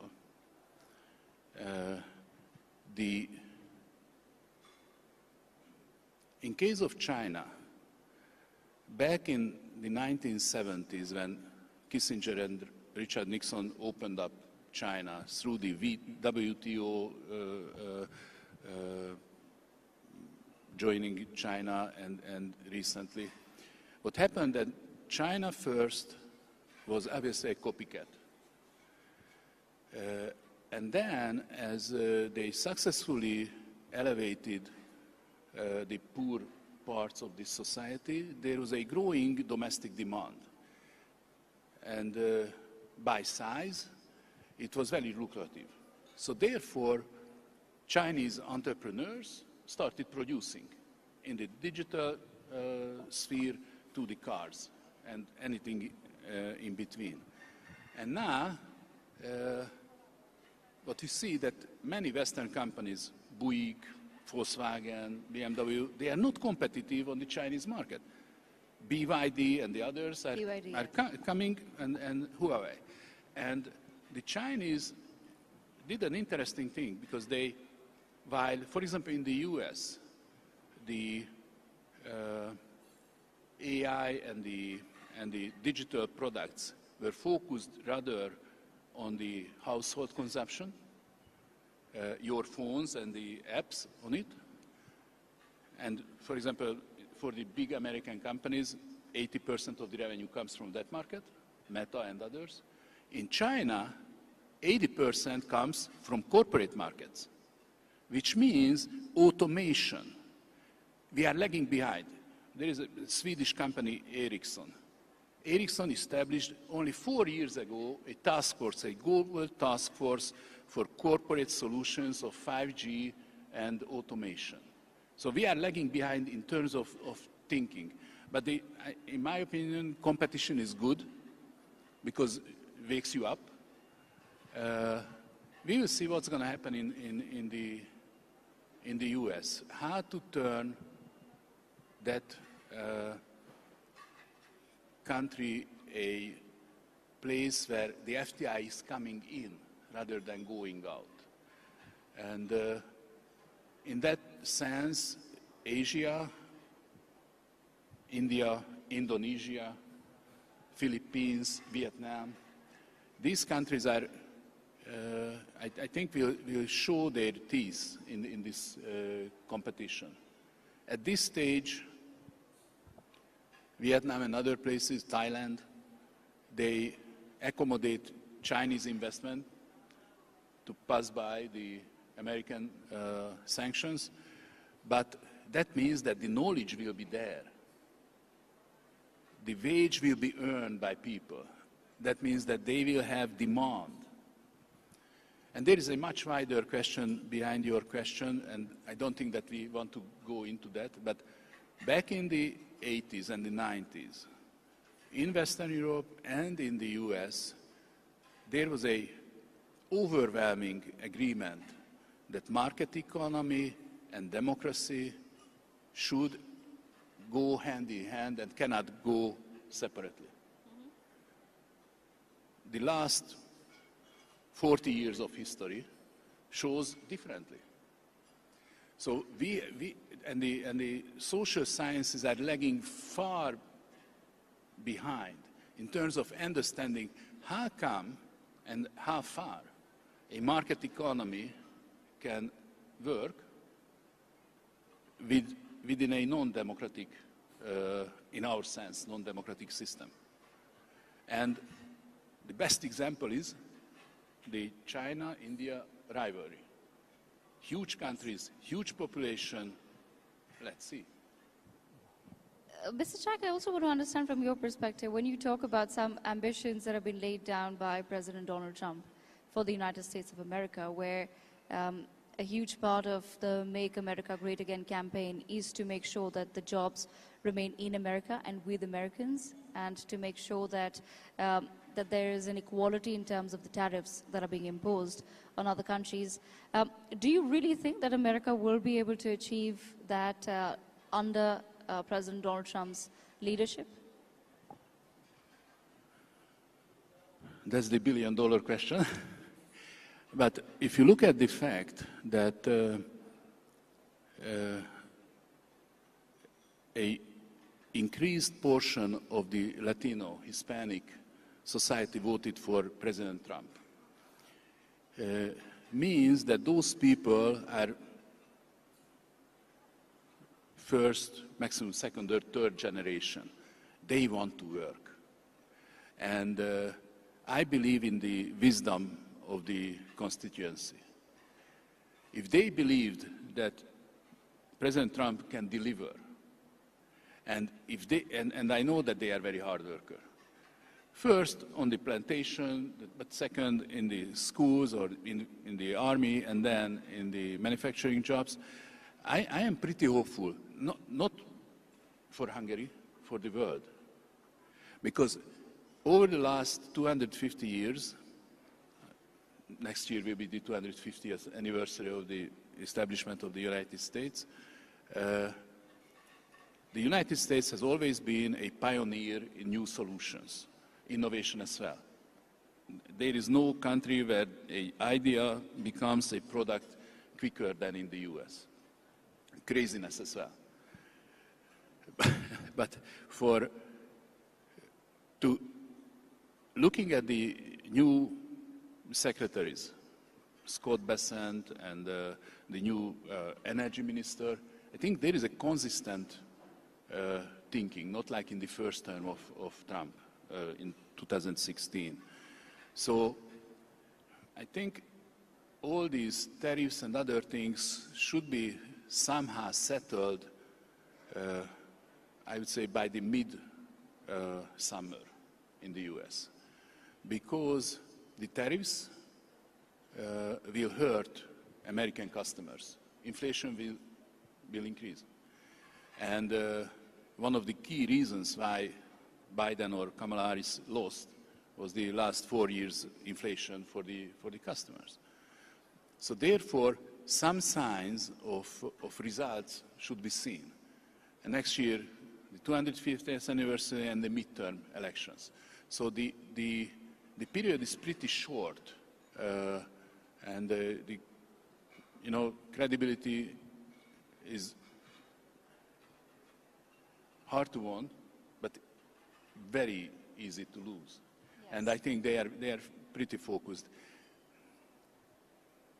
Mr. Chak, my last question to you. I want to understand from you, you also raised earlier the point that for innovation to be for humanity, it is important for collaboration, and you gave examples of how Hungary is achieving that by creating universities, by inviting foreign students, by inviting people, innovators and their families to come live in Hungary and to collaborate with other researchers as well. But in today's political climate globally, where there is a lot of debate, discussion, question on whether jobs should stay with the natives of a certain land and whether people from outside should be allowed, what sort of jobs those people will be doing. I just want to understand from your perspective, do you feel that somewhere the current political climate could in a way hamper or impact innovation and innovative collaboration?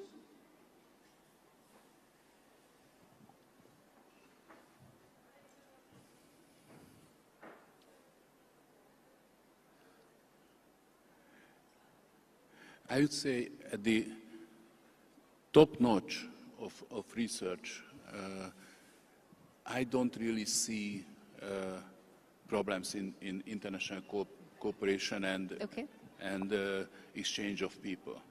The question will be, where will be the demarcation, and whether geographically or fields.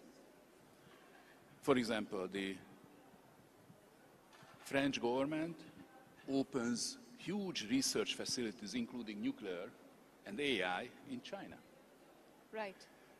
Americans don't like it.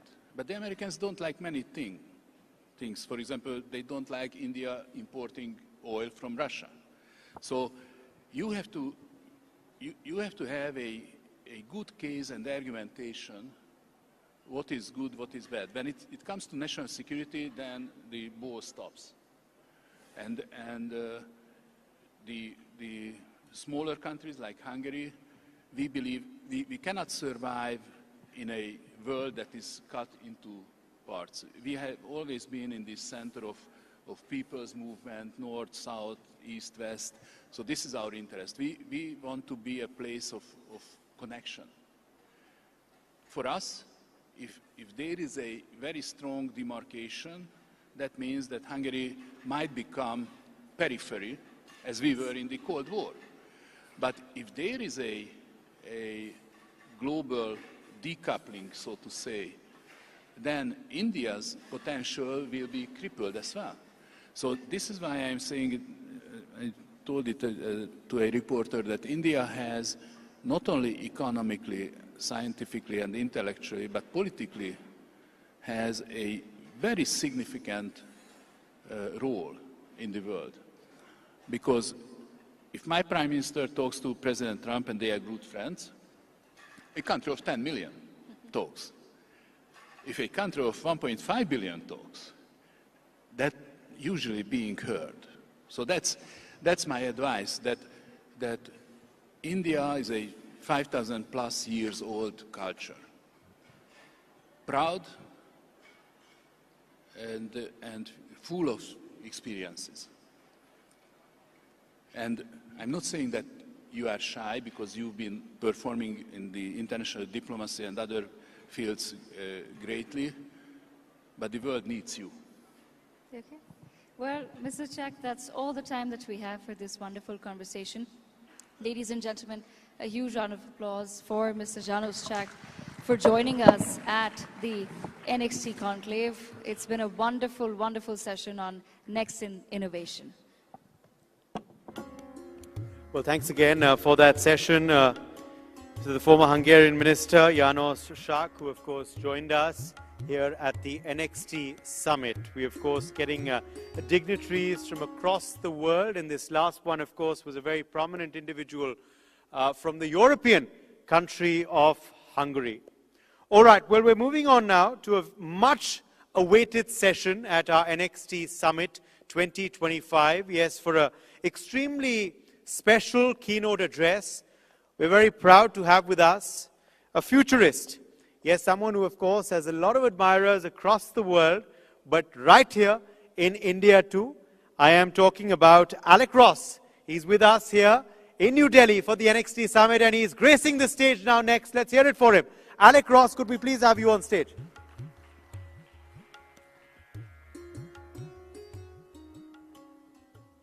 All right. Good afternoon, everyone. So one of the things that I particularly appreciate about this conference is the diversity of the people speaking. We've literally gone from a Hungarian minister to an American cowboy. So I'll be bringing the perspective. We've talked a little bit about America and America's place in innovation. While I'm an academic and I write books, I come from the sort of cowboy world of entrepreneurship and venture capital. Started a company in a basement with 3 buddies without 2 cents to our name and grew it into a global company. And now I'm focused on supporting other young entrepreneurs around the world, including here in India. And what I want to do is I want to give a perspective about some of what I think is about to happen. Not looking out science fiction, looking out 20, 25 years. But let's talk about not what people are so focused on necessarily in 2025, but let's look at 2026. And underarching all of this, when we talk about the raw material of the economy, I can't help but think that land was the raw material of the agricultural age, iron was the raw material of the industrial age, and data is the raw material of today and tomorrow's world.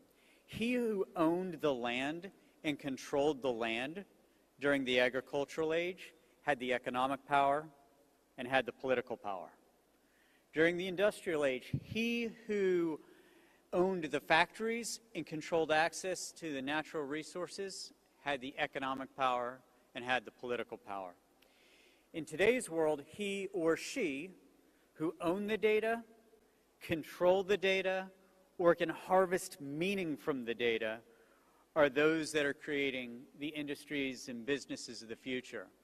And we're doing this in a world that is digitizing in such a way, I don't care whether we're talking about housing, as we were talking about 2 sessions ago, or culture, or anything else.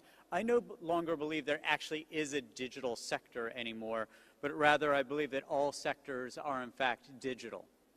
And all sectors are in fact being transformed by technological forces, the most recent of which is artificial intelligence. And I am going to dedicate some time to discussing artificial intelligence and breaking down some of what is happening, at least from my perspective as an American and having just spent several months in the United States at the headquarters of a lot of these big companies. I want to give a couple pieces of data to sort of frame this data-rooted economy. Just 10 years ago, so 2015, not a long time ago, 10 years ago there were 15 billion networked devices in the world. These are our smartphones, there are laptops, but more significantly, and certainly more significantly for India, they're the sensors in our supply chains and in our factories.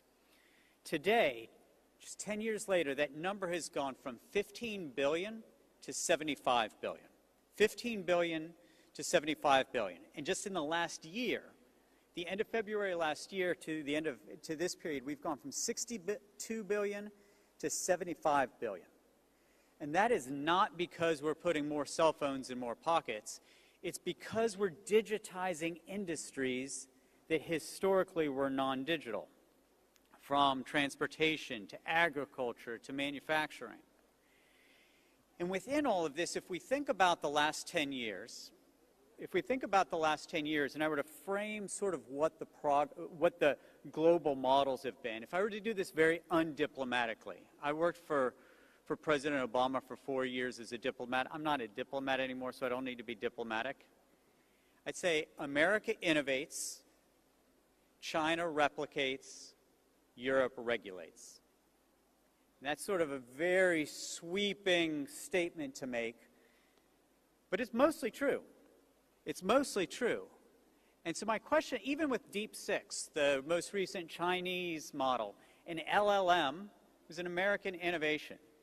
Deep 6 was trained using American chips that it largely bought on the black market through Singapore and trained on OpenAI's model. So the great Chinese innovation in this respect was that it figured out how to less expensively and more efficiently do a sort of B-minus job of an American LLM. Now, I'm not going to spend the next 15 minutes insulting China. I'm going to point out some areas where I think that they are moving from replication to innovation. But I think the more interesting question for those of us who are here is, okay, so what United States, so what China, so what Europe? What about the other rising powers? What about India? What about the Gulf states? Where do they fall within this frame? And what I would say is, I'll repeat something that was said from the stage earlier. It's that the future is not something that's guaranteed. It's something that's made up by a series of choices. None of this is predetermined. None of us are truly omniscient about what is going to happen economically, geopolitically, or geoeconomically. What I will say is that India is in a good position, but it's not in a position that will guarantee success over the next 5 years in terms of being able to truly innovate. And what I want to do is unpack that a little bit. You know, I've invested, over the last handful of years, I've invested $900 million into 45 startups on 5 continents, including in India. I've done that with my partner in the United States, my venture capital partner, who is Indian American, Shield Tile.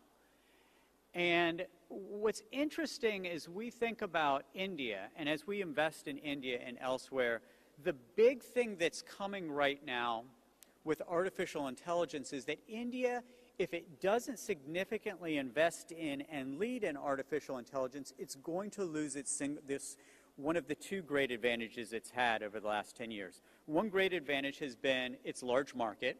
It's not going to lose its large unified market. But one of the ways in which India has been so successful is that the base unit cost of labor for a highly skilled, highly educated technical talent has been substantially lower than it's been in the United States or in Europe. So I flew to Delhi yesterday from Zurich because I sit on the board of directors of a Swiss company. And we employ a huge number of engineers in India. Why? Because they're smart, they're hardworking, and the basic cost of labor is lower in India than it would be in Switzerland or in the United States. But the interesting thing that's happening right now with AI, we've been talking about increased productivity by virtue of digitization for 20, 25 years, and it hasn't happened. What digitization has enabled us to do is actually work longer and work harder, and just a little bit more productively. This is what the economic data shows us. But what's interesting is if you're sort of a nerd like me and you really get into the data, what we're seeing is that over the last 18 months, AI is delivering the promise in terms of increased productivity that people have expected for the last 20 to 25 years in digitization. And what that means is that much more important than having than the base unit cost of labor is the base unit of knowledge and creativity. This is what's actually very counterintuitive. Knowledge, yes. So if what we're seeing is a great engineer empowered by AI is suddenly massively more productive, you're willing to pay more for an engineer who knows how to use those tools effectively. And then part of what we're seeing is that the top 2% of engineers using AI, one of the most interesting characteristics about them is that they combine their technical knowledge with creativity. This is one of the counterintuitive things about this next stage of digitization. It's that as our behaviors, as our business processes grow increasingly algorithmic, as humans become more like machines, as machines become more like humans, that which makes us human actually grows more important.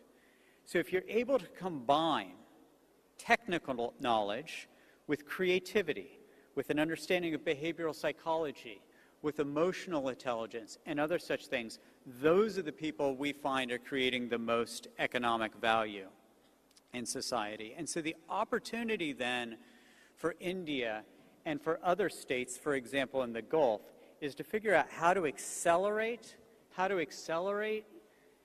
the domain expertise within artificial intelligence, but do so in an interdisciplinary way where we also have an understanding of skills that we tend to associate with the humanities. As the world grows increasingly driven by algorithms, that which makes us most human grows more important. Now, I do want to get specific for a couple minutes on some specific aspects of AI, because people say AI, and that means sort of everything and nothing. When people say AI, it means sort of everything and nothing. And what I want to do is I want to deconstruct this a little bit.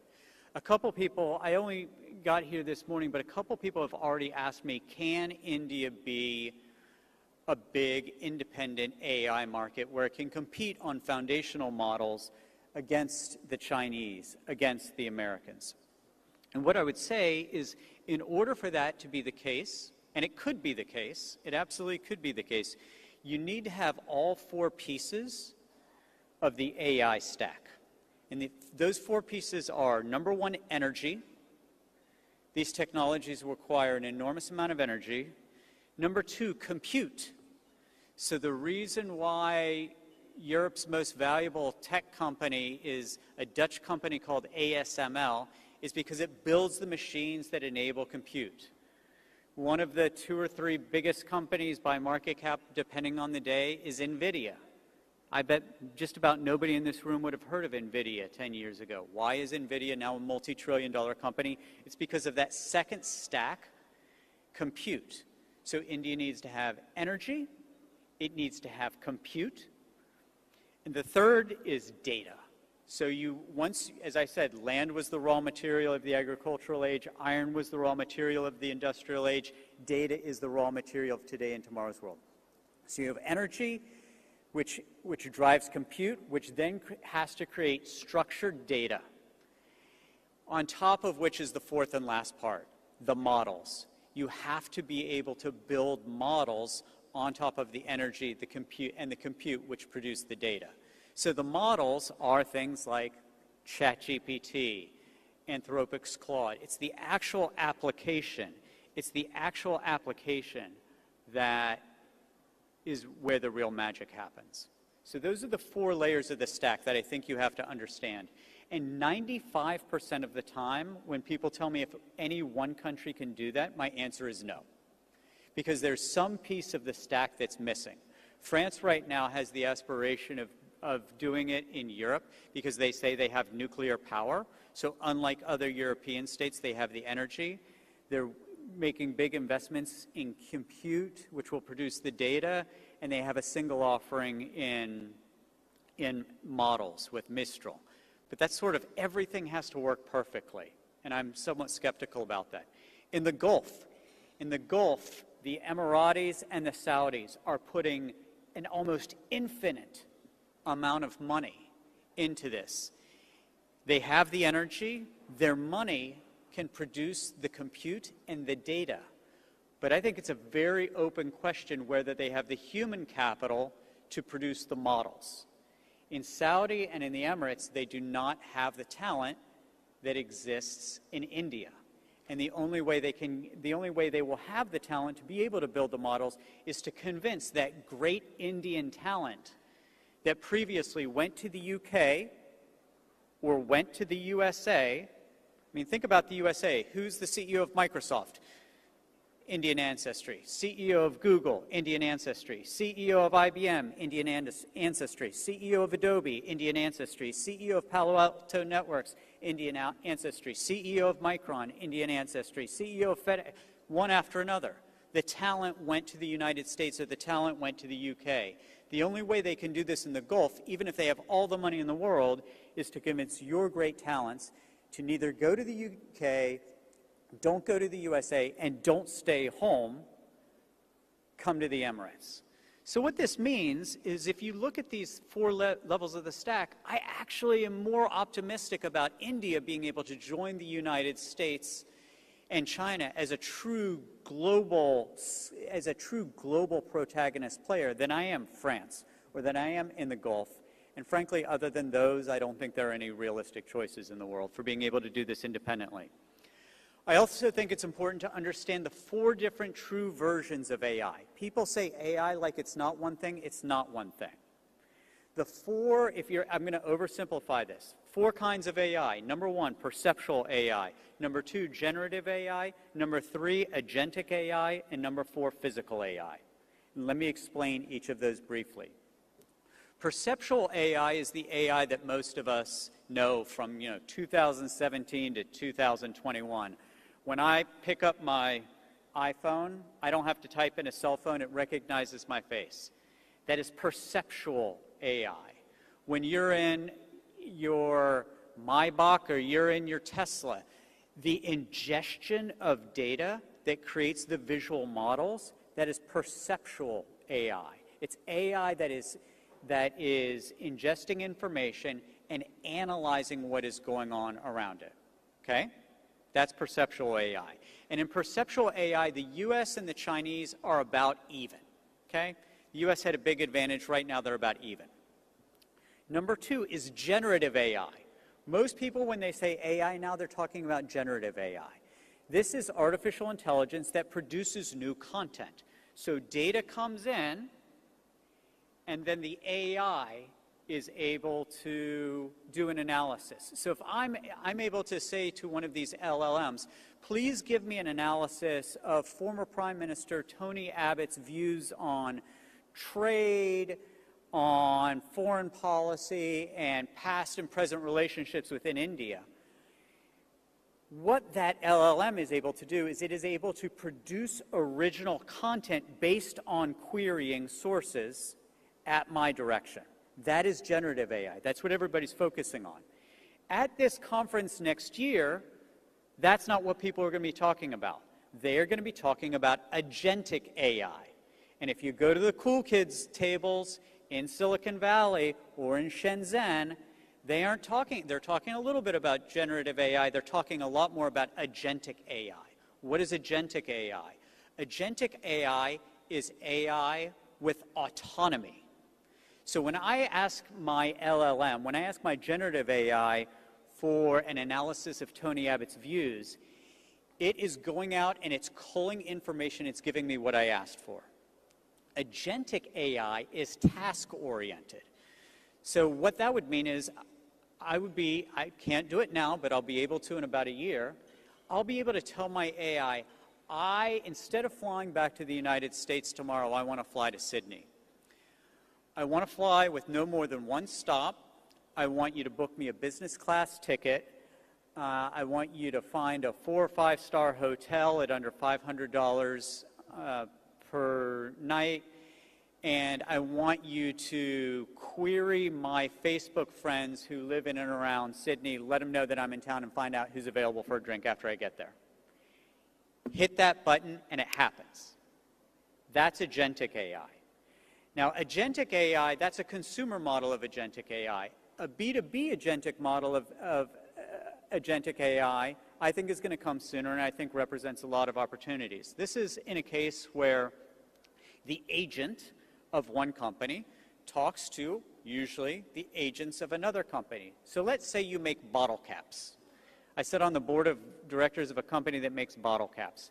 The agent, the AI of my company, can speak to the agent, the AI of another company, and say, hey, we need 30 metric tons of this kind of aluminum at this processing grade.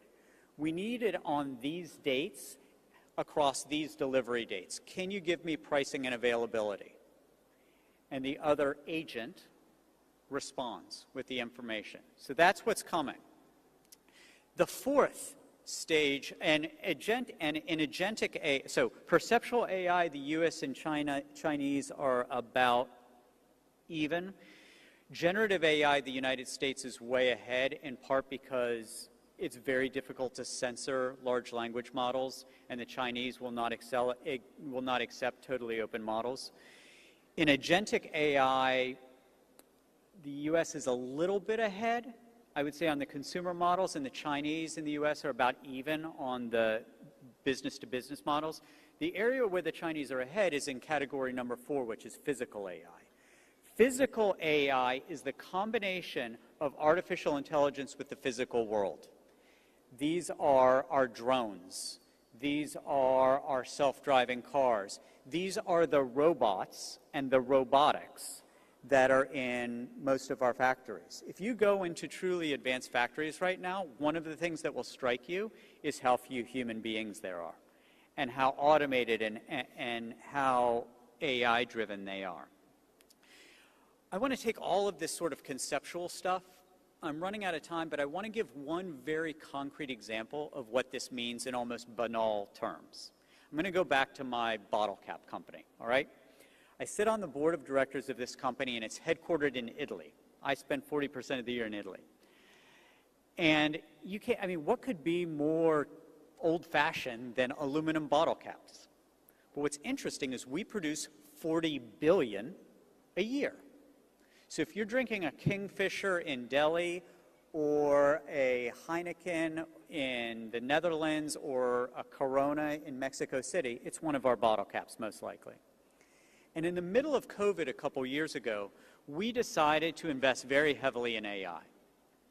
You're like, what does that have to do with making bottle caps? We've used it for 3 things. Number 1, predictive maintenance. Number 2, managing the waste products, managing the industrial wastes.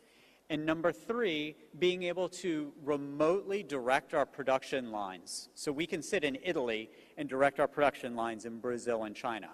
What happened? Our margins went way up. And we were able to do this without firing a single employee. What we told our employees is you have a choice. You can either be the master of these technologies or its slave. We will give you all the training to be its master, but if you won't accept the training, then you got to go, because we want the machines to be the slaves, not the humans. So our margins went way up. What did we do? We bought our competition in the United States, we bought our competition in Canada, and we doubled our production in China. So instead of being colonized by the Americans, instead of being colonized by the Chinese, this family-owned company in Italy is now number 1 globally, and we were the colonizers. We took over the Americans, we took over the Canadians, we doubled in China. And I use this very concrete example for this audience because I do believe in India, it's the application layer that billions and billions and billions of dollars of value can be drawn out. It's not, don't try to be the next ChatGPT or the next DeepSeek. Build the AI models for agriculture, for manufacturing, for transportation, for energy. If you think about all of those areas of expertise that already exist in India, I'm telling you, there are tens of billions of dollars to be made in building the applications that live on these foundation models. And I'll just close by saying, as I think about how many of my friends in the United States are Indian American, how many of their parents came to the United States, you know, either with degrees from the IITs or coming to the United States for graduate school. They came for the American dream. It's the same reason that my great-grandparents emigrated from Europe to the United States. What I think is really interesting, just to inject a little bit of politics into things for 1 minute, is with the rise of India and with the United States taking a little bit different posture to the rest of the world, and certainly with immigration, I think the opportunity in a certain respect is to have an Indian dream. Instead of just thinking about how your labor can go to the Emirates or the United States or the UK, how world-class companies can continue to be built and grown here. And the choice is not to leave and to make more money, but to create enormous value and wealth and well-being here in India. Thank you very much.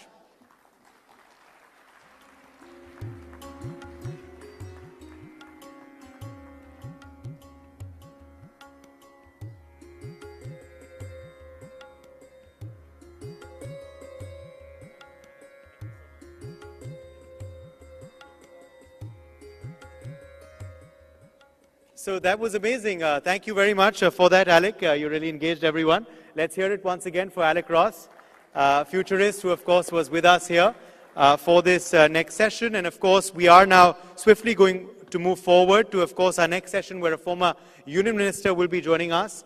And she will be with us, in fact, very, very shortly. In fact, why don't we do one thing? Let's move on, in fact, swiftly to our next session, Next in Media. So let's move on to the Next in Media session. And of course, for that, I'll ask Alec to just take your seat in the audience. Thank you very much, Alec Cross, for being with us. And for our next session, Next in Media, I would quickly like to call on stage Olga Lisigo, Deputy Editor, Rossiya Segdonia Media Group and Head Sputnik News. She's live with us. Welcome. Thank you very much for being with us. Also with us is Pranjal Sharma. He's Digital Policy Analyst and Author. We also have, of course, Anurag Batra with us, Chairperson, Editor-in-Chief of Business World. And this session is, of course, going to be moderated by Editorial Director of NewsX, Priya Sehgal. So thank you all for being with us, and let's quickly have you on stage as we move, of course, swiftly to our next session. We're going to be speaking about, of course, about the media. So which way, of course, is the media going? Which way is, of course, the the media landscape shifting and changing? That's something our next session is, of course, going to be focusing on. We're very happy to have all these erudite, of course, faces and names with us, and we are awaiting their session now.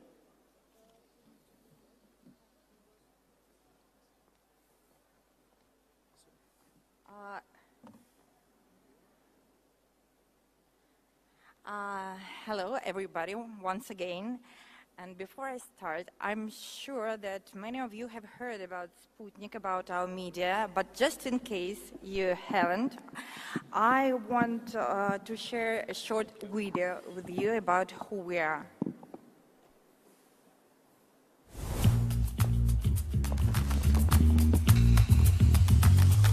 Sputnik is a global multimedia news and radio broadcaster. We operate in over 30 languages worldwide. With 25 multifunctional hubs, we employ numerous local journalists. Our extensive network of correspondents spans the entire globe.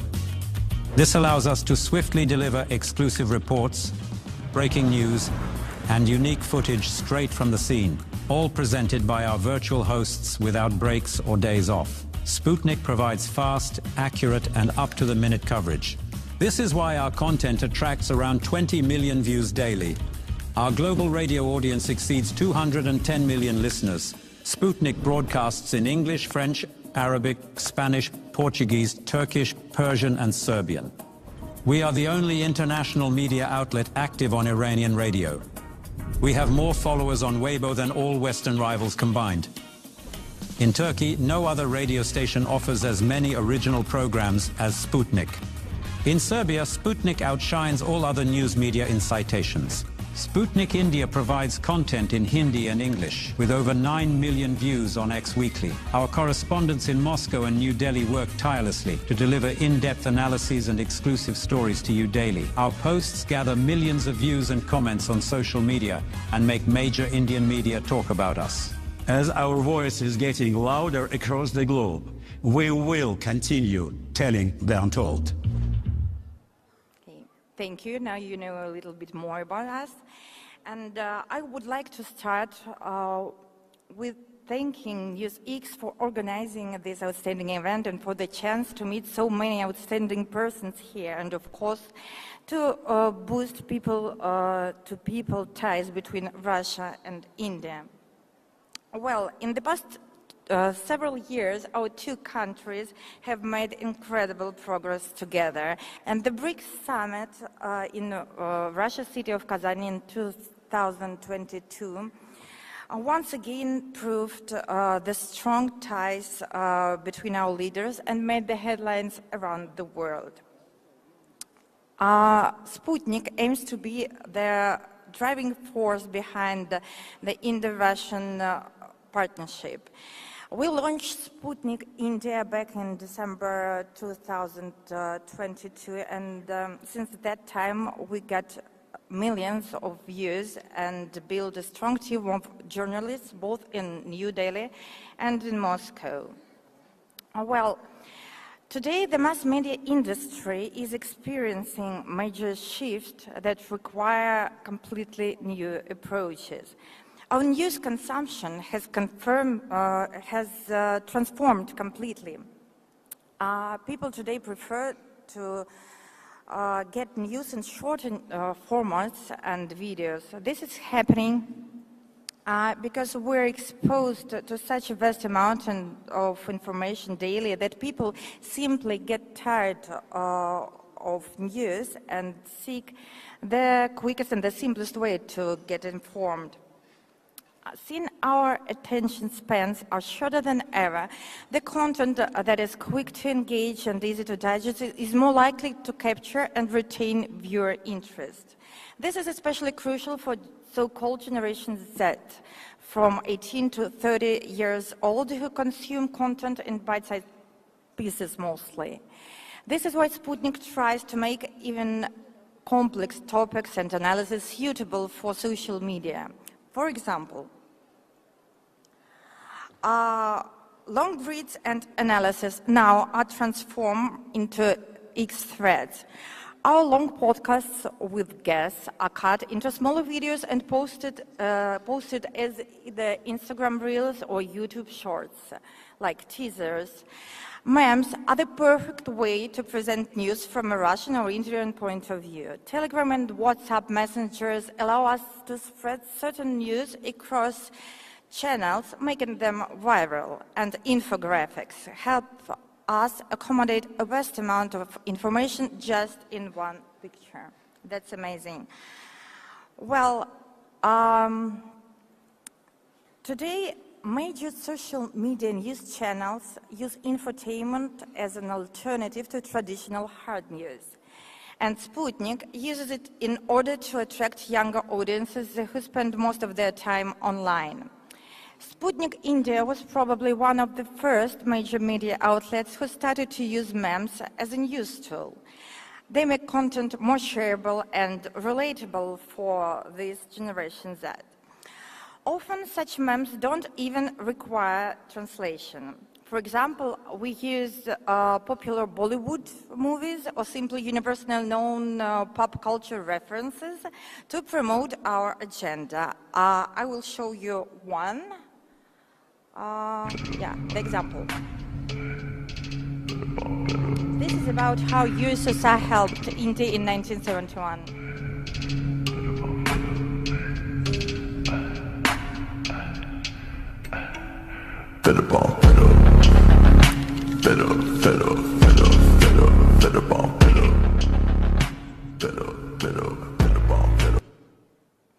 And these memes actually got millions of views and hundreds of comments on Sputnik's accounts. And what is the most important about that these memes always have a hidden message. We use jokes to explain politics to people indirectly. This way, they don't feel like a certain political agenda is being imposed on them. At the same time, memes give our readers a sense of belonging, so they're most likely to visit our page and check what else we have. Here, where they see that we provide also serious content, so I guess we simply found a perfect balance between infotainment and hard news that is important. Well, actually, speaking about technology, I believe we should embrace the opportunities the digital era gives us. Because thanks to that, we can do a lot of things that like 20 or even 10, even 5 years ago, we couldn't imagine, like journalists. I think my colleagues will share this point of view, because it's amazing how we can do very difficult work that before took hours just in 1 minute. We perform text-to-speech conversation, add AI voiceovers to video, do the translations, transcriptions, and even these virtual presenters, these are my favorite things. No vacation, no salary, perfect workers. So, and let me show you the example of how Sputnik uses AI to generate digital avatars. We have a very famous philosopher, Alexander Dugin, and he has no time to do his program weekly, but we decided to make him artificial. The events that took place in the United States after Donald Trump's presidential election victory والتنصيب ونقل السلطة تشير إلى أن que somos testigos de un proceso veloz de una revolución conservadora en Estados Unidos. Değerler sistemi önceki yönüne neredeyse taban tabana zıt bir yönde değişiyor. Trump और उनकी team जिन सिद्धांतों की घोषणा करते हैं, साथ ही पहले कदम जो वे उठा रहे हैं, contredisent complètement l'idéologie libérale de gauche. يهمه يا عالم عقفاوي ويانا يا زنبالي يسلت انا يا درجة مسارة نوي. Actually, he speaks 4 languages, but for Sputnik now, he speaks more than 15. Okay, I have just 30 seconds left, and yes, of course, there are many risks about AI technologies and journalism, and I hope to discuss it with my colleagues a bit later. But what I want to add is that,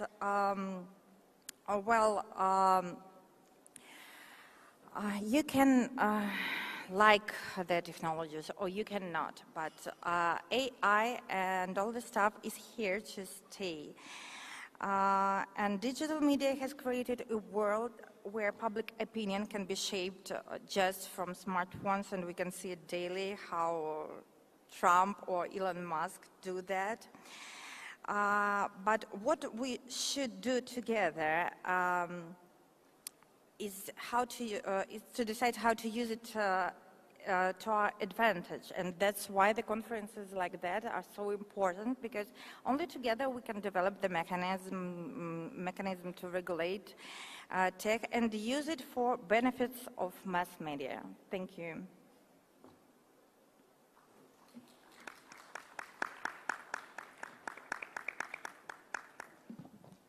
Thank you so much, Olga. In fact, that is what we are going to be discussing now. The topic is next in media, but I think we're already living in the age of next in media, as Olga also explained. This is really the age of social media, where the traditional media is learning to come to grips with the very ever-changing world. So today we're going to be discussing with the panelists the changing dynamics of the rules of engagement. How do we do with a very interactive, participatory, and real-time news that it keeps breaking. And also, in mainstream media, we have, of course, editorial control here. Everyone with a cell phone is the journalist, is the part of the media. So there are no checks and balances. What happens in that kind of a world? On the one hand, it is democratization of news. On the other hand, you do get victimized by fake news. You get the algorithm bias. There are fake narratives. There is no control, really. So in that sense, Pranjal, I'll begin with you first. How are we coping, and what next? What are the next steps do we have to take? Is there going to be regulation, transparency, self-regulation? Where are we headed? Okay, thank you, Priya. And thank you, Olga. That was very brilliant. And I must say that I'm a great fan of what Sputnik has been doing. Very excellent way in which you are communicating complex issues. And I think that's really the future. That's the first trend that we have to understand, that news is getting democratized. It's no longer going to be held by a few editors sitting in the so-called ivory towers. The second big shift I see is that Western media is not global media. It used to be a time that media based in Americas and Europe would decide the narrative for the world, and we would all lap it up like it was the absolute gospel truth. And I think that's not true anymore. You see the rise of media in India, you see the rise and the relevance of media from Russia, you see the rise of media in East Asia, and I think that's very important for us to understand that it's no longer a unipolar world in media as well. It is a multipolar world in media where every region will decide what is relevant for them and not be taken in only by what a set of You're editors getting a very are approving deciding. look from here, by the way. So, no, but I mean, I'll stop here. I mean, I have a few more points, but I think the final point is about technology. You referred to it, Olga and Priya. So there's a great point about technology that it allows you to do a lot of things faster. It also allows and gives the power of ground level reporting to a lot of citizens, but also the negative part is that it can also create fake, misleading news. So we need new set of filters to be able to manage information in the era of AI. So, Olga, I'd like you to take from what he said, also the fact that global media is no longer Western media. I mean, at a time where you yourself, Sputnik Radio, is facing sanctions from the Biden-Harris administration. So how do you feel the fact that democratization in many more ways than one? Sorry, once again. The democratization of media, you know, and also what he's saying is that Western media is from what we see, Western media is no longer just Western media. Global media is now, you know, we have people from the East, Southeast Asia who also now getting their say. You know, the main problem that I see in all this is that the lack of platforms, because many countries are still the colonies of Western media markets and mainstream media, and I think that as we have, for example, BRICS with India, why can't we have our own platforms, so our own social media, where we can do what is supposed to be the best way to give the information for people, for example. Because I think that the basic rules of journalism are the same for India, for Russia, for the US, or any other countries. That's balance, verifying news, fact-checking, and for us in Sputnik, it's very important to give the balance and sometimes alternative point of view when the balance is not so well represented. Well, and speaking about the measures that news outlets should take, the risks of AI, yeah, I think that it's very important to navigate these risks together and to decide together what to do. For example, it should be obliged to mark AI content on the social media platforms, I guess, and verify images, photos, and videos, and rely only on first-hand information that is basic. Okay. So risk of risk of AI, algorithm bias. You know, how do we counter that? You know, one of the things which Gen AI is doing is allowing almost anybody to be a writer and an author, but we have to realize that the era of search-based, link-based research or reporting is pretty much over. Because what the Gen AI bots are doing, they're gathering information from every available resource. They don't tell you what the source is, but they'll give you a summary of what's going on. So it could be based on outdated information. It could be based on malified sources. So we don't know. So there has to be, and that's why I want to dwell on this. In the era of AI, news gathering, information needs a new set of filters. Editors were the filters in the traditional media, mainstream media, in news, in print, in television and radio.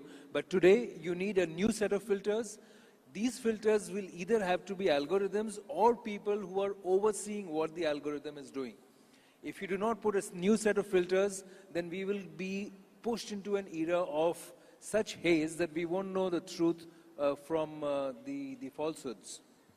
Well, but we have Photoshop for ages, you know, and these pictures changed by Photoshop. I think that we saw millions of them, like in past, I don't know, 10 years maybe, and I don't think that this AI thing has more risks. Actually, you know, my grandmother told me that the mobile phone was dangerous. Like No, true, Olga, 15 but you know, years ago, so that's the when you same. see, if you see some of the Western media has a narrative and propaganda when they want to push, they will take photographs in a certain way which shows that, for example, something happening in India in a completely different light. So propaganda and narrative and falsehoods have always been there as part of the tool. That's why I'm saying that we should rely only on first-hand information, because many Western news agencies, they prefer to be the third part that is talking about something that they are not sure about. That's why Sputnik, for example, we have dozens of bureaus around the world, so we can check very quickly any video, any photo, and that's why I'm proud to say that our information is 100% verified and checked. Because there's a platform. That is the difference between, you know, a platform which is almost mainstream media. You come with a brand. At least this is Sputnik is saying this. But here, anybody with a mobile phone is a journalist. How do you counter that? So this will happen, there'll be a process. See, even the credible media organizations today, when they began, people didn't know them. It is over years and decades that they built credibility. And those who did not build credibility, they were not respected and they lost the market. Individuals who are also doing similar work, whether on YouTube or others, over a while, there will be a situation where the genuine ones will survive and the ones which are fake will fall away. But it's not as easy as it should be, because some of the ones who are online also have a lot of backing. They are pushed, and you know, some of the exposes that we see from USAID, we see how money was channeled into fake media outlets, people who are propped up only to push propaganda. So online allows that at scale. It isn't that it wasn't earlier, but it allows that at scale. It is allowing a lot of countries to meddle and influence the thinking of open democratic societies. So technology is enabling it, but we still have to figure out a way, and I don't think we have the answer yet, on what is the best framework to prevent it. Self-regulation, or should there be some, is it, you know, do you want the regulation to be enforced, or should it come from within? Well, I think that the sources of news should be chosen properly, and that's the main thing what I'm talking about. Well, ground level reporting is still required. You know, one of the things that we don't have, we need to invest in, is people and reporters on the ground looking at what's going on and reporting without a bias or agenda. And then you need structures to be able to disseminate that, again, without bias or agenda. We're living in the world of views, so I want to ask a question. When there is something which you know is totally, you know, wrong, or this thing, so do you give this hand, one hand, or the other hand, or you go out and you call it out and say this is wrong? Or will you still give the other point of view? We're journalists.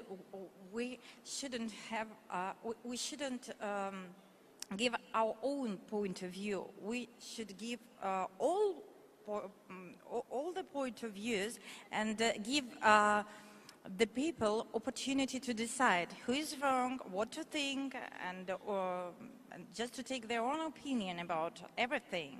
That's our job, main job, I think. News versus views, what is your... I think news and views. People now want perspective, not just information, because facts can be twisted.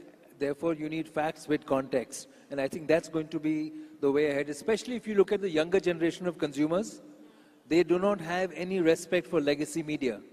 They want information, and I think that's why I complimented you, Olga, that the way you are presenting news, you know, the 1971 episode with that Game of Thrones meme was brilliant, because it gives enough information for the younger audience to want to know more about what went on. So which helps, because you are actually making it more alive, real-time, finding real-time examples, something to make a direct connect, because your audience also has a 2-second attention span. Sure, it's more like understandable for young people, young generation, and well, for old people, these months, they don't work. Yeah. So there is, as we were saying, what next? So I think the age of next is the social media and, you know, 2-minute reels like this, right? Well, I can't even imagine what's next, because I told that even 5 years ago, I couldn't imagine that we can translate, do subtitles and so on in just 1 minute, and that AI Alexander Dugin will talk 15 languages just in 30 seconds. I think the next thing, Priya, just to close, is we Closing need to have comments. more collaboration in the global south on media. We have to collaborate at BRICS level. We have to collaborate in media on a lot of non-Western platforms to make sure that we are in control of the narrative of what's happening in our part of the world. Thank you both for this conversation, and I would also like to welcome the very articulate Smriti Irani is here. I think she's seen both sides of the media, so she would know something of what we're talking about. But thank you both for this conversation. Thank you. Thank you.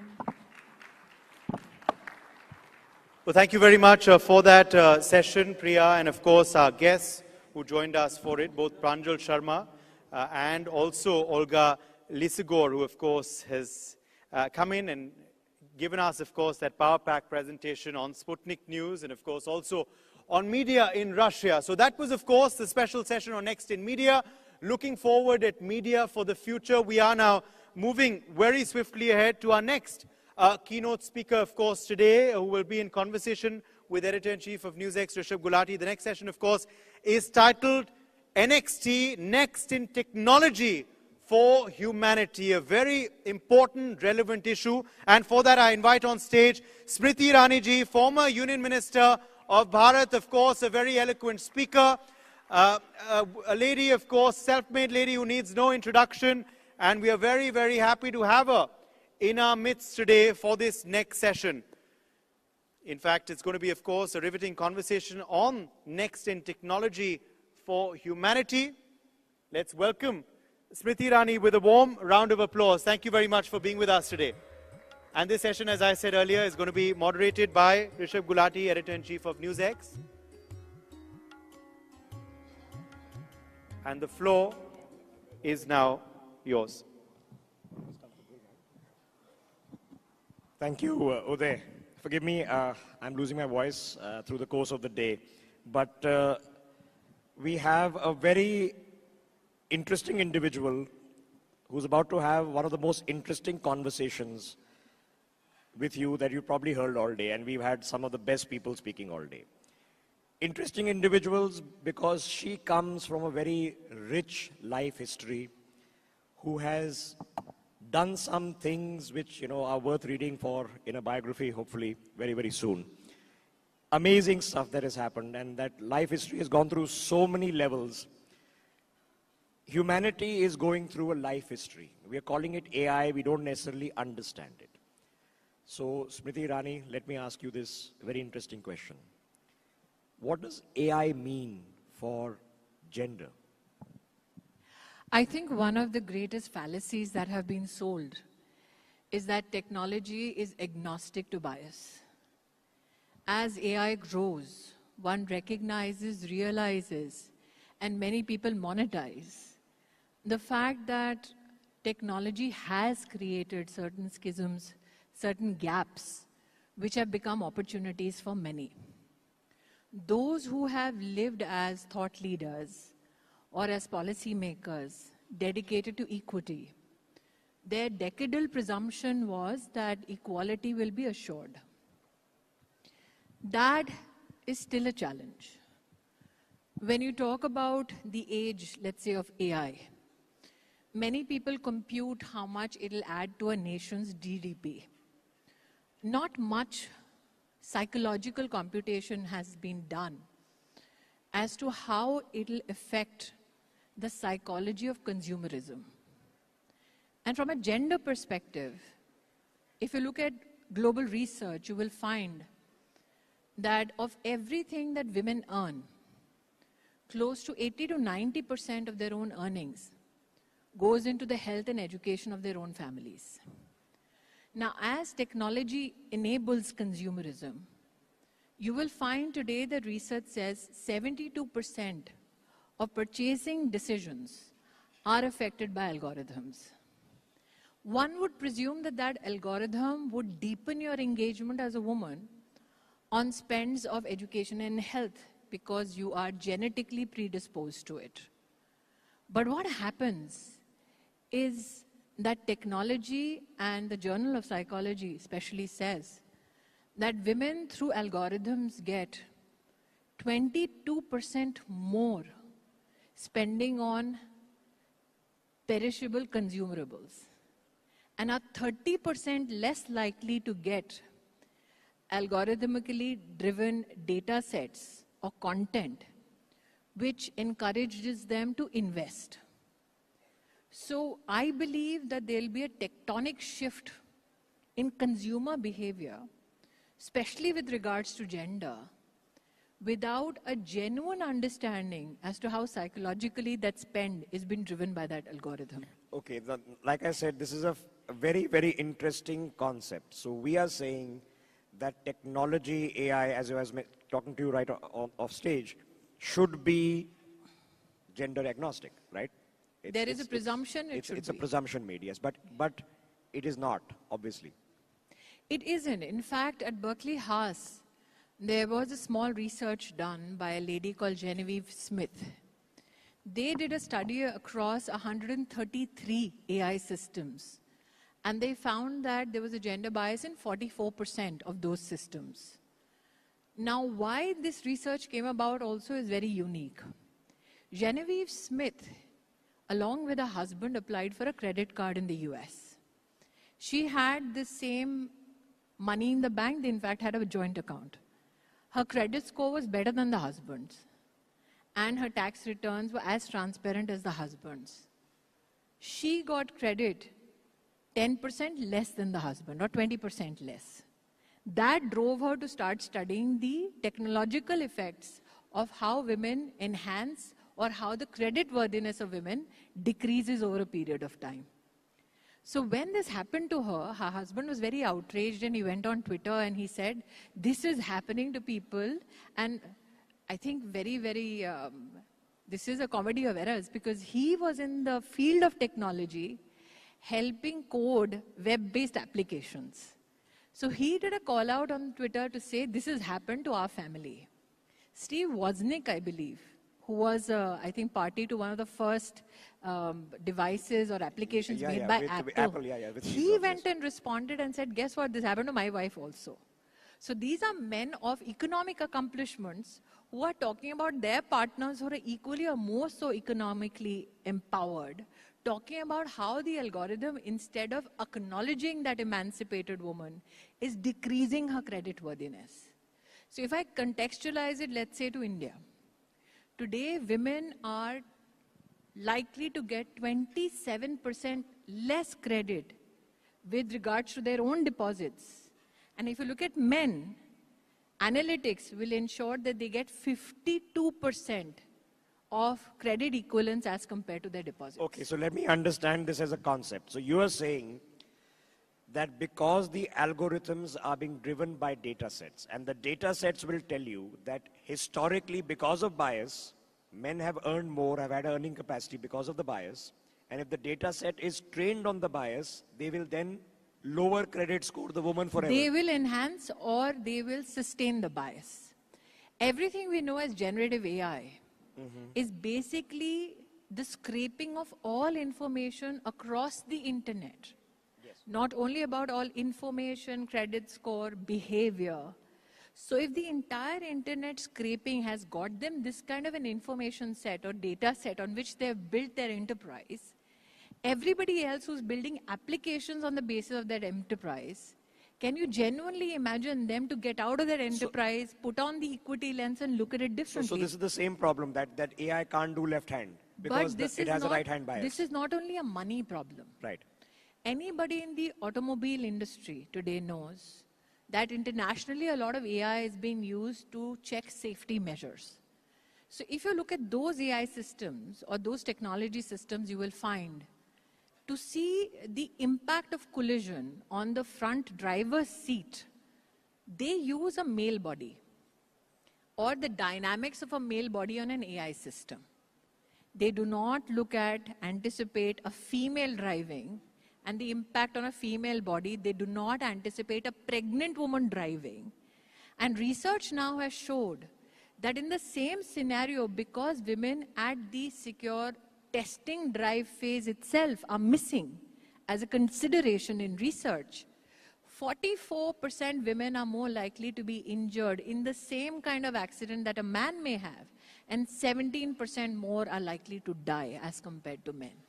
Okay, so if it perpetuates bias, I mentioned left hand, right hand. You ask an AI imaging tool to come up with an image of a left hand person writing, they can't, because it is such a bias that all the images they're trained on are right handed.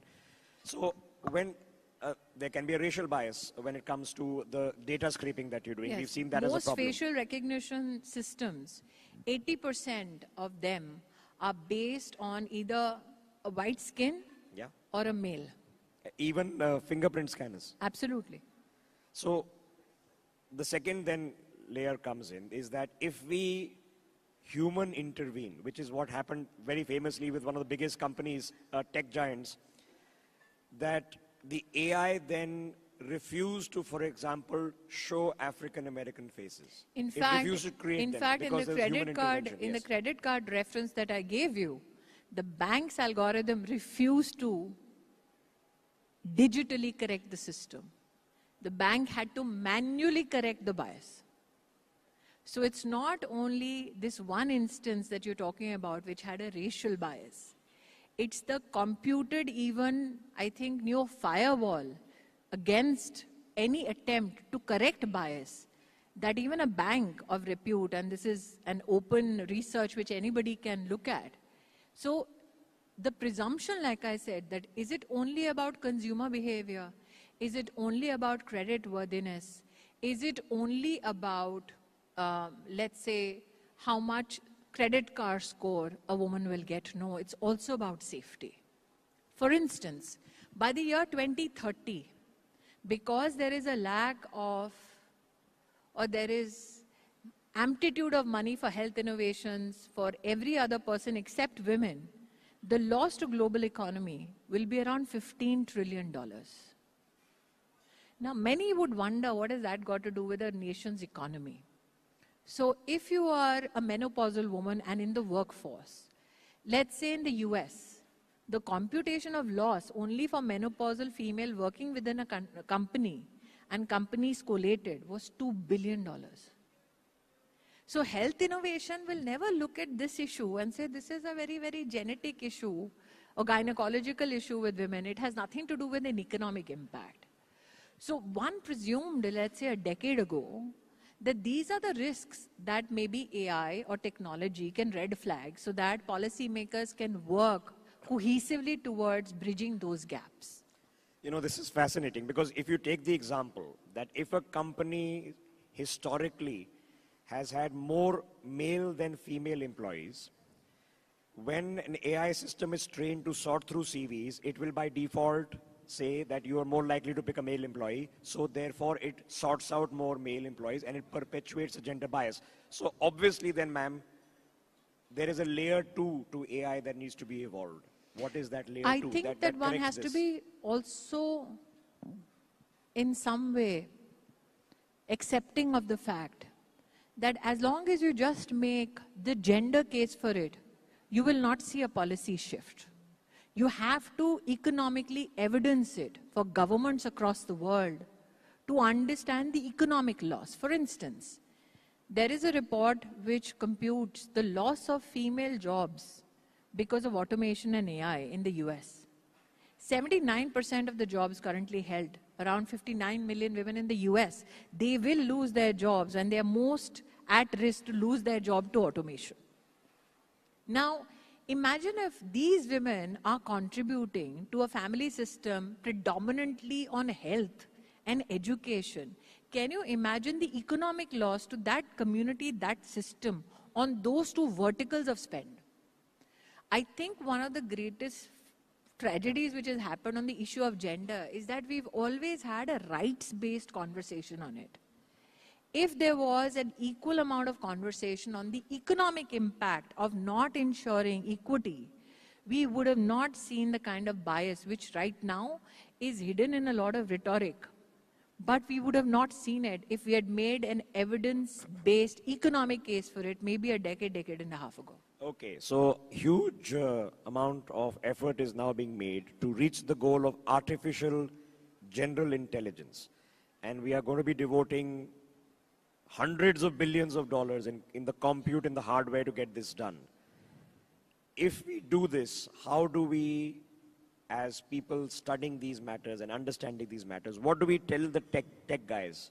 What do they need to do? The tech guys are in pursuit of the new frontiers of technology. They are not in pursuit of equity and equality. So that's the wrong ask. Today, of the world's AI professionals, only 22% are women. 17% are in somewhat leadership positions. India, in fact, if you look at the numbers for 23-24, you'll be shocked. Generative AI courses, the surge in the number of women who want to understand generative AI is 720%. But generative AI courses which can help you become leaders in AI, that in India for women has gone up by 800%. Which means women understand that it's not only essential to be a consumer of AI, you have to lead in that field. Otherwise, there is not a lot of agency in just becoming a consumer. You don't want to be an enterprise which white labels and builds on an enterprise. You want to be an enterprise. But for you to be an enterprise, you need to understand the technology. So do not expect the technologists. They are chasing the next frontier of technology. For instance, I think Pranjal was here and he spoke about Davos. In Davos, everybody was talking about Anthropic, AI agents. You come out of Davos and in 3 days, you had DeepSeek. You are still recovering over DeepSeek. And suddenly Microsoft comes out with its quantum chip. So technology is rapidly changing. But that technology has been in making for a number of years.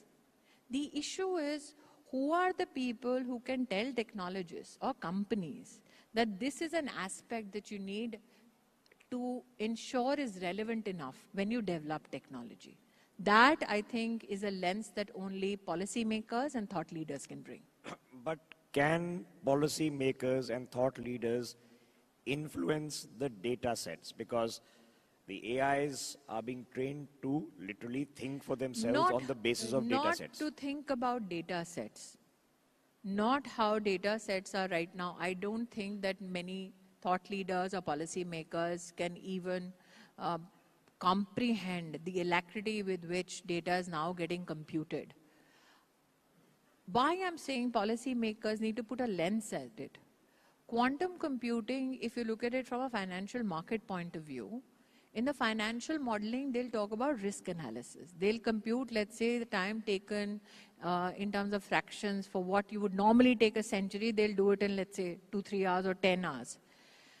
Now, if the model is not built to recognize these little fissures, then you'll have a problem. So while your frontiers of technology are shifting every day, or let's say every week, it is incumbent upon governments who are talking to tech giants to say, apart from safety, can you look at these financial models that are getting affected because people are getting left behind? For instance, technology predominantly speaks in English. There was a time when people thought that technology means you need to know how to code. Then comes a system like Claude, in which all you need to know to code is English. But how many people around the world speak English? How much of your knowledge systems, financial, or for that matter, scientific, gets lost because science does not speak that language to technology? Or, well, technologists say that they can now bring up the best in translation. So, okay, I've short For that, they will need to hire those. You have 435 languages which are rare in India. Yes. Which technologist has found those rare linguists? Good point. And the rarest of them all is India's 5,000-year-old language, which we are yet to You have decipher. 16,000 dialects. It's a conversation. Okay, I'm short on time. So now, what do you suggest? What do you suggest we do? As people, what should we do? I think that one has to first recognize the bias to address it. I believe that this is the platform which for the first time, in fact, even enabled this conversation. I have not been on a platform in India where I've had this conversation. This conversation was had by me only at Davos. So I say, before you say what's next, ask whether the next that you ask for, is it bridging the gap or deepening fissures?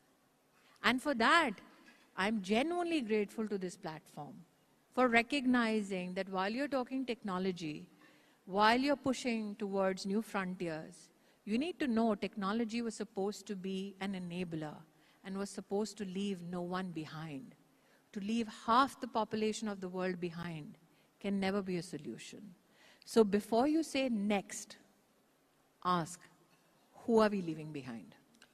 All right, I think we've got our clip for technology then to process and put into some algorithm. Smriti Irani, as always, this was a pleasure. For people in the audience from other parts of the world, I've done 20,000 hours of television, and all of us grew up watching her on television, first as an actor, then of course as a minister, as a political leader, one of the most vibrant voices in the country. As always, ma'am, pleasure talking to you. Thank you.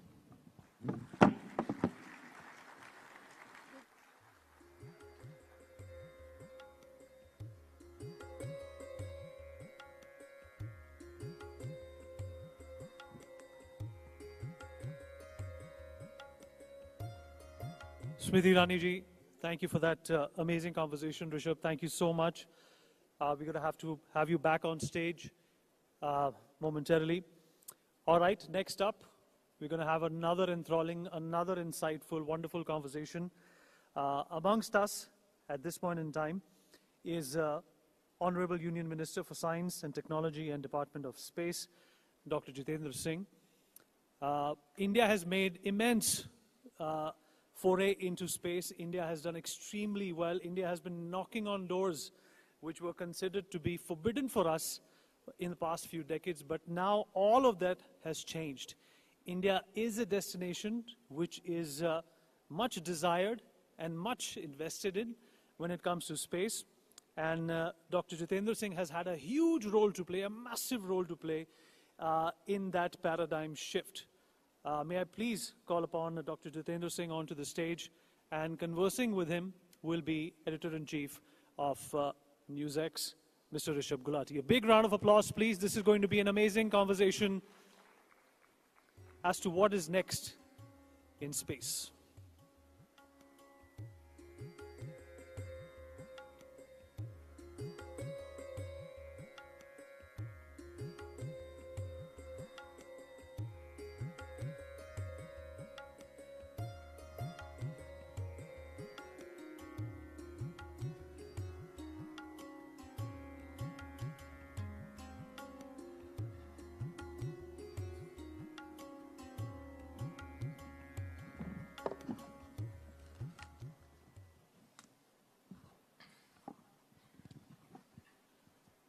All right, let me do an introduction first. Ladies and gentlemen,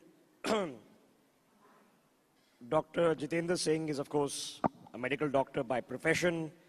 He is one of the most senior ministers in the cabinet, handles a very complex task of not only personnel and PMO, but also the technical departments, atomic energy and space.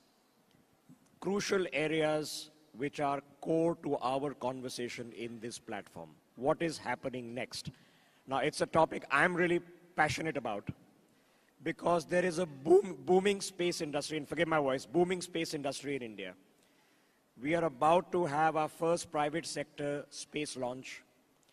We have some of the best companies putting up satellites capable of providing services which we need in space.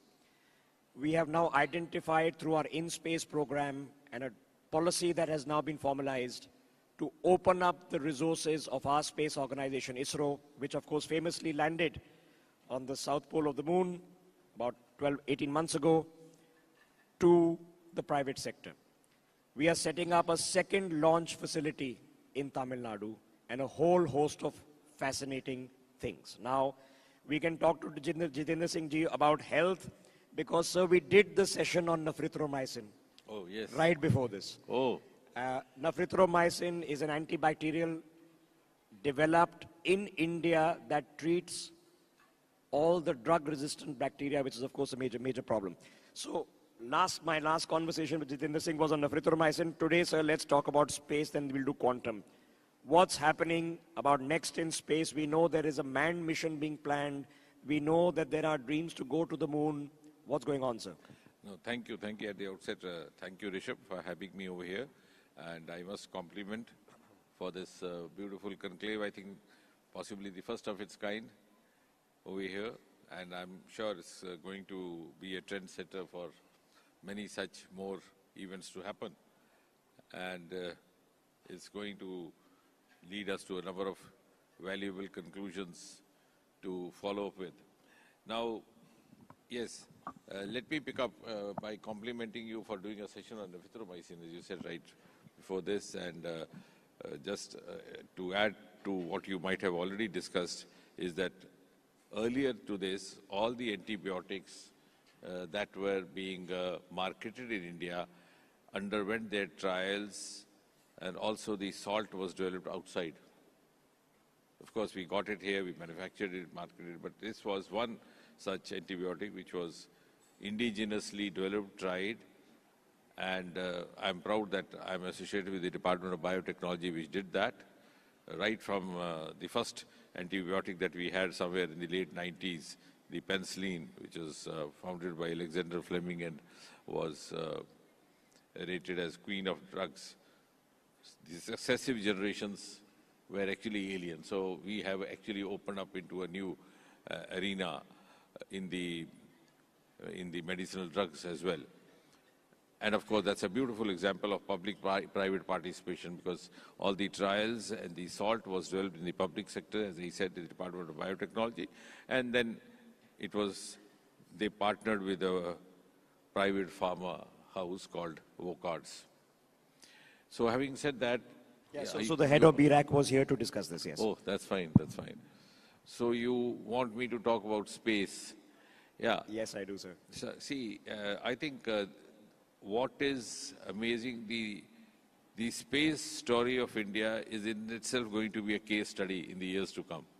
Because the entire shift or the quantum leap that has happened in the last 4-5 years. And it's important to understand the strategies behind that.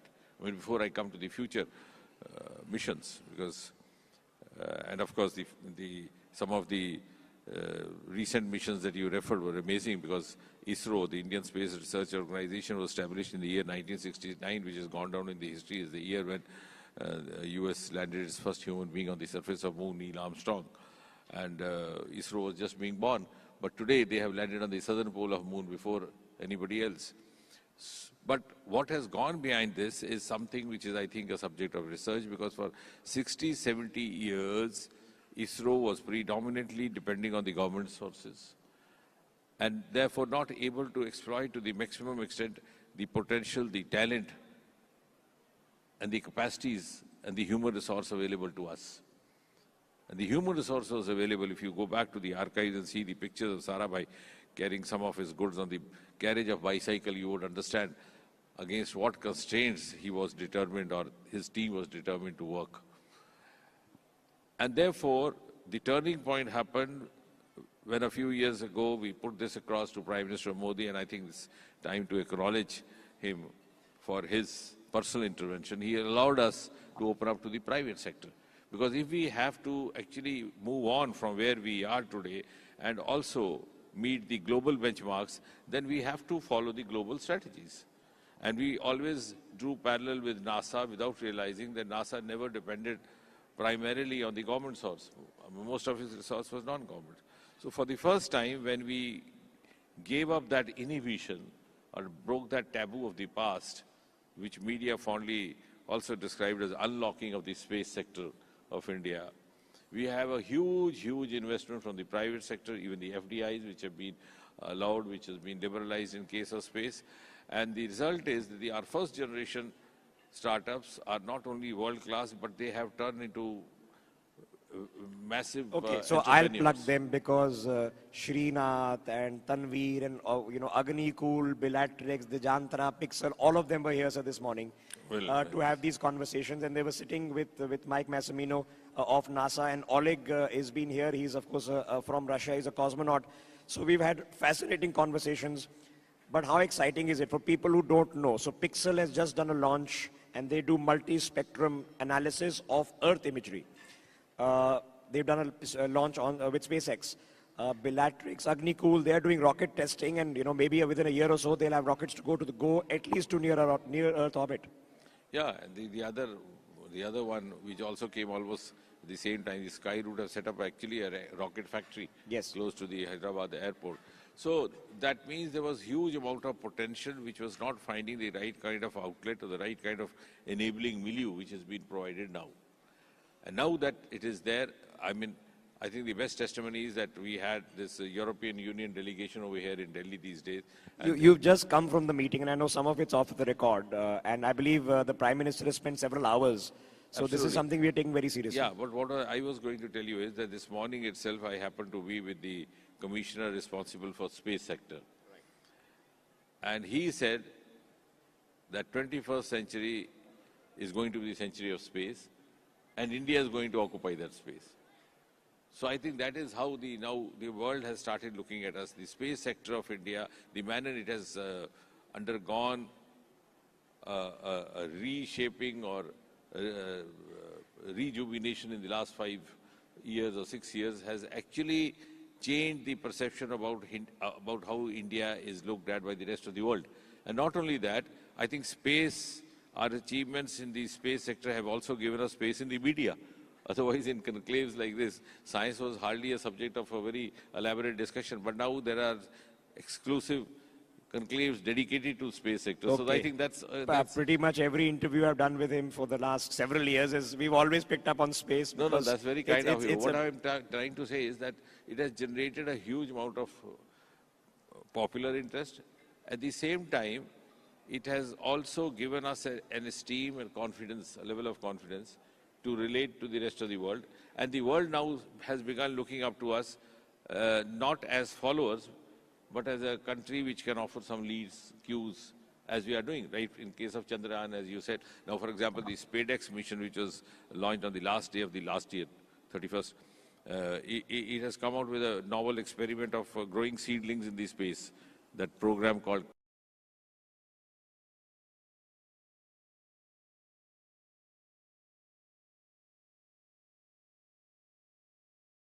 Crop or orbit. Talk about the future, what's happening next? Yeah, see, this 2025, we began with this SpaceX, which was the last day, then a NavIC satellite.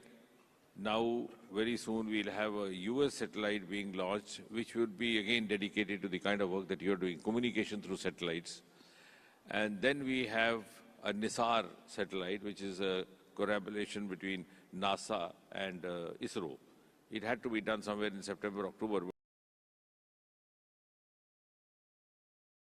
But it had to be put off. Some component of the American collaboration was found to be redone.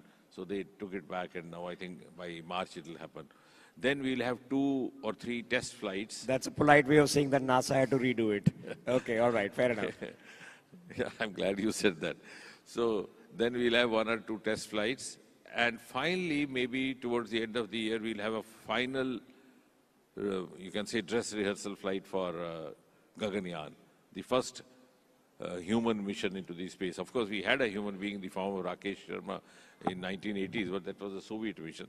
So the final flight towards the end of this year, which would carry a female robo called Vayo Mitra.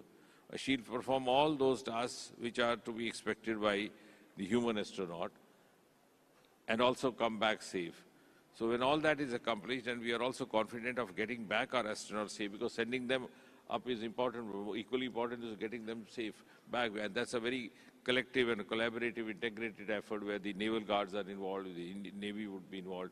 So when all that is accomplished, then hopefully in the beginning of next year, or maybe towards the middle of it, an actual human mission will happen. Okay, so... And then if you talk of the calendar, then 26 hopefully would be marked by Gaganyaan, 27 with Chandrayaan 4, which will have that docking Tell us something. Chandrayaan 4 is now. What's the next mission? We've docking done and South Pole. What's next? Sir? Docking and docking, Okay. which will do docking and docking, also collect the samples which are already there in Chandrayaan 3.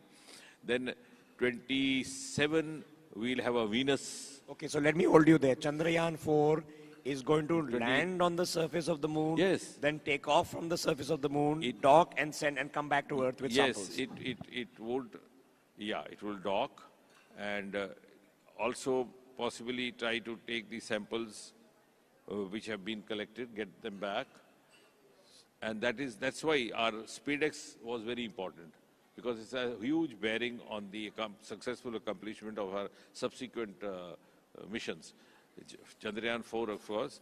Venus, of course, is going to happen in 28. But when we are also planning an international space station, indigenous space station, Yes. called Bharatiya Space Station by 2035. For that also, docking and docking will be very important, because you have to make the astronaut move in. Not only that, docking also comes into application when, for example, you want to supplement the payloads, or you think a satellite is doing a good job, you don't wish to get it back, you want to prolong its life. Okay, so... And by 2040, I think, will be the landmark here when actually an Indian astronaut lands on the surface of Moon. So, ladies and gentlemen, you've sort of heard it here. This is not next month's plan. This is a plan for the next 15 years. And of course, space research sometimes takes those kind of time scales. But all right, in terms of the excitement factor, are we seeing the same transition that we've seen in the United States? That NASA goes more into research and the private guys do more into near-Earth commercial launches? Is that what we're going to see, sir? Yeah, see, gradually we are now very new to the private sector. But of course, we have the communication satellites, the navigation satellites, and we also have the Earth observatories. And the private sector is gradually now, entering in. So I hope the manner it evolves will move in that direction. But of course, there is a fascination in sending up these rockets, and it sounds a little romantic also, but equally, I think accomplishing is our Earth observatory satellites, which have given us a kind of an esteem of being a country more accomplished in disaster preparedness compared to several other countries. And so accurate now that we are catering our inputs to most of the neighboring countries, all the SAARC countries also. So I think the private sector, as it finds, some of these areas which you mentioned, getting them better outcomes, they would step in, because after all, they also have to sustain. Yes. Because it's easy to start a startup, it's difficult to sustain it. So sustainability comes from a very close synergy between research, academia, startup, and industry. And a huge lot of industrial mapping is also, behind the scene going on. Because if they find that you have many takers for Earth observatories, like for example, now our forecast system is becoming almost a part of life. For example, in the heavy downpour in Mumbai during the monsoon season, people are now getting habitual of looking at their watch to decide whether to carry umbrella with them or not. So we have a program called Now, which gives you an accurate forecast for the next 3 hours. Now, tomorrow, when a private agency finds that, okay, this is now going to sell us, so they would step into that. Fair enough. So it'll be, kind of a reciprocal thing happening. Okay, fair enough. So let me put this into perspective. And similarly, the communication satellites. Now we have more of television channels, seeking our services. So also, and that's the reason that the private parties are coming to seek our services in PPP model for communications. And we set out 72 communication satellites for some of the private players who were engaged in the communication industry. Ladies and gentlemen, I'm out of time, so let me put some of these thoughts in perspective. He said TV channels, that's my neck of the woods. There are 970 television channels operating in India, of which 350 are news channels. Believe it or not. India today is consuming 20 gigabytes of data per month. India is a huge market, and that's why I said the private individual. sector also will be determined, will be definitely driven and motivated by all these facts, figures that you are narrating. So these are not plugs, they're not advertisers, but watch out for Pixel and Dijantra and Skyroot and Agnicool. And just to put it in perspective, you've heard of the cosmonauts, the astronauts. We're going to be calling them Gagannauts. Jitendra Singh, as always, sir, what a treat it was. Thank you for taking out your time. Thank you, Rishabh, for a very informative conversation.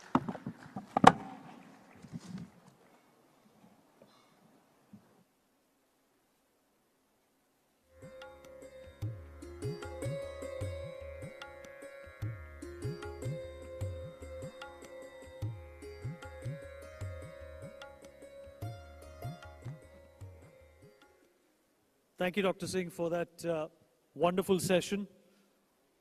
It was ever engaging and a lot to learn from. All right, for our next session, we're going to, in fact, hear from some stalwarts on what is going to be next in nuclear, in not only in India, but all over the world.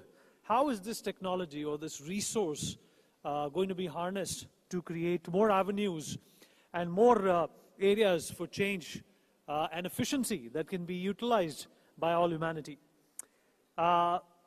With that, I will invite our panelists and our moderator for the next session. May I have the pleasure of having Mr. Ashwin Nandapurkar, CEO of NewsX Fusion, on stage, please. May I also request Mr. Ted Jones, Senior Director of National Security, Nuclear Energy Institute, on stage to talk about this. Dr. Chris Singh, Founder Chairman of Holtec, would request you to be on stage as well. And moderating this session is Mr. Suhan Mukherjee, Founding Partner of PLR Chambers. Please, a big round of applause.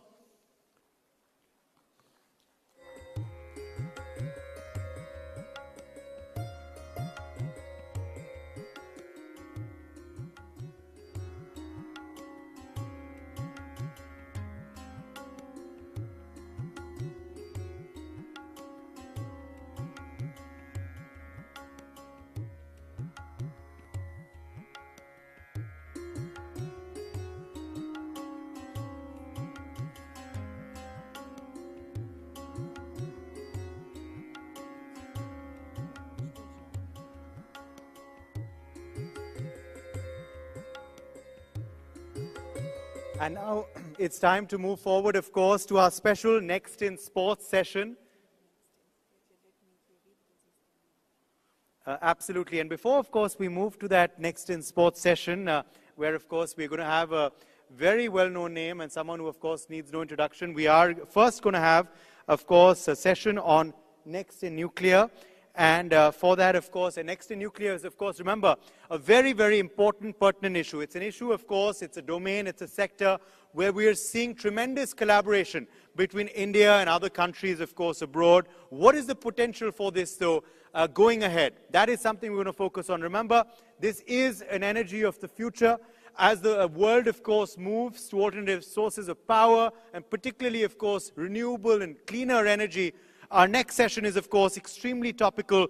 Next in Nuclear is our next big focus. And joining us for this session is Ashwin Nandapurkar, CEO, NewsX Fusion.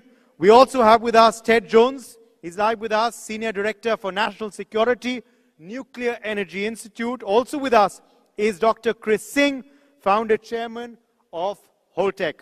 It's a fabulous panel, and this panel is going to be chaired by Suhan Mukherjee, Founding Partner, PLR Chambers. He's our special session chair at NXT 2025. Firstly, could we please have a warm round of applause for our next panel? And now the floor is yours. Over to you, Suhan.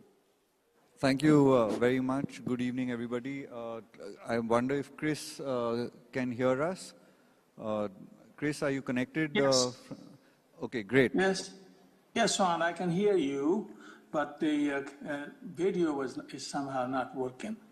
I cannot seem to unmute the video mute. Okay, could we have Chris up on the screens as well so that the audience can see him?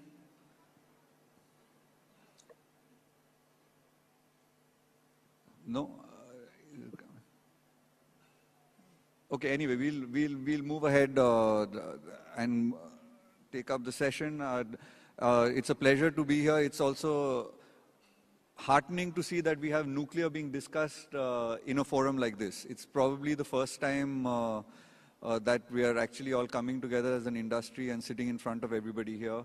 The speakers are from various backgrounds. Chris Singh, the CEO, founder, chairman of Holtec, is somebody who went from India and built a successful nuclear business sitting out of the US. Ted is someone who, we've known each other for nearly 20 years now, I would say, because in the first run of when the nuclear sector was opening up and there was collaboration with the United States, Ted brought his first mission of over 60 companies from the US in 2006. We're still there to see a lot of success come through as yet an actual business happening, but I think it's heartening that the budget spoke about this, and Ashwin is here to talk about fusion when we move forward. But my first opening remarks, I would request, Chris, if you could tell us, how you built Holtec and the ecosystem that enabled you to build the business of Holtec sitting out of the US that spread across the world, across multiple jurisdictions, and I know that you now have manufacturing in India as well. If you could shed some light on what are ecosystem enablers for the nuclear sector to actually develop in a country.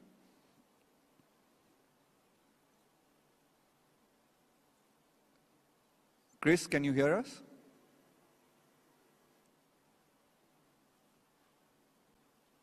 Okay, maybe we can start with Ted, who also has membership from around the country, and different countries around the world.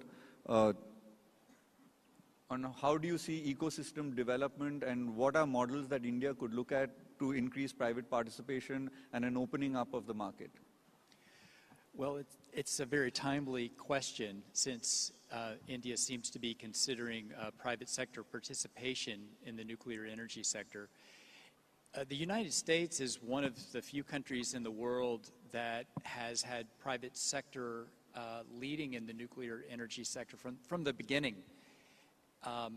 The invention of the commercial technologies was by General Electric and Westinghouse with the boiling and pressurized water reactors many, many decades ago. And since then, the U.S. has a very large ecosystem that includes a lot of public-private partnerships. And internationally, we have been very comfortable working with both governments and private industry. I think the U.S. has a pretty strong record of industrial partnership with technology transfer and localization and even standing up new nuclear industries that in some cases have become rivals in their own right. So I think India, with its dynamic private sector, has a huge possibility to deploy nuclear in different areas as it's required today. And I think there's a lot of companies in the U.S. who would be interested to explore partnerships. So why didn't the momentum that we built up that led to the 123 agreement and thereafter, the liberalization in terms of the partnership and legislations in both countries that enabled India to firstly become the first nuclear weapon state to actually get a lot of waivers and to be able to participate in international civil nuclear commerce, not actually concretely have new plants being built, technology being transferred, capital moving across these countries? Yeah, that's a good question because it was 2008 when the U.S.-India Section 123 agreement was concluded. And so that's a long time ago. We could have built some nuclear power plants by now. I think a big hindrance was the policy on liability that was implemented 15 years ago in 2010. This just introduced some deviations from international norms, and U.S. companies and other private sector companies as well were just a little unwilling to do something that they don't do anywhere else in the world. But there does remain a great interest in partnering in multiple dimensions here in India, and I think that with consideration of reforming some of these policies, you could see finally this potential realized. So the speech of the finance minister recently when talking about the budget, it was very clear that she put it out on the floor of Parliament that there is going to be amendments to both the Atomic Energy Act as well as the liability law.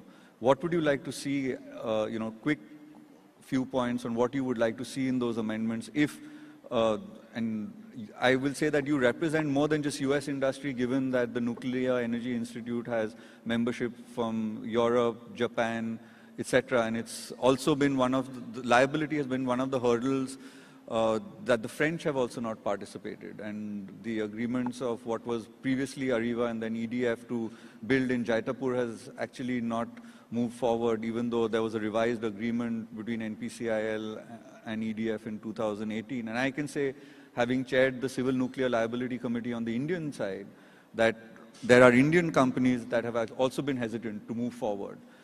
So what are the top things that you would like to see as part of that change? Well, you're correct. The Nuclear Energy Institute is based in Washington. We're mostly U.S. companies that own, operate plants, design plants, service them across their lifetime. But we have more than a dozen countries that belong to NEI. And what I hear is it's not that complicated, really. There's an international practice on nuclear liability that the IAEA has modeled, and I think conforming to that is really the main thing. I would say that U.S. companies in 2025 have a lot of opportunities in the world, and they have for so long not been engaged in India that it probably needs to be something very effective to remind them of what brought 60 executives on that first trade mission. And I think that would definitely come back. Okay, I'll shift gears slightly and come to you, Ashwin.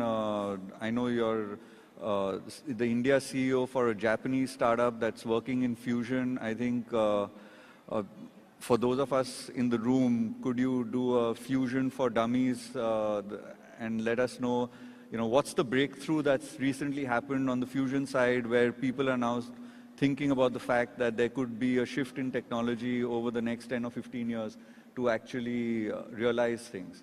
Oh, and I see that Chris has been able to also log in, but go ahead, Ashwin, and then we'll come to Chris right after. Cool. So I'll give a quick intro of what is fusion for dummies, as you mentioned. Fusion is the reaction where two small atoms come together and form a bigger atom and release a lot of energy. That's the reaction that powers the sun, that powers all the stars for millions of years. That's what a lot of private companies are trying to create on Earth to solve the climate crisis and energy crisis in the world. This has been happening for the last about 75 years. Research started in the 1950s in the US. There were 2-3 major changes that has led to a lot of hype about it, a lot of chatter about it. First one happened in 2018 when a lot of research from MIT's Plasma and Fusion Research Lab spun off as a private company with a lot of funding from the private sector. That majorly changed the gears for the industry because that showed the world that the industry is much more closer to commercialization because private money was willing to back private or fusion research. That was one. Second, the same company has recently, about a couple of years ago, released the strongest magnet in the world, which enables fusion power to move forward. Thirdly, on a fusion level, we have a US national lab in the US has achieved parity. What I mean by that is to create fusion, you have to put in a lot of energy because you have to bring in atoms together and then merge them. On that level, the US lab has achieved parity, implies they consumed X amount of energy and released 3X energy. And as we move forward, this is where we would be eventually be able to create a power plant which can power the world. Got it. Thank you, Ashwin, and welcome back, Chris. I hope you can hear us loud and clear. I will put the question that I had handed over to Ted to reply to you, to say somebody like you who's from India, who went in the 80s and built up an extremely successful nuclear business out of the US that has global operations, including here in India. What are the ecosystem enablers that you believe that are required for us to actually end up doing business and seizing the opportunity that nuclear has promised, and to achieve even the 100 gigawatts that India wants to achieve by 2047? How do we accelerate the cooperation between our two countries and industry? Okay. Well, greetings to you all. Can you hear me? Yes, we can hear you clearly. Yeah. Okay, great, great. Well, the answer is very, very simple. It's evident. The driving force in the US economy is private enterprise. Every industry is essentially in private hands, including nuclear. Practically all generation nuclear in the United States is in the hands of private companies. People like me run other nuclear plants, and we are held responsible for the plant safety, operation, and also its cost competitiveness. And that means that anyone who has a good idea, a winning idea, has a place at the table in the industry. When I started back in the mid-80s, at that time I had several unique innovations that I brought to the table. The utilities, the nuclear power plant generators, they were more than anxious to entertain them. And within 4 or 5 years, for example, Holtec became the intellectual monopoly, I call it, for densifying storage and spent fuel pools and nuclear plants in the US and later around the world, most of the world, free trading world. And same thing happened with our other set of ideas for dry storage of spent fuel. More recently, we are developing a small modular reactor for the past 10 years. And it's the same story plays over and over. The best ideas win. Our company, I have over 200 patents on new nuclear reactors design. And we have as you know, we have manufacturing facility. We provide turnkey services and equipment. All this directly feeds into the meritocracy that the United States is. And that is in direct contrast to government ownership. It just doesn't work. Or to have even private ownership as a monopoly. US has continuously tried to erode public government ownership and make it private. If India does that, believe me the 100 gigawatt will be realized by 2047 without any problem. Also, private ownership will allow the country to attract vast amounts of capital that is needed. So let the marketplace do its magic and just free the country from the government direct ownership of the nuclear industry. Nuclear is no different than any other industry today. Our small modular reactors, even if you try to sabotage them, it's not going to produce a radioactive nuclear cloud. It's a walk-away safe reactor. So why treat nuclear in a special category and keep the government in full charge of it. Why not open it up? And that is my lesson in over past 54 years that I have been in nuclear. That's my lesson learned. And that's my wisdom received, if you will. Okay. No, thank you for that, Chris. And I mean, I think there is a public fear here, and if we were to go by the statements of the government, there are certain strategic sectors where they won't maybe go to 100% privatization, but there is a likelihood that we may see a joint venture model happen, or we could possibly see liberalization as far as SMRs are concerned.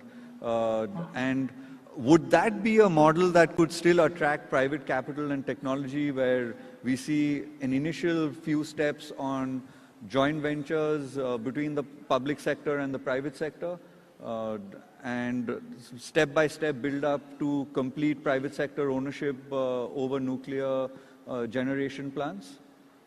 Yes, there is some wisdom in it to go slow and not to make a radical change overnight. SMR is a perfect place to do this because, as I said, the criterion for admitting an SMR in India, technology in India, should be that it be walk-away safe, because that will give public the confidence, that will give the capital requirement also, as you know, is not as large as it is for SMRs. So it will allow private capital to flow in, get some plants built, and then we, in a well-measured way, open up the market to larger private ownership as the government hones its control. How you control an industry without actually running it, that's the secret sauce here. Okay. How do you do it? So that will take time, and that's okay. But we got to move. The world is not standing still, as we all know. And in the SMR world, there is international competition. I would expect that aggressive rising economies like China will offer SMR at India's doorstep. Countries that are what people call the Indosphere. There will be efforts to sell SMRs. If India doesn't provide one, others will. Got that. And that is not going to be good for India's geopolitical situation. Understood. Quickly, Ted, since we're running out of time, where do you think the opportunity lies for India to actually take advantage of the renewed interest in nuclear energy? Because you've seen all the big tech guys, Microsoft, Amazon, Google, all coming in to invest into that. Where is that play that India could actually participate in and make a difference? Yeah, the only impediment there, other than private ownership, is the liability, nuclear liability. And that is the only impediment that keeps foreign companies from investing. And I tell people it's the Bhopal experience, which is a sad and horrible tragedy. But realize that the total loss, damages paid in Bhopal were less than $500 million. And that was a massive tragedy. Nuclear plant accidents in the Western world have not caused any such level of human tragedy. Actually, we haven't had a human fatality directly from the nuclear accident. So to have this unlimited liability, and add to that the fact that the SMRs are, unlike large reactors, are walk-away safe. Most of them, not all. They're walk-away safe. So why have such a ridiculously large penalty, liability that hangs in the background and keeps commercial businesses from participating in India? That is the problem. Okay. Let's get rid of the liability law. Make it more in line with what exists in other countries.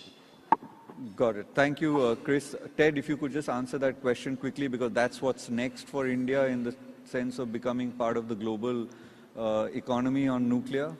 Yes, I think that with the coming to the market of the SMRs, such as the Holtec SMR, India has a tremendous opportunity that never existed in the era of large reactors.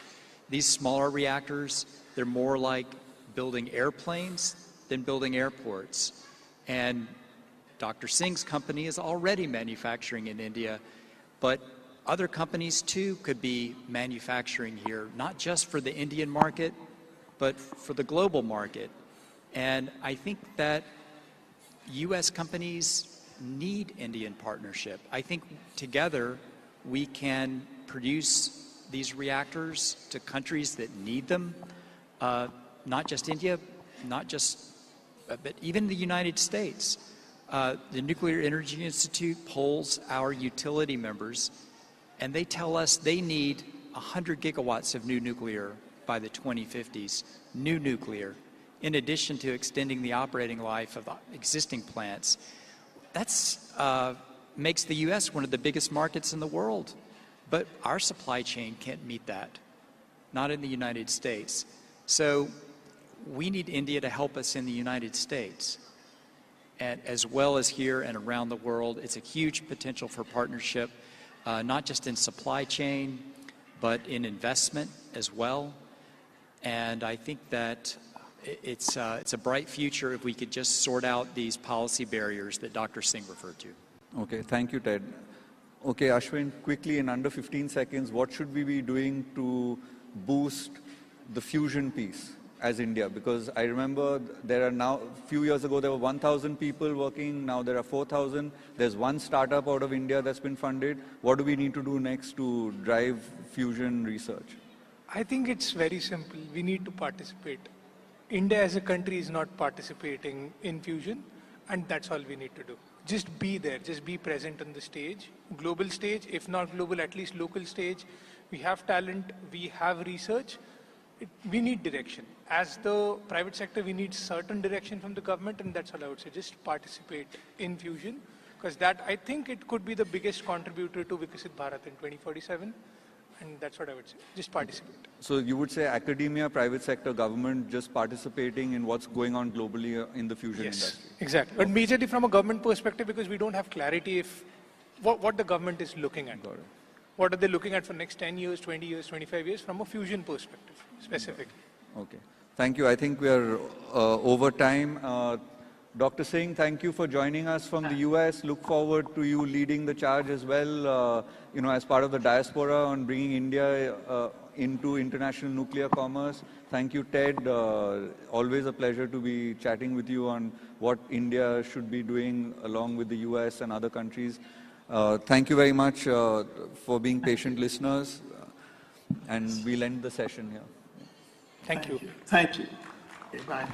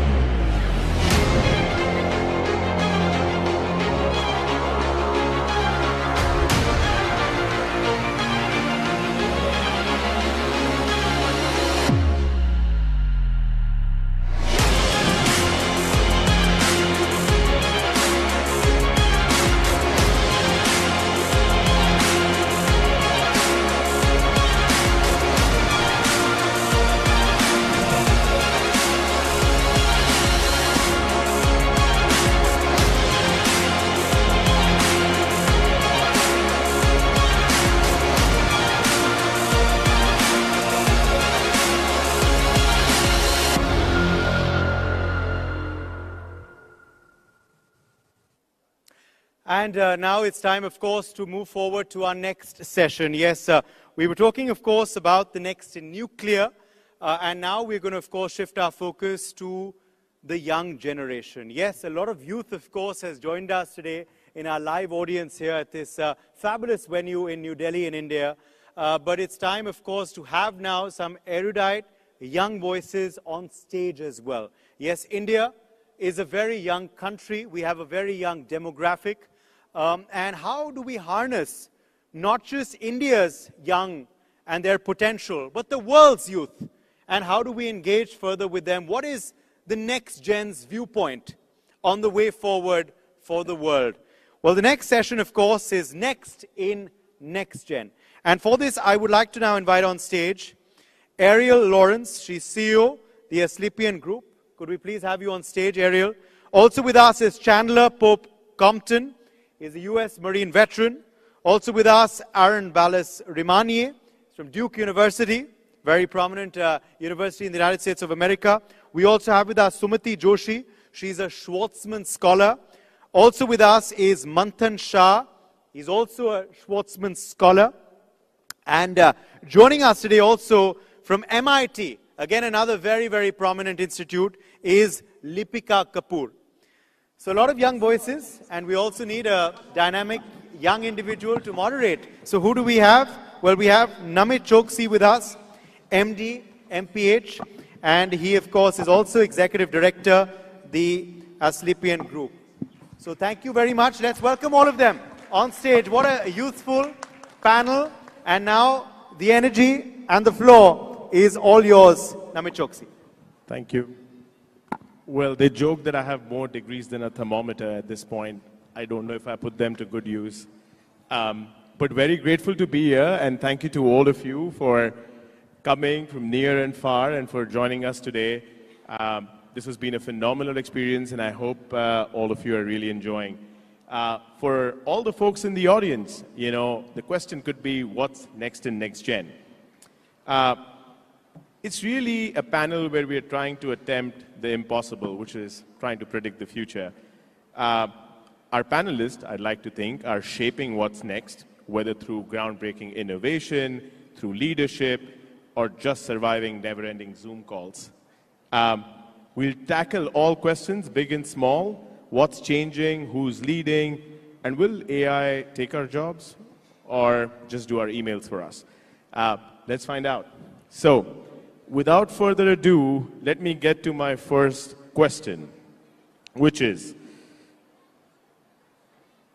what's the next breakthrough or game-changing trend in your field that we should all be really paying attention to? And Lipika, if you could start us off, that'd be great. Sure. Thank you, Namit. So my field, I'm an investment banker, moved into it from policy. But what next gen means for me in finance, I would say it has to come at the combination of using AI for financial services. And I would think of it coming into picture in three ways. One, how can we reduce costs? Two, how can we increase and improve revenue opportunities? And third, how can we improve the financial inclusion using alternative data? So for the first point, for reducing costs, I think AI is very important, has an important role to play to automate the mundane tasks and thus leaving the human intelligence for more strategic decisions and roles. For revenue optimization, I think we need to use AI increasingly more to find out patterns that can help increase services for the clients, as well as provide new offerings and permutation and combinations that are not possible to, figure out by just human eyes. So I think it takes leaps in terms of the offerings. And lastly, for financial inclusion, I feel given the variety of income levels, we have been using alternative data sources like rentals, credit scores, etc. And I think we need to keep using AI-based models to offer more credit lines, payment options, and embedded finance optionality to different income groups. So I would say these are the ways in how I see next gen in finance using AI for a lot of optimization, automation, and extended client services for financial inclusion. Well, thank you for that, Lipika. Clearly shows the number of hours you spend in your bank office. I can switch gears a little bit and move to Ariel. I know, Ariel, you run like an alternative asset management fund, in a way, where I also work. But would really love to hear your thoughts on that. Yeah, I am happy to chime in. Thanks so much for the introduction. So the Asclepian Group is an alternative growth investment vehicle that sits within the entrepreneurship within acquisition space, or through acquisition space. And I think what has been particularly novel in finance, it was just spoken to a little bit, is kind of the increase in financial literacy that has occurred in the last 5 to 10 years. And I think in large part that's actually credit to social media. I should pause here and probably encourage all of you to not take social media advice as your primary source of wealth management. But I do think that the conversations that are had in terms of financial literacy, individual investment strategies, debt management strategies have been really important in that they've improved general awareness, general acumen around financial vehicles, around investment mechanics, and that has really brought more participation in the marketplace, more engagement in the marketplace. And as a result, there is just evolution in the kinds of assets that are being traded, the kind of assets that are drawing attention. So if you think about historically, if you're not in a true commodities marketplace, if you're investing in organizations, that has been pretty exclusive, right? In a venture capital or private equity, it's been a very concentrated set of LPs, it's family offices, it's high net worth individuals. It's been a pretty exclusive group, but as you start to see this improvement in literacy, this improvement in engagement, this increase in digital access, you're seeing more fractional participation. You're seeing just general variation in these asset vehicles, and that's actually where Asclepian sits, is somewhere in between venture capital and private equity, in that we invest and operate alongside operators, but we are, in very many ways, very similar to a search fund, which is a type of investment vehicle that I know we'll talk about in greater detail and depth tomorrow. But I think that all of this to say, the improvements in literacy, the increase in technology, the innovations, the gamification of some of this trading, whether you agree with it or not, it has really been pretty impactful in the field and will likely continue to be so. Well, I think that's very helpful, Ariel. And as we think about financial literacy, it's a good way to kind of string into Chandler, right, who can talk about education. And I know you served in the U.S. Marines and would love to really hear your perspectives there of what's next. Yeah, absolutely. So I think there's a big conversation we could have about the future of warfare and the way that's changing thanks to AI and a lot of new applications of emerging technologies. But what I'd really like to talk about is how, everyone knows the Marine Corps is a world-class warfighting organization, but it's also a world-class human development organization. And I think I've been really blessed to follow my time on active duty service with my Fulbright Scholarship and Studies here in New Delhi, India, where I've been living for the past 3 months. And as we think about education and building leaders over the next several decades with applications of AI, I think that there are so many ways that the field of education is going to change, but some things that won't change are the problems that AI cannot solve. And for me, there's really no substitute for on-the-ground lived experiences and relationships that you have through educational exchange and cross-cultural training that comes from programs like Fulbright and other programs that allow people from different cultures to actually live and work on the ground in a new familiar place. So, as we think about building leaders for the next generation, I think that on top of the conversation about all the new applications of AI, I think we also need to have one about the things AI cannot do. And lived experience is certainly on top of those lists. And I think the best takeaway I would give to the group is that, AI might be able to give me the comprehensive history of the Taj Mahal and tell me everything about it, but it can't, produce that feeling of seeing the sunrise and seeing it for the first time.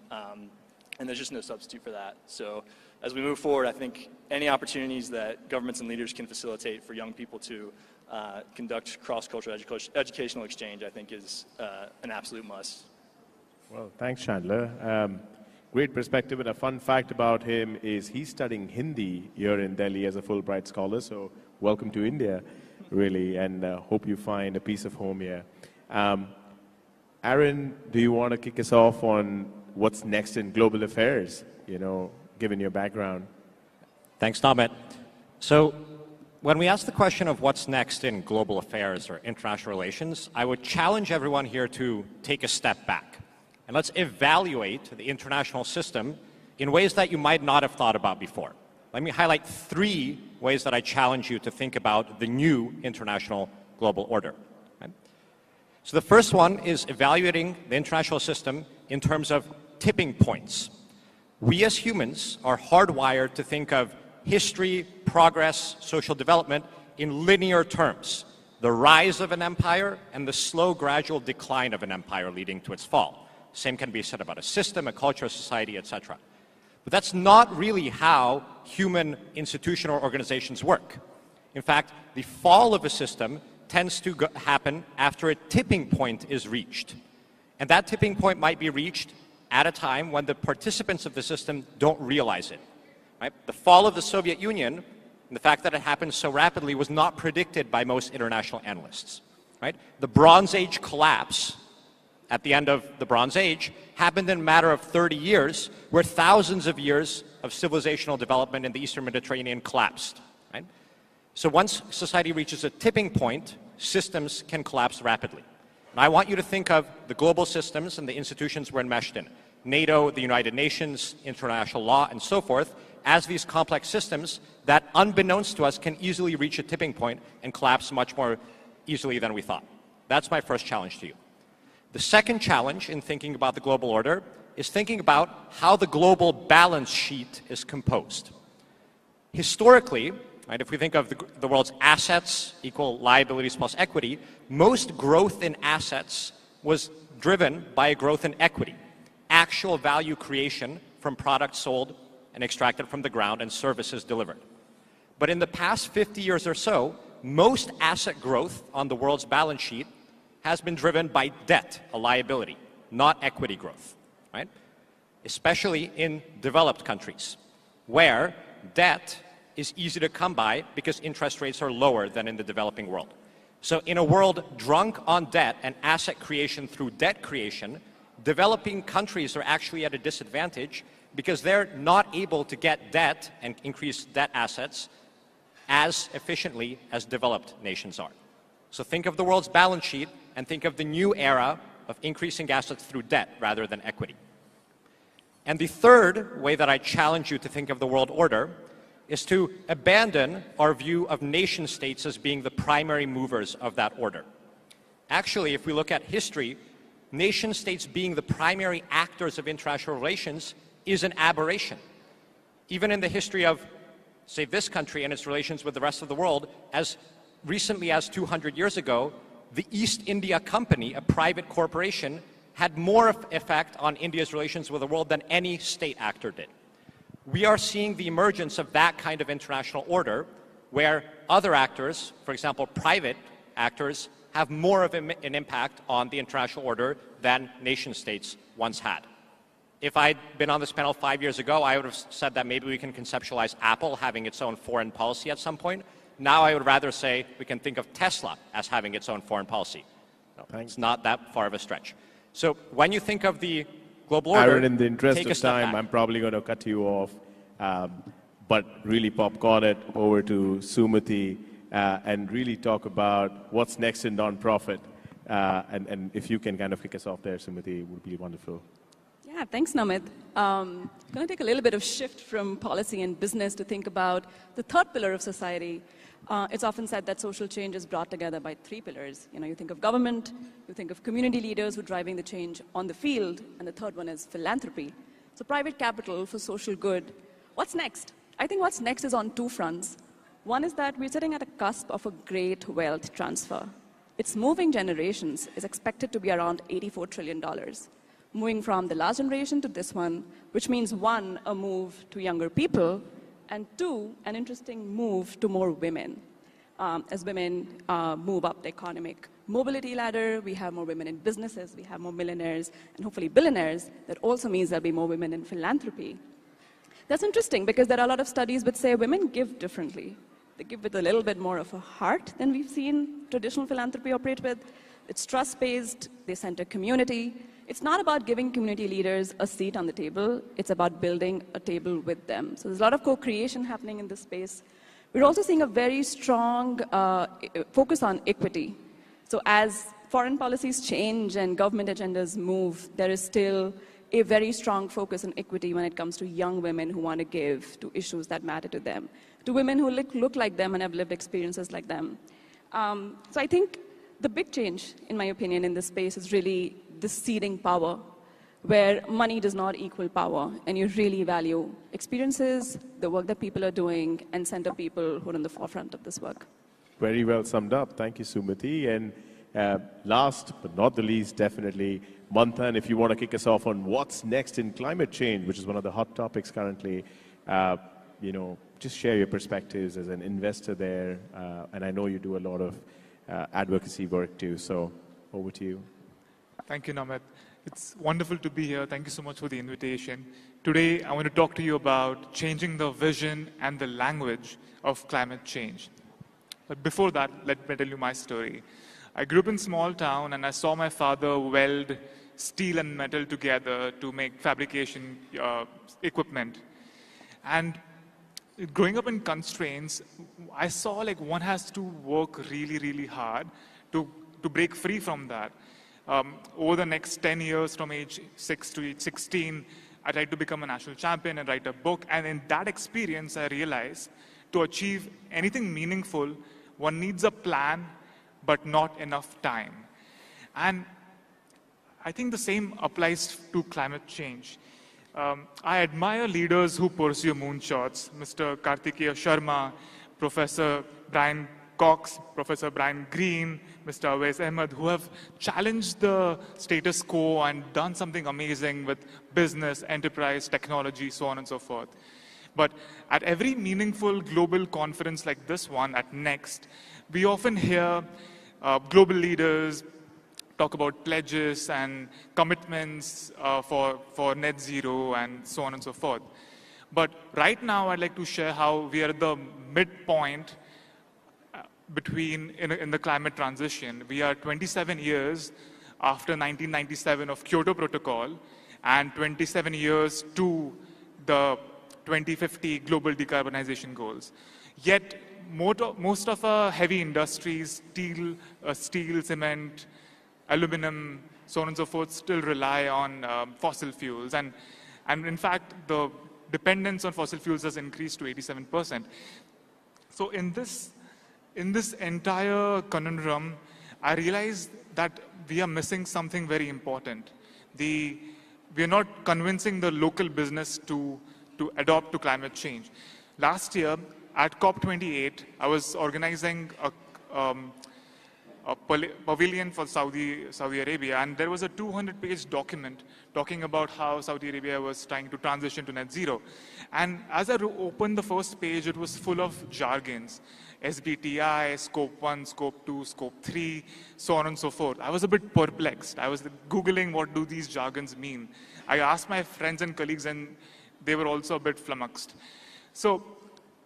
And that's what took me back to my beginning, like the same father who welded steel together. If I couldn't understand what SBTI or Scope 1, Scope 2, Scope 3 meant, how could I convince someone like my dad to buy a steel which is 30% more expensive because it's green steel? So I think going ahead to achieve net zero, to get in there win time, we need to simplify our language, keep even more bold ambitions, have a plan, but act with urgency as if we have no time. Thank you. Thank you. Just to wrap up, and since this is very fitting, since we have two former heads of state here already, one question, and I might ask just a couple of you, is really, as the next generation, what are the qualities and leadership traits that you believe are essential for the leader of your country? And what do you guys really look for, when you look at a leader in your country? And maybe, Ariel, you can kick us off, and I can then popcorn it to someone else.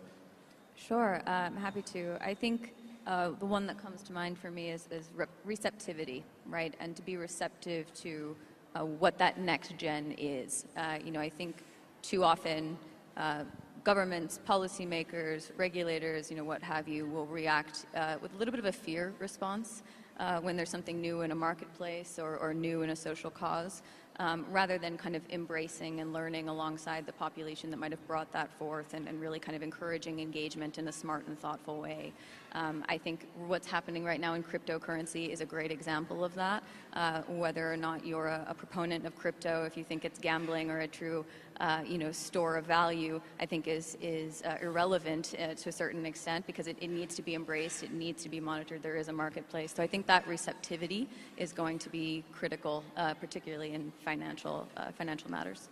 Well, thank you. I think I also have a little bit of an opinion here. I do think that what I look for is they pick leaders within their respective parliaments that are also represent the young generation, right? Like if you look at the average age of a parliament in most countries, it's significantly at the upper limit. So the hope is really to get equal representation, or significant representation, if at all, if that could help. With that, can I popcorn it to you, Sumati, and really ask you, what do you look for in the leader of your country?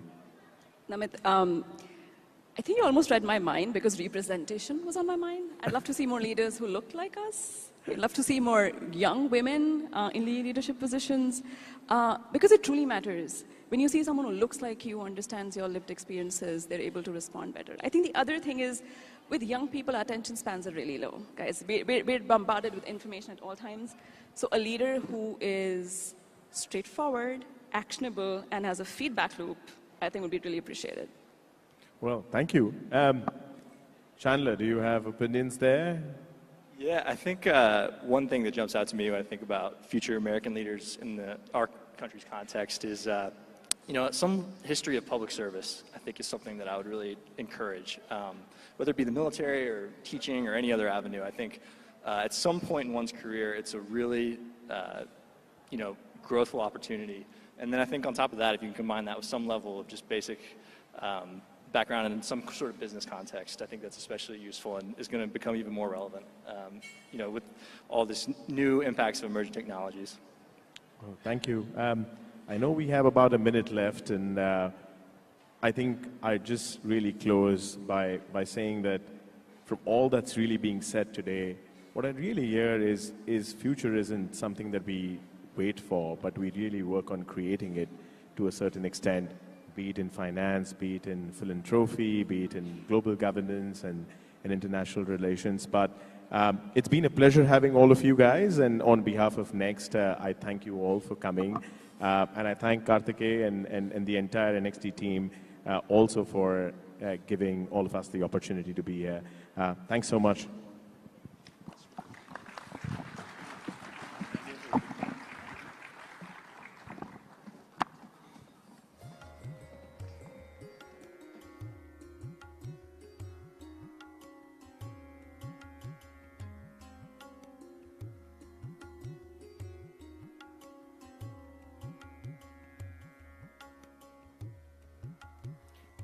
That, of course, was a pretty youthful conversation there of the young individuals, of course, on our stage. But we are now turning our focus to, of course, a veteran who, of course, needs no introduction. And we are going to be speaking, in fact, in particular about now Next in the Indo-Pacific. Yes, this is a really talked about region, isn't it? The Indo-Pacific. We've seen a lot of shifting geopolitical stances, particularly in the last few years in this region. A lot of bilaterals, multilateral summits have focused on visions of countries for the Indo-Pacific, and we are very excited to hear the next speaker's vision also for the Indo-Pacific, and of course also India's position in the New World Order and his overall geopolitical views as well. He's someone who, of course, is no stranger to India. We've enjoyed very good ties with Australia under his leadership. I am, of course, talking about the 28th Prime Minister of Australia, who we are extremely privileged and honored to have with us in our midst today. Yes, our next guest of honor keynote address is by none other than Honorable Tony J. Abbott, as I said, the 28th Prime Minister of Australia. We also will be having a very interesting Q&A for him later, but first, over to you, Prime Minister Abbott, for your keynote address. We're really excited for it.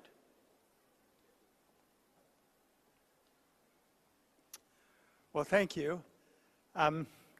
It's been a fascinating day, but a long one. I won't keep you too much longer, but I do hope to give you something to talk about over dinner. I do think that events like this matter because they bring leaders and thinkers together from different perspectives, and that's vital because the world, as Stephen Harper reminded us this morning, is more fraught than in many years. The Ukraine war might soon end with Russian aggression rewarded. The Gaza war could soon peter out with Hamas, the terrorist group, intact. And China, as India is only too well aware, is constantly ratcheting up its belligerence, particularly against practically independent, free and democratic Taiwan. China, Russia, Iran, communist, militarist, Islamist dictatorships are in an alliance of convenience against free countries that have rarely been as divided and confused. Quite apart from the massive loss of life, the ramifications of the Ukraine war have included much higher global energy prices and food shortages, in a warning of how quickly even the best of times can change under leaders more set on world power than their people's well-being. Leadership matters, and here India's leadership has delivered the world's fastest economic growth, with rural India finally enjoying clean water, proper sanitation, reliable electricity and connectivity, while urban India is gaining mass transit systems, motorways, and an economic takeoff that's more soundly based than China's, thanks to democratic legitimacy and government under the rule of law. But the question I want to address is the one posed earlier to Prime Minister Harper. Is the Trump ascendancy going to do more good than harm? No new president has had more impact in his opening few weeks. Domestically, he's reversed the so-called green transition and stopped the policy preoccupation with climate change. He's ended the woke fixations of American boardrooms, including hiring practices based on immutable characteristics rather than character and talent. He's declared there's only two genders. He's tasked the world's greatest industrialist with making government more efficient. And he's ended the chaos in America's borders via the shock and awe tactic of threatening a 25% tariff unless Mexico in particular militarises its border to stop the daily inflow of thousands of undocumented foreigners and drug precursors. Well, so much, so good. But along the way, he's mocked the Prime Minister of Canada. He's mused about turning Gaza into a Miami beachfront. He said that the most beautiful word is tariff, threatening to upend the freer movement of goods, people and ideas that until recently had made the world more safe, more rich, more fair and more free for more people than ever before in history.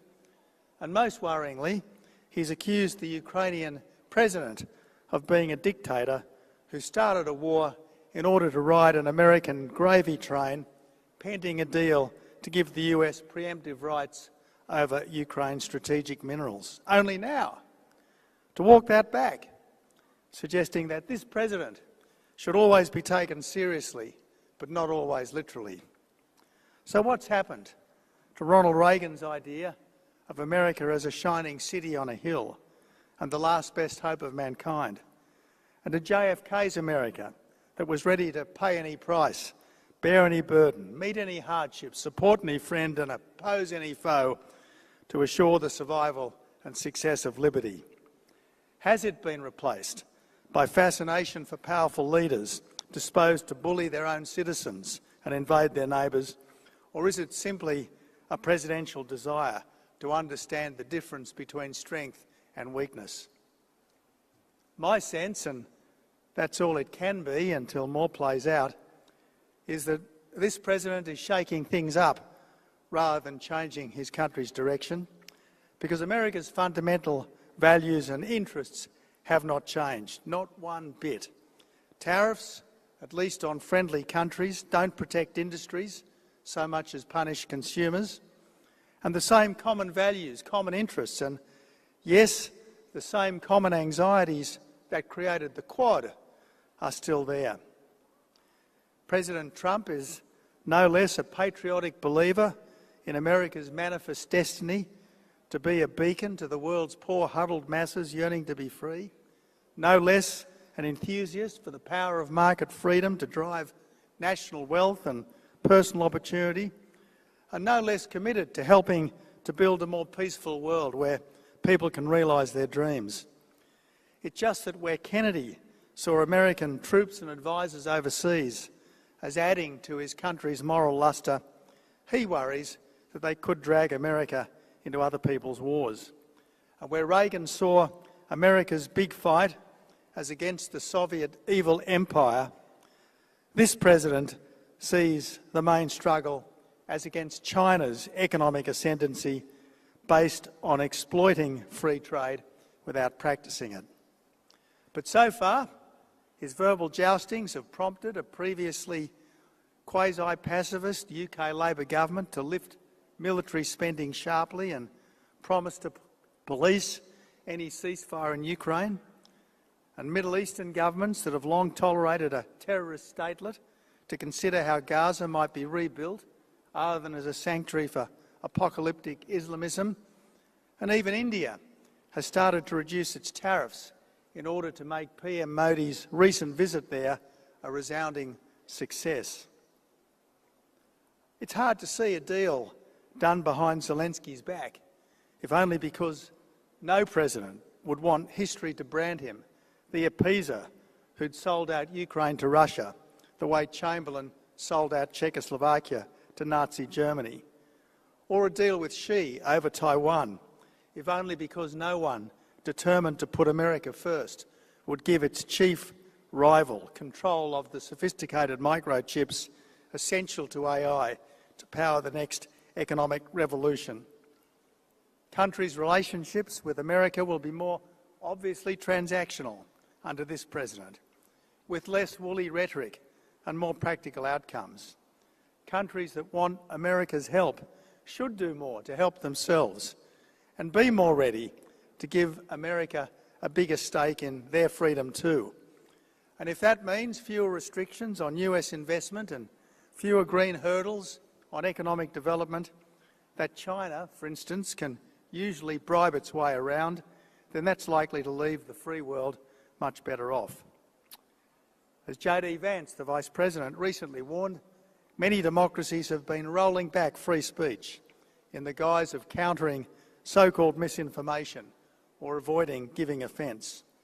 To reduce emissions, we've damaged our competitiveness and deindustrialised. To atone for the old racism and sexism, we've started to discriminate again, only this time over identity. We've even started to deny democracy itself, excluding from government parties that take the wrong voters' concerns seriously. So as the antidote to military weakness, economic stagnation and cultural confusion, Donald Trump might not be the president the world likes, but he may very well be the president the world needs. Yes, as someone with a long memory and a mean streak, as the president himself admits in one of his books, it might be rhetorically brutal, at least in the short term. But the longer-term outcome of this presidency should be less of the self-destructive politics of climate and identity, and ultimately freer trade between like-minded democracies, plus stronger American allies. And this, of course, brings me to democratic India. Wonderful democratic India that's assimilated the rule of law and that now has the prospect of replacing China as the workshop of the world and becoming the supply chain partner that free countries can trust. When Prime Minister, a decade back, I used to call India the world's emerging democratic superpower. Under Modi, it has well and truly emerged as the world's second democratic superpower. And by God, don't we need another democratic superpower? And any unpredictability from the first will provide a great opening for the second. I'm confident that this will be the Indo-Pacific century. I hope that it turns out to be more India's century than China's century, and I believe that this is more likely if there is no American opt-out of all the world's struggles. God bless you, God bless India, and let's work together for a better world.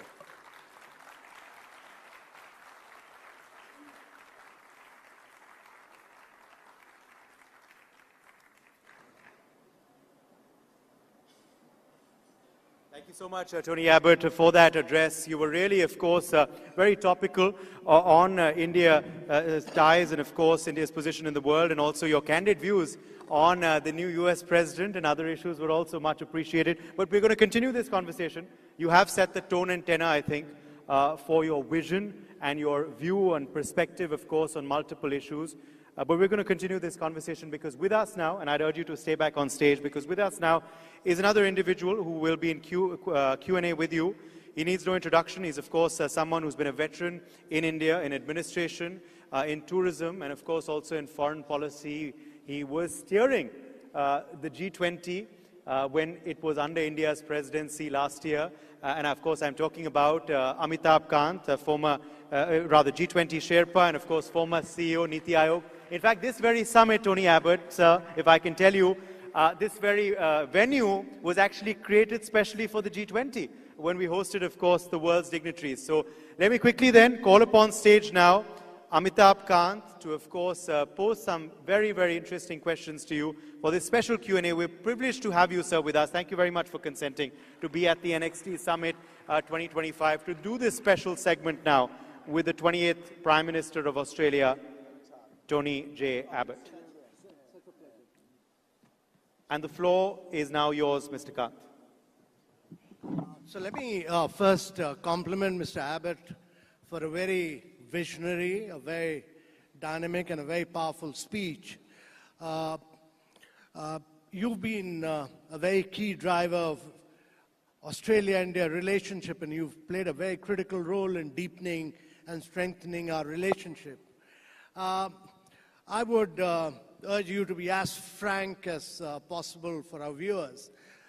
In the midst of all this geopolitical turmoil, tell us three key issues. Geopolitics, when is the war going to end in Europe? Number two, what is going to be the impact of making America great again on climate action? And number three, to my mind, how do you foresee the new forces of artificial intelligence and quantum computing impacting world around us in terms of production and productivity? Well, thanks, Amitabh. Look, I hope the war in Europe ends as soon as possible, but I hope it ends on terms that are as just and as fair to the victim as possible. And plainly, Russia invaded Ukraine. There was no justification for the invasion of Ukraine, and any ceasefire that doesn't provide Ukraine with ongoing security, and that means serious European soldiers on the ground as a tripwire against any future Russian invasion, I think would give the aggressor a win. And if the aggressor wins in one place, potential aggressors in other places will be massively emboldened. So that's that one. Look, on climate change, I've got to be honest with you. I don't think climate change is the biggest problem we face. I don't even think it's the second or the third biggest problem we face. Obviously, here in India, the chief issue is trying to give more and more Indians a decent middle-class standard of living. And frankly, any attempt to reduce emissions that damages that is not worth doing. And at the moment, in countries of the West, Biden's America, Britain still, Australia still, Europe, this quest to reduce emissions is making us economically weaker, and ultimately it's hurting our efforts to compete with the dictatorships that wish us harm. So I think Trump in this area is a bracing gale of fresh air. Now, as for AI, it's going to make a huge difference, obviously, over time. But in the end, AI is just another tool. And it's the people that use the tool that really count. The tools are there to make us, help us to do better. But anyone who's dominated by the tool is a fool. Okay. No, so let's turn to another critical aspect, and that's the role of tariffs, because free trade has lifted vast segments of population above poverty line in the last few decades. It's had a huge impact in terms of growth and prosperity. With protectionism at such high levels and the complete breakdown of WTO, what implication does it have for Global South and for countries like Australia and India? Okay, well, thanks, Amitabh. Look, the so-called Global South is vastly better off now than it was a generation ago. Inequality between countries is much less now than it was a generation ago. I think of the poor, in inverted commas, country that I know best, namely PNG, and you compare Port Moresby, say, 30 years ago to Port Moresby today, and it's chalk and cheese. Sure, there are a lot of poor people in Port Moresby. Yes, there's a lot of inequality of wealth in Port Moresby, but in many ways, it's now a sophisticated global city as well, Port Moresby.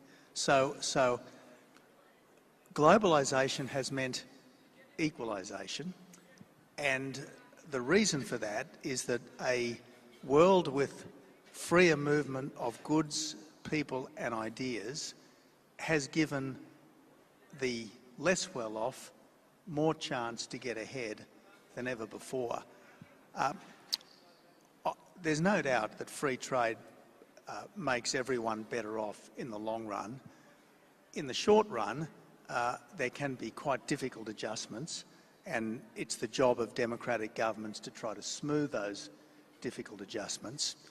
One particular consequence of free trade, ever since China was brought into the WTO, is that China has exploited free trade but not practiced it.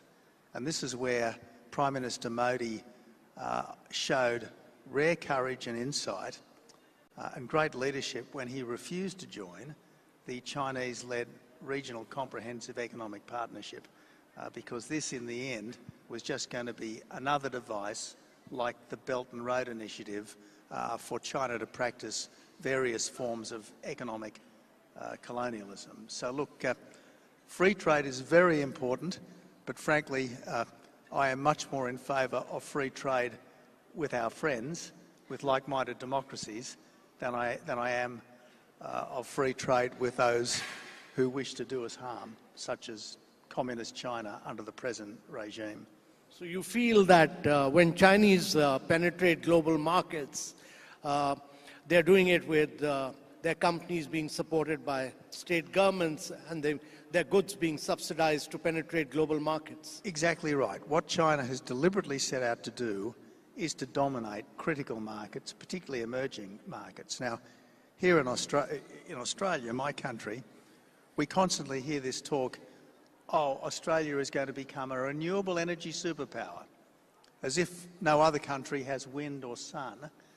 In fact, the only country that is going to become a renewable energy superpower is China, because China is making the solar panels and the wind turbines that we are importing, often enough on the back of slave labour from the Uyghurs in Xinjiang province. Now, that's not the kind of thing that we want to participate in my view.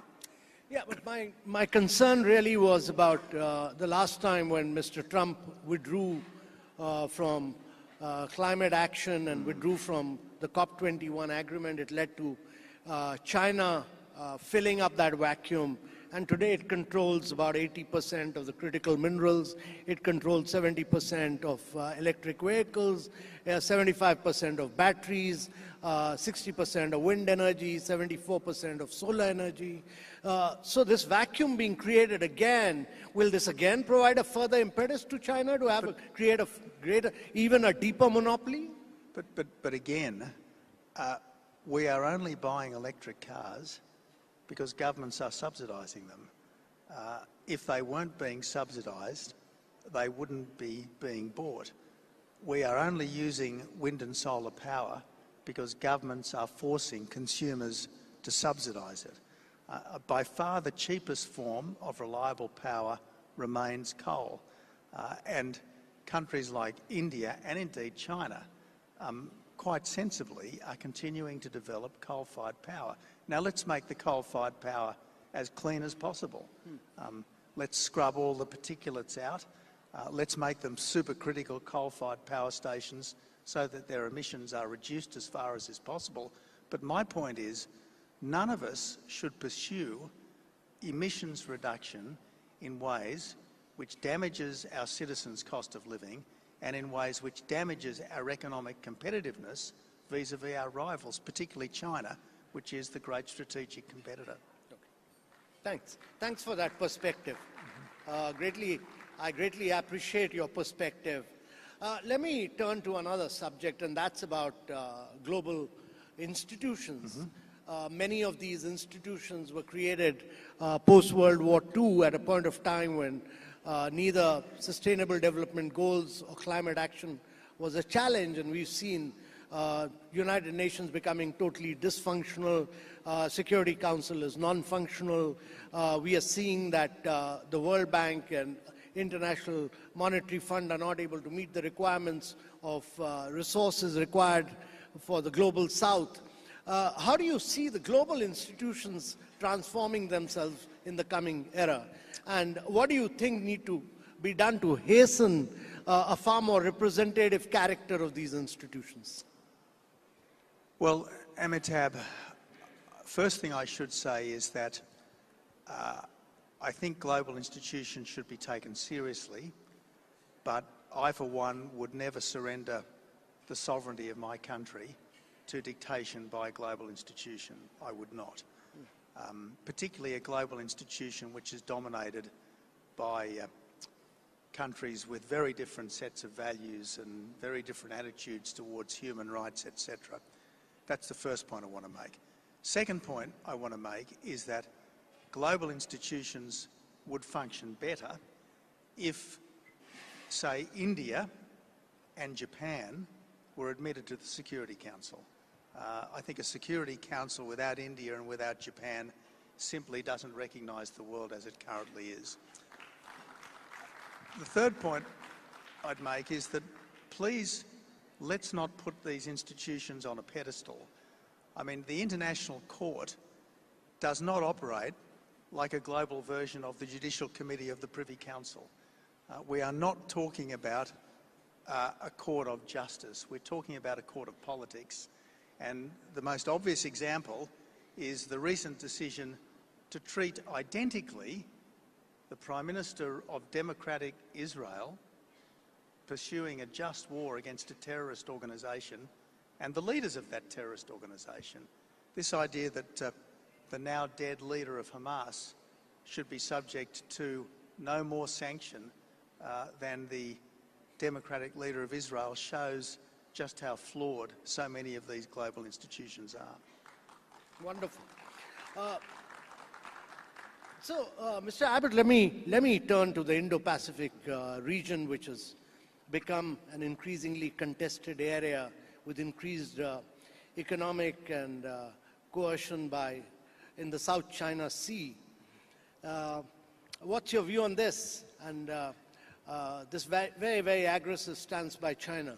How do Australia and India work together, and what more can be done in the Indo-Pacific region? Well, you're right.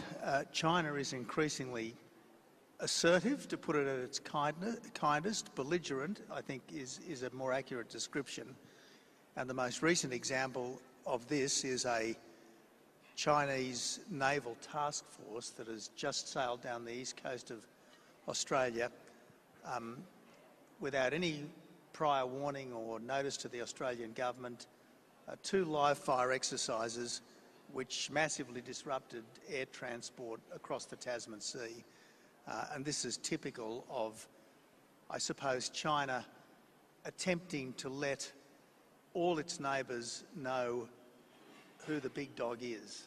I mean, what we've seen in recent times is traditional Chinese exceptionalism married to Marxism-Leninism, and the Beijing government's attitude to all its neighbours is tremble and obey. That's their attitude. So we've got to be conscious of just what we're dealing with here. This is where I think India can really step up. I mean, India's always been the superpower of the subcontinent, but if you look at India's history, it's always acted with great forbearance.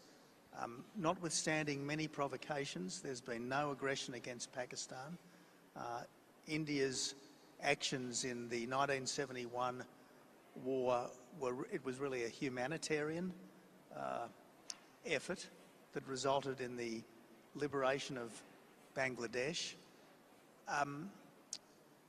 I think India has been an exemplary global citizen, and as I said earlier, it's well and truly assimilated democracy and the rule of law. I mean, India is living, breathing proof that you don't need to be a dictatorship to progress, that a very large and disparate country can be a functioning liberal democracy, indeed a very efficient liberal democracy. So I like to think that in the decades to come, India will count for much more in the world, that India's global role will increasingly reflect its economic clout. And as I've said on numerous occasions, if there is to be a leader of the free world in 50 years' time, it's as likely to be the Prime Minister of India as the President of the United States, particularly if the United States engages in a kind of strategic retreat. Okay. Thanks for that outlook and that perspective. And I wanted to turn to the Australia-India relationship, and the Australia-India Economic and Trade Cooperation Agreement was a landmark deal. What more can be done to accelerate the pace of greater benefits between Australia and India relationship? Well, Amitabh, I was really pleased to host Prime Minister Modi in Australia back in 2014. That was the first visit by an Indian Prime Minister to Australia in some 27 years, and it was far too long a gap. It was a tremendous success. Modi got a rock star welcome in Australia, and I've got to say the million or so Australians of Indian background have been absolutely model, exemplary Australians, and I think that's going to continue. I think that India has the potential to step up as China, so to speak, steps back. I think the trade relationship between Australia and India is underdeveloped. I had a bit to do with the trade deal that was finalised a couple of years back, the interim trade deal that was finalised a couple of years back, and I think the minister on the Australian side and the wonderful Piyush Goyal, who was the minister on the Indian side, were only too keen to get a deal. But unfortunately, bureaucrats and vested interests have a wonderful way of complicating things. Bureaucrats because they want to keep the negotiations going forever, because while the negotiations are happening, that empowers the officials, and vested interests because they never want to disturb their cosy little arrangements. And my way of getting a free trade deal is to have a list of all the various products, the current tariffs, and just cross out 15% and put in 0%. Cross out 150%, which there was on Australian wine at that time, and put in, at least in the short term, maybe 20%, reducing ultimately to 0%. And I just think that's what we need more of. I mean, why shouldn't two countries that really are so much at one on so many things have completely free trade in goods, very substantial mutual recognition of qualifications, and at least above a certain wage level, relatively free movement of people. I think the Indians love the Australian wines. They're available in plenty. And we'd be very happy to see more of them. The two things Indians love. Speaking of Australian wines, I hope there's some being served this evening, and let's not too long delay our opportunity to enjoy them. So the two things Indians love is, one, the Australian cricketers. So the champion trophy is going on right now. Who do you think is going to win it, Australia or India? Well, if I say what my heart tells me, I'll be very unpopular. And if I say what you want me to say, I'll probably be very embarrassed when I get back home. So look, cricket will be the winner. Well, let me ask you then as to how do you rate the present Australian cricket team, and how do you rate the present Indian team? I think they're respectively the two best teams in the world. Yeah. Okay. Great. So they should be playing in the finals then. Let's hope. Yeah. Sure. So thank you very much for that wonderful discussion. I was really impressed with your very visionary and very, very dynamic perspective which you spelled out today, and it's been such a pleasure and such a delight interacting with you. You're such a popular figure in India. It's always a delight to interact with you. Well, thank you, Amitabh, and can I just congratulate you? You were very important to the success of India's G20, so well done. Thank you so much. Great pleasure. I just request you to stay back, both of you, for a second on stage. Amitabh Kant and Prime Minister Abbott, I just request you to just take your seat for a second. We have 2-3 questions from the audience, although it has been a very all-encompassing discussion where you've spoken about diplomacy, cricket, and of course wine as well. But we do have 2 or 3 audience questions which we'll very, very quickly take. Megha has the mic, and who's asking the first one? Yes, there, the young man there. Yes. Hello. Thank you so much, both of you, for the insightful conversation you had. My name is Mantha, and I'm one of the Shoresman scholars. And my question is very brief. The world that we are growing in right now is becoming increasingly polarized with Mr. Trump, the conflicts in Gaza, Ukraine, the AI coming in, and so on and so forth. In the theme of the next conference, or the theme of Vasudhaiva Kutumbakam, what according to you is the way to make the world less polarized? How would you bring Mr. Trump, Xi, Modi, and all together in this world? Thank you. Well, that's a really good question. And to go back to probably one of the very great democratic leaders of all time, I know he wasn't always popular here, Winston Churchill. Churchill said, jaw is better than war. what he was meaning was that while you're talking, at least you're not fighting. And I think it's important to be realistic about your interlocutors, and I think we need to understand that President Putin does want to restore Russian domination of Eastern Europe. I think he does want to recreate as far as he can the Russia of Peter the Great. And there is no doubt that President Xi is burning to end what he sees as the century of humiliation, and that means next taking Taiwan by force if necessary, and over time, because he said it often and often, over and over again, establishing China as the world's #1 power, and that obviously has implications for India with a disputed border with China. So look, I think conferences like this are obviously a help, and I think all global meetings that involve people speaking candidly and trying to see things from the other person's perspective are a help. But in the end, the only way to guarantee no fighting is to surrender. And I don't think we should be prepared to surrender when it comes to freedom, justice, and national independence. All right, that's a prediction of you of what's coming up next. I think we'll take one final question. Yes. Hello, Prime Minister Abbott.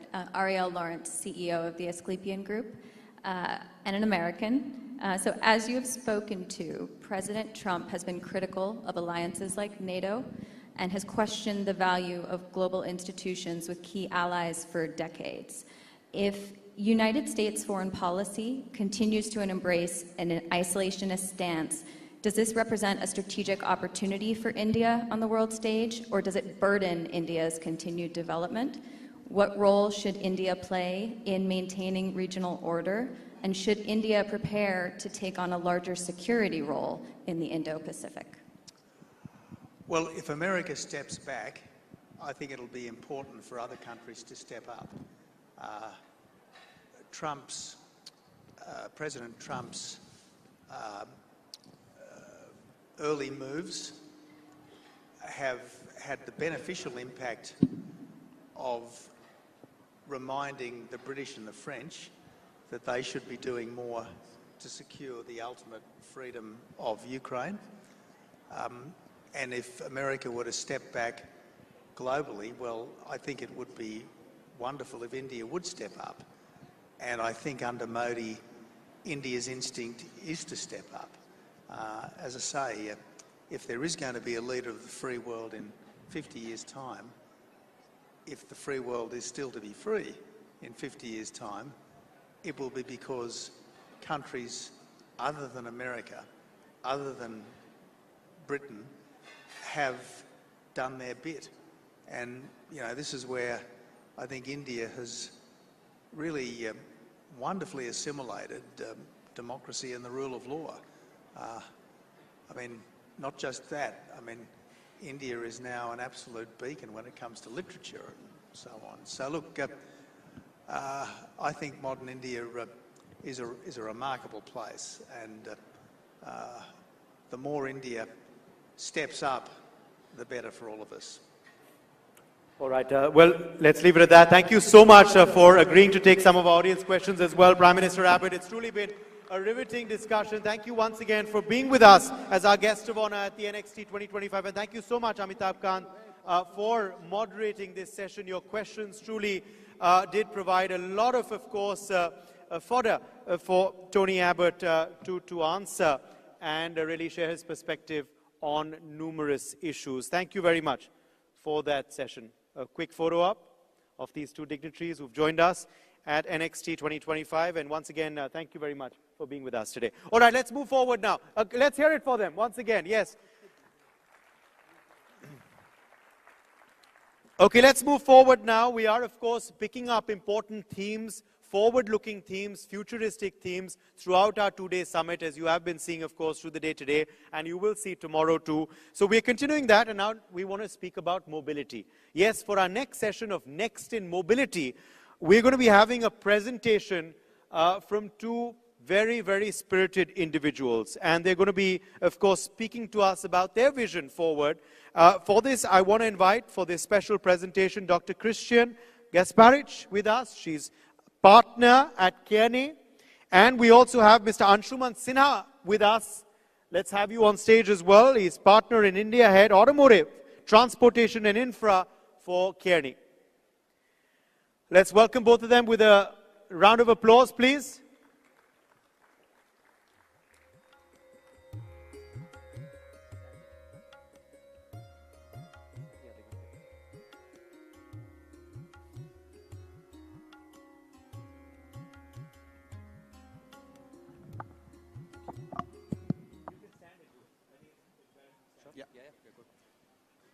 So, good evening, everybody. I think with the Trump administration, there are only two So over sexes. to them. Let's please welcome them once again with this round of applause. And over to them now for this next session on what's next for mobility, a global and an Indian perspective.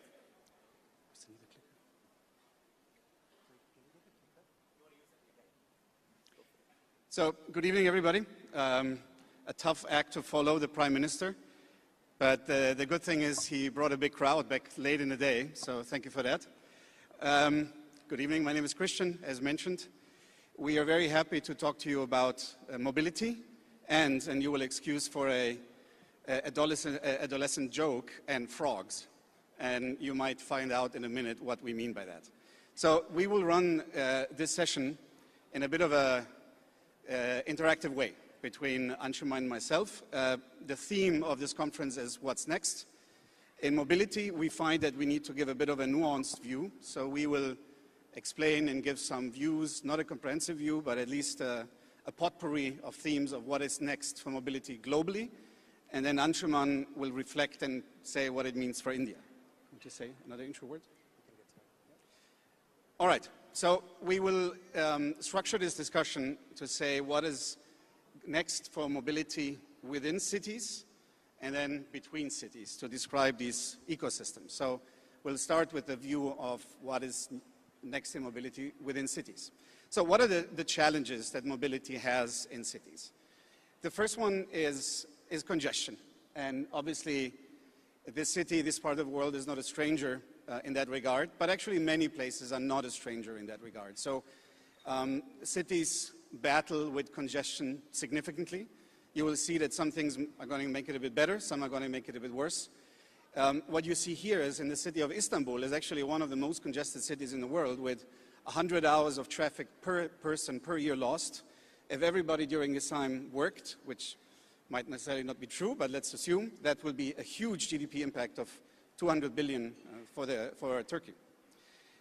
Now, the other thing is public transit systems, despite many of their improvements, also maybe are not working perfectly. One statistics to show that is we actually still yet to recover the ridership of pre-pandemic years.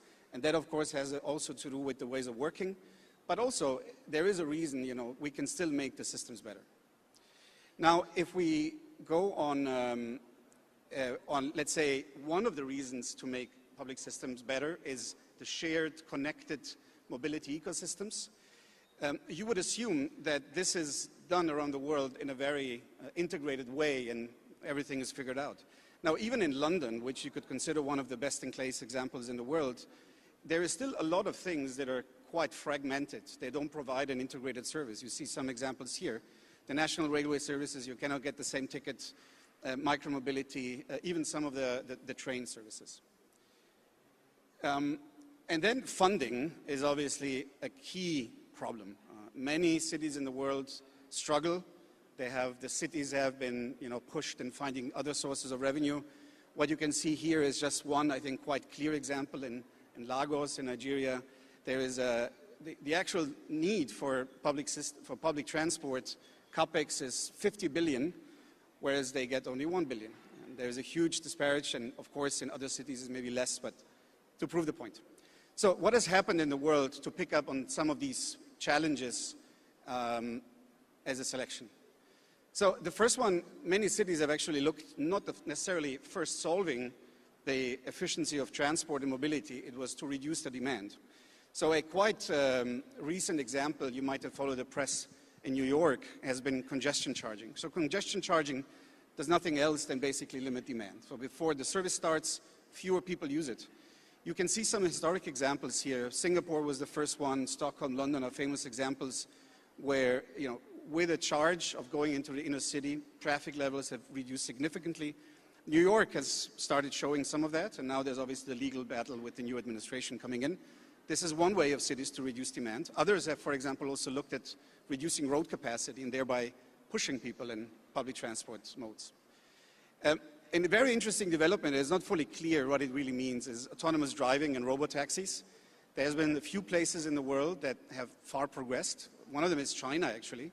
The other one is San Francisco. You might have followed, maybe many of you might have been in San Francisco. Waymo is a company that was it's investment over $15 billion so far over the years, and there the system works pretty well now.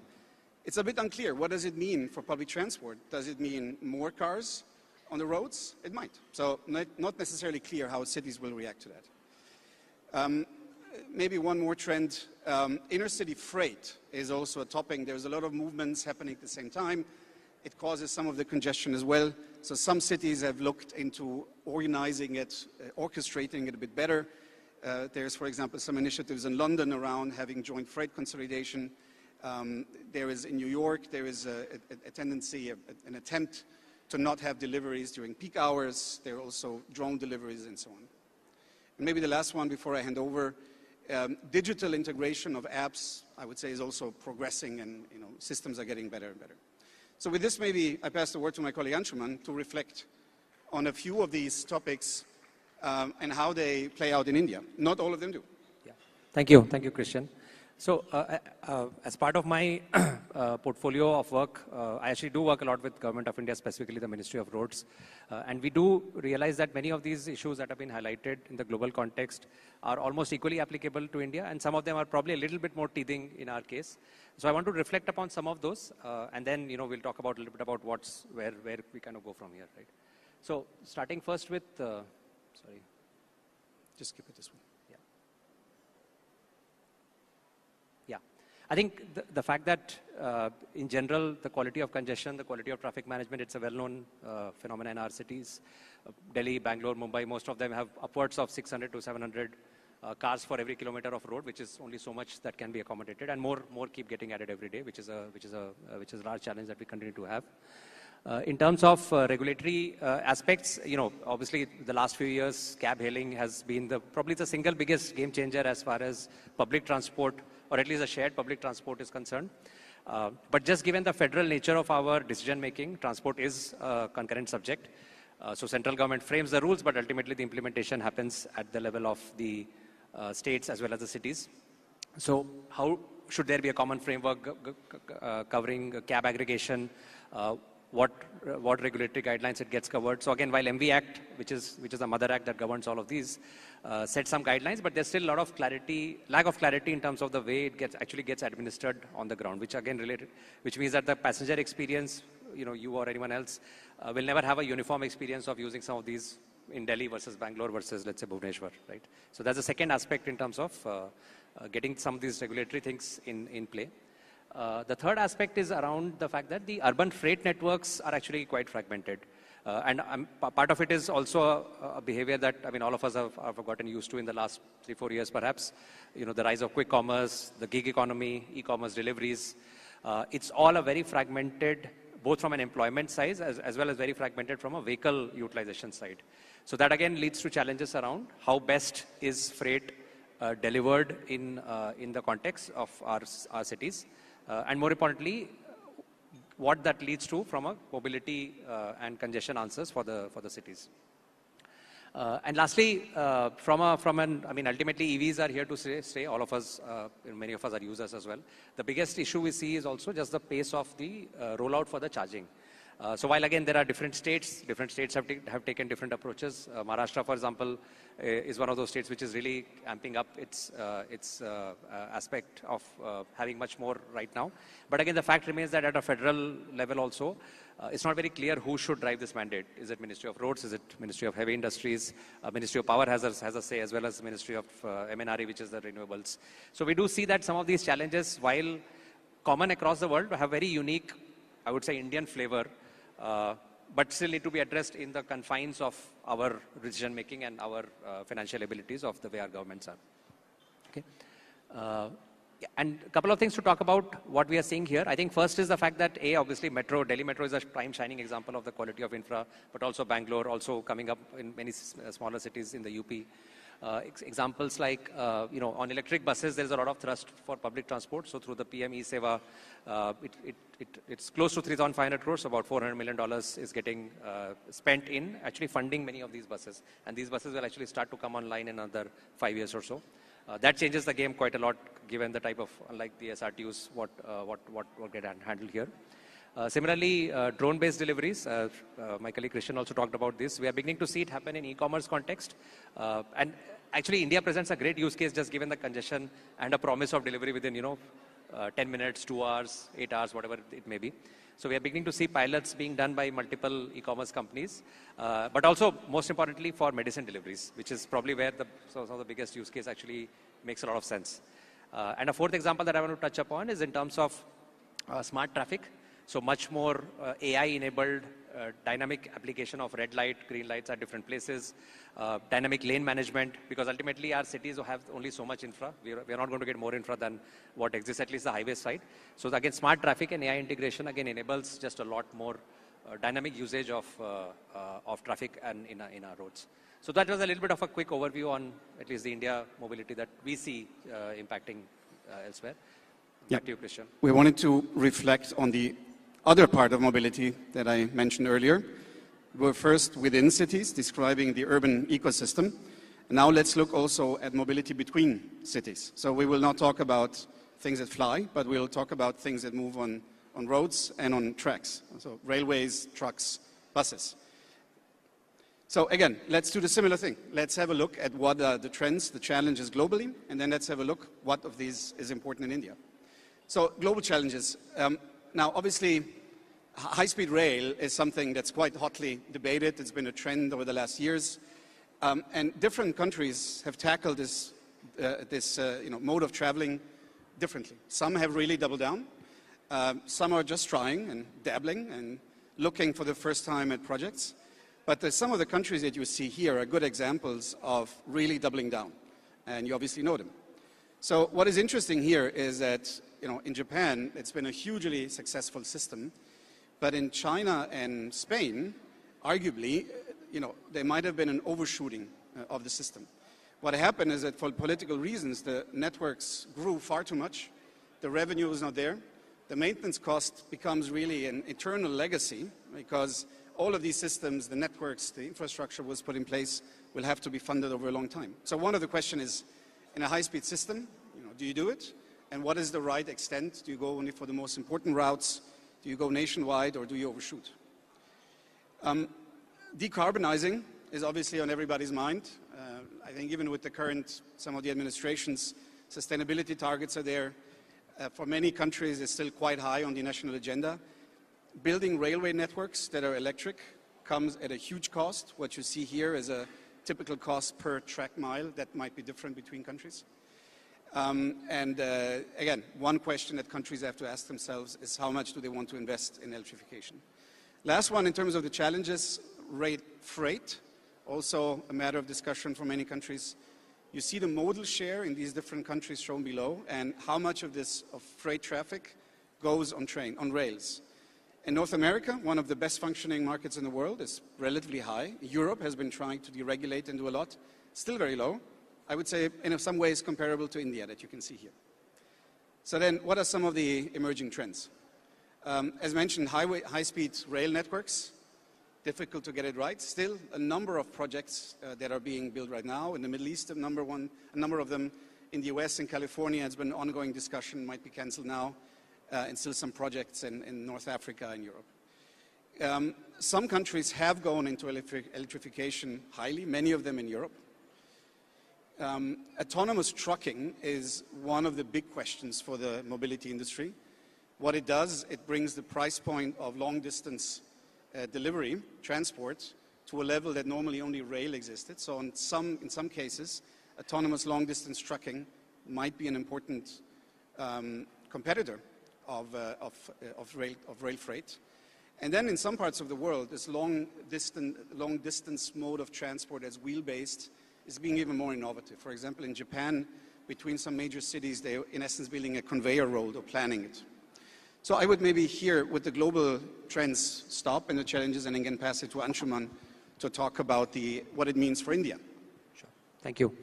I think here there are some interesting changes from some of the trends that you talked about. For example, one of the things that I want to touch upon is the fact that of course there is a need for modernization of tracks. Some of us who've traveled on trains recently do know that close to 30 to 40% of our tracks are actually above the recommended lifespan, which means it's a maintenance issue as much as it's a safety issue. So they definitely need upgrades, which again needs financing, and what should be the plan for that. And at the same time, we need to continue building more. So there's always a choice between where the money is split between. The second, again, Christian pointed this out, just the fact that the freight that moves on road versus moves on rail. Actually, 50 years back, that number that used to move on rail was close to 50 to 60%. It's actually come down to 21. So in some ways, the preferred mode continues to shrink, which is always a shame. But it's a battle that world over freight networks are actually grappling with. But some interesting things that we see, the fact that DFCs, which are now almost fully operational after a long time, but and are also beginning to move high value added freight, right? So much more container traffic, trucks on trains, really nice models, and moving away from coal handling and handling of rice and wheat. So there's just a lot more value added stuff that starts to move on network and much faster, connecting our ports. Second, in terms of electrification, Christian, you touched upon this. India actually is pretty advanced on this. There's 95% of our tracks are fully electrified of broad gauge, and diesel is meant more for some more maintenance issues or short-term coverage. But there's one area where, at least from a fleet decarbonization point of view, we have in some ways leapfrogged maybe some of the other geographies as well. Third trend I want to talk about is in terms of long-distance buses. For the longest time, long-distance buses were the preserve of the SRTUs. Some of us, if you've traveled, there's the quality of experience really varies significantly depending on which part of the country you're traveling in. AC, non-AC, buses are working, not working, maintenance, SRTU saddled with debt, saddled with operational challenges. But the fact that there are new entrants in this space, Flixbus, for example, which is one of the largest of such operators, has announced its intent to start operating. Similarly, Intercity Smart Bus. So that gives hope that the intercity transport, which is actually the more profitable mode of transportation, unlike intracity where there are other challenges on tariff, it does make a difference to having long distance commutes done much more efficiently vis-a-vis cars, because the more cars go on the road, you just need to keep building highways for just as long as you need to. And the last one that I want to talk about is HSR, which Christian also started with. I think it's a priority for any developing nation to at least put a project in place, because the economic opportunities that get unlocked between the cities, as has been proven in case of Shinkansen and quite a few. And India is also in that place. In fact, Shinkansen is what will help us also get there with the E5 series. All right. So now you might wonder, what are these idiots putting frogs here on the pages? I did mention frogs in the beginning. So what we want to introduce is a hopeful note at the end of this discussion. So you might see from all of the challenges, it's all doom and gloom, but we did want to leave you with a note with a sense of a concept, which is leapfrogging. This is where the frog comes in, and I hope it stays in memory. So the question that we ask ourselves is, beyond all of the obstacles to be overcome, what are the things that India can do to maybe jump one challenge? Or what is it maybe particularly good at that could help it tackle what is next in mobility? Yeah, so this is our moment to shine, what India can really do much better than the rest of the world. The first one, I think, is just the whole maturity and scale of our digital public infrastructure, which is payment systems, authentication systems, biometric devices. The number of use cases that ride on this in the context of transportation are immense. And ticketing is the simplest one of them, but anything that can speed up the movement of people because face-based authentication is just so much faster. It's already happening at our airports through DigiYatra. It will happen in many of the other modes. So the whole backbone of our DPI just places us in a position where the use cases can just be unlocked very, very rapidly. The second, I mean, it's a well-known thing, so and it's probably a cliche, but it's a cliche because it's true. It's just the depth of engineering talent, the depth of capabilities to work on some of these cutting-edge problems. In fact, you know, it's e-commerce. E-commerce didn't originate in India, right? E-commerce originated in the US with Amazon. But on this day and age, the fastest and the cheapest delivery networks, and at the same time, companies being profitable is only China, Indonesia, and India. Those are the only three countries where it's happened. Europe is struggling with delivery costs. US, of course, Amazon has its own struggle. So, and that's coming down to the ingenuity of the talent that actually makes many of these networks possible, that just makes a lot of real-time optimization doable. The third element I want to touch upon is financial innovation. And in some ways, it's one of those things which, you know, because you're in a situation where you have a little bit of a crunch, so you have to manage better. I think just the involvement of private sector in funding India's infrastructure is of a different league. I'll give you a statistic. Ever since the Bharatmala program, which is one of the things that I've been helping the Ministry of Roads with, has been, in the last 2 years, about 45% of the capital that has gone into building roads is actually private capital. Nowhere else in the world are roads built by private capital with the intensity that they get built in India. If all those roads were to be built by the Indian government, all that money would not go to health and education and other social protection that needs to be provided. So this level of financial innovation is what just unlocks so much more money. And once private capital comes in, obviously there is efficiency and other angles. So I would say these three areas, at least the way I see it from the outside, really add a lot to mobility. And we are already at a place where we are actually much ahead of many countries in the world. So it's just making sure that we keep latching onto it, keep building on top of it. And many of those solutions we will continue to be much better at as recently as the next 3-4 years. Okay. So with that, we'll bring this to a close. So thank you for listening to us. Thank you for patient hearing. Thank you very much. Thank you.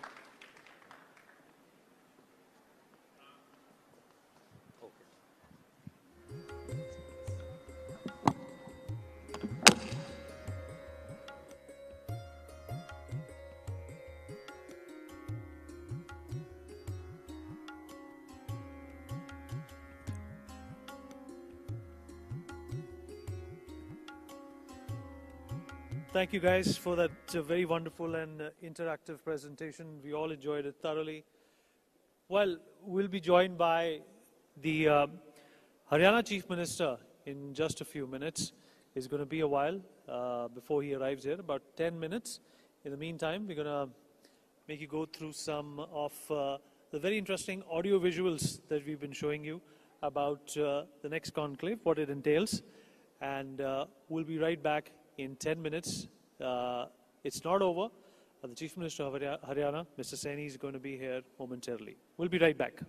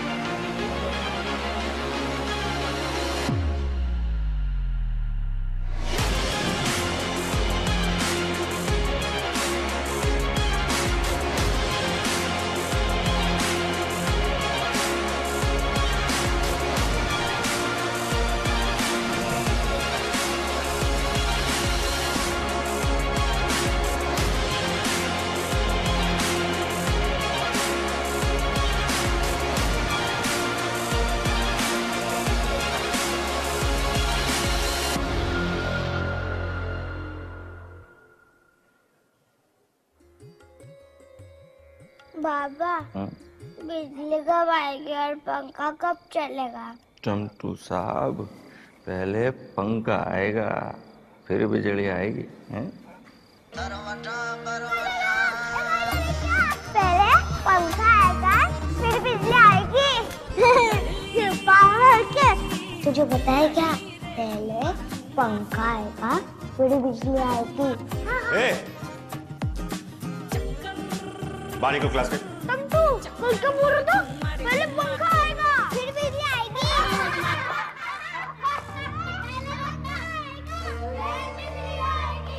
रूठी रूठी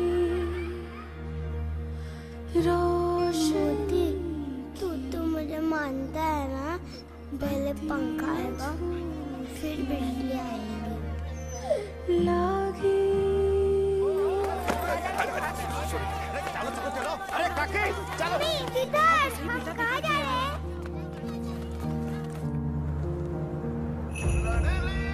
ये पंखा आएगा फिर बिजली आएगी। पहले पंखा आएगा बिजली आएगी। ऑन करो। हम सिर्फ वातावरण से बिजली नहीं बनाते हैं, जिंदगी में रोशनी जगाते हैं, खुशियां फैलाते हैं। अदानी, हम करके दिखाते हैं।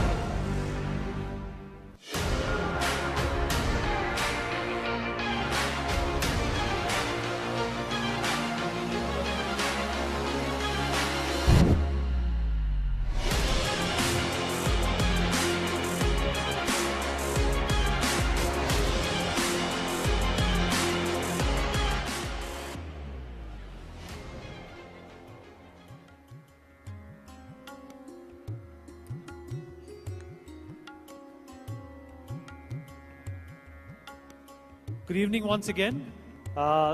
Chief Minister of Haryana, Mr. Nayab Singh Saini is with us. Please, a big round of applause. May I please request Uday Pratap Singh, my colleague, to come on stage and conduct the next session with him. Keep the applause rolling, please. This is going to be a great session of what's next in Haryana politics.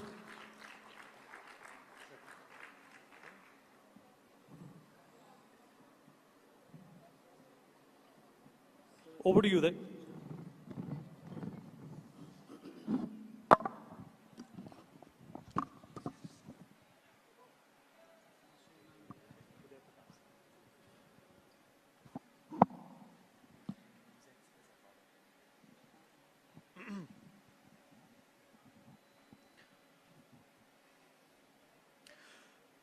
नमस्कार, hello and welcome. और आप सबका मैं पुनर्स्वागत करता हूं हमारे इस खास कार्यक्रम में NXT 2025 का जो भव्य आयोजन यहां नई दिल्ली में हो रहा है, पहली दफा हो रहा है। और अब हमारे अगले मेहमान जो हैं हमारे बीच आ चुके हैं और मैं हमारे दर्शकों को यह भी अवगत कराना चाहता हूं कि इस अगले सेशन का लाइव ट्रांसलेशन भी हो रहा है। तो खास करके the foreign guests with us today, our next session may be in the language of Hindi, but you can hear the live translation of it as well if you put on the headsets which are on all the tables here. So if you put those on, there will be a live translation in Hindi, in English, as we've been doing for our English sessions today, where you have been hearing it in Hindi as well. And there was also a session in Russian today, which you also heard in English. मगर जो हमारा theme है अगले session के लिए वो है विकसित हरियाणा, नेक्स्ट इन हरियाणा, क्योंकि हमारे संग जुड़ गए हैं हरियाणा के यशस्वी मुख्यमंत्री नैब सिंह सैनी जी। तो पहले तो जोरदार तालियों से उनका स्वागत किया जाए। नैब सिंह जी, बहुत बहुत स्वागत है आपका हमारे कार्यक्रम में। Thank you Uday ji, thank you. जो थीम है नेक्स्ट इन हरियाणा का, विकसित हरियाणा का, तो मेरा पहला सवाल आपसे यही है, what is next in Haryana looking like? Haryana का भविष्य आपके नजरिए से क्या लग रहा है इस वक्त? देखिए उदय जी, थर्ड टर्म की सरकार आदरणीय नरेंद्र मोदी जी के नेतृत्व तत्वाधान के अंदर ये आई है। अगर आप लोग देखेंगे 2014 से पहले का हरियाणा और आज 2025 का हरियाणा, गति से बदलता हुआ हरियाणा हमारा। मुझे खुशी है कि आज इन 10 वर्षों के अंदर हरियाणा के हर जिला को 4 लेनिंग रोड से टच किया है, जोड़ा है।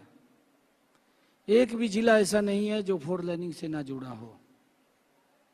आने वाले समय के अंदर हमारा जो टारगेट रहेगा कि हरियाणा में जो कनेक्टिविटी दिल्ली के नज़दीक लगी है, एयरपोर्ट के नज़दीक लगी है, अगर हम किसी भी हरियाणा के एरिया से चलते हैं तो लगभग 2 घंटे 2.5 घंटे के अंदर एयरपोर्ट पे पहुंच जाते हैं। इस प्रकार की कनेक्टिविटी वो लग रही है। हमारा ये विजन रहेगा कि हरियाणा के अंदर इंडस्ट्री वो लगे, इन्वेस्ट हो। उसके लिए हमने बड़ी एक रचना योजना वो बनाई है। अभी जो हमारा ये बजट सत्र चलने वाला है, इस बजट सत्र के अंदर भी हमने इससे पहले हमारे जो टेक्सटाइल इंडस्ट्री के पदाधिकारी थे, जो उनके एसोसिएशंस के मेंबर थे या इंडस्ट्री के हमारे एसोसिएशंस के मेंबर थे, इन सब लोगों से हमने इस बजट के अंदर भी प्री बजट को लेकर के चर्चा की है कि आने वाले समय के अंदर हम हरियाणा में इंडस्ट्री आए उसके लिए क्या कर सकते हैं। और उसके लिए एक अलग भी हमने बड़ी प्लानिंग की, हमारा इन्वेस्टर्स हरियाणा के अंदर आए, ताकि यहाँ पर जिस प्रकार का माहौल और जिस प्रकार का वातावरण आज हरियाणा के अंदर है, हर व्यक्ति ये सोचता है कि मैं हरियाणा के अंदर इंडस्ट्री यहाँ पर लगे और मैं यहाँ पर अपना कोई ना कोई इंडस्ट्री लगाऊं। उसके लिए सरकार हमेशा उसमें सरलीकरण करते हुए हम लगातार कि ज़्यादा लोग आए, उनको दिक्कत ना आए। चाहे हमने जो एक अपना अलग सेल बनाया है HPC हरियाणा जो को लेकर के कि कोई व्यक्ति अगर single roof system, single window system उसको लेकर के अगर कोई एक एप्लीकेशन उसमें देगा तो उसकी पूरी NOCs के साथ उसका टाइम बाउंड तय करते हुए हमने वो तय किया है, ताकि कोई भी व्यक्ति यहाँ पर आए और उसको दिक्कत परेशानी ना हो, सरकार उसके हेल्प में काम करेगी ताकि यहाँ पर इंडस्ट्री को बढ़ावा मिले। उसको लेकर के हम पूरी रचना योजना हमारी बन रही है। हमारा एक टारगेट ये भी है कि हम हरियाणा के अंदर एक इन्वेस्टर मीट्स वो भी जल्दी ही करने वाले हैं, ताकि उसके लिए भी हम कुछ जो इन्वेस्टर्स हैं उनको हम यहाँ पर आमंत्रित कर सकें और यहाँ पर वो अपना इंडस्ट्री के अंदर वो लगा सके, इन्वेस्ट कर सके, उसके लिए हमारी रचना योजना पूरी। आज इस मंच पे काफी अंतर्राष्ट्रीय जगत से जुड़े हुए मुद्दे पे चर्चा हुई है, उठे हैं, तो मैं एक ऐसा ही मुद्दा पे आपसे अगला सवाल करना चाहता हूं। आपने इनफैक्ट पिछले साल जो हरियाणा विधानसभा चुनाव भी हुए थे, वो चुनाव में भी आपने एक इच्छा जताई थी कि जो डंकी रूट से, जो आपके राज्य से जो लोग विदेश जाते हैं, वो खत्म करने की इच्छा आपने तब जताई थी। मगर अब भी हम देख रहे हैं मुख्यमंत्री जी की बेरोजगारी की वजह से, झूठे दिलासों की वजह से लोग जो हैं हरियाणा से पलायन कर रहे हैं, विदेश जा रहे हैं इन गैर कानूनी रास्तों से। और हमने ये भी देखा है कि हाल ही में अमेरिका से आए भी थे कुछ लोग वापस भारत, जिस तरीके से वो लाए गए थे उस पर भी काफी लोगों ने आपत्ति जताई है। मगर ये जो सिलसिला है पलायन का और खास करके गैर कानूनी रास्तों से, डंकी रूट से पलायन जो होता है, उसको आप कैसे रोकेंगे? इस पे आपकी क्या इच्छा है? देखिए उदय प्रताप जी, मैं आपको आज मैं धन्यवाद करता हूँ नेक्स्ट चैनल का, जिसके माध्यम से आज ये बात रखने का मुझे मौका मिल रहा है। मैं हरियाणा प्रदेश के युवाओं से कहना चाहूँगा कि हम गलत रास्ता इख्तियार ना करें, क्योंकि उससे हमारे जीवन को भी खतरा है। हम गलत रास्ते से जाते हैं, कई कठिनाइयाँ हमारे शरीर को सहन करनी पड़ती हैं, कई बार दुर्घटनाएं भी हो जाती हैं और भयानक दुर्घटनाएं हो जाती हैं। ये रास्ता हम नहीं अपनाना चाहिए। हमने एक विदेश सहयोग विभाग उसका गठन किया है। उसके माध्यम से अगर कोई एजुकेशन के लिए बाहर जाना चाहता है, व्यापार के लिए बाहर जाना चाहता है, रोजगार के लिए बाहर जाना चाहता है, हमने उसके ऊपर पूरी एक योजना बनाई है। उसके ऊपर अप्लाई करेंगे, सरकार उसके अंदर सहयोग करेगी। हमने कुछ युवाओं को भी बाहर भेजने का काम विदेश सहयोग विभाग के माध्यम से किया है, ताकि उनको कोई दिक्कत परेशानी ना हो, ना ही उनका पैसा गलत तरीके से खर्च हो।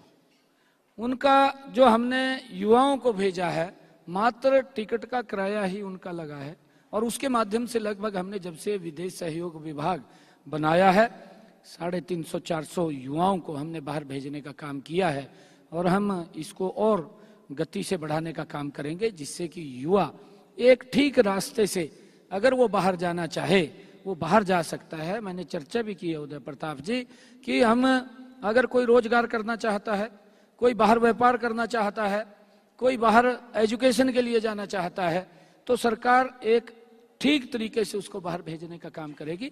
उसके लिए हम लगे हुए हैं और हमने जो इस प्रकार के डोंकी रूट से जो गलत रास्ते से बाहर जा रहे हैं या भेजने का काम कर रहे हैं, हमने उसकी भी कहा है कि इसकी एक बार जांच करिए, जांच करके देखिए कि गलत रास्ते से कोई बाहर ना जाए। और मैंने इस बात को भी कहा है कि पिछले दिनों कि उदय प्रताप जी, हम विधानसभा में इसके ऊपर एक एक्ट भी बनाने वाले हैं, ताकि बाहर जाने का जो एजेंसीज हैं या जो बाहर भेजने वाले लोग हैं, वो लोग कहीं ना कहीं सरकार के पास रजिस्टर्ड करें, कितने लोगों को बाहर भेज रहे हैं उसका बाकायदा रिकॉर्ड हमारे पास हो और उस रिकॉर्ड से ही हम सारी जानकारियां कलेक्ट कर सकते हैं। कोई व्यक्ति गलत रास्ते से बाहर ना जाए, उसकी व्यवस्था हम कर रहे हैं। और जो बाहर रास्ता जो गलत रास्ते से भेज रहे हैं उसके ऊपर भी हम उसकी जांच कर रहे हैं कि कौन कौन किस किस तरीके से बाहर भेजने का काम कर रहे हैं। हम एक्ट बना करके उसका एक कानून प्रक्रिया के अंदर उसको लेकर के आएंगे ताकि कोई गलत रास्ता अख्तियार ना कर सके। आने वाले सेशन में ये दिख सकता है, आप ऐसा कह रहे हैं, मगर एक ऐसा कारण है जिसकी वजह से लोग विदेश जाते हैं, लोग आपके राज्य से बाहर जाते हैं, वो है बेरोजगारी। और प्रदेश के जो पूर्व मुख्यमंत्री हैं, कांग्रेस पार्टी के वरिष्ठ नेता भूपेंद्र सिंह हुड्डा, वो आरोप लगाते हैं कि हरियाणा जो है वो बेरोजगारी में नंबर 1 बन चुका है। क्या जवाब देंगे आप?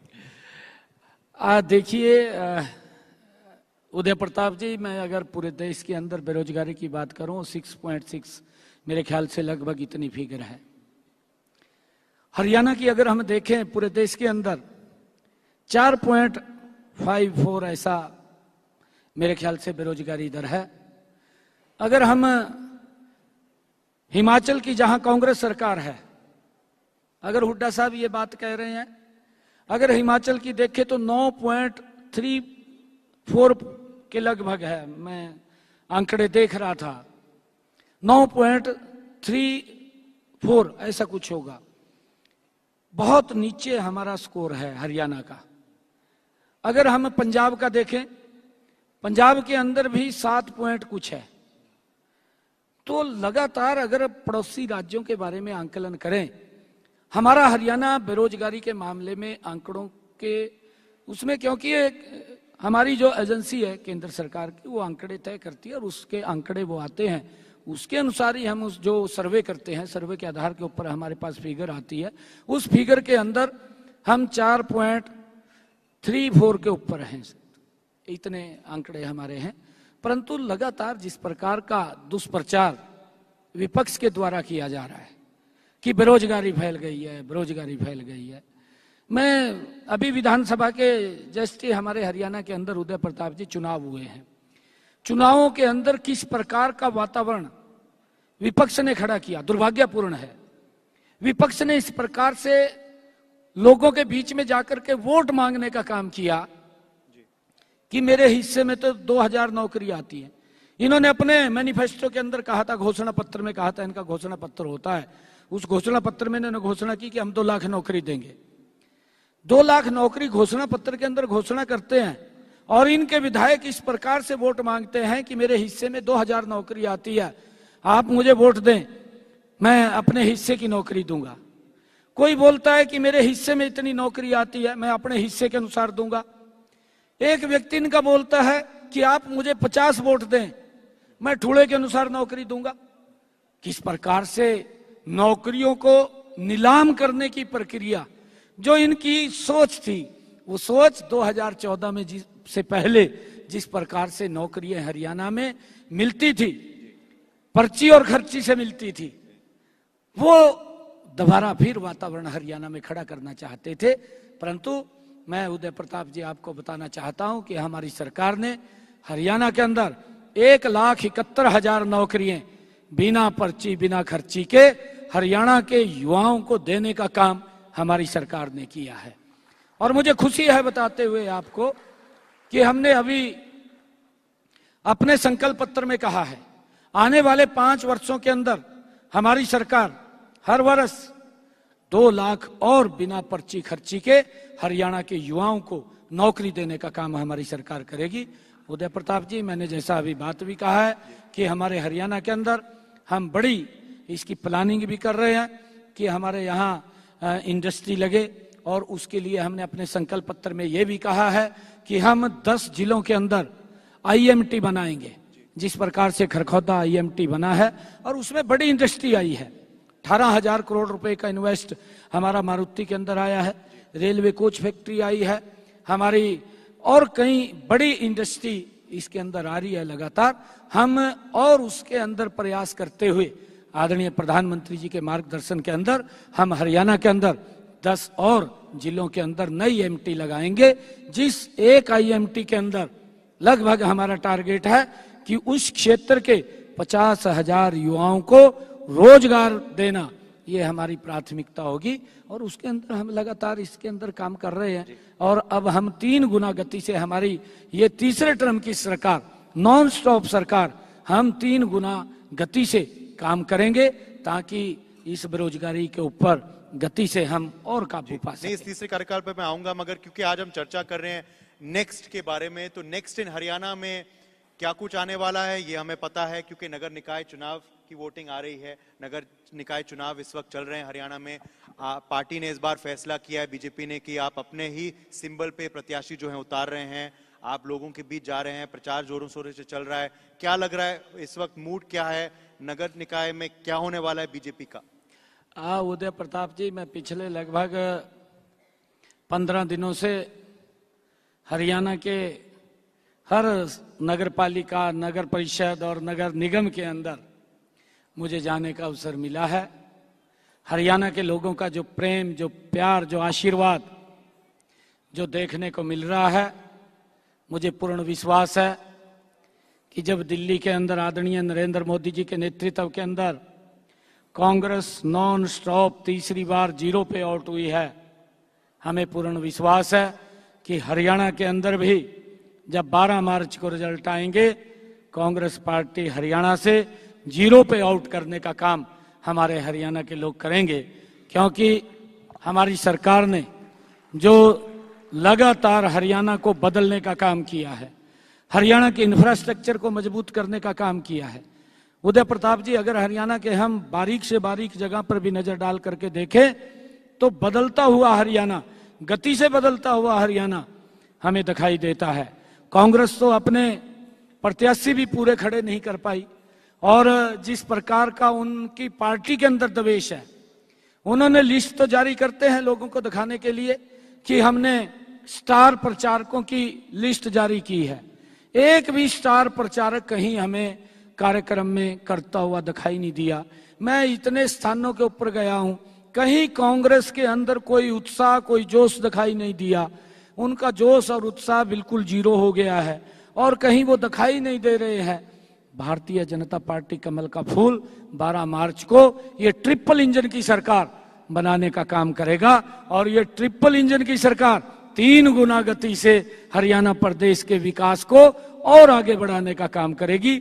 मैं ये पूरा देख रहा हूं, और मैं अपील भी करूंगा हरियाणा प्रदेश के लोगों से, आपके चैनल के माध्यम से, कि वो विकास को वोट दें, क्योंकि ये सरकार गति से विकास करने वाली सरकार है। आप विकास का जिक्र कर रहे हैं, मैं एक और आरोप का जिक्र करता हूं जो कांग्रेस के एक वरिष्ठ नेता ने लगाया। कुलदीप शर्मा जी कहते हैं, मुख्यमंत्री जी, कि विकास कार्य करने की नियत ही नहीं है बीजेपी की।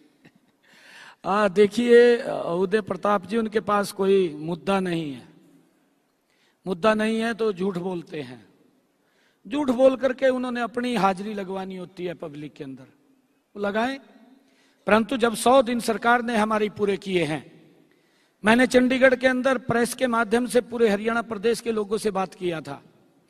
मैंने गति से ऐसे 18 संकल्प थे हमारे, जो हमने अपने संकल्प पत्र में लिखे थे।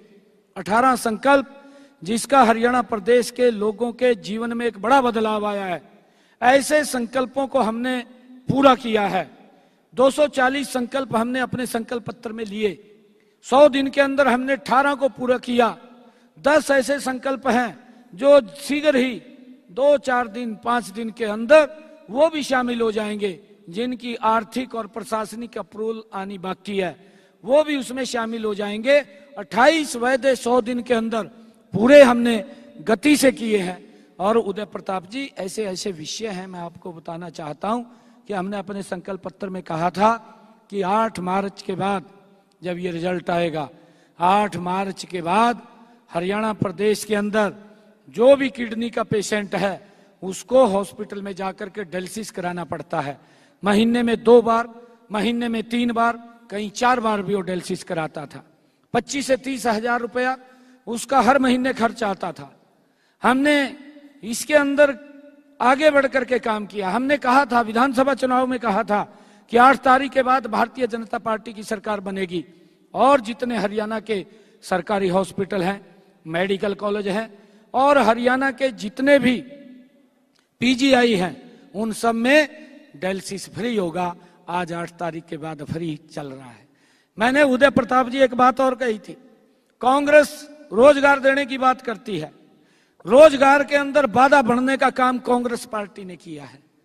मैंने जब ये बात कही थी कि मैं 50,000 युवाओं को नौकरी दूंगा, लगातार रिजल्ट निकल रहे थे। 15,000 के करीब मैंने युवाओं को ज्वाइनिंग लेटर दिया।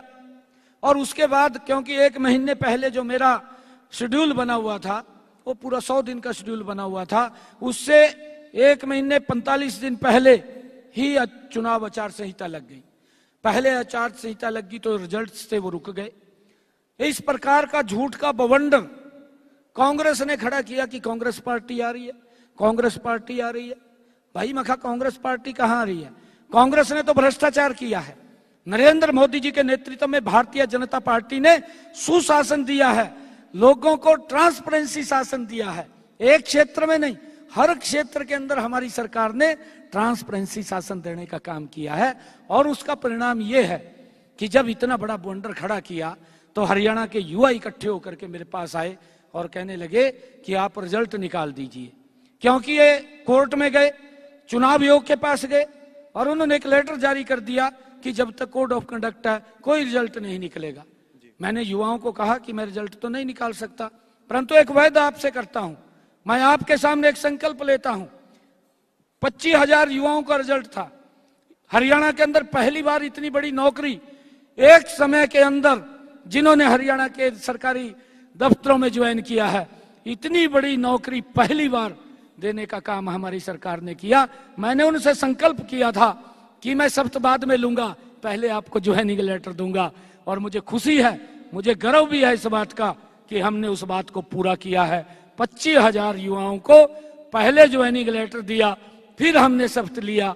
ये हमने हरियाणा के इतिहास में पहली बार किया। गरीब परिवार का बच्चा बिना पर्ची बिना खर्ची के हरियाणा सरकार में नौकरी लगाए। इसी मुद्दे को मैं आगे बढ़ाता हूं, क्योंकि एक और आरोप आ रहा है कांग्रेस पार्टी के वरिष्ठ नेता रणदीप सुरजेवाला।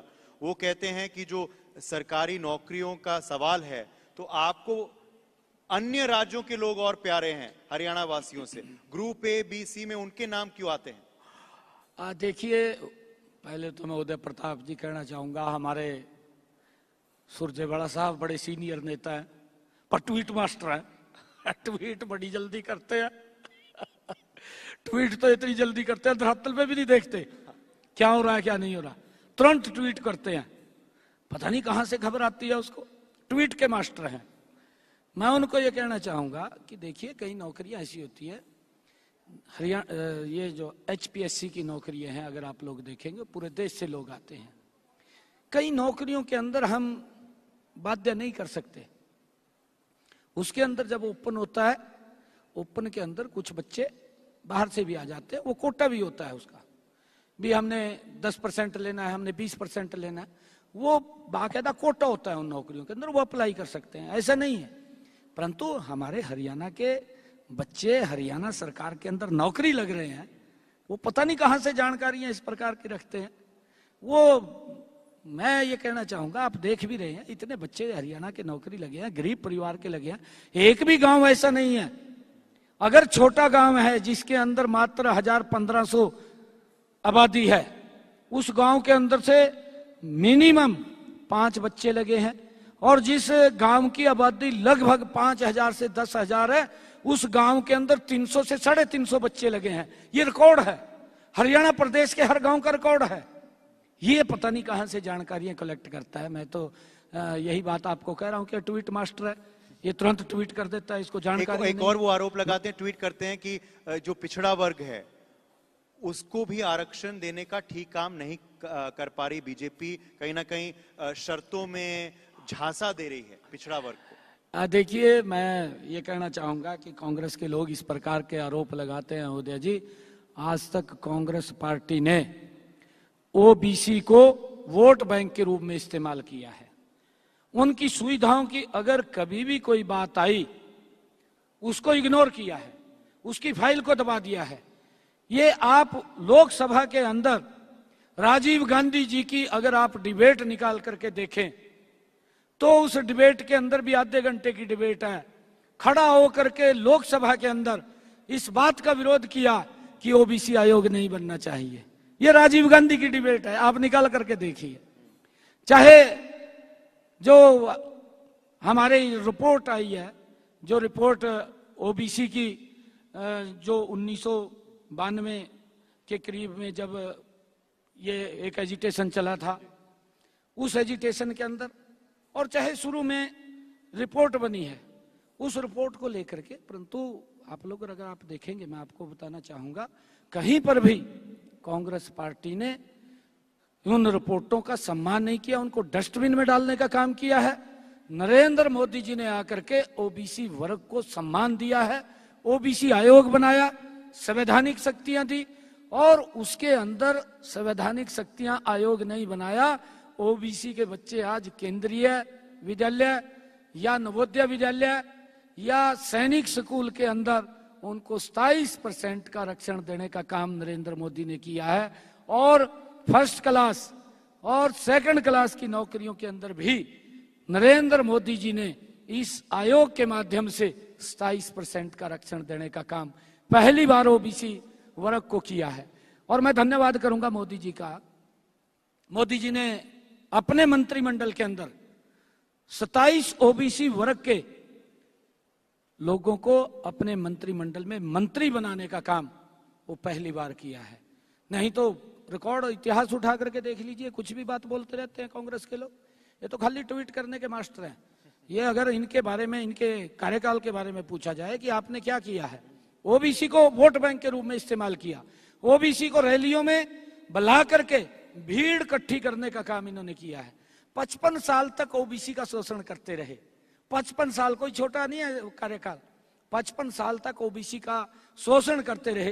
पहली बार नरेंद्र मोदी जी ने ओबीसी को सम्मान दिया है। जी चलिए, आखिरी सवाल आपसे मैं करता हूं मुख्यमंत्री जी। जैसे आपने कहा कि इतना कुछ ही माह बीते हैं तीसरे कार्यकाल के बीजेपी के, इतना कुछ ऑलरेडी हासिल कर दिया है, लक्ष्य आपने बता ही दिया, आने वाले माह और सालों का आपका क्या है। मगर आखिरी सवाल मैं आपसे पूछना चाहता हूं, क्योंकि बजट सत्र आ ही रहा है, हरियाणा के प्रदेशवासियों क्या उम्मीद करें इस बजट में, क्या कुछ मिलने वाला है उनसे? देखिए उदय प्रताप जी, बहुत अच्छा आपने ये बात पूछी है। हमने बजट सत्र को लेकर के हर वर्ग से संपर्क किया है, हर वर्ग से सुझाव मांगे हैं। मैंने युवाओं के बीच में जाकर के युवाओं से भी प्री बजट युवाओं के साथ चर्चा की है, उनसे सुझाव मांगे हैं। मैंने महिला उद्यमियों से भी सुझाव मांगे हैं। मैंने जो टेक्सटाइल इंडस्ट्री के लोग हैं उनसे सुझाव मांगे, उनके बीच में जाकर के मांगे हैं।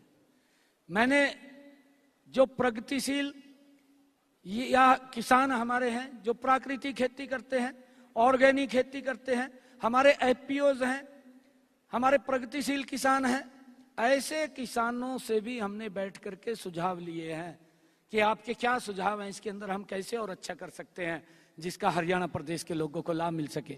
हमने इंडस्ट्रीज के लोगों से सुझाव लिए हैं। हमने जो हमारी प्रतिनिधि महिलाएं हैं, हमारी जो सेल्फ हेल्प ग्रुप की बहनें हैं, हमारी जो नमो ड्रीम दीदी हैं, हमारी लखपति दीदी हैं, उन सबको बुला करके हमने उनसे भी अलग अलग सुझाव मांगे हैं। हमने सीए से सुझाव मांगे हैं, हमने स्टार्टअप से सुझाव मांगे हैं। हमने स्टार्टअप्स को बुलाया, उनके सुझाव लिए और उनसे उनका एक्सपीरियंस भी पूछा। मुझे बहुत अच्छा लगा जब स्टार्टअप हमारे बीच में आए। कहीं ने तो यहां तक बताया स्टार्टअप्स ने कि मैंने जीरो बैलेंस के ऊपर अपना काम शुरू किया और जीरो बैलेंस से शुरू करके आज मेरी टर्नओवर 100 करोड़ को पार कर गई है। ये गजब का एक्सपीरियंस मेरे पास उन स्टार्टअप से मिला है, मुझे खुशी मिली है। और मैंने उनसे सुझाव मांगे हैं कि आप हमारे लिए एक आइकन के रूप में काम कर सकते हैं, हमारे युवाओं को इसके बारे में आप प्रेरित कर सकते हैं, उनको जानकारी मिल सकती है कि पढ़ते पढ़ते व्यक्ति किस प्रकार से अपना स्टार्टअप, अपना काम शुरू करता है और वो नौकरी मांगने वाला नहीं, नौकरी देने वाला बनता है। इस प्रकार का हमने उनसे सुझाव लिए। हम अपने इस बजट के अंदर भी उनके सुझावों को सम्मिलित किया है और हमने सीए से भी सुझाव मांगे हैं। अभी हम और भी कुछ हमने और कार्यक्रम करने हैं। हमारे जो विभिन्न संगठनों के लोग हैं उनसे भी हमने सुझाव लिए हैं कि इसके अंदर हम क्या क्या आपके अच्छे सुझाव आएंगे। हमने पोर्टल भी लॉन्च किया है उदय प्रताप जी, पोर्टल के ऊपर भी हमने लोगों के हरियाणा प्रदेश के सुझाव मांगे हैं। लगभग 9.5-10 हजार सुझाव हमारे पास आए हैं जिनको हम इसके अंदर सम्मिलित करेंगे और उसके ऊपर हम ये बजट तैयार कर रहे हैं जिसका लाभ मेरे आने वाले हरियाणा प्रदेश के लोगों के हित का ये बजट होगा, उनके लाभ का बजट होगा। हमने हर वर्ग से सुझाव लेकर के इसको बजट को हम पेश करने वाले हैं। चलिए, यहाँ उद्योग के भी काफी लोग हैं और स्टार्टअप्स के भी काफी लोग हैं, वो बहुत प्रोत्साहन उनको मिलेगा आपकी बातों से। बहुत बहुत शुक्रिया, आपने समय निकाला अपने बिजी शेड्यूल से, आप हमारे पहले ये जो एडिशन है NXT 2025 में आप आए, शिरकत किए, बहुत बहुत आभार मैं व्यक्त करता हूँ। Naib Singh Saini, CM Haryana, thank you very much for being with us. Thank you Pradhan.